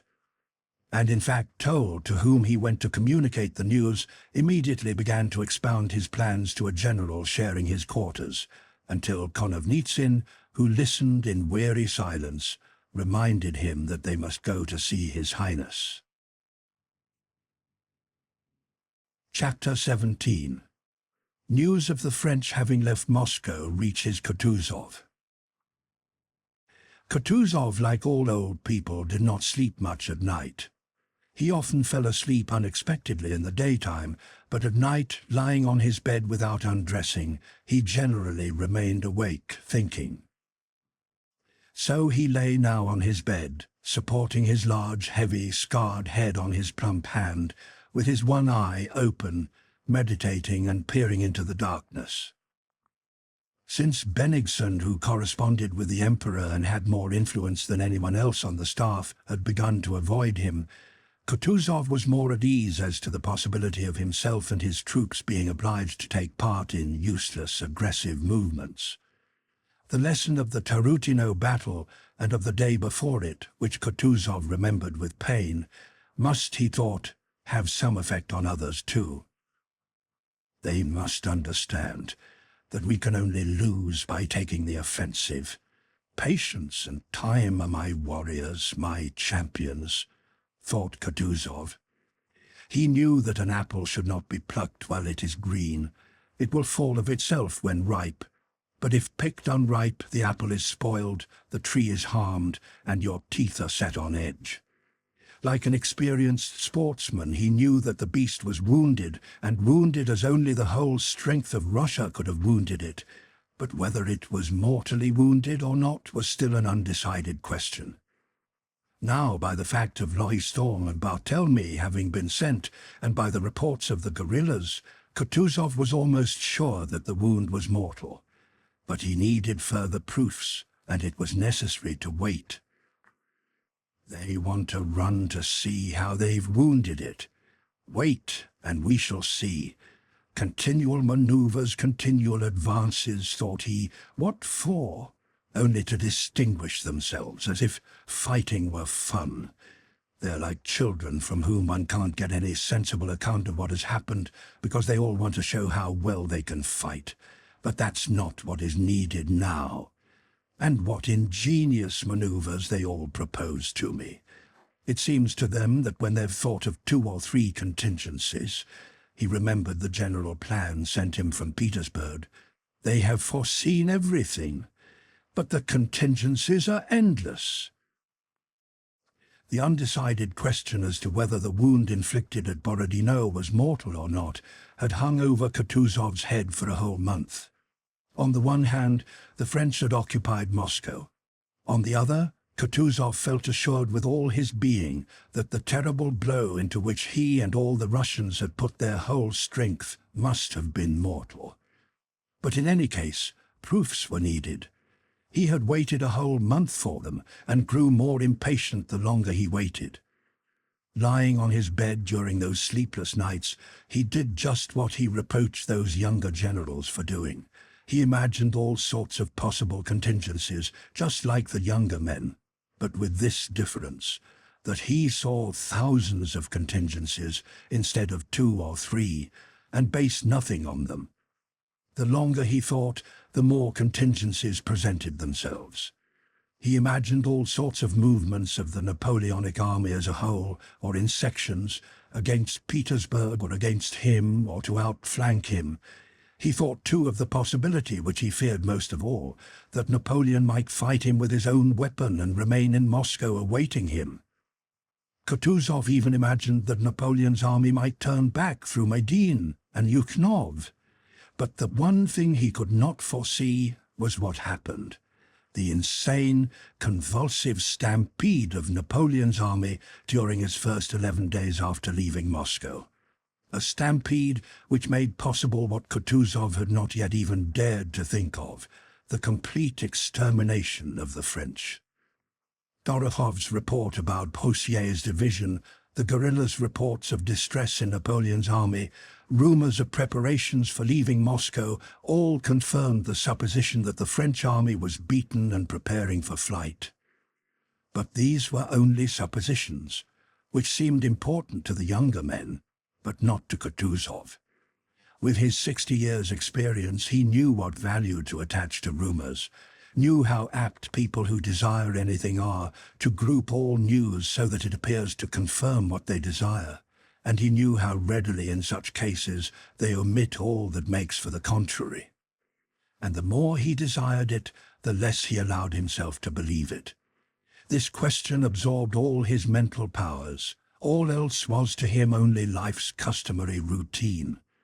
To such customary routine belonged his conversations with the staff, the letters he wrote from Tarutino to Madame de Stael, the reading of novels, the distribution of awards, his correspondence with Petersburg, and so on.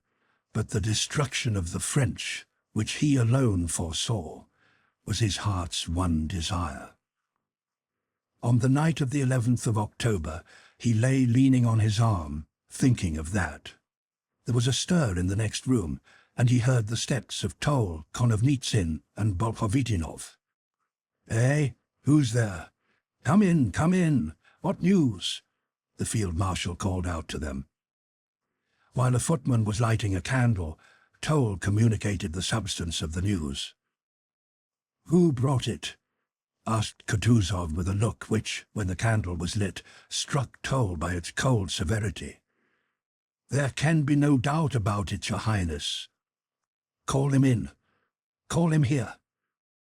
Kutuzov sat up with one leg hanging down from the bed and his big paunch resting against the other, which was doubled under him.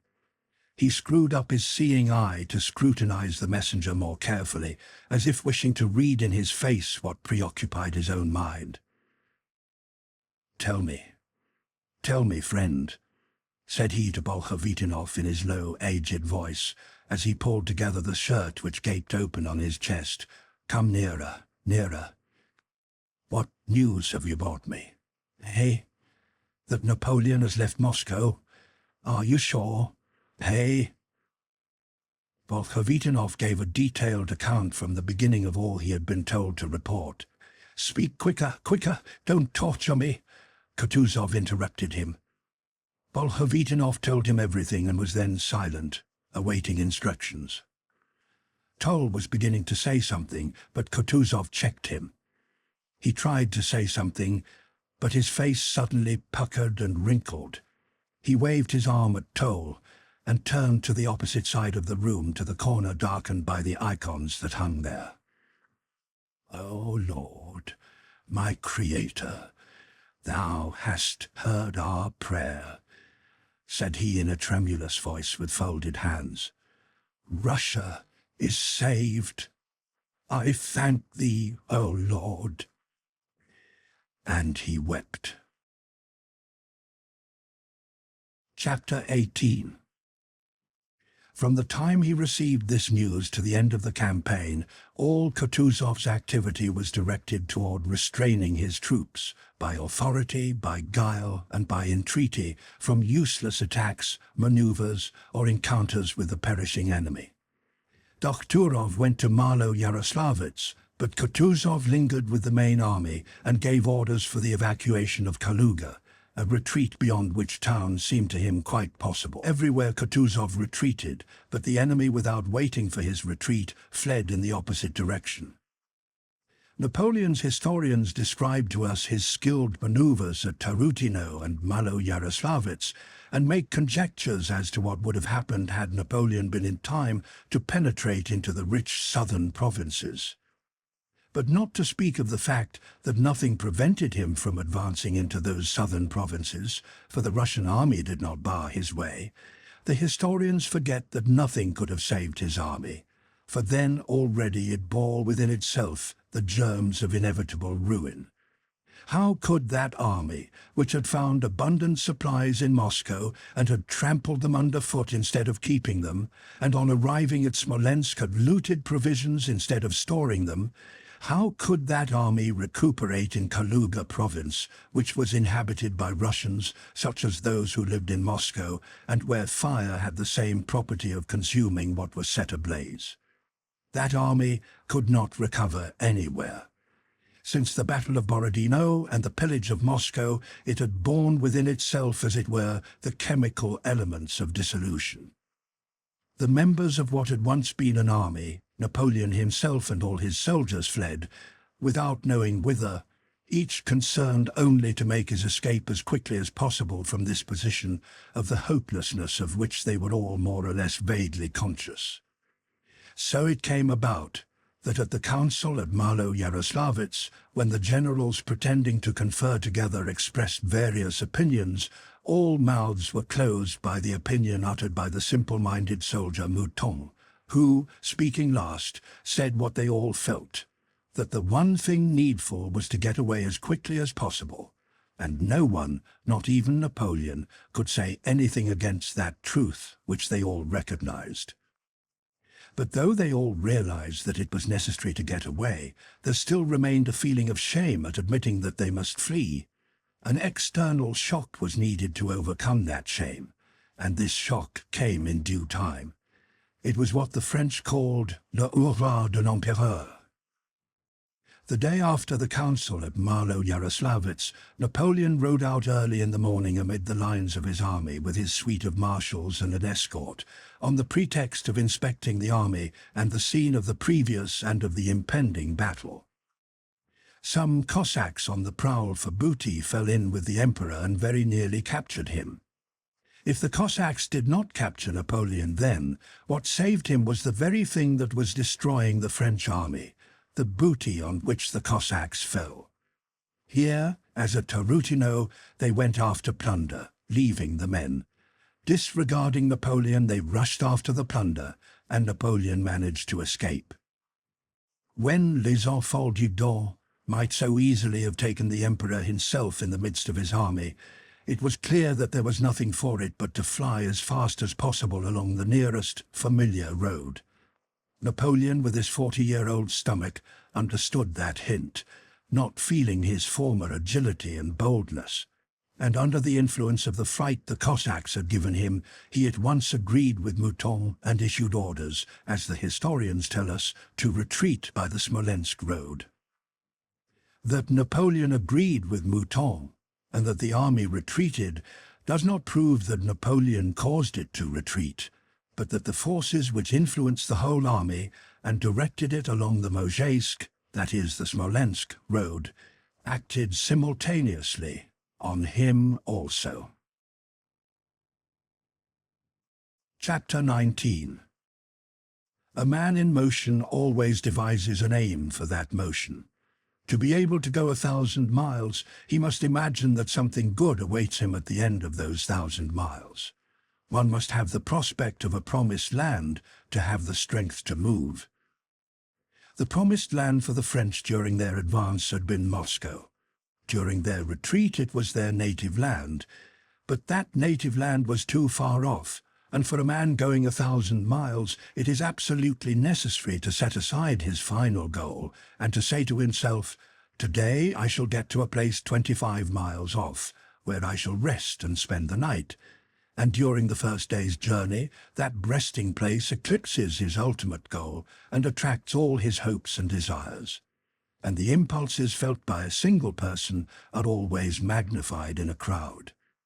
For the French retreating along the old Smolensk road, their final goal, their native land, was too remote, and their immediate goal was Smolensk, toward which all their desires and hopes, enormously intensified in the mass, urged them on.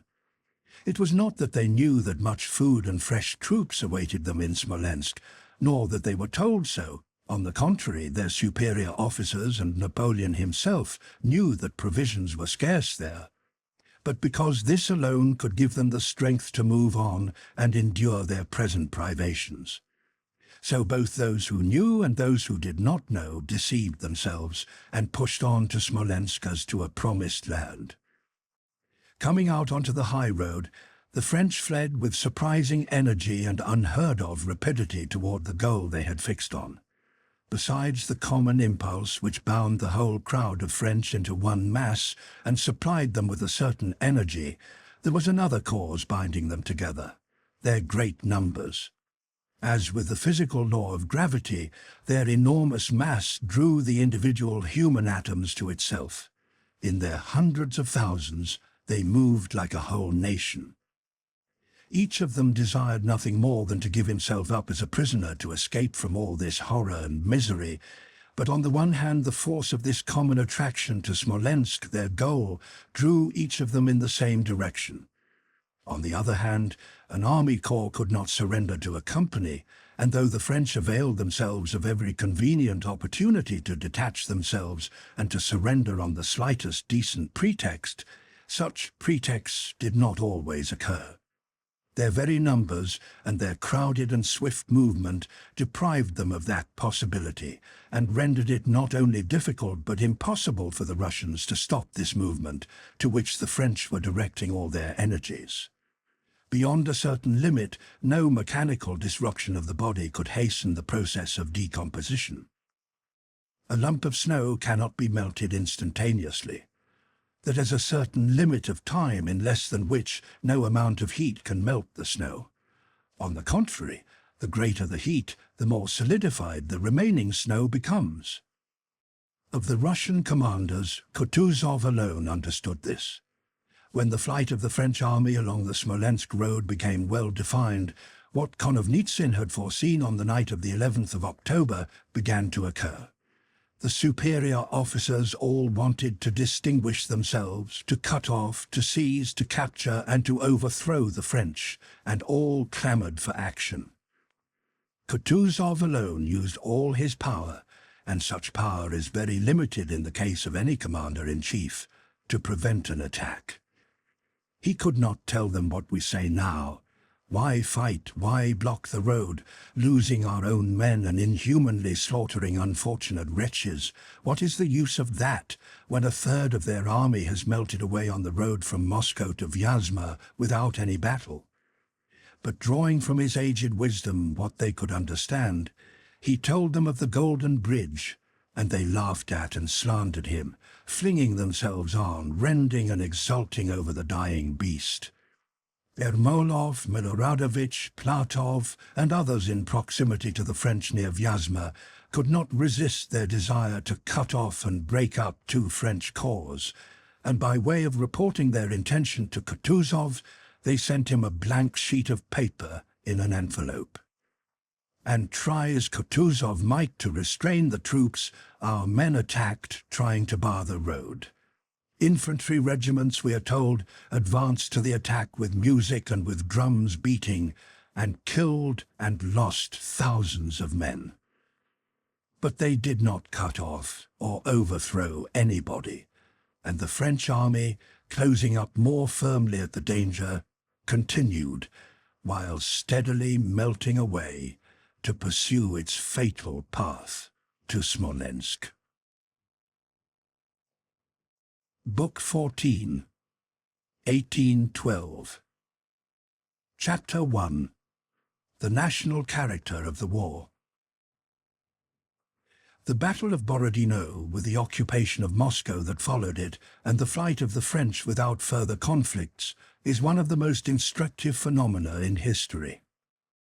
All historians agree that the external activity of states and nations in their conflicts with one another is expressed in wars, and that as a direct result of greater or less success in war, the political strength of states and nations increases or decreases. Strange as may be the historical account of how some king or emperor, having quarrelled with another, collects an army, fights his enemy's army, gains a victory by killing 3, 5, or 10,000 men, and subjugates a kingdom and an entire nation of several millions. All the facts of history, as far as we know it, confirm the truth of the statement that the greater or lesser success of one army against another is the cause, or at least an essential indication, of an increase or decrease in the strength of the nation, even though it is unintelligible why the defeat of an army, 100th part of a nation, should oblige that whole nation to submit. An army gains a victory, and at once the rights of the conquering nation have increased to the detriment of the defeated. An army has suffered defeat, and at once a people loses its rights in proportion to the severity of the reverse, and if its army suffers a complete defeat, the nation is quite subjugated. So, according to history, it has been found from the most ancient times, and so it is to our own day. All Napoleon's wars served to confirm this rule. In proportion to the defeat of the Austrian army, Austria loses its rights, and the rights and the strength of France increase. The victories of the French at Jena and Auerstadt destroy the independent existence of Prussia. But then, in 1812, the French gain a victory near Moscow. Moscow is taken, and after that, with no further battles, it is not Russia that ceases to exist, but the French army of 600,000, and then Napoleonic France itself. To strain the facts to fit the rules of history, to say that the field of battle at Borodino remained in the hands of the Russians, or that after Moscow there were other battles that destroyed Napoleon's army, is impossible. After the French victory at Borodino, there was no general engagement, nor any that were at all serious. Yet the French army ceased to exist. What does this mean? If it were an example taken from the history of China, we might say that it was not an historic phenomenon, which is the historian's usual expedient when anything does not fit their standards. If the matter concerned some brief conflict in which only a small number of troops took part, we might treat it as an exception. But this event occurred before our fathers' eyes, and for them it was a question of the life or death of their fatherland, and it happened in the greatest of all known wars. The period of the campaign of 1812, from the Battle of Borodino to the expulsion of the French, proved that the winning of a battle does not produce a conquest, and is not even an invariable indication of conquest. It proved that the force which decides the fate of peoples lies not in the conquerors, nor even in armies and battles, but in something else. The French historians, describing the condition of the French army before it left Moscow, affirm that all was in order in the Grand Army. Except the cavalry, the artillery, and the transport, there was no forage for the horses or the cattle. That was a misfortune no one could remedy, for the peasants of the district burned their hay rather than let the French have it. The victory gained did not bring the usual results, because the peasants Karp and Vlas, who after the French had evacuated Moscow, drove in their carts to pillage the town and in general personally failed to manifest any heroic feelings, and the whole innumerable multitude of such peasants did not bring their hay to Moscow for the high price offered them, but burnt it instead. Let us imagine two men who have come out to fight a duel with rapiers according to all the rules of the art of fencing. The fencing has gone on for some time. Suddenly, one of the combatants, feeling himself wounded and understanding that the matter is no joke but concerns his life, throws down his rapier and, seizing the first cudgel that comes to hand, begins to brandish it. Then, let us imagine that the combatant who so sensibly employed the best and simplest means to attain his end was at the same time influenced by traditions of chivalry and, desiring to conceal the facts of the case, insisted that he had gained his victory with the rapier according to all the rules of art. One can imagine what confusion and obscurity would result from such an account of the duel. The fencer who demanded a contest according to the rules of fencing was the French army. His opponent, who threw away the rapier and snatched up the cudgel, was the Russian people. Those who try to explain the matter according to the rules of fencing are the historians who have described the event. After the burning of Smolensk, A war began which did not follow any previous traditions of war. The burning of towns and villages, the retreats after battles, the blow dealt at Borodino and the renewed retreat, the burning of Moscow, the capture of marauders, the seizure of transports, and the guerrilla war were all departures from the rules.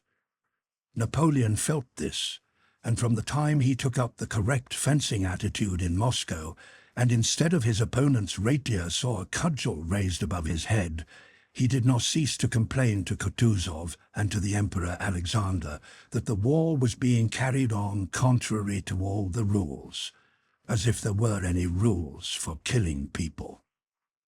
In spite of the complaints of the French as to the non-observance of the rules, in spite of the fact that to some highly placed Russians it seemed rather disgraceful to fight with a cudgel and they wanted to assume a pose en quarte or en tierce according to all the rules, and to make an adroit thrust en prime and so on, the cudgel of the People's War was lifted with all its menacing and majestic strength, and without consulting anyone's tastes or rules, and regardless of anything else, it rose and fell with stupid simplicity, but consistently, and belaboured the French till the whole invasion had perished.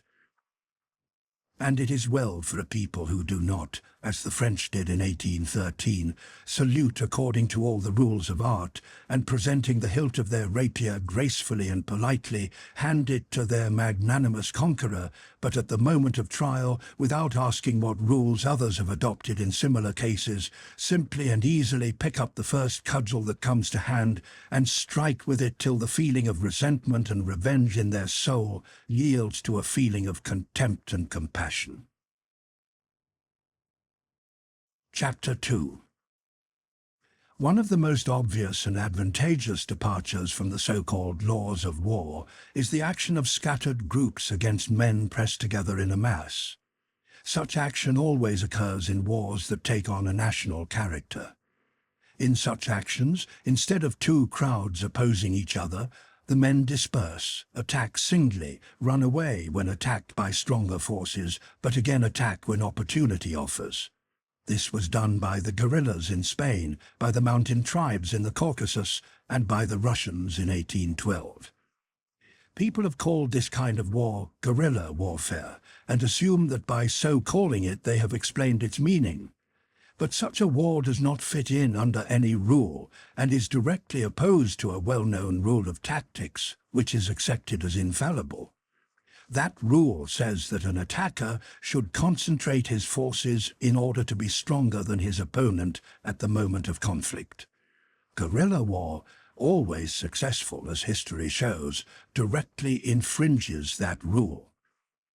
This contradiction arises from the fact that military science assumes the strength of an army to be identical with its numbers. Military science says that the more troops, the greater the strength. Les gros bataillons ont toujours raison. God is on the side of the big battalions. For military science to say this is like defining momentum in mechanics by reference to the mass only, stating that momenta are equal or unequal to each other simply because the masses involved are equal or unequal. Momentum, quantity of motion, is the product of mass and velocity. In military affairs, the strength of an army is the product of its mass and some unknown x. Military science, seeing in history innumerable instances of the fact that the size of an army does not coincide with its strength, and that small detachments defeat larger ones, obscurely admits the existence of this unknown factor and tries to discover it, now in a geometric formation, now in the equipment employed, now and most usually in the genius of the commanders. But the assignment of these various meanings to the factor does not yield results which accord with the historic facts. Yet it is only necessary to abandon the false view, adapted to gratify the heroes, of the efficacy of the directions issued in wartime by commanders in order to find this unknown quantity. That unknown quantity is the spirit of the army. That is to say, the greater or lesser readiness to fight and face danger felt by all the men composing an army, quite independently of whether they are or are not fighting under the command of a genius, in 2- or 3-line formation, with cudgels or with rifles that repeat 30 times a minute. Men who want to fight will always put themselves in the most advantageous conditions for fighting. The spirit of an army is the factor which, multiplied by the mass, gives the resulting force. To define and express the significance of this unknown factor, the spirit of an army, is a problem for science. This problem is only solvable if we cease arbitrarily to substitute for the unknown X itself the conditions under which that force becomes apparent, such as the commands of the general, the equipment employed, and so on, mistaking these for the real significance of the factor. And if we recognize this unknown quantity in its entirety as being the greater or lesser desire to fight and to face danger, only then, expressing known historic facts by equations and comparing the relative significance of this factor, can we hope to define the unknown. 10 men, battalions or divisions, fighting 15 men, battalions or divisions, conquer, that is, kill or take captive all the others, while themselves losing 4, so that on the one side 4 and on the other 15 were lost. Consequently, the 4 were equal to the 15, and therefore 4x equals 15y. Consequently, x over y equals 15 over 4. This equation does not give us the value of the unknown factor, but gives us a ratio between two unknowns. And by bringing variously selected historic units, battles, campaigns, periods of war, into such equations, a series of numbers could be obtained in which certain laws should exist and might be discovered. The tactical rule that an army should act in masses when attacking and in smaller groups in retreat unconsciously confirms the truth that the strength of an army depends on its spirit. To lead men forward under fire, more discipline, obtainable only by movement in masses, is needed than is needed to resist attacks. But this rule, which leaves out of account the spirit of the army, continually proves incorrect, and is in particularly striking contrast to the facts when some strong rise or fall in the spirit of the troops occurs, as in all national wars. The French, retreating in 1812, though according to tactics they should have separated into detachments to defend themselves, congregated into a mass because the spirit of the army had so fallen that only the mass held the army together.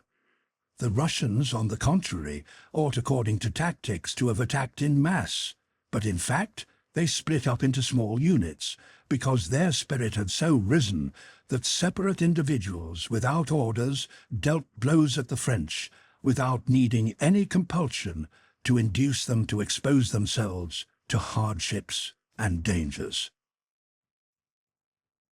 Chapter 3. Partisans or Guerrillas. The so-called partisan war began with the entry of the French into Smolensk. Before partisan warfare had been officially recognized by the government, thousands of enemy stragglers, marauders and foragers had been destroyed by the Cossacks and the peasants, who killed them off as instinctively as dogs worry a stray mad dog to death. Denis Davidov, with his Russian instinct, was the first to recognize the value of this terrible cudgel, which, regardless of the rules of military science, destroyed the French, and to him belongs the credit for taking the first step towards regularizing this method of warfare. On August the 24th, Davidov's first partisan detachment was formed, and then others were recognized. The further the campaign progressed, the more numerous these detachments became. The irregulars destroyed the great army piecemeal. They gathered the fallen leaves that dropped of themselves from that withered tree, the French army, and sometimes shook that tree itself. By October, when the French were fleeing towards Smolensk, there were hundreds of such companies of various sizes and characters. There were some that adopted all the army methods and had infantry, artillery, staffs, and the comforts of life. Others consisted solely of Cossack cavalry. There were also small scratch groups of foot and horse, and groups of peasants and landowners that remained unknown. A sacristan commanded one party, which captured several hundred prisoners in the course of a month. And there was Vasilisa, the wife of a village elder, who slew hundreds of the French. The partisan warfare flamed up most fiercely in the latter days of October. Its first period had passed, when the partisans themselves, amazed at their own boldness, feared every minute to be surrounded and captured by the French, and hid in the forests without unsaddling, hardly daring to dismount and always expecting to be pursued. By the end of October, this kind of warfare had taken definite shape. It had become clear to all what could be ventured against the French and what could not. Now only the commanders of detachments with staffs and moving according to rules at a distance from the French still regarded many things as impossible. The small bands that had started their activities long before and had already observed the French closely considered things possible which the commanders of the big detachments did not dare to contemplate. The Cossacks and peasants who crept in among the French now considered everything possible. On October the 22nd, Denisov, who was one of the irregulars, was with his group at the height of the guerrilla enthusiasm. Since early morning he and his party had been on the move. All day long he had been watching from the forest that skirted the high road a large French convoy of cavalry baggage and Russian prisoners separated from the rest of the army, which, as was learned from spies and prisoners, was moving under a strong escort to Smolensk. Besides Denisov and Dolokhov, who also led a small party and moved in Denisov's vicinity, the commanders of some large divisions with staffs also knew of this convoy, and as Denisov expressed it, were sharpening their teeth for it. Two of the commanders of large parties, one a Pole and the other a German, sent invitations to Denisov almost simultaneously, requesting him to join up with their divisions to attack the convoy. "No, brother, I have grown moustaches myself," said Denisov on reading these documents, and he wrote to the German that, despite his heartfelt desire to serve under so valiant and renowned a general, he had to forego that pleasure because he was already under the command of the Polish general. To the Polish general he replied to the same effect, informing him that he was already under the command of the German. Having arranged matters thus, Denisov and Dolokhov intended, without reporting matters to the higher command, to attack and seize that convoy with their own small forces. On October the 22nd, it was moving from the village of Mikulino to that of Shamshevo. To the left of the road between Mikulino and Shamshevo there were large forests, extending in some places up to the road itself, though in others a mile or more back from it. Through these forests Denisov and his party rode all day, sometimes keeping well back in them and sometimes coming to the very edge, but never losing sight of the moving French. That morning, Cossacks of Denisov's party had seized and carried off into the forest 2 wagons loaded with cavalry saddles, which had stuck in the mud not far from Mikulino, where the forest ran close to the road. Since then, and until evening, the party had watched the movements of the French without attacking. It was necessary to let the French reach Shamshevo quietly, without alarming them. And then, after joining Dolokhov, who was to come that evening to a consultation at a watchman's hut in the forest, less than a mile from Shamshevo, to surprise the French at dawn, falling like an avalanche on their heads from 2 sides, and rout and capture them all at one blow. In their rear, more than a mile from Mikulino, where the forest came right up to the road, 6 Cossacks were posted to report if any fresh columns of French should show themselves. Beyond Shamshevo, Dolokhov was to observe the road in the same way, to find out at what distance there were other French troops. They reckoned that the convoy had 1,500 men. Denisov had 200, and Dolokhov might have as many more, but the disparity of numbers did not deter Denisov. All that he now wanted to know was what troops these were, and to learn that he had to capture a ton, that is, a man from the enemy column. That morning's attack on the wagons had been made so hastily that the Frenchmen with the wagons had all been killed. Only a little drummer boy had been taken alive, and as he was a straggler, he could tell them nothing definite about the troops in that column. Denisov considered it dangerous to make a second attack, for fear of putting the whole column on the alert. So he sent Tikhon Sherbati, a peasant of his party, to Shamshevo to try and seize at least one of the French quartermasters, who had been sent on in advance. Chapter 4. It was a warm, rainy autumn day. The sky and the horizon were both the colour of muddy water. At times a sort of mist descended, and then suddenly heavy, slanting rain came down. Denisov, in a felt cloak and a sheepskin cap from which the rain ran down, was riding a thin, thoroughbred horse with sunken sides. Like his horse, which turned its head and laid its ears back, he shrank from the driving rain and gazed anxiously before him. His thin face, with its short, thick black beard, looked angry. Beside Denisov rode an Esau, a Cossack captain, Denisov's fellow worker, also in felt cloak and sheepskin cap, and riding a large, sleek Don horse. Esau Levaisky III was a tall man as straight as an arrow, pale-faced, fair-haired, with narrow, light eyes, and with calm self-satisfaction in his face and bearing. Though it was impossible to say in what the peculiarity of the horse and rider lay, yet at first glance of the Esau and Denisov, one saw that the latter was wet and uncomfortable and was a man mounted on a horse, while looking at the Esau, one saw that he was as comfortable and as much at ease as always, and that he was not a man who had mounted a horse, but a man who was one with his horse, and being consequently possessed of twofold strength. A little ahead of them walked a peasant guide, wet to the skin and wearing a grey peasant coat and a white knitted cap. A little behind, on a poor, small, lean Kirghiz mount, with an enormous tail and mane and a bleeding mouth, rode a young officer in a blue French overcoat. Beside him rode an hussar, with a boy in a tattered French uniform and blue cap behind him on the crupper of his horse. The boy held on to the hussar with cold red hands, and raising his eyebrows gazed about him with surprise. This was the French drummer boy captured that morning.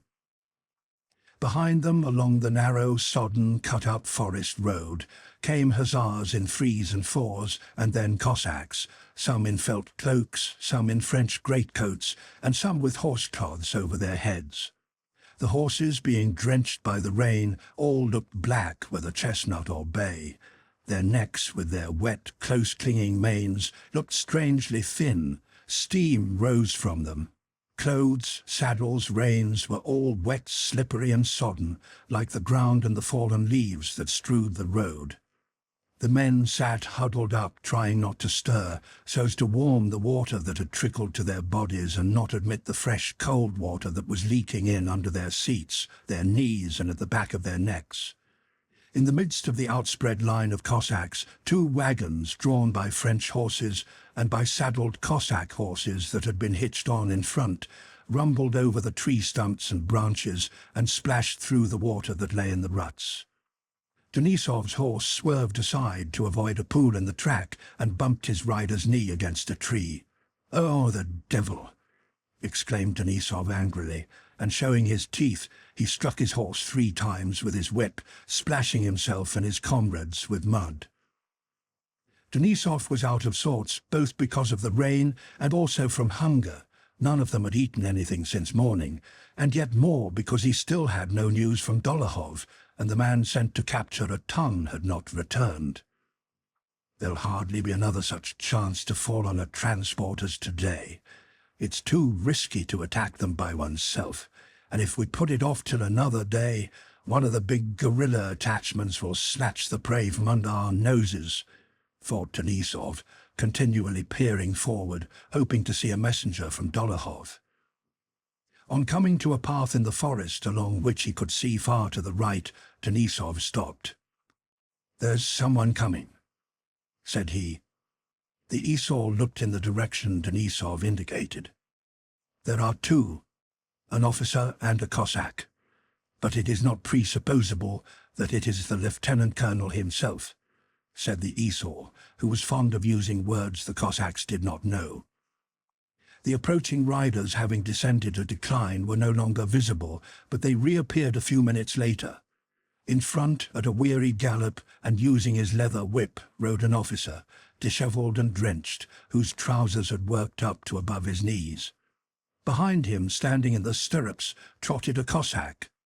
The officer, a very young lad with a broad rosy face and keen merry eyes, galloped up to Denisov and handed him a sodden envelope. "From the general," said the officer. "Please excuse its not being quite dry." Denisov, frowning, took the envelope and opened it. "There, they kept telling us it's dangerous, said the officer, addressing the Esau while Denisov was reading the dispatch. "But Komarov and I," he pointed to the Cossack, "were prepared. We have each of us 2 pistols. But what's this?" he asked, noticing the French drummer boy. "A prisoner? You've already been in action? May I speak to him?" "Rostov, Petya!" exclaimed Denisov, having run through the dispatch. "Why didn't you say who you were?" And turning with a smile, he held out his hand to the lad.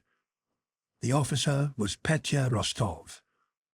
All the way, Petya had been preparing himself to behave with Denisov as befitted a grown-up man and an officer, without hinting at their previous acquaintance.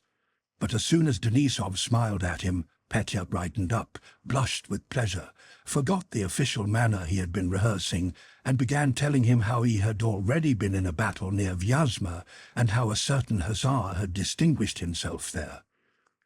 "Well, I'm glad to see you," Denisov interrupted him, and his face again assumed its anxious expression.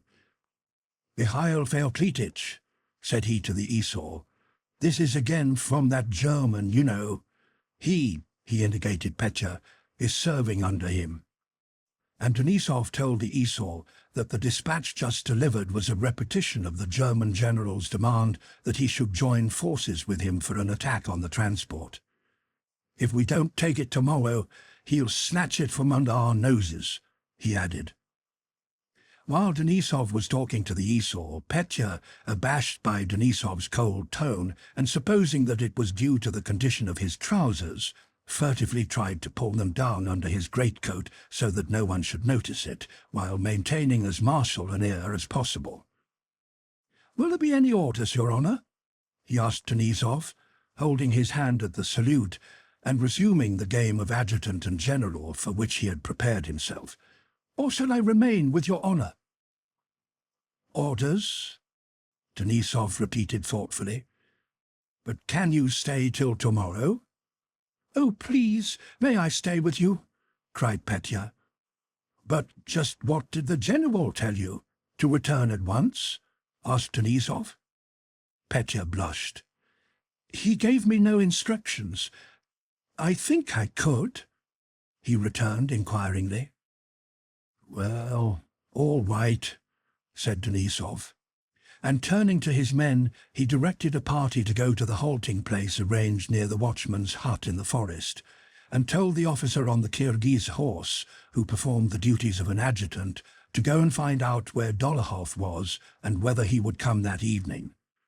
Denisov himself intended going with the Esau and Petya to the edge of the forest where it reached out to Shamshevo, to have a look at the part of the French bivouac they were to attack next day.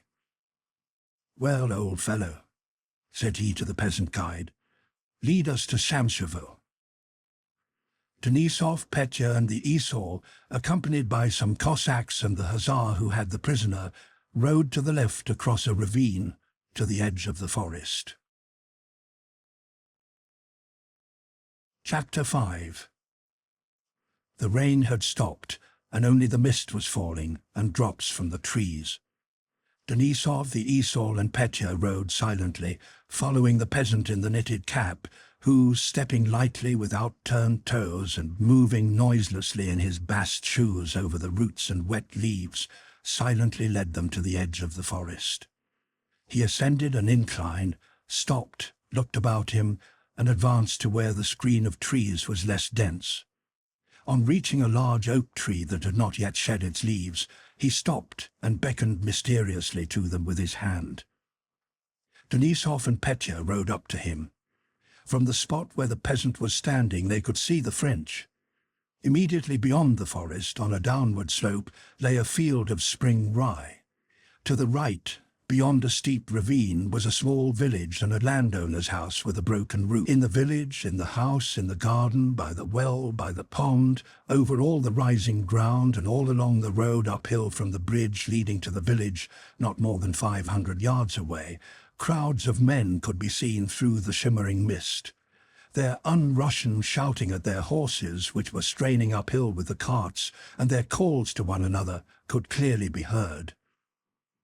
"Bring the prisoner here," said Denisov in a low voice, not taking his eyes off the French. A Cossack dismounted, lifted the boy down, and took him to Denisov. Pointing to the French troops, Denisov asked him what these and those of them were. The boy, thrusting his cold hands into his pockets and lifting his eyebrows, looked at Denisov in affright, but in spite of an evident desire to say all he knew, gave confused answers, merely assenting to everything Denisov asked him. Denisov turned away from him frowning and addressed the esaul, conveying his own conjectures to him. Petya, rapidly turning his head, looked now at the drummer boy, now at Denisov, now at the esaul, and now at the French in the village and along the road, trying not to miss anything of importance. "Whether Dolokhov comes or not, we must seize it, eh?" said Denisov with a merry sparkle in his eyes. "It is a very suitable spot," said the esaul. "We'll send the infantry down by the swamps," Denisov continued. "They'll creep up to the garden. You'll ride up from there with the Cossacks." He pointed to a spot in the forest beyond the village. "And I with my hussars from here. And at the signal shot—" "The hollow is impassable. There's a swamp there," said the esaul. "The horses would sink. We must ride round more to the left." While they were talking in undertones, the crack of a shot sounded from the low ground by the pond. A puff of white smoke appeared, then another, and the sound of hundreds of seemingly merry French voices shouting together came up from the slope. For a moment Denisov and the esaul drew back. They were so near that they thought they were the cause of the firing and shouting, but the firing and shouting did not relate to them. Down below, a man wearing something red was running through the marsh. The French were evidently firing and shouting at him. "Why, that's our Tikhon," said the esaul. "So it is, so it is. The rascal," said Denisov. "He'll get away," said the esaul, screwing up his eyes. The man whom they called Tikhon, having run to the stream, plunged in so that the water splashed in the air, and having disappeared for an instant, scrambled out on all fours, all black with the wet, and ran on. The French who had been pursuing him stopped. "Smart, that," said the esaul. "What a beast," said Denisov with his former look of vexation. "What has he been doing all this time?" "Who is he?" asked Petya. "He's our plastun. I sent him to capture a ton." "Oh, yes," said Petya, nodding at the first words Denisov uttered, as if he understood it all, though he really did not understand anything of it. Tikhon Shcherbati was one of the most indispensable men in their band. He was a peasant from Pokrovsk, near the river Bzhat. When Denisov had come to Pokrovsk at the beginning of his operations, and had as usual summoned the village elder and asked him what he knew about the French, the elder, as though shielding himself, had replied, as all village elders did, that he had neither seen nor heard anything of them. But when Denisov explained that his purpose was to kill the French, and asked if no French had strayed that way, the elder replied that some more orderers had really been at their village, but that Tikhon Shcherbati was the only man who dealt with such matters. Denisov had Tikhon called, and having praised him for his activity, said a few words in the elder's presence about loyalty to the Tsar and the country, and the hatred of the French that all sons of the fatherland should cherish. "We don't do the French any harm," said Tikhon, evidently frightened by Denisov's words. "We only fooled about with the lads for fun, you know. We killed a score or so of more orderers, but we did no harm else." Next day, when Denisov had left Pokrovsk, having quite forgotten about this peasant, it was reported to him that Tikhon had attached himself to their party and asked to be allowed to remain with it. Denisov gave orders to let him do so. Tikhon, who at first did rough work, laying campfires, fetching water, flaying dead horses, and so on, soon showed a great liking and aptitude for partisan warfare. At night he would go out for booty, and always brought back French clothing and weapons, and when told to, would bring in French captives also. Denisov then relieved him from the drudgery, and began taking him with him when he went out on expeditions, and had him enrolled among the Cossacks. Tikhon did not like riding, and always went on foot, never lagging behind the cavalry. He was armed with a musketoon, which he carried rather as a joke, a pike and an axe, which latter he used as a wolf uses its teeth, with equal ease picking fleas out of its fur or crunching thick bones. Tikhon, with equal accuracy, would split logs with blows at arm's length, or holding the head of the axe would cut thin little pegs or carve spoons. In Denisov's party he held a peculiar and exceptional position. When anything particularly difficult or nasty had to be done, to push a cart out of the mud with one's shoulders, pull a horse out of a swamp by its tail, skin it, slink in among the French, or walk more than 30 miles in a day, everybody pointed laughingly at Tikhon. "It won't hurt that devil. He's as strong as a horse," they said of him. Once a Frenchman Tikhon was trying to capture fired a pistol at him and shot him in the fleshy part of the back. That wound, which Tikhon treated only with internal and external applications of vodka, was the subject of the liveliest jokes by the whole detachment, jokes in which Tikhon readily joined. "Hullo, mate, never again gave you a twist," the Cossacks would banter him, and Tikhon, purposely writhing and making faces, pretended to be angry and swore at the French with the funniest curses. The only effect of this incident on Tikhon was that after being wounded, he seldom brought in prisoners. He was the bravest and most useful man in the party. No one found more opportunities for attacking, no one captured or killed more Frenchmen, and consequently he was made the buffoon of all the Cossacks and Hussars, and willingly accepted that role. Now he had been sent by Denisov overnight to Shamshevo to capture a ton. But whether because he had not been content to take only one Frenchman, or because he had slept through the night, he had crept by day into some bushes right among the French, and, as Denisov had witnessed from above, had been detected by them. Chapter 6. After talking for some time with the Esaul about next day's attack, which now, seeing how near they were to the French, he seemed to have definitely decided on, Denisov turned his horse and rode back. "Now, my lad, we'll go and get dry," he said to Petya. As they approached the watch-house, Denisov stopped, peering into the forest.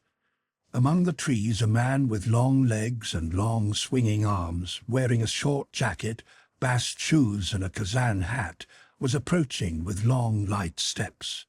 He had a musketoon over his shoulder and an axe stuck in his girdle. When he espied Denisov, he hastily threw something into the bushes, removed his sodden hat by its floppy brim, and approached his commander. It was Tikhon. His wrinkled and pock-marked face and narrow little eyes beamed with self-satisfied merriment. He lifted his head high and gazed at Denisov as if repressing a laugh. "Well, where did you disappear to?" inquired Denisov. "Where did I disappear to? I went to get Frenchmen," answered Tikhon boldly and hurriedly, in a husky but melodious bass voice. "Why did you push yourself in there by daylight, you ass? Well, why haven't you taken one?" "Oh, I took one all right," said Tikhon. "Where is he?" "You see, I took him first thing at dawn. Tikhon continued, spreading out his flat feet with outturned toes in their bast shoes. I took 'em into the forest. Then I see he's no good, and I think I'll go and fetch a likelier one. You see? What a rogue! It's just as I thought, said Denisov to the Esau. Why didn't you bring that one? What was the good of bringing him? Tikhon interrupted, hastily and angrily. That one wouldn't have done for you, as if I don't know what sort you want. What a brute you are. Well, I went for another one, Tikhon continued, and I crept like this through the wood and lay down. He suddenly lay down on his stomach with a supple movement to show how he had done it. One turned up and I grabbed him like this. He jumped up quickly and lightly. Come along to the colonel, I said. He starts yelling, and suddenly there were 4 of them. They rushed at me with their little swords, so I went for them with my axe, this way. What are you up to, says I. Christ be with you, shouted Tikhon, waving his arms with an angry scowl and throwing out his chest. Yes, we saw from the hill how you took to your heels through the puddles, said the Esau, screwing up his glittering eyes.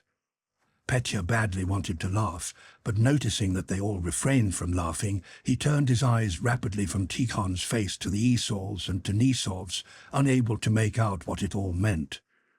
Don't play the fool with me, said Denisov, coughing angrily. Why didn't you bring the first one? Tikhon scratched his back with one hand and his head with the other. Then suddenly his whole face expanded into a beaming, foolish grin, disclosing a gap where he had lost a tooth. That was why he was called Sherbati, the gap-toothed. Denisov smiled, and Petya burst into a peal of merry laughter, in which Tikhon himself joined. Oh, but he was a regular good-for-nothing, said Tikhon. The clothes on him, poor stuff. How could I bring him? And so rude, your honour. Why, he says, I'm a general's son myself, I won't go, he says. You are a brute, said Denisov. I wanted to question... But I questioned him, said Tikhon. He said he didn't know much. There are a lot of us, he says, but all poor stuff, only soldiers in name, he says. Shout loud at 'em, he says, and you'll take 'em all, Tikhon concluded, looking cheerfully and resolutely into Denisov's eyes. I'll give you 100 sharp lashes that'll teach you to play the fool, said Denisov severely. But why are you angry?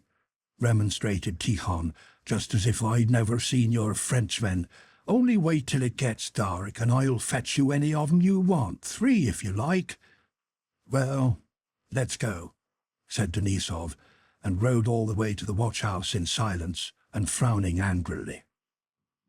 Tikhon followed behind, and Petya heard the Cossacks laughing with him and at him about some pair of boots he had thrown into the bushes. When the fit of laughter that had seized him at Tikhon's words and smile had passed, and Petya realized for a moment that this Tikhon had killed a man, he felt uneasy. He looked round at the captive drummer boy and felt a pang in his heart. But this uneasiness lasted only a moment. He felt it necessary to hold his head higher, to brace himself, and to question the Esau with an air of importance about tomorrow's undertaking, that he might not be unworthy of the company in which he found himself.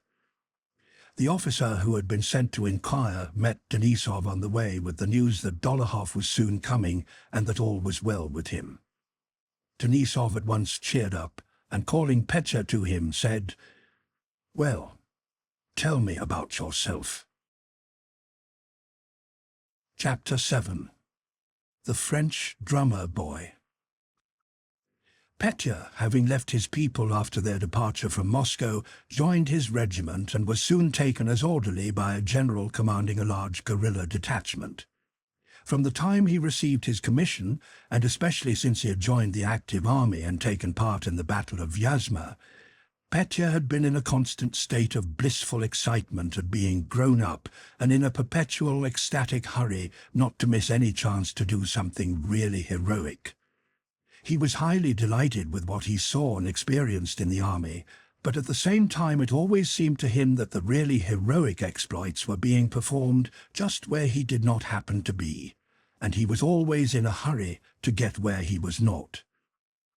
When on the 21st of October his general expressed a wish to send somebody to Denisov's detachment, Petya begged so piteously to be sent that the general could not refuse. But when dispatching him he recalled Petya's mad action at the Battle of Vyazma, where instead of riding by the road to the place to which he had been sent, he had galloped to the advanced line under the fire of the French and had there twice fired his pistol. So now the general explicitly forbade his taking part in any action whatever of Denisov's. That was why Petya had blushed and grown confused when Denisov asked him whether he could stay. Before they had ridden to the outskirts of the forest, Petya had considered he must carry out his instructions strictly and return at once. But when he saw the French and saw Tikhon and learned that there would certainly be an attack that night, he decided, with the rapidity with which young people change their views, that the general, whom he had greatly respected till then, was a rubbishy German, that Denisov was a hero, the Esau a hero, and Tikhon a hero too, and that it would be shameful for him to leave them at a moment of difficulty. It was already growing dusk when Denisov, Petya, and the Esau rode up to the watch-house. In the twilight, saddled horses could be seen, and Cossacks and Hussars who had rigged up rough shelters in the glade and were kindling glowing fires in a hollow of the forest where the French could not see the smoke. In the passage of the small watch-house, a Cossack with sleeves rolled up was chopping some mutton. In the room, 3 officers of Denisov's band were converting a door into a tabletop. Petya took off his wet clothes, gave them to be dried, and at once began helping the officers to fix up the dinner table. In 10 minutes the table was ready and a napkin spread on it. On the table were vodka, a flask of rum, white bread, roast mutton, and salt. Sitting at table with the officers and tearing the fat, savoury mutton with his hands, down which the grease trickled, Petya was in an ecstatic, childish state of love for all men, and consequently of confidence that others loved him in the same way. "So then, what do you think, Vasily Dmitrich?" said he to Denisov. "It's all right my staying a day with you?" And not waiting for a reply, he answered his own question. "You see, I was told to find out. Well, I am finding out. Only do let me into the chief. I don't want a reward, but I want—" Petya clenched his teeth and looked around, throwing back his head and flourishing his arms. "Into the very chief," Denisov repeated with a smile. "Only please let me command something, so that I may really command," Petya went on. "What would it be to you? Oh, do you want a knife?" he said, turning to an officer who wished to cut himself a piece of mutton, and he handed him his clasp knife. The officer admired it. "Please keep it. I have several like it," said Petya, blushing. "Heavens, I was quite forgetting," he suddenly cried. "I have some raisins, fine ones, you know, seedless ones.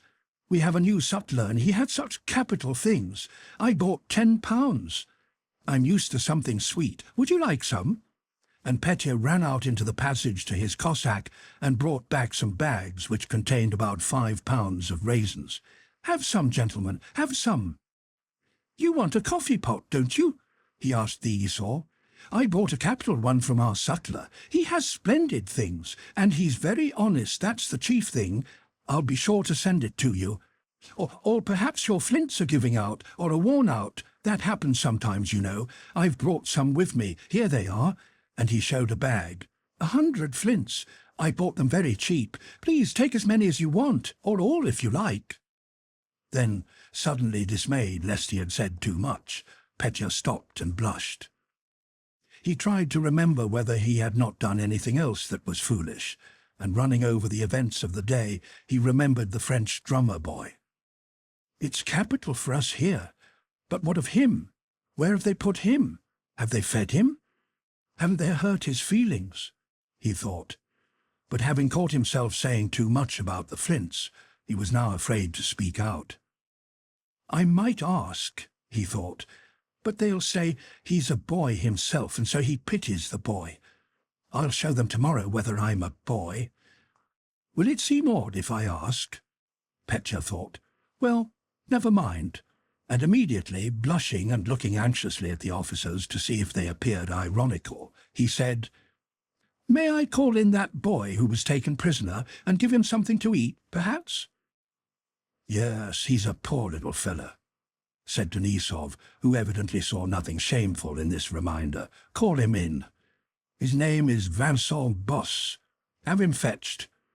I'll call him, said Petya. Yes, yes, call him. A poor little fellow, Denisov repeated.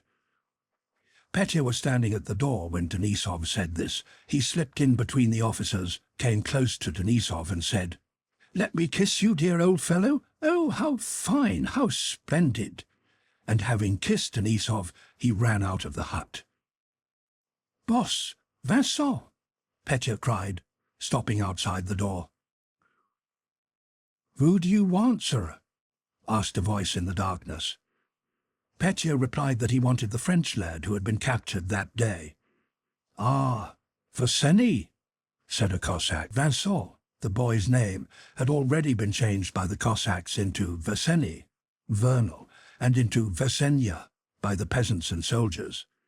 In both these adaptations, the reference to spring, Vesna, matched the impression made by the young lad. He's warming himself there by the bonfire. Oh, Vasenya, Vasenya, Vaseny! Laughing voices were heard calling to one another in the darkness. He's a smart lad, said an hussar standing near Petya. We gave him something to eat a while ago. He was awfully hungry. The sound of bare feet splashing through the mud was heard in the darkness, and the drummer boy came to the door. Ah, c'est vous, said Petya. Voulez-vous manger? N'ayez pas peur. On vous fera pas de mal. Do you want something to eat? Don't be afraid. They won't hurt you, he added shyly and affectionately, touching the boy's hand. Entrez, entrez. Merci, monsieur, said the drummer boy in a trembling, almost childish voice, and he began scraping his dirty feet on the threshold. There were many things Petya wanted to say to the drummer boy, but did not dare to. He stood irresolutely beside him in the passage. Then, in the darkness, he took the boy's hand and pressed it. Come in, he repeated in a gentle whisper. Oh, what can I do for him? He thought, and opening the door, he let the boy pass in first. When the boy had entered the hut, Petya sat down at a distance from him, considering it beneath his dignity to pay attention to him. But he fingered the money in his pocket and wondered whether it would seem ridiculous to give some to the drummer boy. Chapter 8. Dolokhov and Denisov. The arrival of Dolokhov diverted Petya's attention from the drummer boy, to whom Denisov had had some mutton and vodka given, and whom he had had dressed in a Russian coat so that he might be kept with their band and not sent away with the other prisoners. Petya had heard in the army many stories of Dolokhov's extraordinary bravery and of his cruelty to the French, so from the moment he entered the hut, Petya did not take his eyes from him, but braced himself up more and more and held his head high, that he might not be unworthy even of such company. Dolokhov's appearance amazed Petya by its simplicity. Denisov wore a Cossack coat, had a beard, had an icon of Nicholas the Wonder-Worker on his breast, and his way of speaking and everything he did indicated his unusual position. But Dolokhov, who in Moscow had worn a Persian costume, had now the appearance of a most correct officer of the Guards. He was clean-shaven and wore a guardsman's padded coat, with an order of St. George at his buttonhole, and a plain forage cap set straight on his head.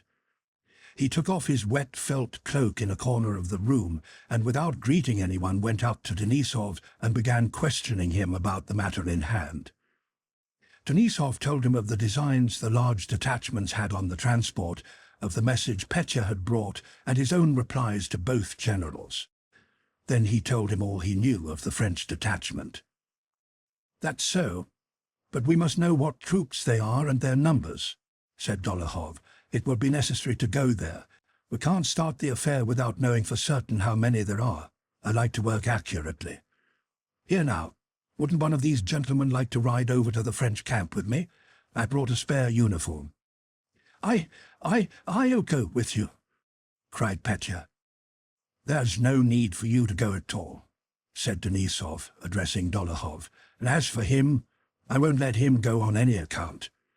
"I like that," exclaimed Petya. "Why shouldn't I go?" "Because it's useless." "Well, you must excuse me because I shall go, and that's all. You'll take me, won't you?" he said, turning to Dolokhov. "Why not?" Dolokhov answered absently, scrutinizing the face of the French drummer boy. "Have you had that youngster with you long?" he asked Denisov. "He was taken today, but he knows nothing. I'm keeping him with me." "Yes? And where do you put the others?" inquired Dolokhov. "Where? I'll send them away and take a receipt for them," shouted Denisov, suddenly flushing. "And I say boldly that I have not a single man's life on my conscience. Would it be difficult for you to send 30 or 300 men to town under escort instead of staining, I speak bluntly, staining the honor of a soldier?" "That kind of amiable talk would be suitable from this young Count of 16, said Dolokhov with cold irony. "But it's time for you to drop it." "Why, I've not said anything. I only say that I'll certainly go with you," said Petya shyly. "But for you and me, old fellow, it's time to drop these amenities," continued Dolokhov, as if he found particular pleasure in speaking of this subject which irritated Denisov. "Now, why have you kept this lad?" he went on, swaying his head. "Because you are sorry for him. Don't we know these receipts of yours? You send 100 men away and 30 get there. The rest either starve or get killed. So isn't it all the same not to send them?" The Esau, screwing up his light-coloured eyes, nodded approvingly. "That's not the point. I'm not going to discuss the matter. I do not wish to take it on my conscience. You say they'll die, all white, but not by my fault." Dolokhov began laughing. "Who has told them not to capture me these 20 times over? But if they did catch me, they'd string me up to an aspen tree. And you, with all your chivalry, just the same." He paused. "However, we must get to work. Tell the Cossack to fetch my kit. I have 2 French uniforms in it." "Well, are you coming with me?" he asked Petya. Yes, certainly," cried Petya, blushing almost to tears and glancing at Denisov. While Dolokhov had been disputing with Denisov what should be done with prisoners, Petya had once more felt awkward and restless, but again he had no time to grasp fully what they were talking about. "If grown-up, distinguished men think so, it must be necessary and right," thought he. "But above all, Denisov must not dare to imagine that I'll obey him and that he can order me about. I will certainly go to the French camp with Dolokhov. If he can, so can I." And to all Denisov's persuasions, Petya replied that he too was accustomed to do everything accurately and not just anyhow, and that he never considered personal danger. "For you'll admit that if we don't know for sure how many of them there are, hundreds of lives may depend on it, while there are only 2 of us. Besides, I want to go very much, and certainly will go, so don't hinder me," said he. "It will only make things worse." Chapter 9. The Attack on a French Convoy. Having put on French greatcoats and shakos, Petya and Dolokhov rode to the clearing from which Denisov had reconnoitred the French camp, and emerging from the forest in pitch darkness, they descended into the hollow. On reaching the bottom, Dolokhov told the Cossacks accompanying him to await him there, and rode on at a quick trot along the road to the bridge. Petya, his heart in his mouth with excitement, rode by his side. "If we're caught, I won't be taken alive. I have a pistol," whispered he. "Don't talk Russian," said Dolokhov in a hurried whisper, and at that very moment they heard through the darkness the challenge, "Qui vive?" and the click of a musket. The blood rushed to Petya's face, and he grasped his pistol. "Lanciers du 6e, Lancers of the 6th Regiment," replied Dolokhov in French, neither hastening nor slackening his horse's pace. The black figure of a sentinel stood on the bridge. "Mot d'ordre." "Password." Dolokhov reined in his horse and advanced at a walk. "Tell me, is Colonel Gerard here?" he asked in French. "Password," repeated the sentinel, barring the way and not replying. "When an officer is making his rounds, sentinels don't ask him for the password. I'm asking you if the colonel is here." And without waiting for an answer from the sentinel who had stepped aside, Dolokhov rode up the incline at a walk. Noticing the black outline of a man crossing the road, Dolokhov stopped him and inquired where the commander and officers were. The man, a soldier with a sack over his shoulder, stopped, came close up to Dolokhov's horse, touched it with his hand, and explained simply and in a friendly way that the commander and the officers were higher up the hill to the right, in the courtyard of the farm, as he called the landowner's house. Having ridden up the road on both sides of which French talk could be heard around the campfires, Dolokhov turned into the courtyard of the landowner's house. Having ridden in, he dismounted and approached a big blazing campfire, around which sat several men talking noisily. Something was boiling in a small cauldron at the edge of the fire, and a soldier in a peaked cap and blue overcoat, lit up by the fire, was kneeling beside it, stirring its contents with a ramrod. "Oh, he's a hard nut to crack," said one of the officers who was sitting in the shadow at the other side of the fire. "He'll make them get a move on, those fellows," said another, laughing.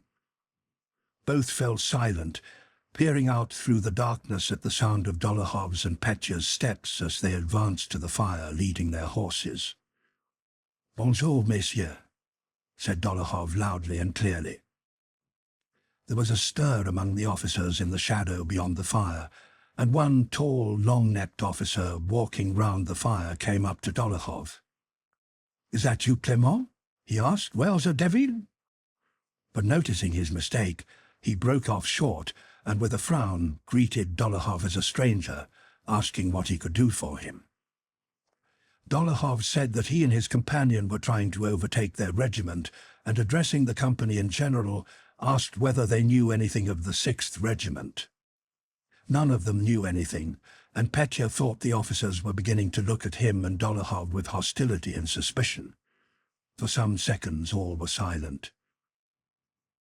"If you are counting on the evening soup, you have come too late," said a voice from behind the fire, with a repressed laugh.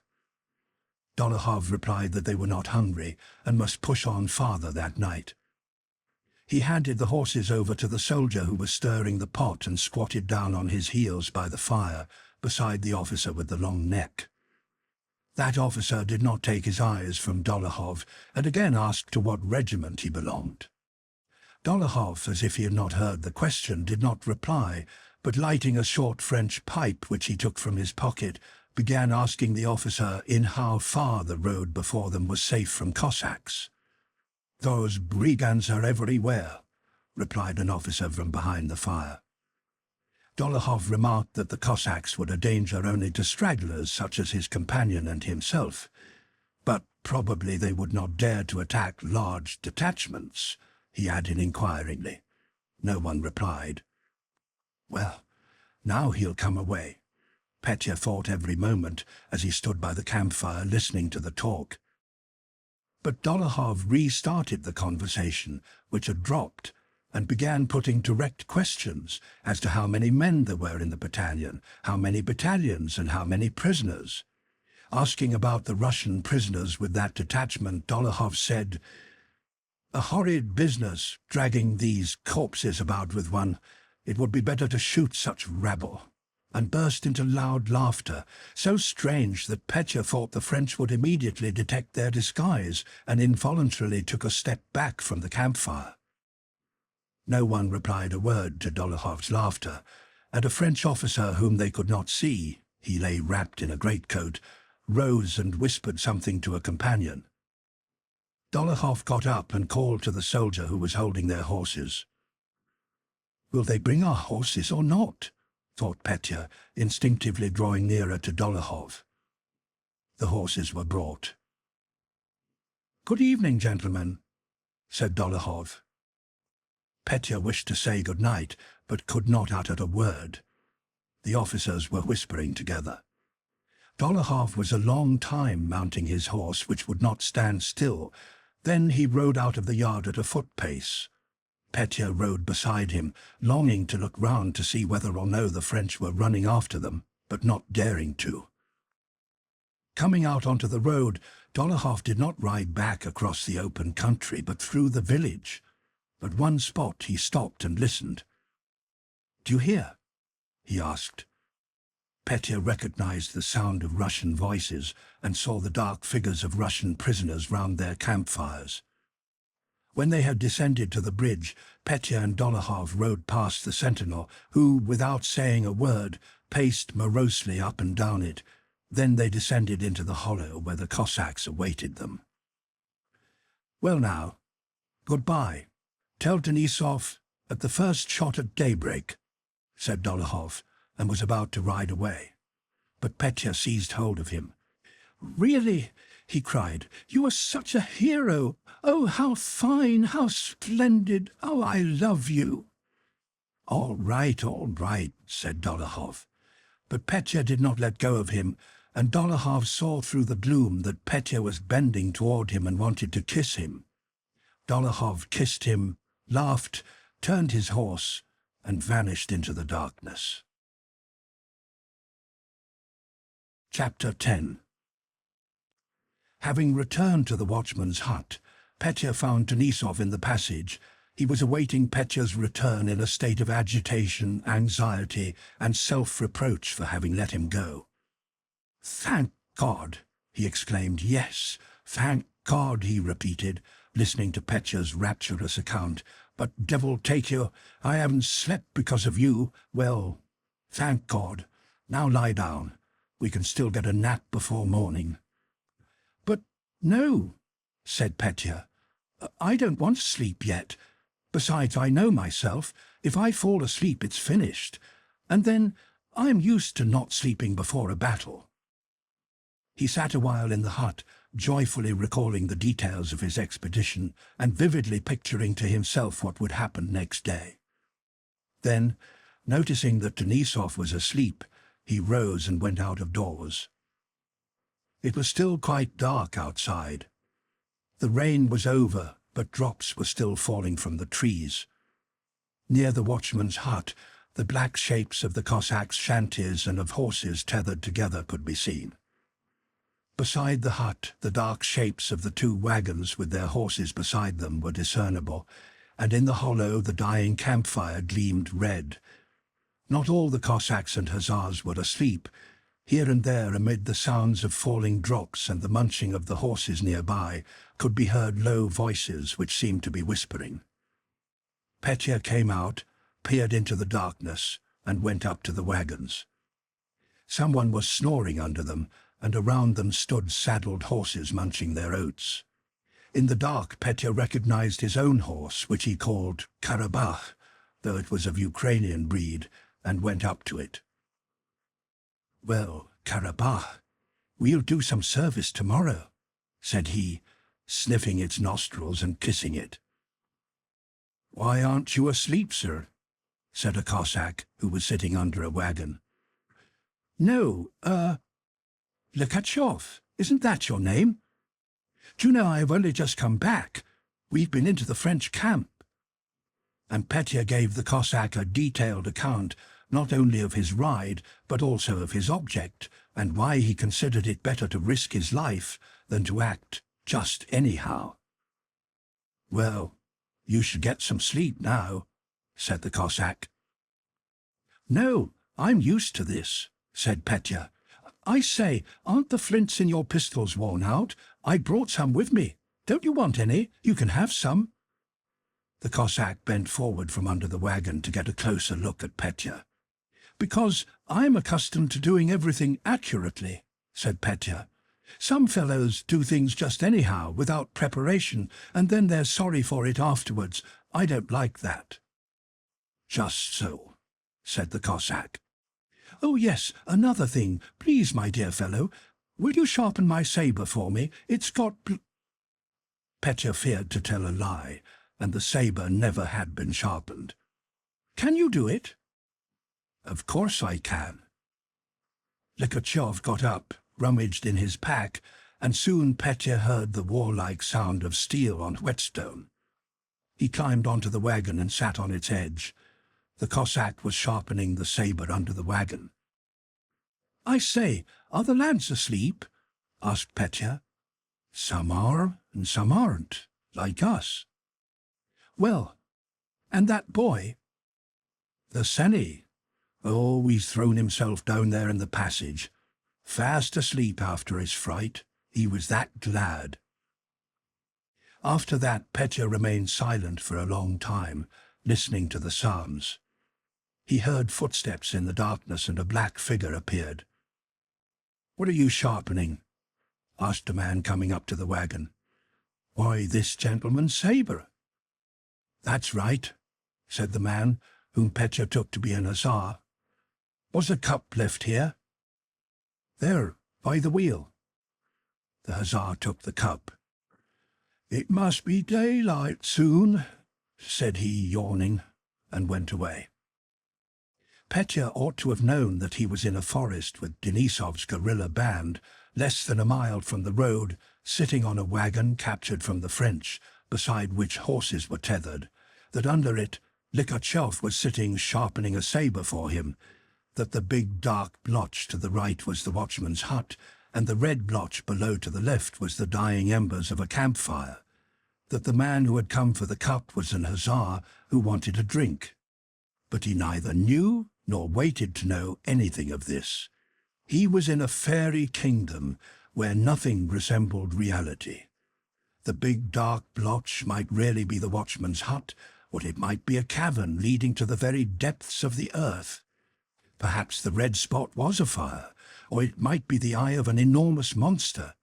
Perhaps he was really sitting on a wagon, but it might very well be that he was not sitting on a wagon, but on a terribly high tower from which, if he fell, he would have to fall for a whole day or a whole month, or go on falling and never reach the bottom.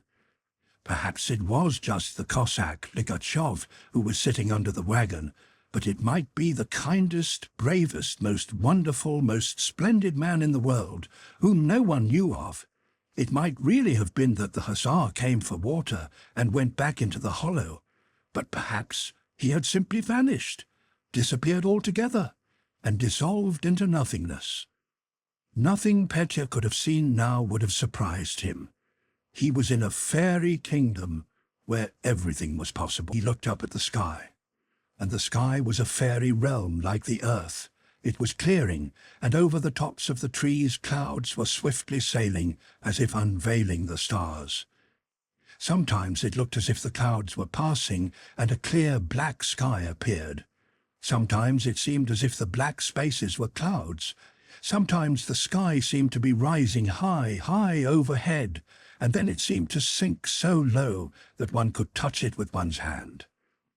Petya's eyes began to close, and he swayed a little. The trees were dripping. Quiet talking was heard.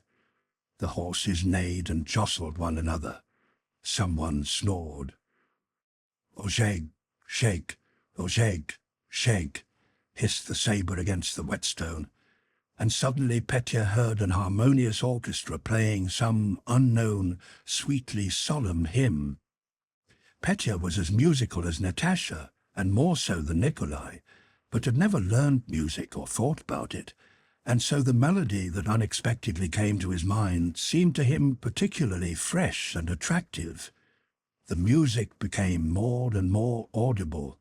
The melody grew and passed from one instrument to another, and what was played was a fugue, though Petya had not the least conception of what a fugue is.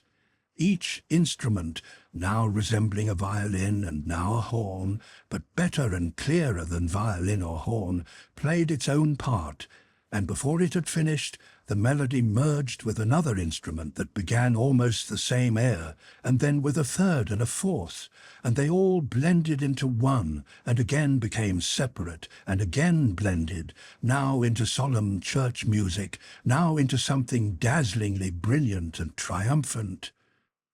"Oh, why, that was in a dream," Petya said to himself as he lurched forward. "It's in my ears, but perhaps it's music of my own. Well, go on, my music. Now." He closed his eyes, and from all sides, as if from a distance, sounds fluttered, grew into harmonies, separated, blended, and again all mingled into the same sweet and solemn hymn. "Oh, this is delightful, and as much as I like and as I like," said Petya to himself. He tried to conduct that enormous orchestra. "Now, softly, softly die away," and the sounds obeyed him. "Now, fuller, more joyful, still more and more joyful," and from an unknown depth rose increasingly triumphant sounds. "Now, voices join in," ordered Petya, and at first from afar he heard men's voices and then women's.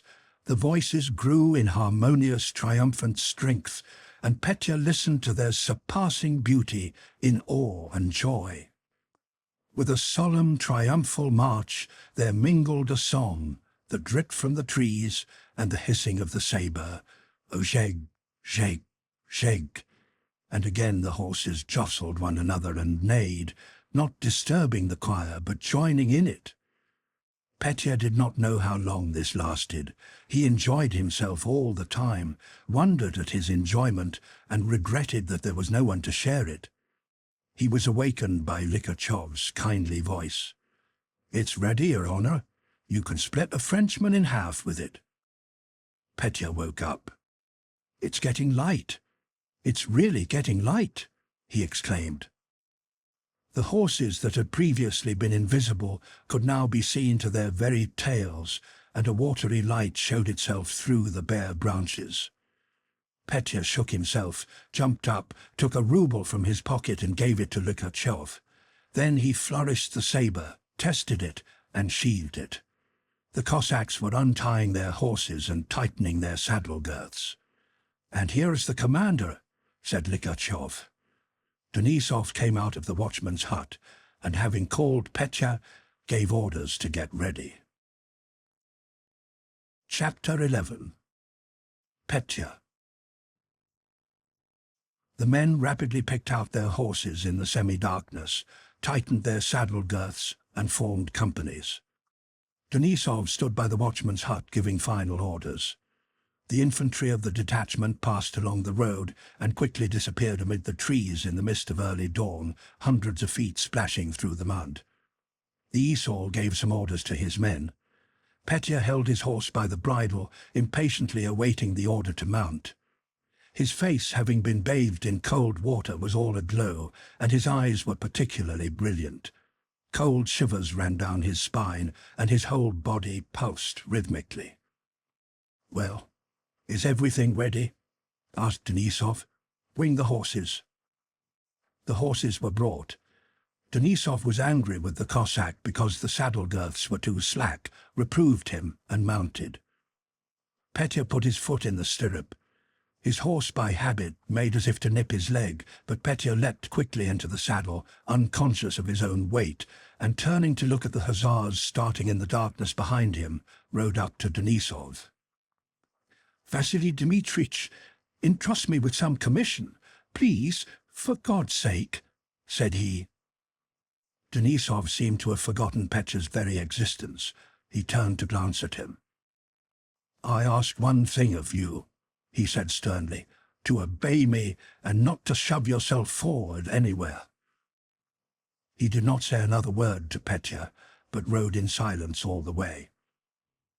When they had come to the edge of the forest, it was noticeably growing light over the field. Denisov talked in whispers with the Esau, and the Cossacks rode past Petya and Denisov. When they had all ridden by, Denisov touched his horse and rode down the hill. Slipping onto their haunches and sliding, the horses descended with their riders into the ravine. Petya rode beside Denisov, the pulsation of his body constantly increasing. It was getting lighter and lighter, but the mist still hid distant objects. Having reached the valley, Denisov looked back and nodded to a Cossack beside him. "The signal," said he. The Cossack raised his arm and a shot rang out. In an instant, the tramp of horses galloping forward was heard. Shouts came from various sides, and then more shots. At the first sound of trampling hoofs and shouting, Petya lashed his horse and, loosening his rein, galloped forward, not heeding Denisov, who shouted at him. It seemed to Petya that at the moment the shot was fired, it suddenly became as bright as noon. He galloped to the bridge.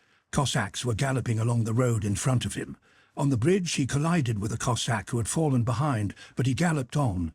In front of him, soldiers, probably Frenchmen, were running from right to left across the road. One of them fell in the mud under his horse's feet. Cossacks were crowding about a hut, busy with something. From the midst of that crowd terrible screams arose. Petya galloped up, and the first thing he saw was the pale face and trembling jaw of a Frenchman, clutching the handle of a lance that had been aimed at him. "Hurrah, lads! Ours!" shouted Petya, and giving rein to his excited horse, he galloped forward along the village street. He could hear shooting ahead of him. Cossacks, hussars, and ragged Russian prisoners who had come running from both sides of the road were shouting something loudly and incoherently. A gallant-looking Frenchman in a blue overcoat, capless and with a frowning red face, had been defending himself against the hussars.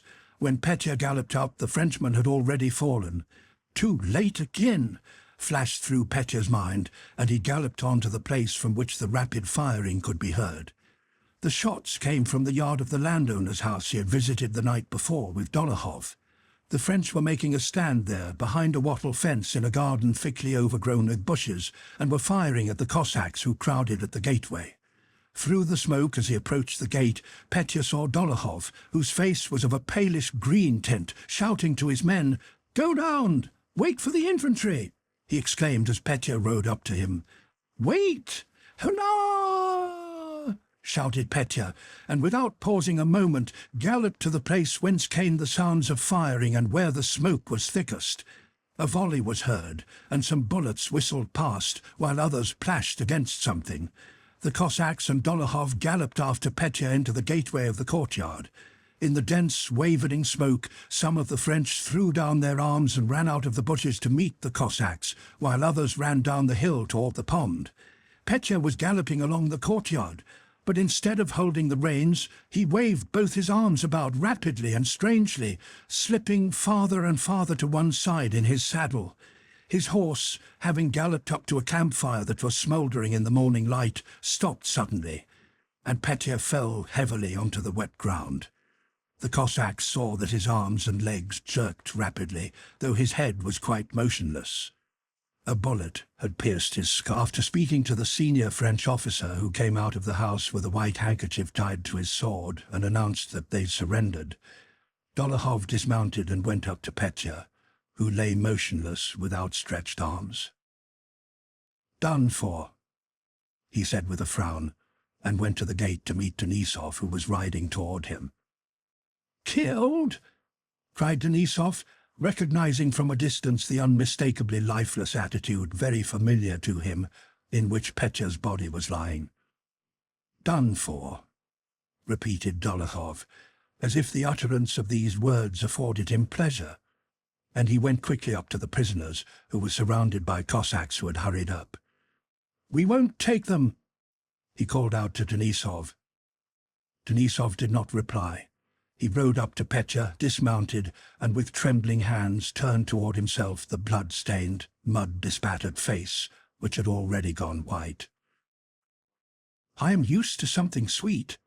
Raisins, fine ones. Take them all," he recalled Petya's words. And the Cossacks looked round in surprise at the sound, like the yelp of a dog, with which Denisov turned away, walked to the wattle fence and seized hold of it. Among the Russian prisoners rescued by Denisov and Dolokhov was Pierre Bezukhov. Chapter 12. Pierre's journey among the prisoners. During the whole of their march from Moscow, no fresh orders had been issued by the French authorities concerning the party of prisoners, among whom was Pierre. On the 22nd of October, that party was no longer with the same troops and baggage trains with which it had left Moscow. Half the wagons laden with hardtack that had travelled the first stages with them had been captured by Cossacks. The other half had gone on ahead. Not one of those dismounted cavalrymen who had marched in front of the prisoners was left. They had all disappeared. The artillery the prisoners had seen in front of them during the first days was now replaced by Marshal Junot's enormous baggage train, convoyed by Westphalians. Behind the prisoners came a cavalry baggage train. From Vyazma onwards, the French army, which had till then moved in 3 columns, went on as a single group. The symptoms of disorder that Pierre had noticed at their first halting place after leaving Moscow had now reached the utmost limit. The road along which they moved was bordered on both sides by dead horses. Ragged men who had fallen behind from various regiments continually changed about, now joining the moving column, now again lagging behind it. Several times during the march, false alarms had been given, and the soldiers of the escort had raised their muskets, fired and run headlong, crushing one another, but had afterwards reassembled and abused each other for their causeless panic. These 3 groups travelling together, the cavalry stores, the convoy of prisoners, and Junot's baggage train, still constituted a separate and united whole, though each of the groups was rapidly melting away. Of the artillery baggage train, which had consisted of 120 wagons, not more than 60 now remained. The rest had been captured or left behind. Some of Junot's wagons also had been captured or abandoned. 3 wagons had been raided and robbed by stragglers from Davout's corps. From the talk of the Germans, Pierre learned that a larger guard had been allotted to that baggage train than to the prisoners, and that one of their comrades, a German soldier, had been shot by the marshal's own order because a silver spoon belonging to the marshal had been found in his possession. The group of prisoners had melted away most of all. Of the 330 men who had set out from Moscow, fewer than 100 now remained. The prisoners were more burdensome to the escort than even the cavalry saddles or Junot's baggage. They understood that the saddles and Junot's spoon might be of some use, but that cold and hungry soldiers should have to stand and guard equally cold and hungry Russians who froze and lagged behind on the road, in which case the order was to shoot them, was not merely incomprehensible but revolting. And the escort, as if afraid in the grievous condition they themselves were in of giving way to the pity they felt for the prisoners and so rendering their own plight still worse, treated them with particular moroseness and severity.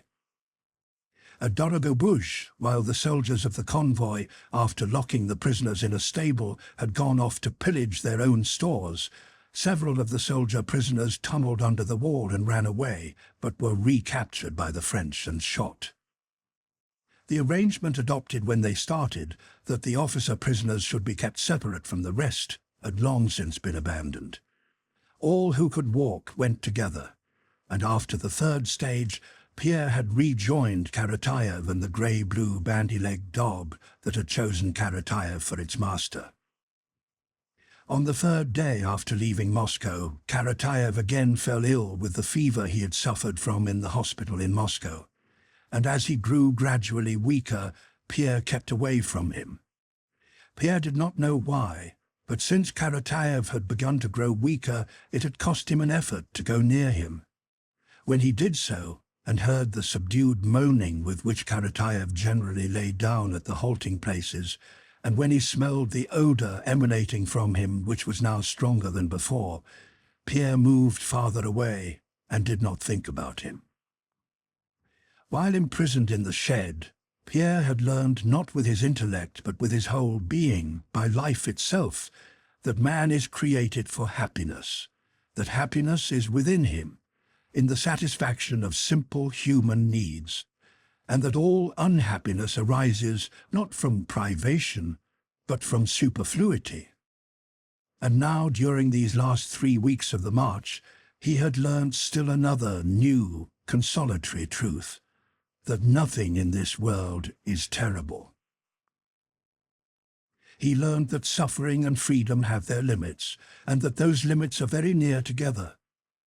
That the person in a bed of roses with one crumpled petal suffered as keenly as he now, sleeping on the bare damp earth with one side growing chilled while the other was warming.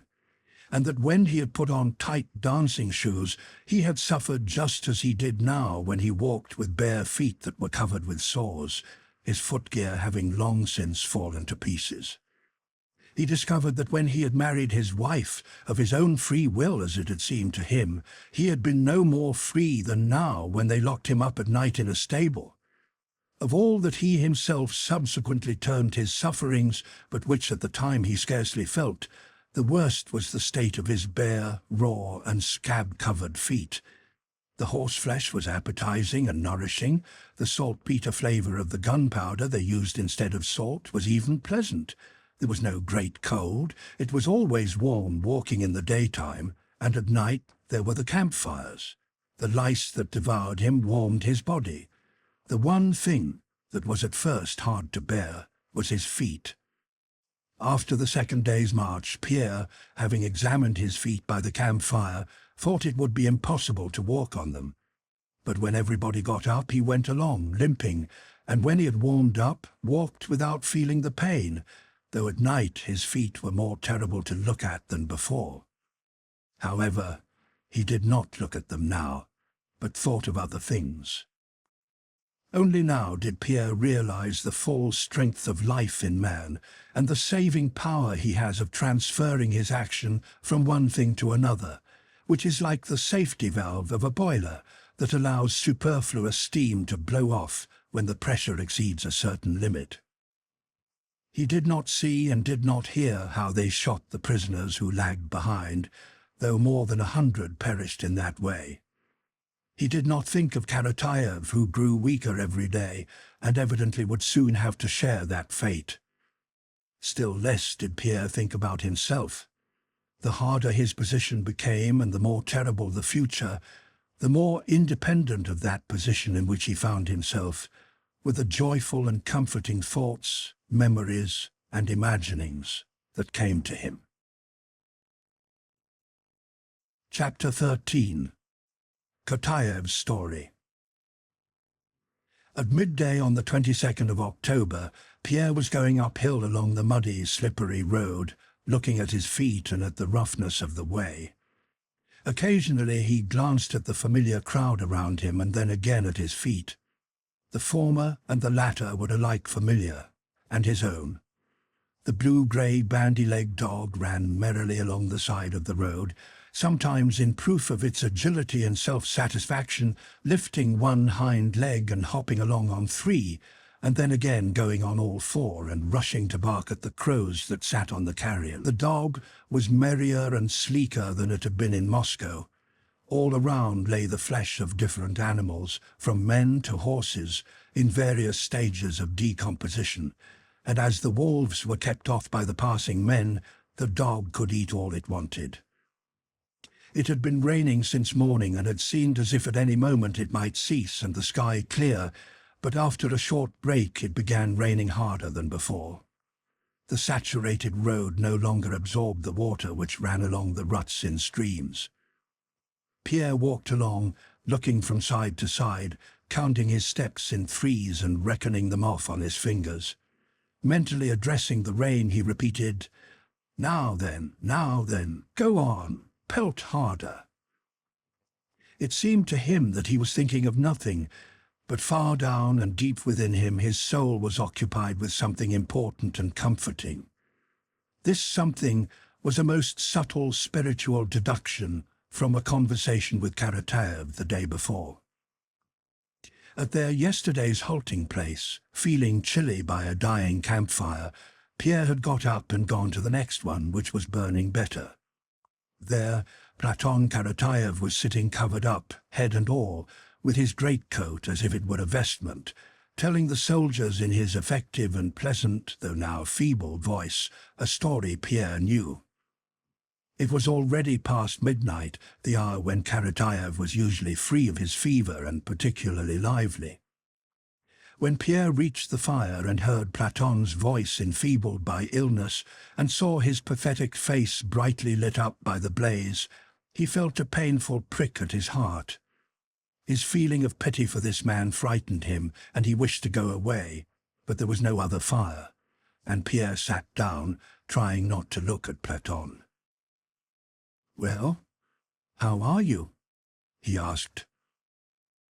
"How am I? If we grumble at sickness, God won't grant us death," replied Platon, and at once resumed the story he had begun. "And so, brother," he continued, with a smile on his pale, emaciated face and a particularly happy light in his eyes, "you see, brother." Pierre had long been familiar with that story. Karatayev had told it to him alone some half-dozen times, and always with a specially joyful emotion. But well as he knew it, Pierre now listened to that tale as to something new, and the quiet rapture Karatayev evidently felt as he told it communicated itself also to Pierre. The story was of an old merchant who lived a good and God-fearing life with his family, and who went once to the Nizhny Fair with a companion, a rich merchant. Having put up at an inn, they both went to sleep, and next morning his companion was found robbed and with his throat cut. A blood-stained knife was found under the old merchant's pillow. He was tried, knouted, and his nostrils having been torn off, all in due form, as Karatayev put it, he was sent to hard labor in Siberia. "And so, brother," it was at this point that Pierre came up, 10 years or more passed by. The old man was living as a convict, submitting as he should and doing no wrong, only he prayed to God for death. Well, one night the convicts were gathered just as we are, with the old man among them, and they began telling what each was suffering for and how they had sinned against God. One told how he had taken a life, another had taken 2, a third had set a house on fire, while another had simply been a vagrant and had done nothing. So they asked the old man, "What are you being punished for, Daddy?" "I, my dear brothers," said he, "am being punished for my own and other men's sins.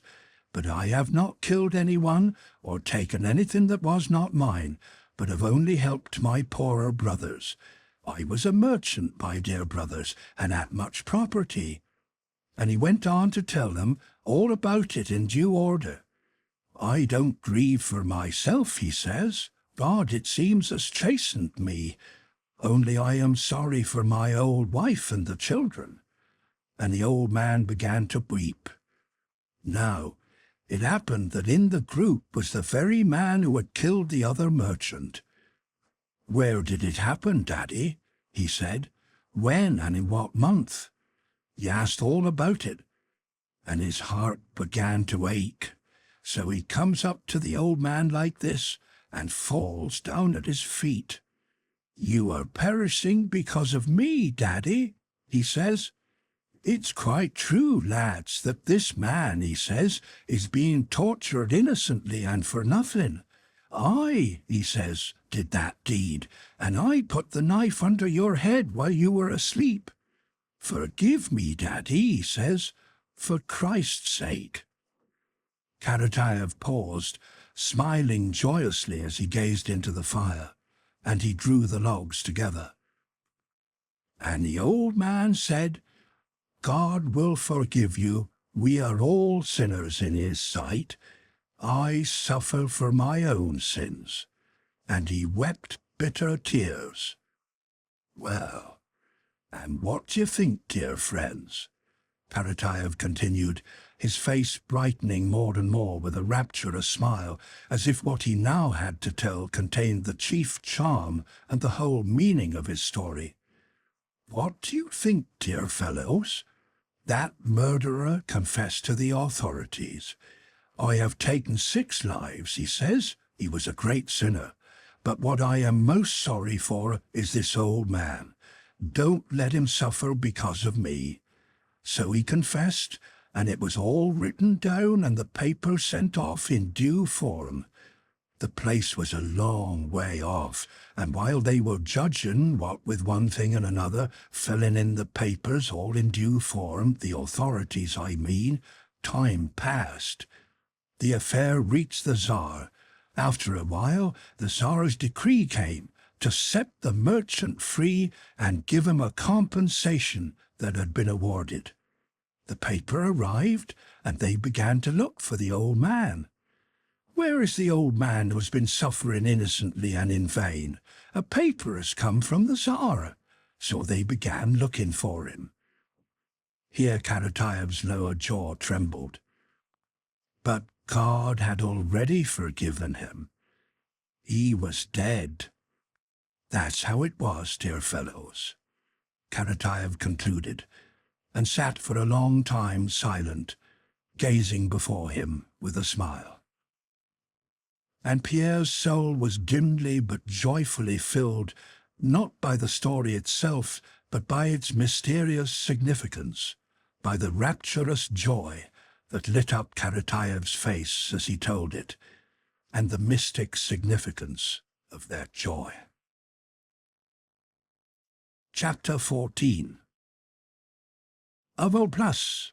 suddenly cried a voice. "To your places!" A pleasant feeling of excitement and an expectation of something joyful and solemn was aroused among the soldiers of the convoy and the prisoners. From all sides came shouts of command, and from the left came smartly dressed cavalrymen on good horses, passing the prisoners at a trot. The expression on all faces showed the tension people feel at the approach of those in authority. The prisoners thronged together and were pushed off the road. The convoy formed up. "The Emperor! The Emperor! The Marshal! The Duke!" And hardly had the sleek cavalry passed before a carriage drawn by 6 grey horses rattled by. Pierre caught a glimpse of a man in a 3-cornered hat with a tranquil look on his handsome, plump, white face. It was one of the marshals. His eye fell on Pierre's large and striking figure, and in the expression with which he frowned and looked away, Pierre thought he detected sympathy and a desire to conceal that sympathy. The general in charge of the stores galloped after the carriage with a red and frightened face, whipping up his skinny horse. Several officers formed a group, and some soldiers crowded round them. Their faces all looked excited and worried. "What did he say? What did he say?" Pierre heard the mask. While the marshal was passing, the prisoners had huddled together in a crowd, and Pierre saw Karatayev, whom he had not yet seen that morning. He sat in his short overcoat leaning against a birch tree.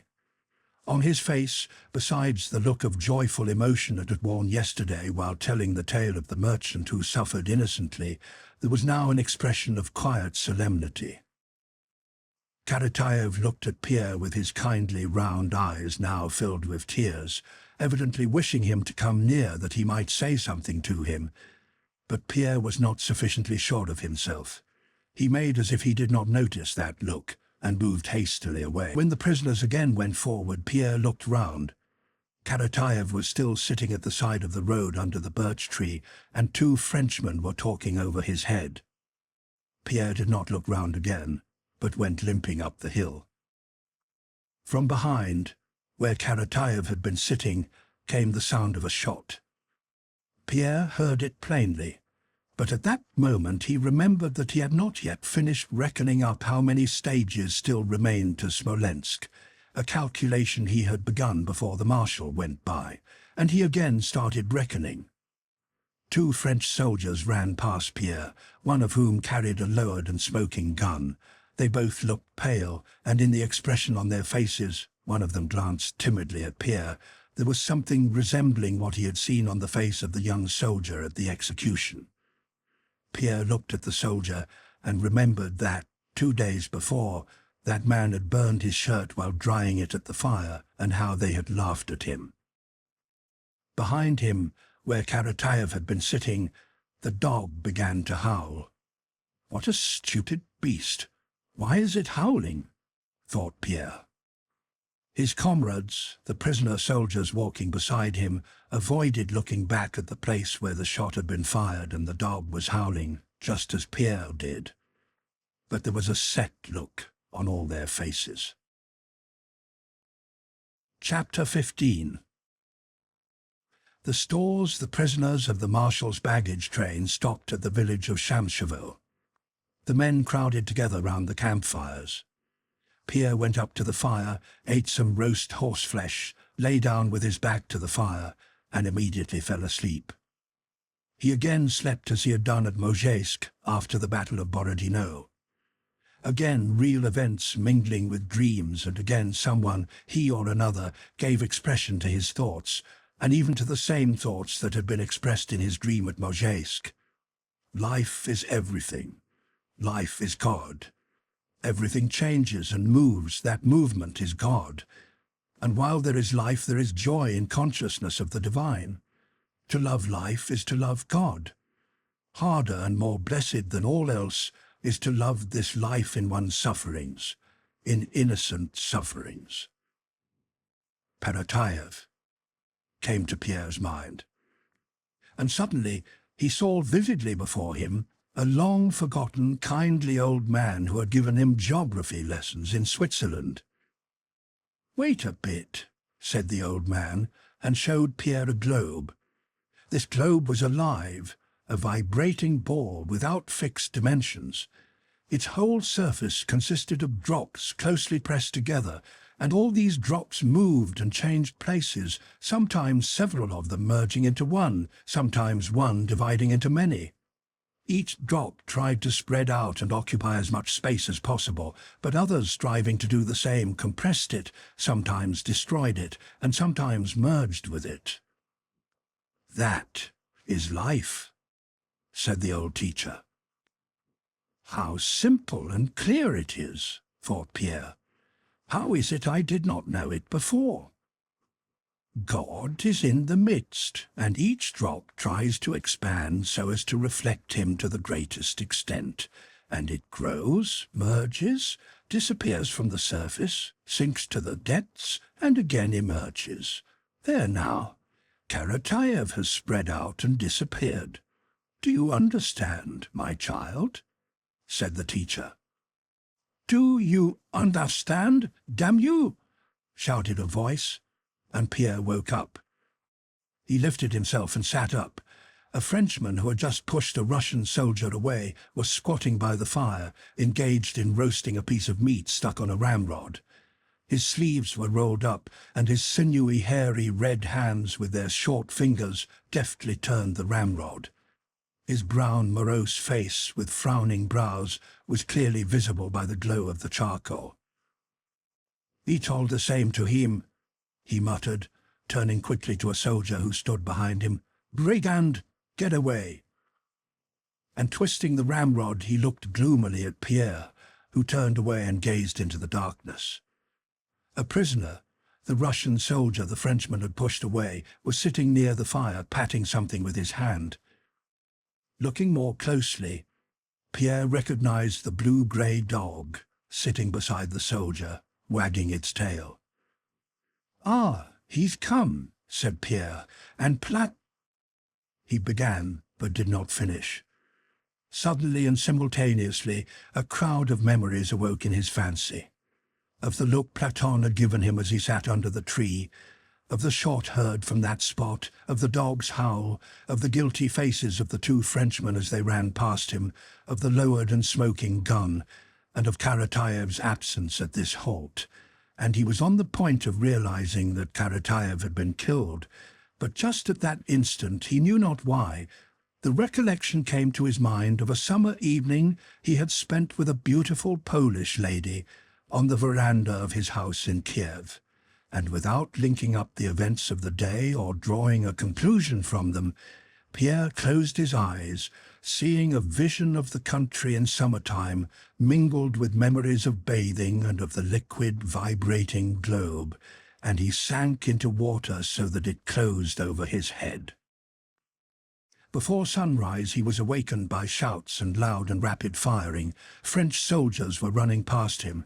"The Cossacks!" one of them shouted, and a moment later a crowd of Russians surrounded Pierre. For a long time he could not understand what was happening to him. All around he heard his comrades sobbing with joy. "Brothers, dear fellow, his darlings," old soldiers exclaimed, weeping, as they embraced Cossacks and Hussars. The Hussars and Cossacks crowded round the prisoners. One offered them clothes, another boots, and a third bread. Pierre sobbed as he sat among them, and could not utter a word. He hugged the first soldier who approached him and kissed him, weeping. Dolokhov stood at the gate of the ruined house, letting a crowd of disarmed Frenchmen pass by. The French, excited by all that had happened, were talking loudly among themselves, but as they passed Dolokhov, who gently switched his boot with a whip and watched them with cold, glassy eyes that boded no good, they became silent. On the opposite side stood Dolokhov's Cossack, counting the prisoners and marking off each 100 with a chalk line on the gate. "How many?" Dolokhov asked the Cossack. "The second 100. replied the Cossack. "Filet, filet," Dolokhov kept saying. Get along," having adopted this expression from the French. And when his eyes met those of the prisoners, they flashed with a cruel light. Denisov, bareheaded and with a gloomy face, walked behind some Cossacks who were carrying the body of Petya Rostov to a hole that had been dug in the garden. Chapter 16. Berthier's Report to Napoleon. After the 28th of October, when the frosts began, the flight of the French assumed a still more tragic character, with men freezing or roasting themselves to death at the campfires, while carriages with people dressed in furs continued to drive past, carrying away the property that had been stolen by the emperor, kings and dukes. But the process of the flight and disintegration of the French army went on essentially as before. From Moscow to Vyazma, the French army of 73,000 men, not reckoning the Guards, who did nothing during the whole war but pillage, was reduced to 36,000, though not more than 5,000 had fallen in battle. From this beginning, the succeeding terms of the progression could be determined mathematically. The French army melted away and perished at the same rate from Moscow to Vyazma, from Vyazma to Smolensk, from Smolensk to the Beryozina, and from the Beryozina to Vilna, independently of the greater or lesser intensity of the cold, the pursuit, the barring of the way, or any other particular conditions. Beyond Vyazma, the French army, instead of moving in 3 columns, huddled together into one mass, and so went on to the end. Berthier wrote to his emperor, "We know how far commanding officers allow themselves to diverge from the truth in describing the condition of an army." And this is what he said. "I deem it my duty to report to your Majesty the condition of the various corps I have had occasion to observe during different stages of the last 2 or 3 days' march. They are almost disbanded. Scarcely a quarter of the soldiers remain with the standards of their regiments. The others go off by themselves in different directions, hoping to find food and escape discipline. In general, they regard Smolensk as the place where they hope to recover. During the last few days, many of the men have been seen to throw away their cartridges and their arms. In such a state of affairs, whatever your ultimate plans may be, the interest of your Majesty's service demands that the army should be rallied at Smolensk and should first of all be freed from ineffectives, such as dismounted cavalry, unnecessary baggage and artillery material that is no longer in proportion to the present forces. The soldiers who are worn out with hunger and fatigue need these supplies as well as a few days' rest. Many have died last days on the road or at the bivouacs. This state of things is continually becoming worse and makes one fear that unless a prompt remedy is applied, the troops will no longer be under control in case of an engagement. November the 9th, 20 miles from Smolensk. After staggering into Smolensk, which seemed to them a promised land, the French, searching for food, killed one another, sacked their own stores, and when everything had been plundered, fled farther. They all went without knowing whither or why they were going. Still less did that genius Napoleon know it, for no one issued any orders to him. But still he and those about him retained their old habits, wrote commands, letters, reports and orders of the day, called one another sire, mon cousin, prince d'Aiguemur, roi de Naples, and so on. But these orders and reports were only on paper. Nothing in them was acted upon, for they could not be carried out, and though they entitled one another majesties, highnesses, or cousins, they all felt that they were miserable wretches who had done much evil, for which they had now to pay. And though they pretended to be concerned about the army, each was thinking only of himself and of how to get away quickly and save himself. Chapter 17. The Flight Beyond Smolensk. The movements of the Russian and French armies during the campaign from Moscow back to the Niemen were like those in a game of Russian blind man's buff, in which two players are blindfolded and one of them occasionally rings a little bell to inform the catcher of his whereabouts. First he rings his bell fearlessly, but when he gets into a tight place, he runs away as quietly as he can, and often thinking to escape, runs straight into his opponent's arms.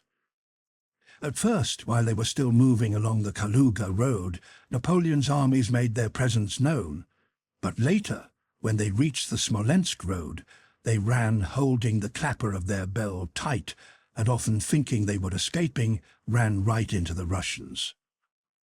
Owing to the rapidity of the French flight and the Russian pursuit and the consequent exhaustion of the horses, the chief means of approximately ascertaining the enemy's position by cavalry scouting was not available. Besides, as a result of the frequent and rapid change of position by each army, even what information was obtained could not be delivered in time. If news was received one day that the enemy had been in a certain position the day before, by the third day, when something could have been done, that army was already 2 days' march farther on and in quite another position. One army fled, and the other pursued. Beyond Smolensk there were several different roads available for the French, and one would have thought that during their stay of 4 days they might have learned where the enemy was, might have arranged some more advantageous plan, and undertaken something new. But after a 4 days' halt, the mob, with no manoeuvres or plans, again began running along the beaten track, neither to the right nor to the left, but along the old, the worst road, through Krasnoye and Orsha. Expecting the enemy from behind and not in front, the French separated in their flight and spread out over a distance of 24 hours. In front of them all fled the Emperor, then the kings, then the dukes. The Russian army, expecting Napoleon to take the road to the right beyond the Dnieper, which was the only reasonable thing for him to do, themselves turned to the right and came out onto the high road at Krasnoye. And here, as in a game of blind man's buff, the French ran into our vanguard. Seeing their enemy unexpectedly, the French fell into confusion and stopped short from the sudden fright. But then they resumed their flight, abandoning their comrades who were farther behind. Then for 3 days separate portions of the French army, first Murat's, the vice-kings, then Davout's and then Ney's, ran as it were the gauntlet of the Russian army. They abandoned one another, abandoned all their heavy baggage, their artillery and half their men, and fled, getting past the Russians by night by making semicircles to the right. Ney, who came last, had been busying himself blowing up the walls of Smolensk, which were in nobody's way, because despite the unfortunate plight of the French, or because of it, they wished to punish the flaw against which they had hurt themselves. Ney, who had had a corps of 10,000 men, reached Napoleon at Orsha with only 1,000 men left, having abandoned all the rest and all his cannon, and having crossed the Dnieper at night by stealth at a wooded spot. From Orsha they fled farther along the road to Vilna, still playing at blind man's buff with the pursuing army. At the Beryozhina they again became disorganized. Many were drowned, and many surrendered, but those who got across the river fled farther. Their supreme chief donned a fur coat and, having seated himself in a sleigh, galloped on alone, abandoning his companions.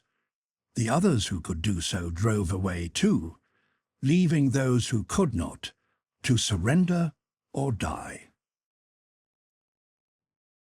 Chapter 18. This campaign consisted in a flight of the French, during which they did all they could to destroy themselves. From the time they turned onto the Kaluga road to the day their leader fled from the army, none of the movements of the crowd had any sense. So one might have thought that regarding this period of the campaign, the historians, who attributed the actions of the mass to the will of one man, would have found it impossible to make the story of the retreat fit their theory. But no. Mountains of books have been written by the historians about this campaign, and everywhere are described Napoleon's arrangements, the manoeuvres, and his profound plans which guided the army, as well as the military genius shown by his marshals. The retreat from Malo-Yaroslavets, when he had a free road into a well-supplied district and the parallel road was open to him along which Kutuzov afterwards pursued him, this unnecessary retreat along a devastated road is explained to us as being due to profound considerations.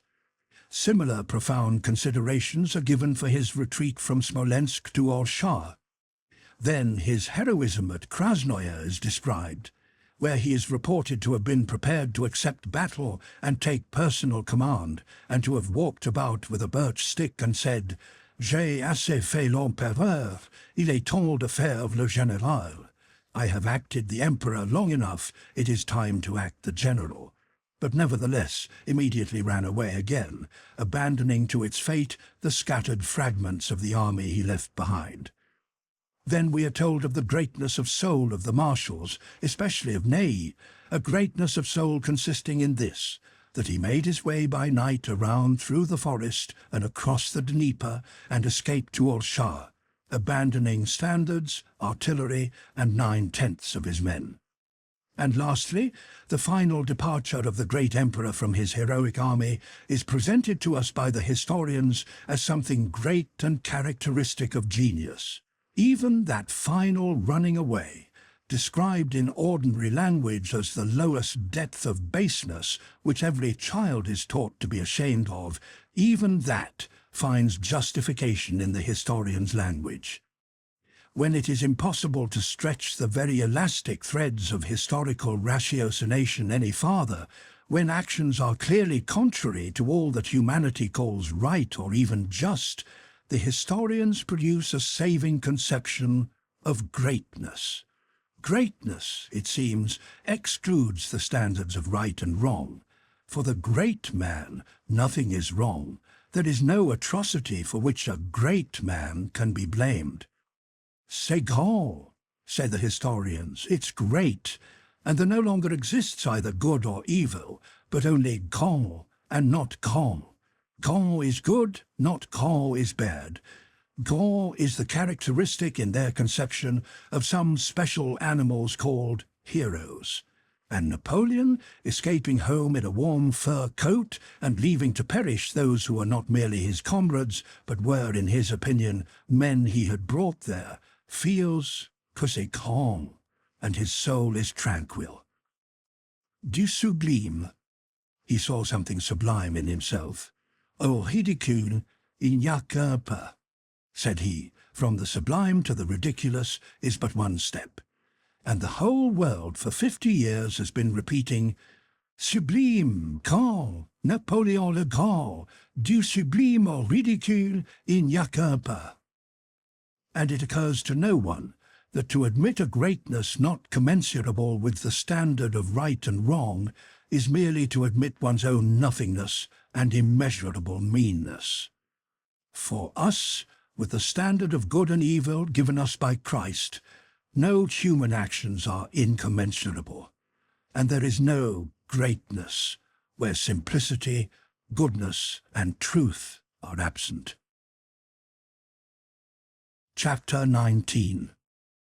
Why the French were not cut off by the Russians. What Russian, reading the account of the last part of the campaign of 1812, has not experienced an uncomfortable feeling of regret, dissatisfaction, and perplexity?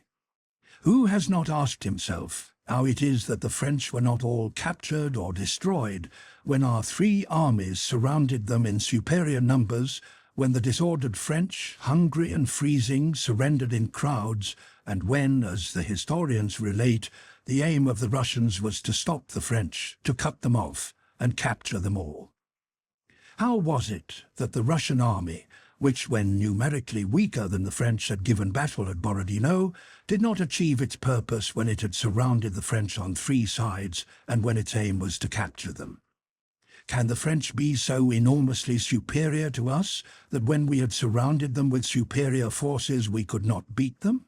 How could that happen? History, or what is called by that name, replying to these questions, says this occurred because Kutuzov and Tolmasov and Chikagov and this man and that man did not execute such and such maneuvers. But why did they not execute those maneuvers? And why, if they were guilty of not carrying out a prearranged plan, were they not tried and punished? But even if we admitted that Kutuzov, Chikagov and others were the cause of the Russian failures, it is still incomprehensible why, the position of the Russian army being what it was at Krasnoye and at the Berezina, in both cases we had superior forces, the French army with its marshals, kings and emperor was not captured, if that was what the Russians aimed at. The explanation of this strange fact given by Russian military historians to the effect that Kutuzov hindered an attack is unfounded, for we know that he could not restrain the troops from attacking at Vyazma and Tarutino. Why was the Russian army, which with inferior forces had withstood the enemy in full strength at Borodino, defeated at Krasnoye and the Berezina by the disorganized crowds of the French when it was numerically superior? If the aim of the Russians consisted in cutting off and capturing Napoleon and his marshals, and that aim was not merely frustrated, but all attempts to attain it were most shamefully baffled, then this last period of the campaign is quite rightly considered by the French to be a series of victories, and quite wrongly considered victorious by Russian historians. The Russian military historians, insofar as they submit to claims of logic, must admit that conclusion, and in spite of their lyrical rhapsodies about valor, devotion, and so forth, must reluctantly admit that the French retreat from Moscow was a series of victories for Napoleon and defeats for Kutuzov. But putting national vanity entirely aside, one feels that such a conclusion involves a contradiction, since the series of French victories brought the French complete destruction, while the series of Russian defeats led to the total destruction of their enemy and the liberation of their country. The source of this contradiction lies in the fact that the historians studying the events from the letters of the sovereigns and the generals, from memoirs, reports, projects, and so forth, have attributed to this last period of the War of 1812 an aim that never existed, namely that of cutting off and capturing Napoleon with his marshals and his army. There never was or could have been such an aim, for it would have been senseless and its attainment quite impossible.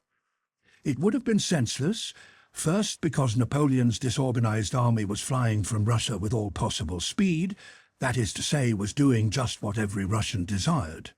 So what was the use of performing various operations on the French who were running away as fast as they possibly could? Secondly, it would have been senseless to block the passage of men whose whole energy was directed to flight. Thirdly, it would have been senseless to sacrifice one's own troops in order to destroy the French army, which, without external interference, was destroying itself at such a rate that, though its path was not blocked, it could not carry across the frontier more than it actually did in December, namely 100th part of the original army. Fourthly, it would have been senseless to wish to take captive the emperor, kings, and dukes, whose capture would have been in the highest degree embarrassing for the Russians, as the most adroit diplomatists of the time, Joseph de Maistre and others, recognized. Still more senseless would have been the wish to capture army corps of the French, when our own army had melted away to half before reaching Krasnoye, and a whole division would have been needed to convey the corps of prisoners, and when our men were not always getting full rations, and the prisoners already taken were perishing of hunger. All the profound plans about cutting off and capturing Napoleon and his army were like the plans of a market gardener who, when driving out of his garden a cow that had trampled down the beds he had planted, should run to the gate and hit the cow on the head. The only thing to be said in excuse of that gardener would be that he was very angry. But not even that could be said for those who drew up this project, for it was not they who had suffered from the trampled beds. But besides the fact that cutting off Napoleon with his army would have been senseless, it was impossible. It was impossible first because, as experience shows that a 3-mile movement of columns on a battlefield never coincides with the plans, the probability of Chikagov, Kutuzov and Wittgenstein effecting a junction on time at an appointed place was so remote as to be tantamount to impossibility, as in fact thought Kutuzov, who, when he received the plan, remarked that diversions planned over great distances do not yield the desired results. Secondly, it was impossible because to paralyze the momentum with which Napoleon's army was retiring, incomparably greater forces than the Russians possessed would have been required. Thirdly, it was impossible because the military term to cut off has no meaning. One can cut off a slice of bread, but not an army.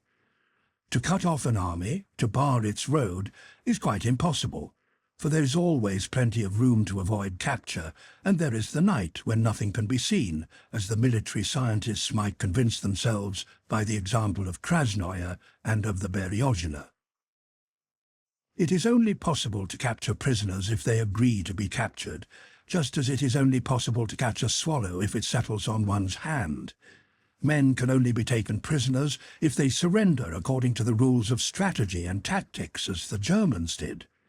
But the French troops, quite rightly, did not consider that this suited them, since death by hunger and cold awaited them in flight or captivity alike. Fourthly, and chiefly, it was impossible because never since the world began has a war been fought under such conditions as those that obtained in 1812, and the Russian army in its pursuit of the French strained its strength to the utmost and could not have done more without destroying itself. During the movement of the Russian army from Tarutino to Krasnoye, it lost 50,000 sick or stragglers. That is a number equal to the population of a large provincial town. Half the men fell out of the army without a battle. And it is of this period of the campaign, when the army lacked boots and sheepskin coats, was short of provisions and without vodka, and was camping out at night for months in the snow with 15 degrees of frost, when there were only 7 or 8 hours of daylight and the rest was night, in which the influence of discipline cannot be maintained, when men were taken into that region of death where discipline fails, not for a few hours only as in a battle, but for months, where they were every moment fighting death from hunger and cold, when half the army perished in a single month.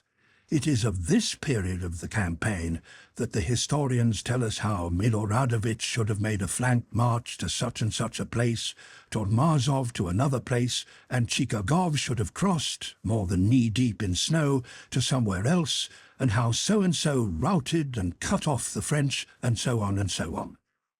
The Russians, half of whom died, did all that could and should have been done to attain an end worthy of the nation, and they are not to blame because other Russians, sitting in warm rooms, proposed that they should do what was impossible. All that strange contradiction, now difficult to understand between the facts and the historical accounts, only arises because the historians dealing with the matter have written the history of the beautiful words and sentiments of various generals, and not the history of the events. To them, the words of Miloradovich seem very interesting, and so do their surmises and the rewards this or that general received. But the question of those 50,000 men who were left in hospitals and in graves does not even interest them, for it does not come within the range of their investigation. Yet one need only discard the study of the reports and general plans and consider the movement of those hundreds of thousands of men who took a direct part in the events, and all the questions that seem insoluble easily and simply receive an immediate and certain solution. The aim of cutting off Napoleon and his army never existed except in the imaginations of a dozen people. It could not exist because it was senseless and unattainable. The people had a single aim: to free their land from invasion. That aim was attained in the first place of itself, as the French ran away, and so it was only necessary not to stop their flight. Secondly, it was attained by the guerrilla warfare, which was destroying the French. And thirdly, by the fact that a large Russian army was following the French, ready to use its strength in case their movement stopped. The Russian army had to act like a whip to a running animal, and the experienced driver knew it was better to hold the whip raised as a menace than to strike the running animal on the head. Book 15, 1812 to 1813. Chapter 1. The Rostovs. Natasha's Grief. When seeing a dying animal, a man feels a sense of horror.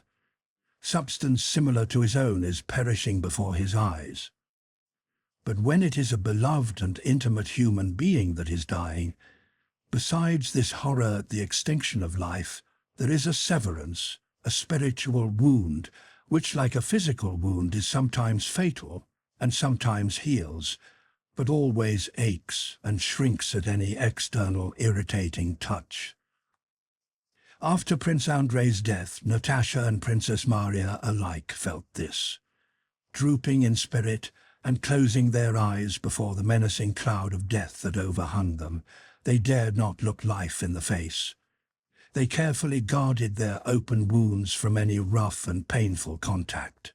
Everything, a carriage passing rapidly in the street, a summons to dinner, the maid's inquiry what dress to prepare, or worse still any word of insincere or feeble sympathy, seemed an insult, painfully irritated the wound, interrupting that necessary quiet in which they both tried to listen to the stern and dreadful choir that still resounded in their imagination, and hindered their gazing into those mysterious, limitless vistas that for an instant had opened out before them. Only when alone together were they free from such outrage and pain. They spoke little even to one another, and when they did it was of very unimportant matters. Both avoided any allusion to the future. To admit the possibility of a future seemed to them to insult his memory. Still more carefully did they avoid anything relating to him who was dead. It seemed to them that what they had lived through and experienced could not be expressed in words, and that any reference to the details of his life infringed the majesty and sacredness of the mystery that had been accomplished before their eyes. Continued abstention from speech and constant avoidance of everything that might lead up to the subject, this halting on all sides of the boundary of what they might not mention, brought before their minds with still greater purity and clearness what they were both feeling. But pure and complete sorrow is as impossible as pure and complete joy. Princess Maria, in her position as absolute and independent arbiter of her own fate, and guardian and instructor of her nephew, was the first to be called back to life from that realm of sorrow in which she had dwelt for the first fortnight. She received letters from her relations to which she had to reply. The room in which little Nikolai had been put was damp, and he began to cough. Alpátych came to Yaroslavl with reports on the state of their affairs, and with advice and suggestions that they should return to Moscow, to the house on the Vozdvizhenka Street, which had remained uninjured and needed only slight repairs. Life did not stand still, and it was necessary to live. Hard as it was for Princess Maria to emerge from the realm of secluded contemplation in which she had lived till then, and sorry and almost ashamed as she felt to leave Natasha alone, yet the cares of life demanded her attention, and she involuntarily yielded to them. She went through the accounts with Alpátych, conferred with de Sal about her nephew, and gave orders and made preparations for the journey to Moscow. Natasha remained alone, and from the time Princess Maria began making preparations for departure, held aloof from her too. Princess Maria asked the Countess to let Natasha go with her to Moscow, and both parents gladly accepted this offer, for they saw their daughter losing strength every day and thought that a change of scene and the advice of Moscow doctors would be good for her. "I am not going anywhere," Natasha replied when this was proposed to her. "Do, please, just leave me alone." And she ran out of the room, with difficulty refraining from tears of vexation and irritation rather than of sorrow. After she felt herself deserted by Princess Maria and alone in her grief, Natasha spent most of the time in her room by herself, sitting huddled up, feet and all, in the corner of the sofa, tearing and twisting something with her slender, nervous fingers, and gazing intently and fixedly at whatever her eyes chanced to fall on. This solitude exhausted and tormented her, but she was in absolute need of it. As soon as anyone entered, she got up quickly, changed her position and expression, and picked up a book or some sewing, evidently waiting impatiently for the intruder to go. She felt all the time as if she might at any moment penetrate that on which, with a terrible questioning too great for her strength, her spiritual gaze was fixed.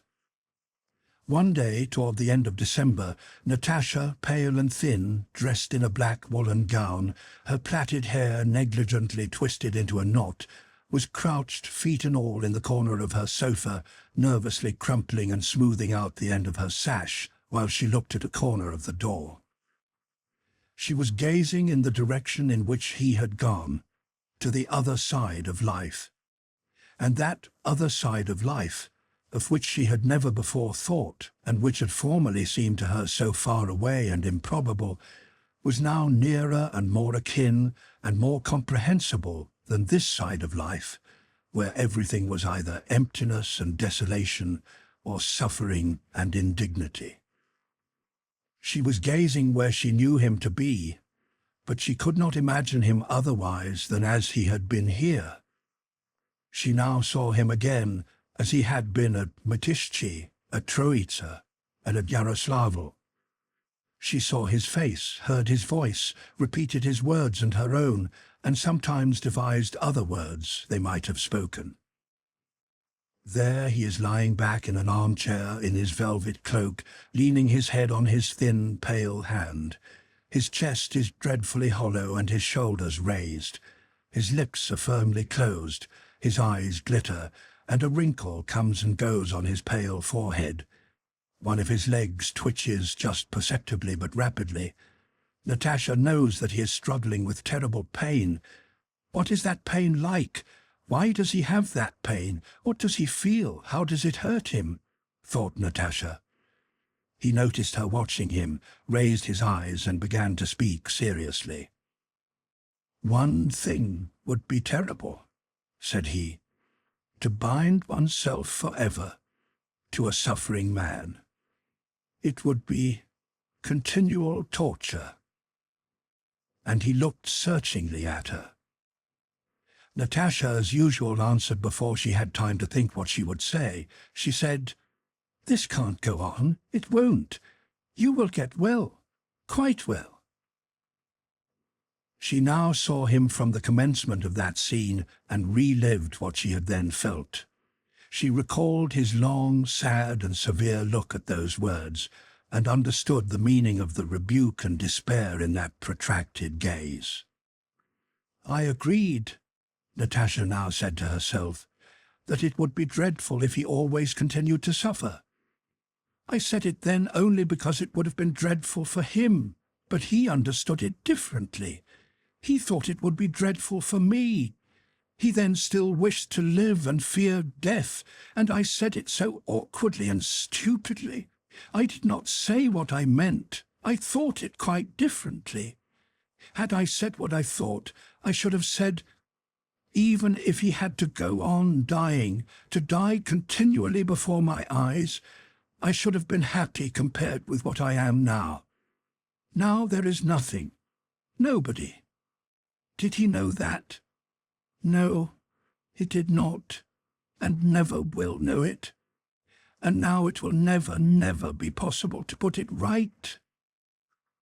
And now he again seemed to be saying the same words to her, only in her imagination Natasha this time gave him a different answer. She stopped him and said, "Terrible for you, but not for me.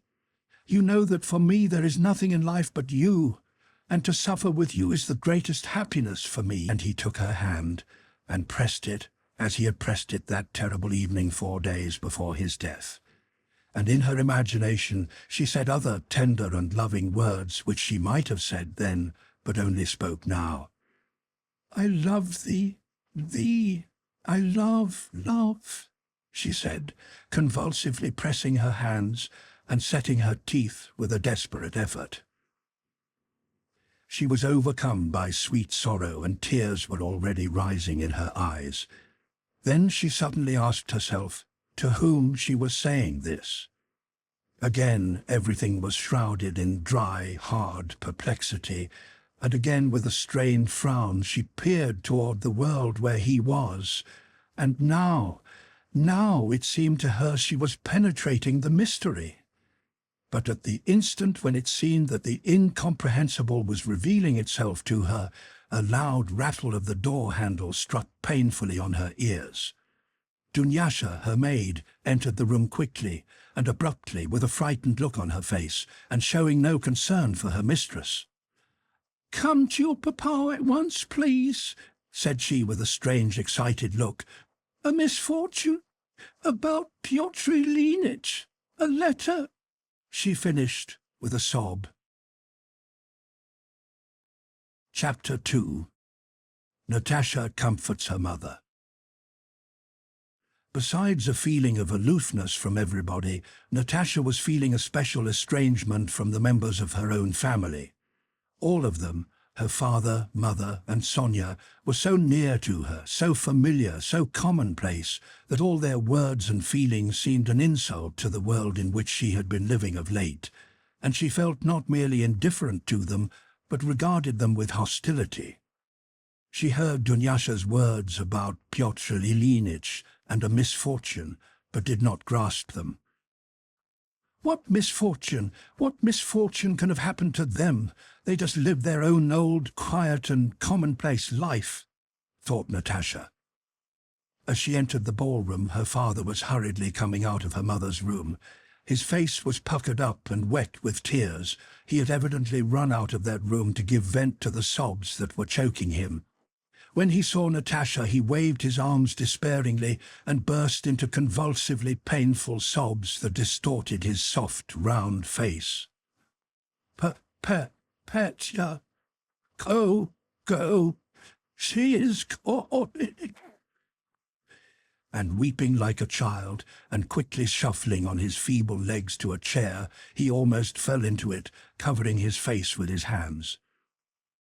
Suddenly, an electric shock seemed to run through Natasha's whole being. Terrible anguish struck her heart. She felt a dreadful ache as if something was being torn inside her and she were dying. But the pain was immediately followed by a feeling of release from the oppressive constraint that had prevented her taking part in life. The sight of her father, the terribly wild cries of her mother that she heard through the door, made her immediately forget herself and her own grief. She ran to her father, but he feebly waved his arm, pointing to her mother's door. Princess Maria, pale and with quivering chin, came out from that room, and taking Natasha by the arm, said something to her. Natasha neither saw nor heard her. She went in with rapid steps, pausing at the door for an instant, as if struggling with herself, and then ran to her mother. The Countess was lying in an armchair in a strange and awkward position, stretching out and beating her head against the wall. Sonia and the maids were holding her arms. "Natasha, cried the Countess. "It's not true, it's not true. He's lying, Natasha!" she shrieked, pushing those around her away. "Go away, all of you, it's not true. Killed, it's not true." Natasha put one knee on the armchair, stooped over her mother, embraced her, and with unexpected strength raised her, turned her face toward herself, and clung to her. "Mummy, darling, I am here, my dearest mummy," she kept on whispering, not pausing an instant. She did not let go of her mother, but struggled tenderly with her, demanded a pillow and hot water, and unfastened and tore open her mother's dress. "My dearest, darling, mummy, my precious," she whispered incessantly, kissing her head, her hands, her face, and feeling her own irrepressible and streaming tears tickling her nose and cheeks. The Countess pressed her daughter's hand, closed her eyes, and became quiet for a moment. Suddenly she sat up with unaccustomed swiftness, glanced vacantly around her, and seeing Natasha began to press her daughter's head with all her strength. Then she turned toward her daughter's face, which was wincing with pain, and gazed long at it. "Natasha, you love me?" she said in a soft, trustful whisper. "Natasha, you would not deceive me. You tell me the whole truth." Natasha looked at her with eyes full of tears, and in her look there was nothing but love and an entreaty for forgiveness. "My darling mummy," she repeated, straining all the power of her love to find some way of taking on herself the excess of grief that crushed her mother. And again, in a futile struggle with reality, her mother, refusing to believe that she could live when her beloved boy was killed in the bloom of life, escaped from reality into a world of delirium. Natasha did not remember how that day passed, nor that night, nor the next day and night. She did not sleep and did not leave her mother. Her persevering and patient love seemed completely to surround the Countess every moment, not explaining or consoling, but recalling her to life. During the third night, the Countess kept very quiet for a few minutes, and Natasha rested her head on the arm of her chair and closed her eyes, but opened them again on hearing the bedstead creak. The Countess was sitting up in bed and speaking softly. "How glad I am you have come. You are tired. Won't you have some tea?" Natasha went up to her. "You have improved in looks and grown more manly," continued the Countess, taking her daughter's hand. "Mamma, what are you saying?" "Natasha, he is no more, no more." And embracing her daughter, the Countess began to weep for the first time. Chapter 3. Natasha and Princess Maria leave for Moscow. Princess Maria postponed her departure. Sonia and the Count tried to replace Natasha, but could not. They saw that she alone was able to restrain her mother from unreasoning despair. For 3 weeks Natasha remained constantly at her mother's side, sleeping on a lounge chair in her room, making her eat and drink, and talking to her incessantly, because the mere sound of her tender, caressing tones soothed her mother. Her mother's wounded spirit could not heal. Petya's death had torn from her half her life. When the news of Petya's death had come, she had been a fresh and vigorous woman of 50, but a month later she left her room a listless old woman taking no interest in life. But the same blow that almost killed the Countess, this second blow, restored Natasha to life. A spiritual wound produced by a rending of the spiritual body is like a physical wound, and strange as it may seem, just as a deep wound may heal and its edges join, physical and spiritual wounds alike can yet heal completely only as the result of a vital force from within. Natasha's wound healed in that way. She thought her life was ended, but her love for her mother unexpectedly showed her that the essence of life, love, was still active within her. Love awoke, and so did life. Prince Andrei's last days had bound Princess Maria and Natasha together. This new sorrow brought them still closer to one another. Princess Maria put off her departure, and for 3 weeks looked after Natasha as if she had been a sick child. The last weeks passed in her mother's bedroom had strained Natasha's physical strength. One afternoon, noticing Natasha shivering with fever, Princess Maria took her to her own room and made her lie down on the bed. Natasha lay down, but when Princess Maria had drawn the blinds and was going away, she called her back. "I don't want to sleep, Maria. Sit by me a little. You are tired. Try to sleep." "No, no. Why did you bring me away? She will be asking for me." "She is much better. She spoke so well today," said Princess Maria. Natasha lay on the bed and in the semi-darkness of the room scanned Princess Maria's face. "Is she like him?" thought Natasha. "Yes, like and yet not like. But she is quite original, strange, new and unknown. And she loves me. What is in her heart? All that is good. But how? What is her mind like, and what does she think about me? Yes, she is splendid." "Maria," she said timidly, drawing Princess Maria's hand to herself.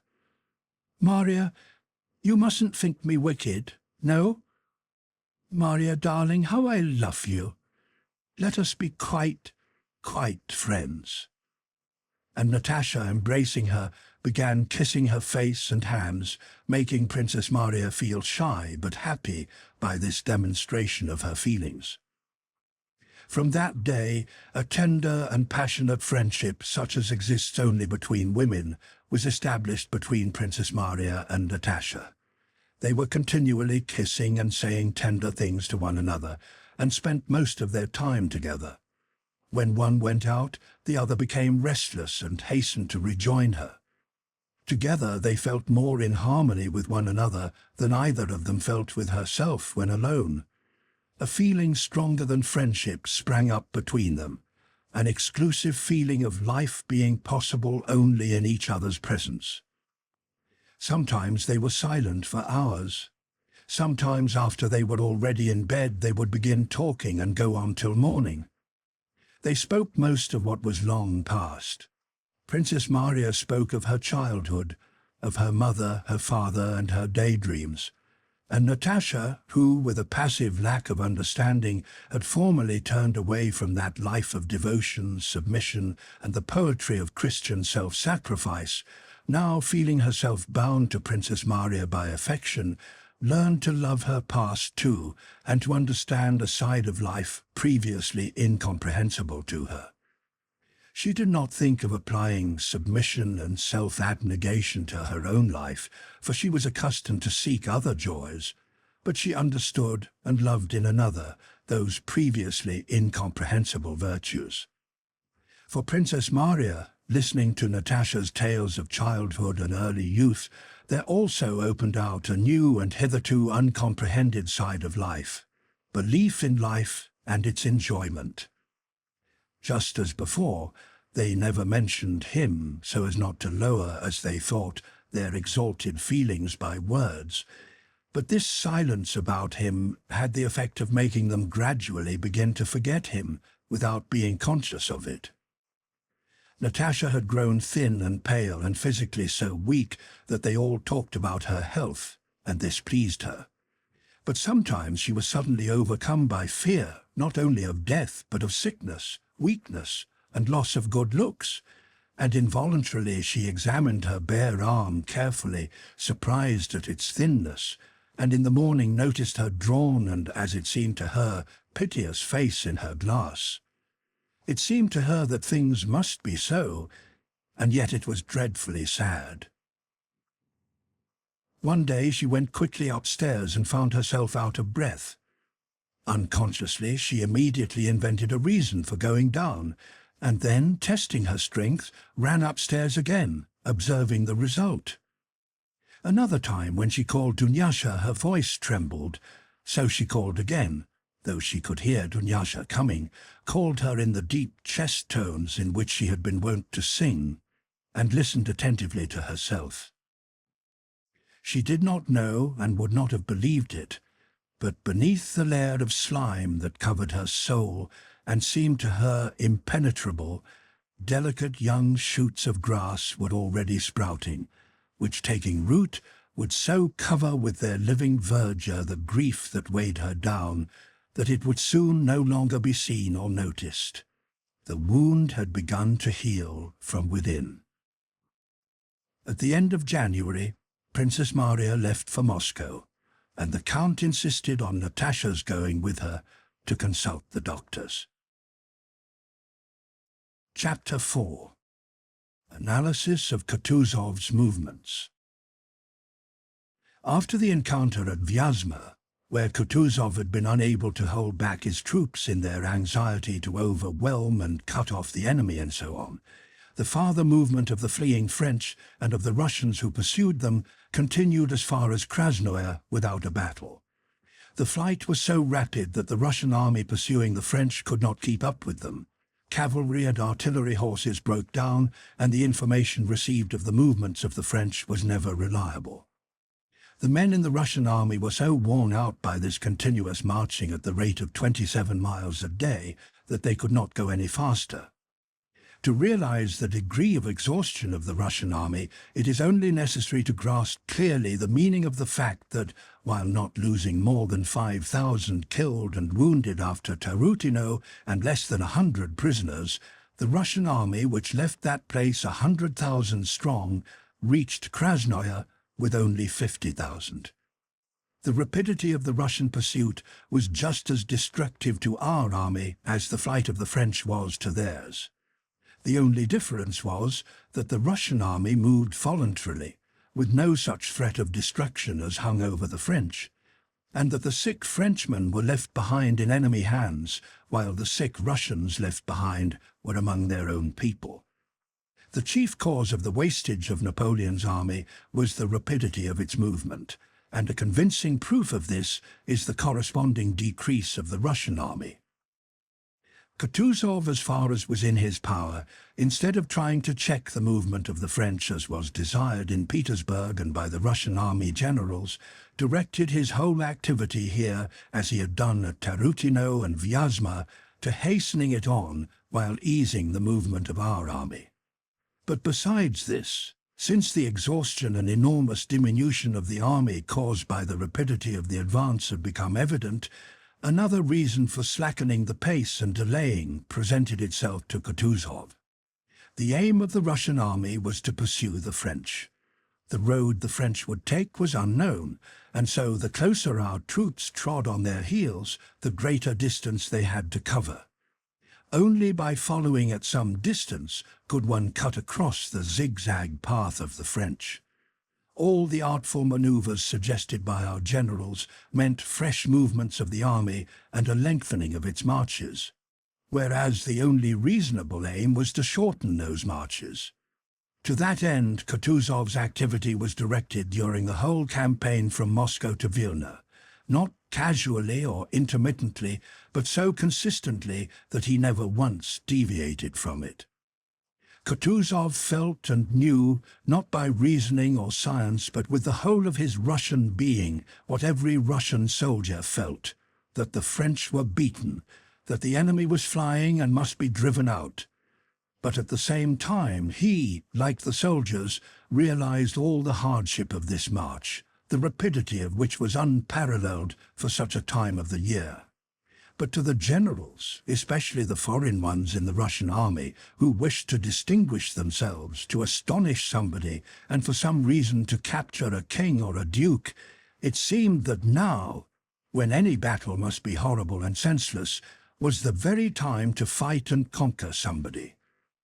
Kutuzov merely shrugged his shoulders when one after another they presented projects of maneuvers to be made with those soldiers, ill-shod, insufficiently clad and half-starved, who within a month and without fighting a battle had dwindled to half their number, and who at the best, if the flight continued, would have to go a greater distance than they had already traversed before they reached the frontier. This longing to distinguish themselves, to maneuver, to overthrow, and to cut off showed itself particularly whenever the Russians stumbled on the French army. So it was at Krasnoye, where they expected to find one of the 3 French columns and stumbled instead on Napoleon himself with 16,000 men. Despite all Kutuzov's efforts to avoid that ruinous encounter and to preserve his troops, the massacre of the broken mob of French soldiers by worn-out Russians continued at Krasnoye for 3 days. Toll wrote a disposition. The first column will march to so-and-so, etc. And as usual, nothing happened in accord with the disposition.